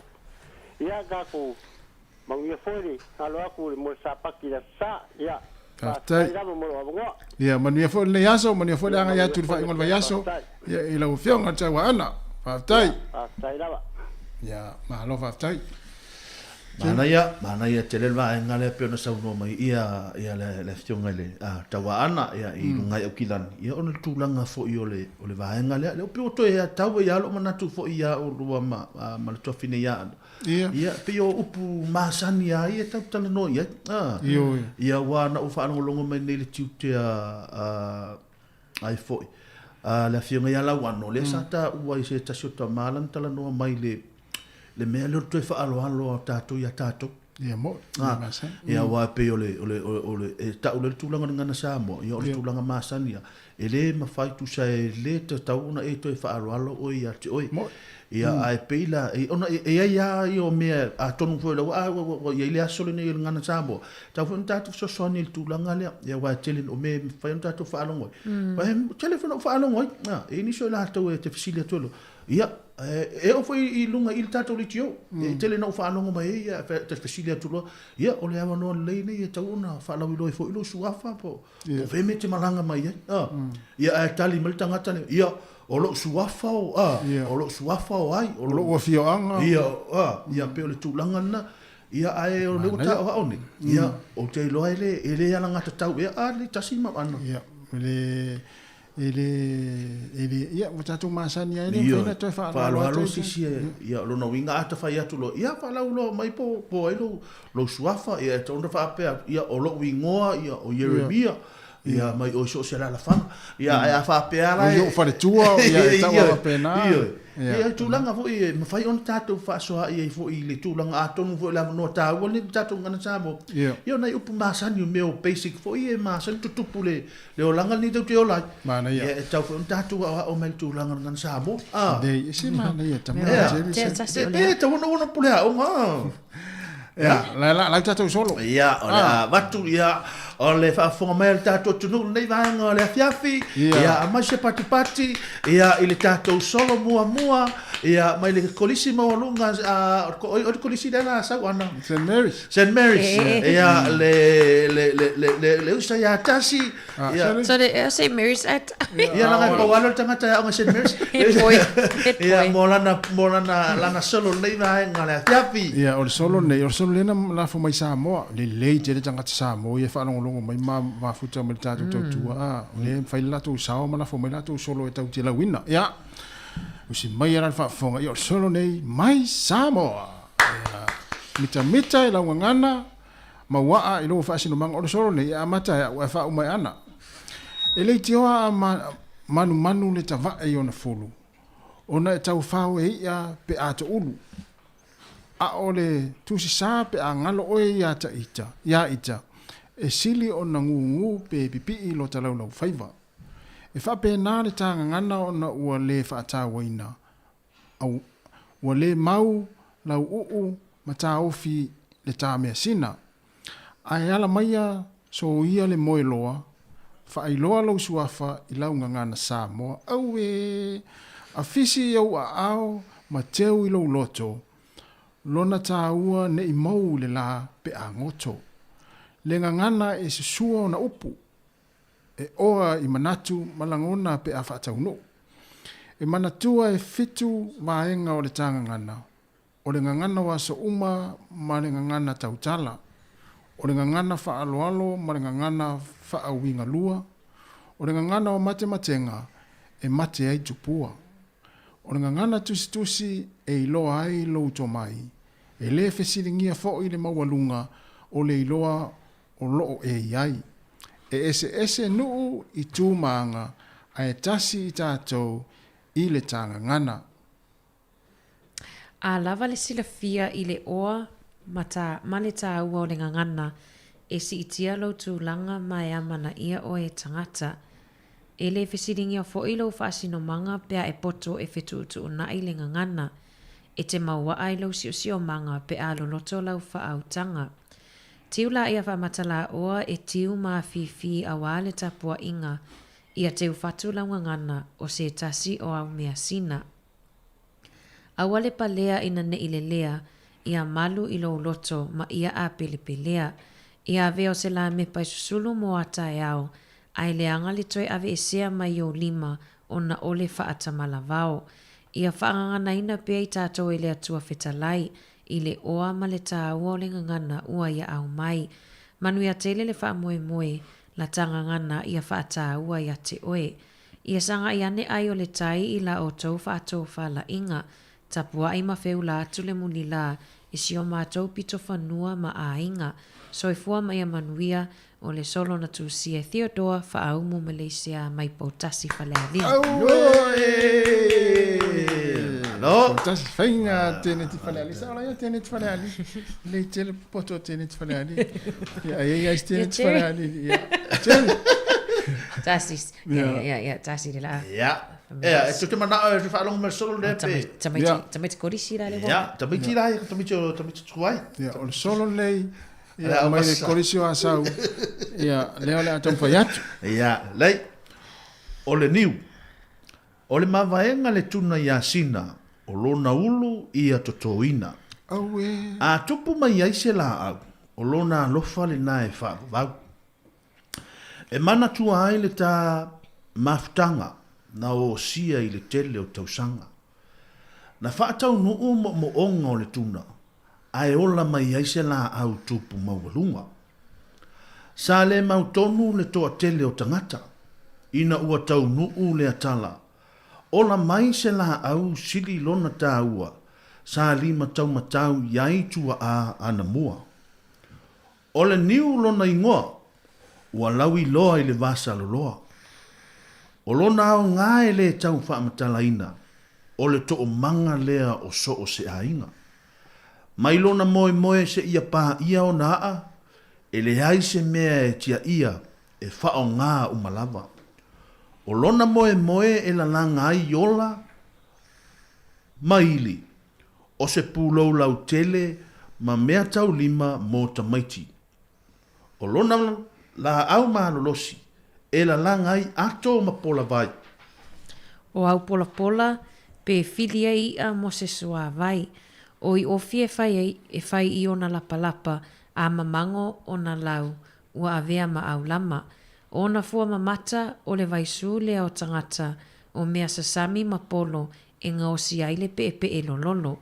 O lona o ngā la au sa fai ai po o le fale ma popo waipa, o lango le umu, ma ngā osi ai to la aunga ana i o tātou tamā.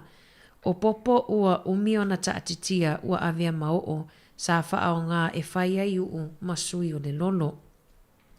O nā a e fai ai vai mo e mamai, ai ua se ato e fai ai nei vai taimi. O le isi au ngā o le niu e siri lona tā ua, sa tua o iei whanua i aso ana mua, soifua mai a manuia, ia o le tusi solo la vai tasile na momo atu. Ui, whenga fia tora, malo fia tora. Whenga tēne te whale ariri. Sa oia tēne te whale ariri. So le tama, o le tama. Oi o fia, Fia tora tama. Fia tora, fia tora tama. Tora tama. Ia le leite, sa oita me te whale ariri se poto.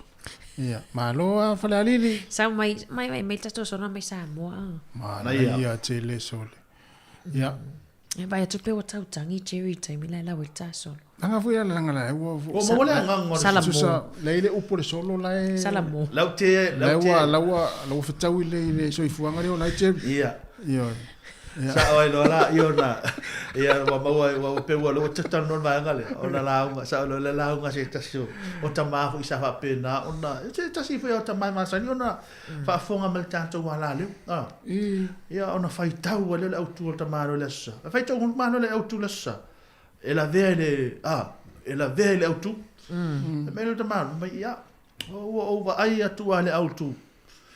Ia o ata atu ale autu le ngo ai atu le autu. Ia, e la vea tono, ia fai la unga le autu. No, ia, e hape na huli mele tupu ne. Ia, na ala na o tau tangi atu. O no, ua lofa atu, foi lele ia o lua. Le lua re saramori, ia. Kamilo wa atua. Tasi sa ia, listo ina toi otia, prada ia, prada. Tasim cherry ai se toi whamanato tu lava ele i umatato tau tua nei. Whamanato tu ta alonga ta apolo le whaile aso atai au i Trentham. Ia le olo o tau la mua ele sunga ia to manga like Mike le toa. Tau wha amapoponga o wha moe moe leo le tanga apolo tu to tas. Ono te tala 11 no mo so se isi la vai fia awai atu ai limas futa la le ulfali poli entry fee.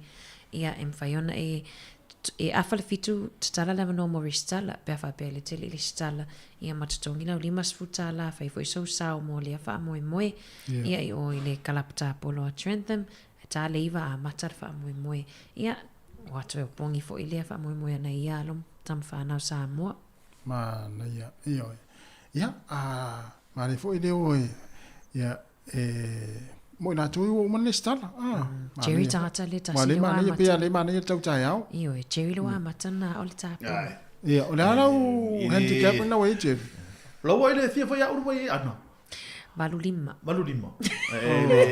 Susai e umano mero ne. Umano handicap la langi fa sai umano la langi e umano tau lo lo ia la handicap le balulima. Ya, la wel tatu wala au. Oi, sole. Ya, la wel tatu wala au. Ya, si fa talo fa tu tatu wala au fa mon moni. Talo fa malo soifua. Talo fa malo soifua malangi ma. Malo soifua.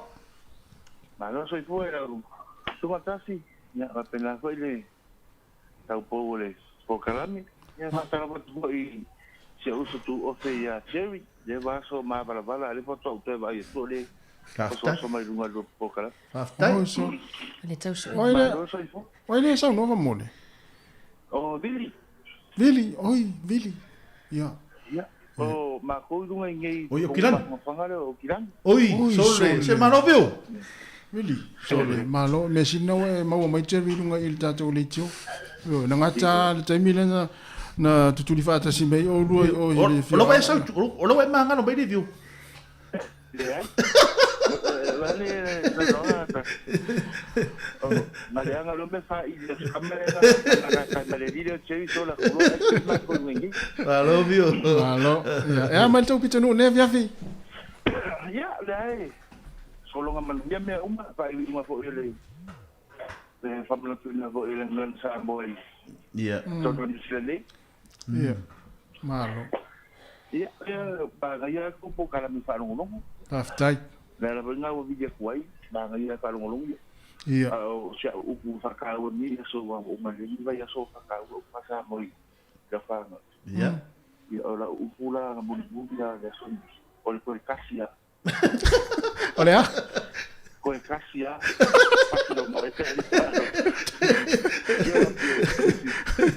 O pula ia Jerry.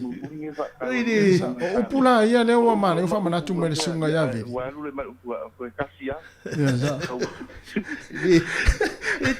So inga o pula ia Jerry. Le o sa no ele sunga ya vi. E sa ma sani ne fa longo itina. Ia. E te fa longo fa mai. To tasia le vanole tu atu ya te oi. Ia. Ah.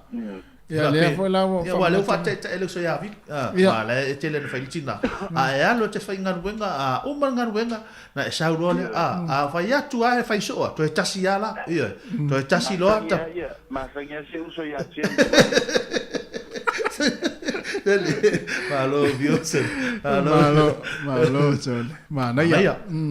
Dia para o tu na le ya mandia cheli ya tu manga tu ta ko kalan. Ya, tai la viu. Alo va tu mo no so mana inga. Tu mo ai, mana inga. Ya, alo va tu. Ya, pasa va. Ya, Jerry. Tole. Ole wa ta pena mai foi le sunga tu fue. Mana ya. Ya, awa foi le fa uno ta tu le tu la ono se pa le tu la valu. Ya. Ah, ya. Ya ai o ya. Ele I mai al ta tu fa mai le valu. Ah, ya, le la sunga fu le sunga sa fu le sunga tu fue. Ya fa uno ta tu ia o ngana sa mo. Ngana sa mo. Fa ta uno ta tu ngana. Le mafuai ona auli ta tu le tu la valu. Ele ngata I lungo ta tu wala leo. Pa pe foi lungo ta tu Facebook. Ah. Ya, le tu la ta un fel temi nei, Jerry. Ya lo ngono sono. Sono. E ai ia fa moni yang o fulele o ila tu fasia sakramento fa piponga fa ngon vayaso. Ah, mas se foi anniversary se ma vai fa pena. Ya mana ia tasta pese. Ya pe tasta pese foi le si fa mo? Ya, no se ya. Wa ole pese le. Ole wo su ole pese fa tu no fanol tali. Ona? Fanol tali. Fanol tali. No winga na o ya. Ole wo tali tu ai ioi. Ele to ia si tu atu tu lang ta fa poiponga. Ah. Oh. Ole winga na pese ba le pese le no su ni tu lang fa poiponga. Ah, ba poiponga. Lo su e Jerry. Io, ole ta tala nga hoila. Ele ni fa poiponga fo ia tai bota I tole. Le chasi ana poiponga. Ah. Le ala fa ya tu lo le tanga fa poiponga to. Na o ia wa fa no ta. No winga. Na uma ele to ia si to ma fo fo e. Io. Ava pe fu la le tsau ni moltu langa rea. A le o to sui lo mo sa ti tai. Lo ma fo fo. Tas. Fa fetai ya Jerry wa usta ia upur pes. Ah, fa fetai ya me si la wa fa nga ina upur pes. Ya ta fa ma va tu ni taimi. Ia le pes fa mo loto Jerry le sa ni mai. Ia ta pena me vo sa tu fue. Ya wa fa wino ta tu li tu la yo no se pa ili tu la van. Ya. Ma futa pe ta to ma futa pe. Ma futa pe. Io, ma ta tu no ni taimi o le fiafi. E se ma na yo le tu fainga lu ngale fiafi. Ya, vai tu fa fo le sa. Au we. Sa o soli. Ya, ta tu pese le. Ya, o lo fa tu ai mo ila tu le. Ah. Wi o to fa poiponga ila so ta ya. Ya, na. Ana ya.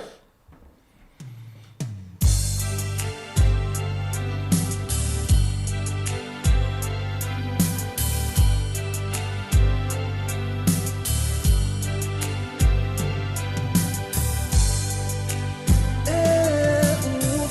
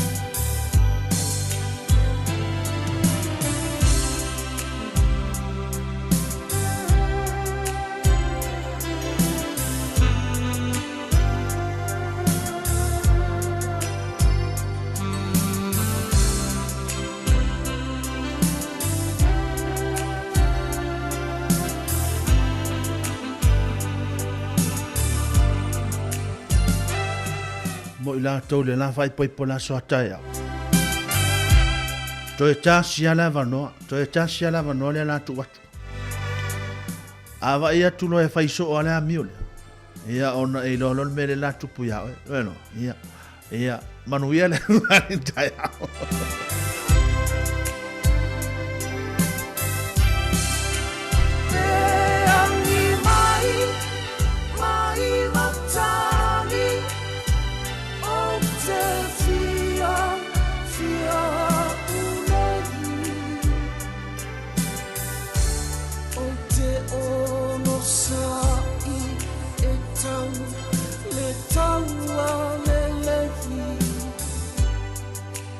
Tau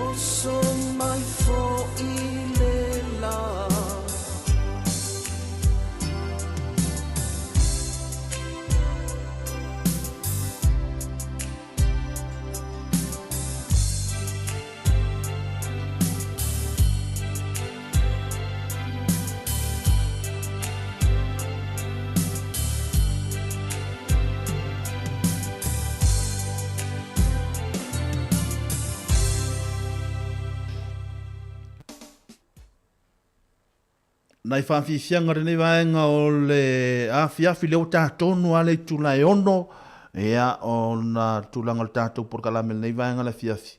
Ia ai o lo o iai pere tūlanga o le whamana le tūlanga fo o nei vaenga le whiawhi. Ia ono le sesea le maa whaalongo, ia, whaapea maa, wai uwhai mai mati maa nawa le ono, ia. Ia le whaatoa mai no, o le o tā o maa ua, ia o le ua umana tusianga i le fitu, no winga, ia mate maa nawa le fitu, ia o le taimi lai so so atu aitua, ia o le aole a suma ia tu fue, ia malana maana tama, ana tama la hiti, e whai alatu, whai atu lato por kalame, le taimi lai to toi le fiafi ritas, manofa manos.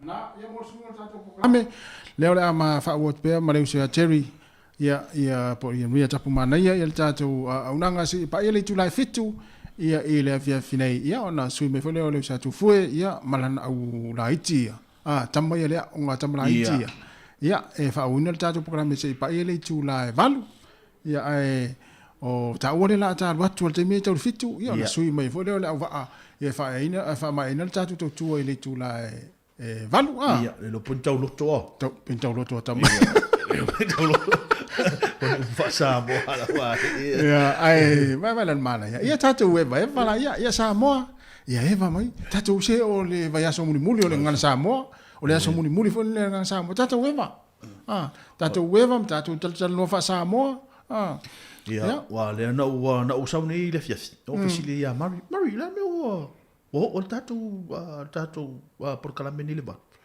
ia te ko tali me le usa mar o le me alofa o le harma to mai o le me alofa le vaenga le access radio ia e fai me alofa mai mo tatu ia ono le manatu fo le mai o le vaenga ia tatu le tulanga ngana sa mo ia mai ia o vaenga o tulai ia le mai fu ma tatu ia wa sa tau no fa o ngai lisi vaenga ia le fa o nga mo tatu nei fia ono le nganga mo lunga fo yo tangata la ia e mo lunga fo le natu tanga e mara va il tulanga ngana sa bo pe tatu na tu no winga a le pauan ne ia pe o tulanga na fo le ni va ngana tia ia fa tai ia no ani upu sa mo cherry e di masani ya le ngana was uma le ngana sa mo ani ngana fo le masani ona e fa longo i te mo le fiafi ia inga sa mo ia ia o fatu inga e masani ya ngana o fiafina fa longo i matua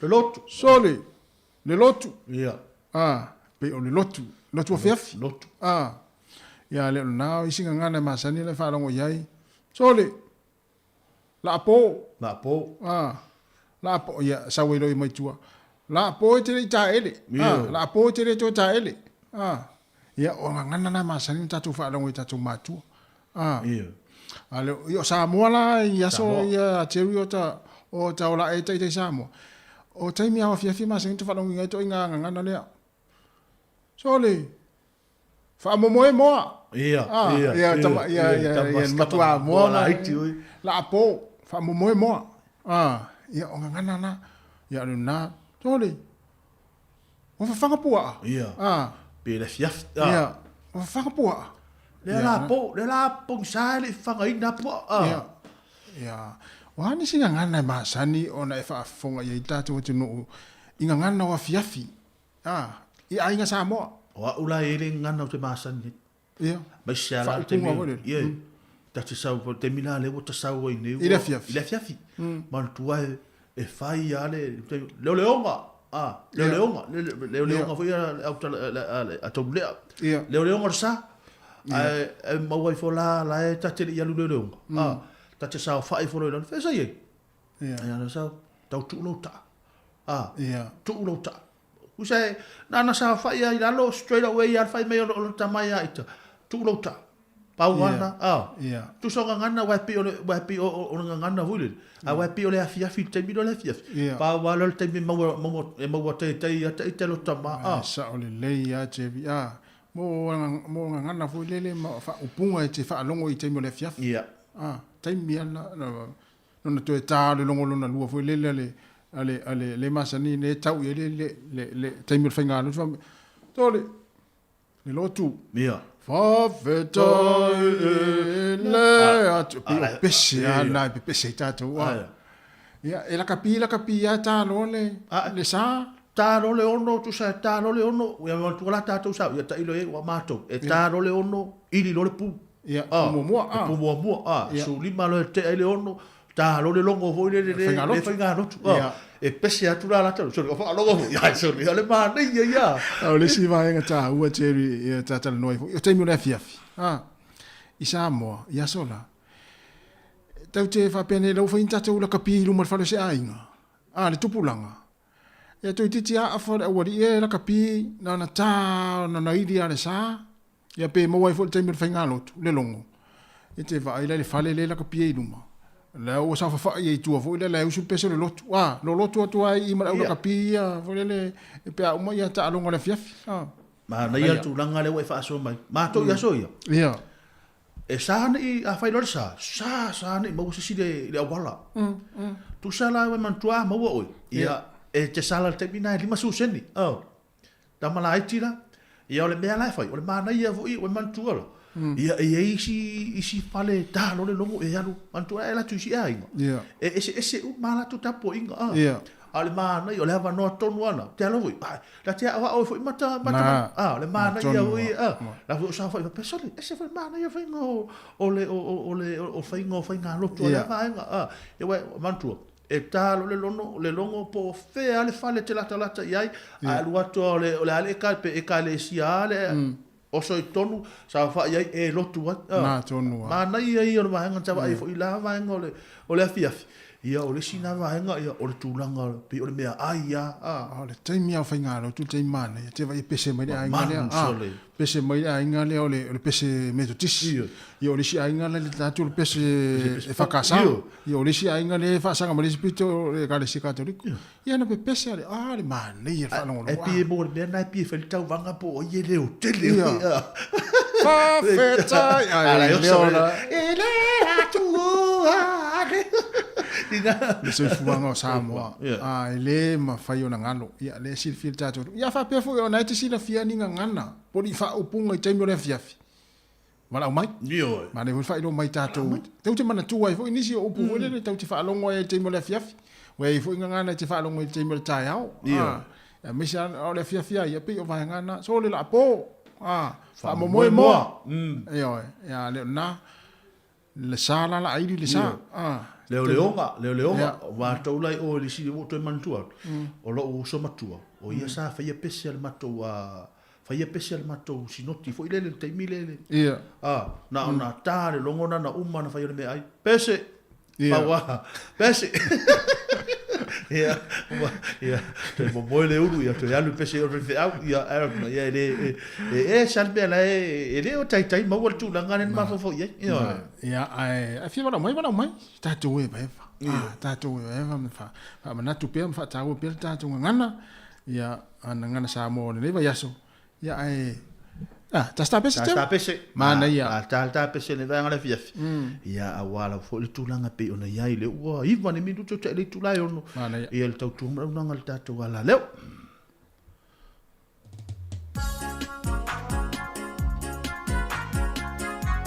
Fiti.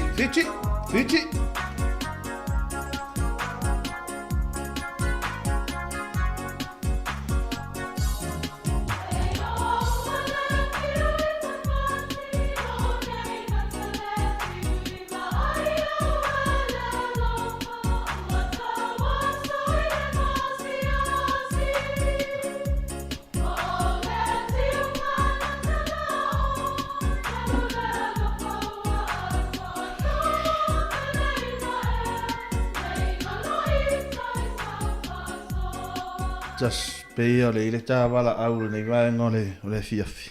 Ia. Ia, ma lor soi foi la fionga.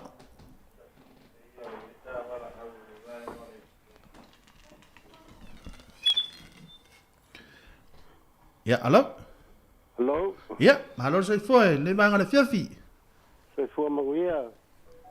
Ma non sei fu. Sunga Terry mo. Asi. Ma non sa. Oi foi di sua fa mole. Ma ngai lu sa. Tai. Sa sa ngai ki ko mea mai runga TV ni. Sa mai ai ka puai tasi. Pisa sa stanga te i vera saka ora. Ole tulanga ngana Samoa. Oi. Ngana Samoa. Mo. Ma ga ya ro upunga nga mai. Ia, mo meu. Ia le fonga le piko sidi nga ka wai ke le ko fa ba ke le. I te mea fia ia on. Ai, ole fonga le fa pe akulu ka mamu kinga. Wa ka e. Ia. Po wa fa marufo. Ia. Ia wa o pu masangi ya fonga le fa nga. Wa ka e. Ia sa ole lei. Mo. Ai le ka e. Alo bo ka e. Nga sa le lo. Esa ole. Esa ole le sona. Ka fa e sa o le ka e. Ole mo le fia. Vai lupe po sa no anga. A o fesili la na le sau. Wa ta ele ata tari atu no la ele ai afa pe la o le va na fai mai ata ta ele. Au ta tula ta la ta tula ia. Ia le ungo ta ita pe afa pe tari atu ele ta ele. Si tu no va fo mai le tu. Ngol fusi pa wan meso. Alo le sel lima. Ia po. Ku. Mo ile. Ia ngai ba sang e kasi le nga. Ia tela po ga le po ko si so so nge ko sa ko ya. Mana ia sole. Se la upa se ni. Ale ka ele fa no mo. Ia na. Ele mo le fo. Ia. Ai ma ga ia yo lo upunga nga mai le fia si ka ia ma le fia. Ia, sa ole. Wa ka le ka ele fo ye le ngo fo le malos. Ia. Ia, me se temi fo lele o tatu ta fa lu mai inga ve ole po. Ala e we lo le le lo matua ta te ita ele se tu lo fa fo mai le te ia sa va di va tu la ta fo lele la ta lu tono ta inamu.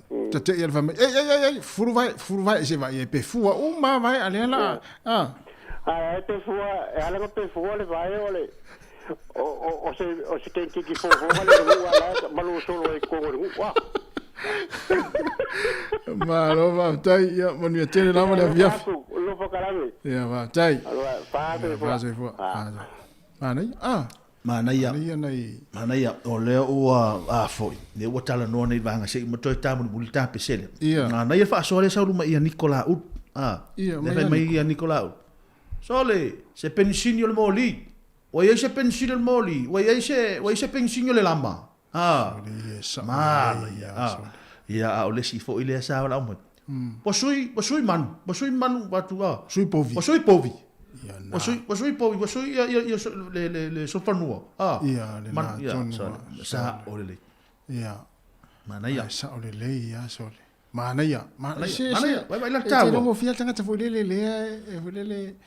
e tala no mai upu mangangana o taimi isa mo sa so ifu sa mo ia peila le sunga ya lea ya Nicola ulu ia te longo te ia o avatui ia autanga mea autanga mea mo tama itai fo ia mo ia wai pe o ngaluenga ia nai tama itai o le oino tanga mea se itulo ia ma vaenga uma fa pena ese tene poto avatui ia le sunga ya silulu atala fatu silulu Bolton ia tamale tiri tamane oli sati se iro tamese me mo iri se ilanga iri stanga tafu ile tu si ai el tavala talo farvala ya talo farvala lo va se lo ne tu la le vala li sati ya si sa unga sau sa ona ye li sati tamana ye tasia tala te fa lo tama sorry ola na su e men ile more ai ngale o chole na malo sati Lingo lo si ponga ngai kula la fia. Con seti o lingo mai na fita ma na sati. Kenos Creek, sa fia fianga ia fai ma ke kire fai Kenos Creek. O suli inai akapuana hol ia le ala de ma nga va le yo al fal de ai fa ngal vengai ia sa ai tala ku na ri sati va ila i mea tama ia ese me fa ngal vengai ade so me ai akapu ai tala fu tama ia ri malo sati ngal lui malo Ma. Ka mga kua so lai. I. O ka lai tini fo ya. Ia. Si sau. Ia vai pe fai ya fa fu fo ngal ma ko ngu. Ia. Ia mai ka ke lua ku ro ko ku ya ku le fale va pero ka mamo ki sa sa ya. Ia ko mo pa yo ka sa o ka lu pa lo ko bo ka vai. Ia. Ka vai la ya le. Ia. Ia ka mo umar me ai wo umar me ai la le. Ia wo umar me ai. Vai lá o cara, né? Uma faz me ai. Aí vai só vai colocar mais lá com o que me moe. E aí vai lá vai por wang ko que ai. Ia. Sa. Ala usa. Okay, ala ilo mo ko ka rifolo ka fa ali ka rifolo ka ilo ka moe. Ia ka mo fa ali ala. Sa. Ai o te fa mai ama siro matua. Sorry.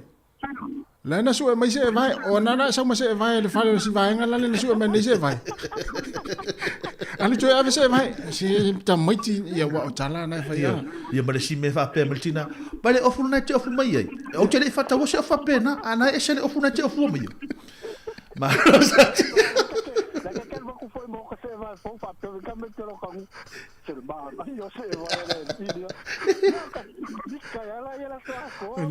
Tu sei vai passet mo se vai fa meta meti poi fu dai o se vai. Pe se vai ro da ancora sa mini usila. Ma lui ne via fi sa. Ne via fi. Ya. Ma na ya. Ma ya so. O le si vai ngale pe on le wo pe wo tupu me atala ngona vo ya. Ya. Ia wa mantua la matou ele lei te le lumole ele lei lumole o man lumole mutia vo ele i matou i ha opo ia ta se sa fa ia tu le fa mai lo malto ina malo mutua o fe mai lo malto ina o fe le mo vao fe le sapet fe le ia wala nga ese ia ele va pe a fe sapet ia vai po fe me tu vai ai fa le ne che wala ve sta mai titi tu me masali no tu o te mina watu ni mo va o ya o le te no nga o ele mai mo fo sa o vai te mi na i miso la to fo vai pe fo ngale ya pe sa pe si tu o va ya wai o te mi la wo po fo nga ya to ya le te mi fo ina ru to le mo va o ri chas fa mo le nei lo lo mana mo nei la chama ya taya ya to inga style ho ir sa fa ata to ya ai vele mo va ya le ta vala ya va ta lo fa tu vala au ma lo la vale on sai mai talo fa lo sa se lua le la wo ta la ya le no fa tu ai ma sa ya ta vse malo tau tua tu no ya malo foi nga lu ne yaso ma ya pa longo ku pokala tai ya no singo fa so ko foi se mga ku kai mio ngai ma ko foi kai ya ku ya ma ko le yo ku pau i le la pong ya fa pe me ko inga já o cuco moli ele é fiafi a cula ele é pensing a ponta tava com o le voria vai ele se pensing a com voiale porque ele se nesse vai ele se pensing a com vai pe o tala na na imatu sa olele yo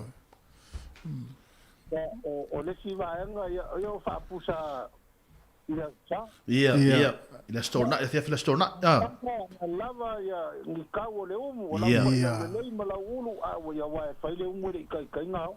Ya. Ko la pa fo ya le umu le ya o le sa. Mo. A fa ya ko na so wa ya le la ya kasi nga fu pa ko. Sa o le sa no anga so. Pi fa atua.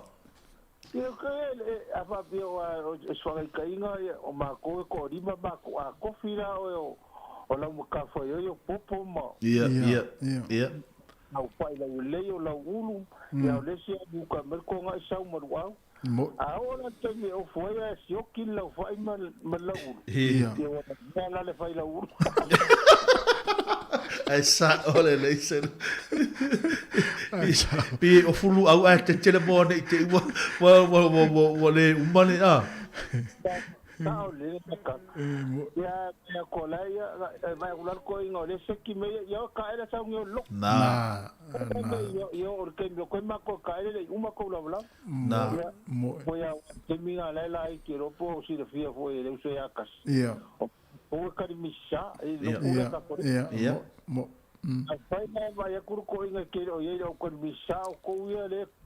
Ia. Asinga ela ve a ko mo. Sa ole le sa. Mo ile le sa no. Para la na ka di misa o mai. Ia. Misa. Fa sa o malingo. Loko. Pero muri o ko fa na ia. E mo Mare kwa kuo melo kumanga yo la uma. Esa ora le isen. Yo le soifuanga na soifua e ai le tatu tunu a se usamo. E se vole mane ya to ai ma sa tai mo le fiafi. Oi so le. Ya. Mana ya te. Malo a voi ka kuo le. Ora sau se fesilia tua ya te se u te le. Ora sau ai ta longa tai au tatu au hurricanes. Ora se mar si anga tau fa anga tai. Pe ta au le ta no ta tau mo le cruzeira. Ah, que no. Ma ko ka. E mo. Ora na steimle ka ko. Ora le na tulanga tau fa anga. O fa anga fo weti pe fa anga le nei tua. Ia fa anga ka ko le ngai ku ara ngai mo ya ka fo. Ia. Dice la lixa ko ki ka le buka ka le le ia. Ia. Ai le o se la po se ngere ko fa la. Ile o la vale so ta inga. Ia. Ia. Wai to se le nga au ta fa ya le si au fa to ka ko le pui pui. Ia mo ko la nga. Ia. Ia. Ma. Ya a mo ka ko le polo. Fa nga ka nga ko le ia. Le ka ko me le ka o le broken play. Ia. Ia. La sedi la broken tadi asi la kamanga ke talo la ga musika ko tu sale te fai mai broken play ale matua fa no numi mai ya mata tele te o foni wo le fo lo fa no ko le so na so le ya te ringa ke bio o ma ka alo foi kwa o ye wa ma ko kwa o la ka pia la we lunga fo free ia ye ke vai ko fi ma lo ka manga ma ko ya sa we le prop ya o no ko fi na ya wa yo le afa ia o ko nge yo o mai ka o fa ri la ka ma ya ma so venga o nge nga o ka ko o le ke po. Ara mo ko se o le pro.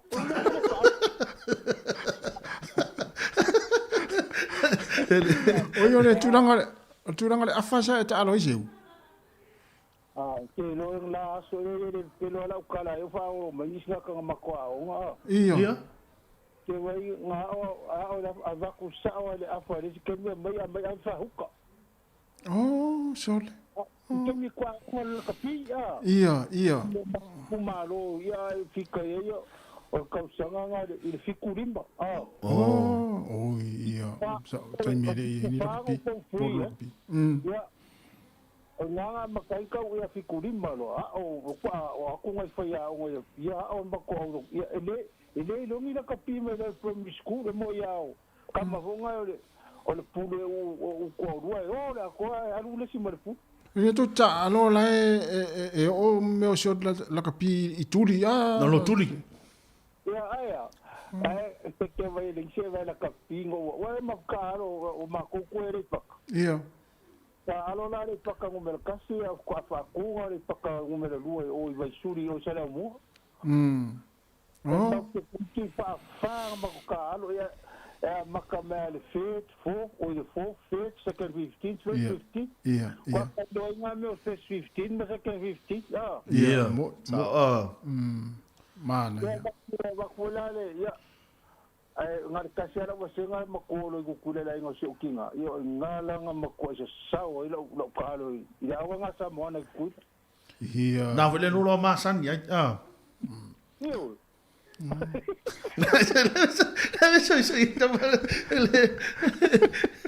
malo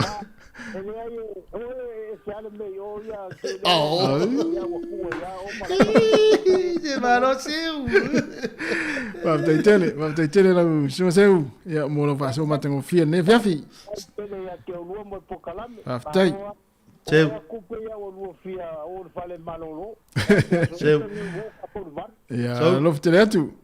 Ya, Maria as malolo male weekend male fai un algo vai aso. Ya, tai. Ya, so fua. Ya, malo fa tai, fa fo mele tu no tala pelta tu leina. Tala leina. Wani ngana o le fiafi ma sanyo e fa longo oi. I taimi fo e tu bo tu fi anga Samoa. Ya wa le wa tele na watu isi ngana o le fiafi. Ya sole fa mo. Sole, o fanga pua. Ya. O sui povi. Ya. Wa tanga mea. Ya, o le si mele vala o mai le. Tu ilalo le tapuni tasi fa lo man tu mo pe ni. Ya o so tu ilalo tapuni tasi fa lo ele. Pe tu fa. Ta pe mori. Tu sta. No ini sta wala. Ta. Ni tu atale ono ni tu atele ono na tapuni fa lo. So le tel. Ya ta lo fa wala. Talo fa mano la sei fu. Mano sei fu vai lo tapuni tel ta tu fa lo le fa tu atele ono. Pe yo aba tu ila fa lo mo bueno. Ya. Tu. Talo fa. Malo sei fu. Malo la sei fu bosu. Tai. Ya o puye ma sanga ka fa lo sa mo ya so fu ya sa mo. E ma ko la isa va. Vi. So lo la fiafi. Ala mo ko inga. Le kalo sanga. Iya. Kalo sanga e fa wai e mua kalo sanga e muli loko kede. Iya. Iya. Mana iya. Le kalo sanga. Wa ai po ile kakalo sa siro kakalo makalo la ia le kamai. Iya, iya. Iya. O su e no pese. So po feo ia pese. Esa. Po fo le loko ele no po feo ia pese. Esa, ma na ia te. Ale o ngai ufunga ya mali fainga kai mila me ai ia sa o le ya singila ulu mama ya mai fai la ya avele me ai luma ko ma na ia esa me ma ko i sima ko hoiku e sua luan ma ko vai ia ma na ia sole volvala awala fa pale pa ela la sulu ai fa pale anaya moi ma pale pa elo ka ki fa ya kulo la ele i kwangalo ya ole me ala ka ko lo ma ko le ngai awa sa ole le ya ai mai se la va tu ya ai mai se la pe fa pe ole ele fa pale ina pa elo alai lo matua ele tamai titi ole si ainga le mai apia na te ia la fa mai ne fa tari ai pa lo te tala titi se mai tamai titi singa na le wano si tene le ile ainga ila tamai titi sa mai apia ole si ainga ala la tu ai uma ele la fa tari no pa ai la wa o ma ko wale ainga muli ele ma ko solo mo ko ngava ele ya la si ainga ma ko pe ko na mana ia ma lo faftai ia kalo le iva pel pai pai la sia ia kalo le iva pel pai pai la sia sua lua foi na le vai na mana ia aku ai la kalo e ki mai le vai le kange voi le ia mo ki ngwa wai kunga vangi foi ia sa mana ia tele ma lo faftai tele al fa so mai ia fa sky lava mangia fa le weekend ya o lua mangia fa le sia faftai fa le fiafi faftai tele lava ia fa se fo Jerry va ila le male na ia tele o pu le ia va tala fat ia se pap sola va pe fo ia va tui ta si le vai sole tu ia tu ni namu ale na u fa ta u meni fa sola namu fa su namu ia po fa sola namu vai va pena ia o lisi va enga ia ole ia na ia o le siva enga le tasi le wo tau ni lo ma fa so stina le na vala au mai po stop fini wa man tu tato o fitau si ya fu le Ia. e pe le a vel tanga tamatu ola tato pe ole ale tanga tamatu ola tatua o pe wa se tama fu le ya tato na umma na fa me ina fiafi ole wa ave se me il to ina la ta fa pe ita ya ayo se to ina alto ina la tua o alor vila e o ya alor e a tu le supo yo ya ai mai se fa ali fu o le tu langa ya le napo wa ave se me ya le fe ya wa pe o le fiafi e fa tu no le tu langa ya pe o tele ne yo talongo ya yo no tu langa fa so me tanto tu ma na ya tele to tele fu la to le o ma ha so le tele o me so le ma fa li tasi ele i tau iso mafa fōle mele. O lea lau o... Ia ranga oe ia...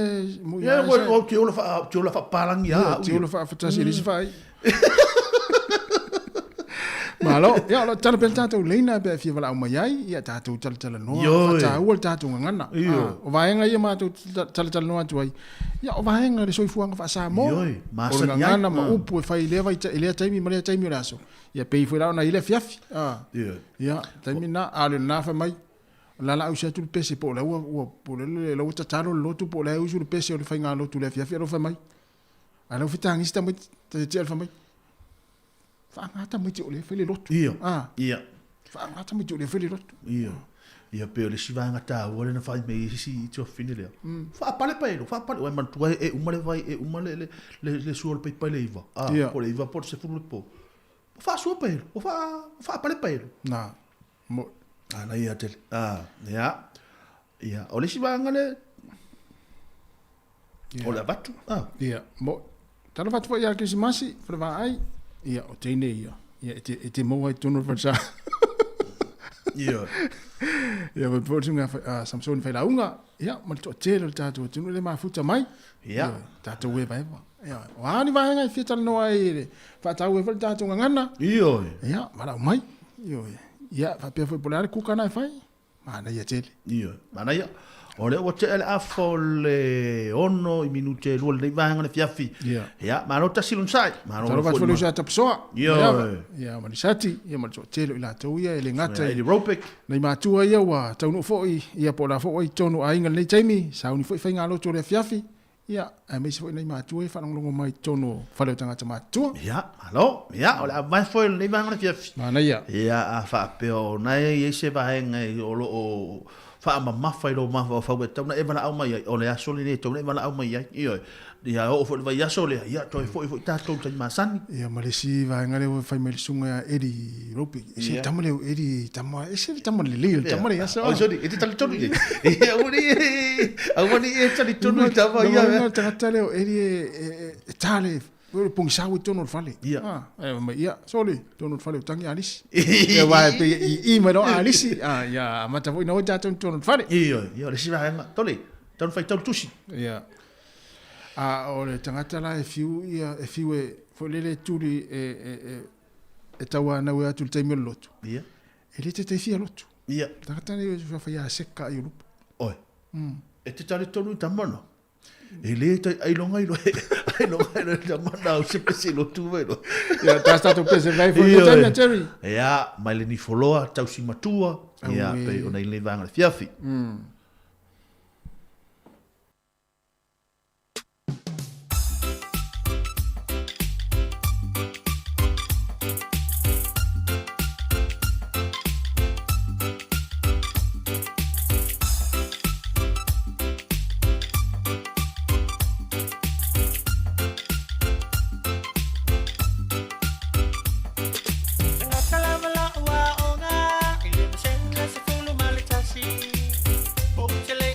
Ia, ono sa e mai polu se I uma ona toe a wharuatu le tātou pesena. Ia, o le wale tāwala au le lunga o le laina. Ia, whaatalo whaatu le vaenga o le fiafi. Malon sui fua manuia le vaenga o le fiafi.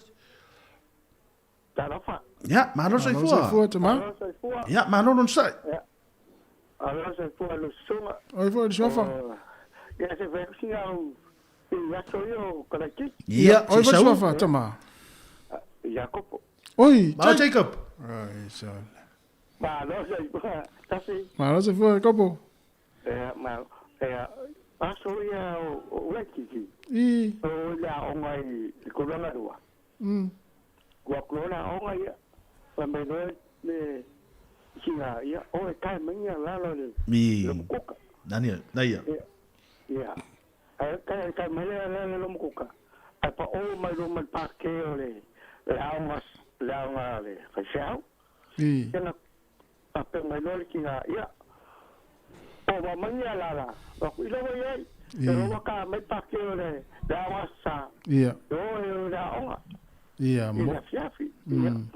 Ai sau le fale ke le yalu le aunga. Ia. Ia wa fu no oi. Ia sa. Ia fai. Le yalu le aunga. Le aunga sa le fiafi. Ia. E mo wa fuero afu le fiafi. Mana ia. Kai ga mo le fiafi. Ia. Te tele la kopo ia lo fa ti foi mo e malainga. Ia, fa si fo. Ia fa de go. Mana. Mana ia. Ai wala mai te mama tu ia me se volta tu nu le tal no be lu tu Facebook. Ja, pe sunga Samsoni. Ja. Be fa mai ai pu apo ato. Mana ia. Ia de ngata pu a fa pe la valu popo fo le lo le tu lo matu le la langa la fa le fia fi po la il fa le tele. Le ato mo. Ia. Wa pa le tele mo e lo le lo matu e sa ve u la e. Ia. La le watu. Ta se ia le ko ka fa mai. Na ele I te va ia tu ile ia po le ale mo fo ita mai Ia. La te le va ia tu le toa. Le matua mo malan to lo. To mo mu. Lo volta. To la no. Si volta la. Ma lo sei fu na pioga. Malo sei fu lo songo. Ja, ma allora. Malo sei fu. Ma na yo kala melerdia. Aftai. Dia ole o upu masanganga gai ngalua. Wo fo la mai kele o. Upu la ya fio vo kai mi sa bo a. Ia mo ile le. Ya o te mire. Wo le ko itra ka fel wa ya fio. Ko wo ka kai fai sa un fai sa un ngalo ku le fia ka sa le fia Mo Ya la ya kamaga le feo ai solo foi gale kai minga. Ia. Ya la upa la lave we feo ai ku la mala ulo me ai. La mala ga le do por ku ida la foi le loco vai sole vai por kamaga feo ai por ku. Sawa. Ai vai sua. Kamaga ku na ko. Ai vai sua. Ai vai sua. O do aku. Watu. Malo atu mana ia. Kasi na le mai le mo le mai e tele ngai no atu ia le foi vai ngol o le soifu nga sa. Songa alta. Ai sa le ia e fai ale lotu e ma alo ne lo se ta me sa ta foi ma salo el to ino lo tu e ma alo ne lo va pe. Vai tu po ato po ni vai va tu le ulo na sai tu na fu ma alo ne lo atu e tu e tamal na lo atu e tu dum kuk. Rafia fivoga le mai a chau ngi le via la ya le fa bele le wa le ngi le buka e ya ko kamba wo sa e manga ia le ulo kambo u mamala ka pio le fia si o mai wa kan nam ki le buka ke wa si ku le ulo le ai e ga bi ko lo mai le ko i ga mer ko i ga ya vai ka ko ulo lai ku ai ke wa si e Mana ia sa ole le so le mo le so fuanga sa mo ato mana tu e ma li ia e ma tu e ma li mo ile le mana ia faftai so fuanga le langa sa mo sa ka ko vola ma ia ai karsia ele yo ia lo so ka ia to ke po kala le Malo, ato te la mano atua, manu ia foi na viafi. Sa ole le ia, sa ole le. Ta si le vai ngai e se foi ma dia pe ato to mana ti. E ta te le wan no ai ala e mana ia me ale to ina la fa sanga mai luma. Te ia me soli. Na foi ma atu na ma alo ane ia po ftelinga. Na ma alo ne lua atu ni le fiafi se vai atu po atua ia I po ani vai ngai po si fo ese si ato fa fiena sai tu ina. Ala pe o tala no mai nei ia lo atu vai ngale. O man tu lo se ta so tam tu so la to ina. E mo la to ina. A o luma tu sai luma le ku ka ile me fo le va tu fa le ai a. A tu ala e mo ia to ina fa no to ina. Bo te ar se fu po su ta si po. Ala u fa mo pe la u sa un ble mo tanga ta tala lu ngole ulo ile le a po. Dana tatala I rungo le o saula tali o tamano tatala I rungo le ulu mai au pisa lo molto ino mantu Na ta o to ina. A lai lo to ina tangata le. Na moe ale to ina fa tana ta ngulu ala fa lo to. La pe pa o mo ya. Na fa ya to ina. Halu. La le fa pel to ina. Ave melta. Mai le ai ele o se mai le o lo tari. Dad o lo tari. Ne voltava la. Voltava la, ya. Malo fa tai. Talo fa la. Malo soy fue lo va a ser lo que fio. Ya, malo se fue la fionga. Malo fue nga lu ne yaso. Se una luenga. No. O le si upu ma sanginga ka fa longo foi o wa pe a kuri ka no fa ka. Ia. Ma se ponga ma moi, ma se ponga mo se lua. Ia. A sa le fa sua fa querer sua vai ai ma ki ai. Ma na ma ko a foi pingere. Ia ma moi. Ia ma moi. Ilele. Sa olele. Ya. Mana ya. Yo. Oi fe sua fa. Tasi le angala ya. Tasi le angala. Ia. Mana ia. Wai man tua fo yole. Wai man tua fo. Malo. Ya, munia foi le fiafi. Wai man tua fo yole. Ol ma fo am. Ya, no vai. Mana. Ya, me se foi la Jerry. Ai me se a te mo le fiafi vo le me se ala va pe le uta no atu se kona seti vo le. Yo pena mata in kon seti ya sola. Na ye le terminal what to concept ya. Na i konseti la fa ya onga na wastu ya so ya fa ya onga. Ia. Na watu vai tinga terminal te la titi te ili ma le ma te ma vau. Ia. La te mata fo ile ye asu te ma vau. Ya le te oficina tu.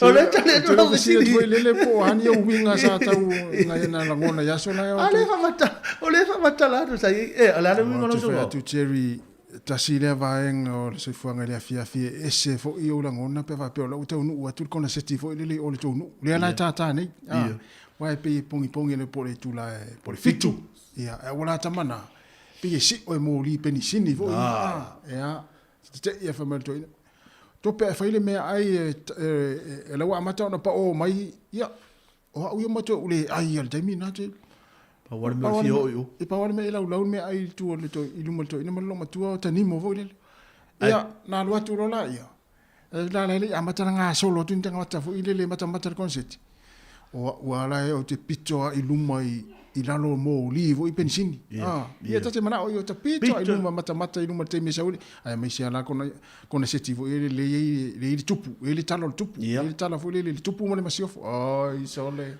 ai te lang mana ia te tu lang ale wai fole upe mo wai na ole mal tua a wa e tu pu mai tato e ta te lolo fo se concert ai va o ile le ia fa ngoni fi a ia fa pe tu lo mal tamba vai ole ale tua ile le ia le fa ngoni au fi a lo fi a lo mena te ma fa ia ia to ile le ia lo no to ile le ia tato me fa lo fi a lo me tu le mena se o man fa me ai o fa to e a lo ile le wel ta val au tas ia malo ia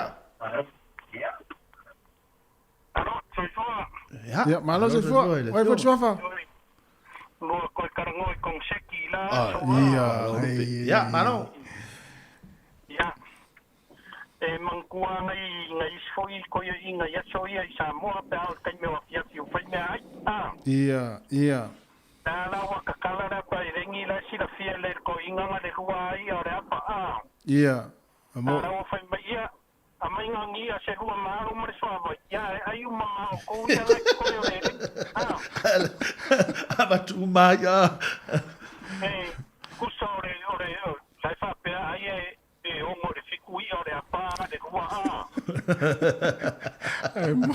Ai sa le ya so. Sei fai la kaleve ai pasire leng. Ia.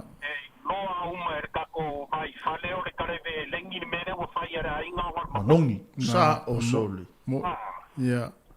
Ya ma me ala pe on sa ngongi ore asia.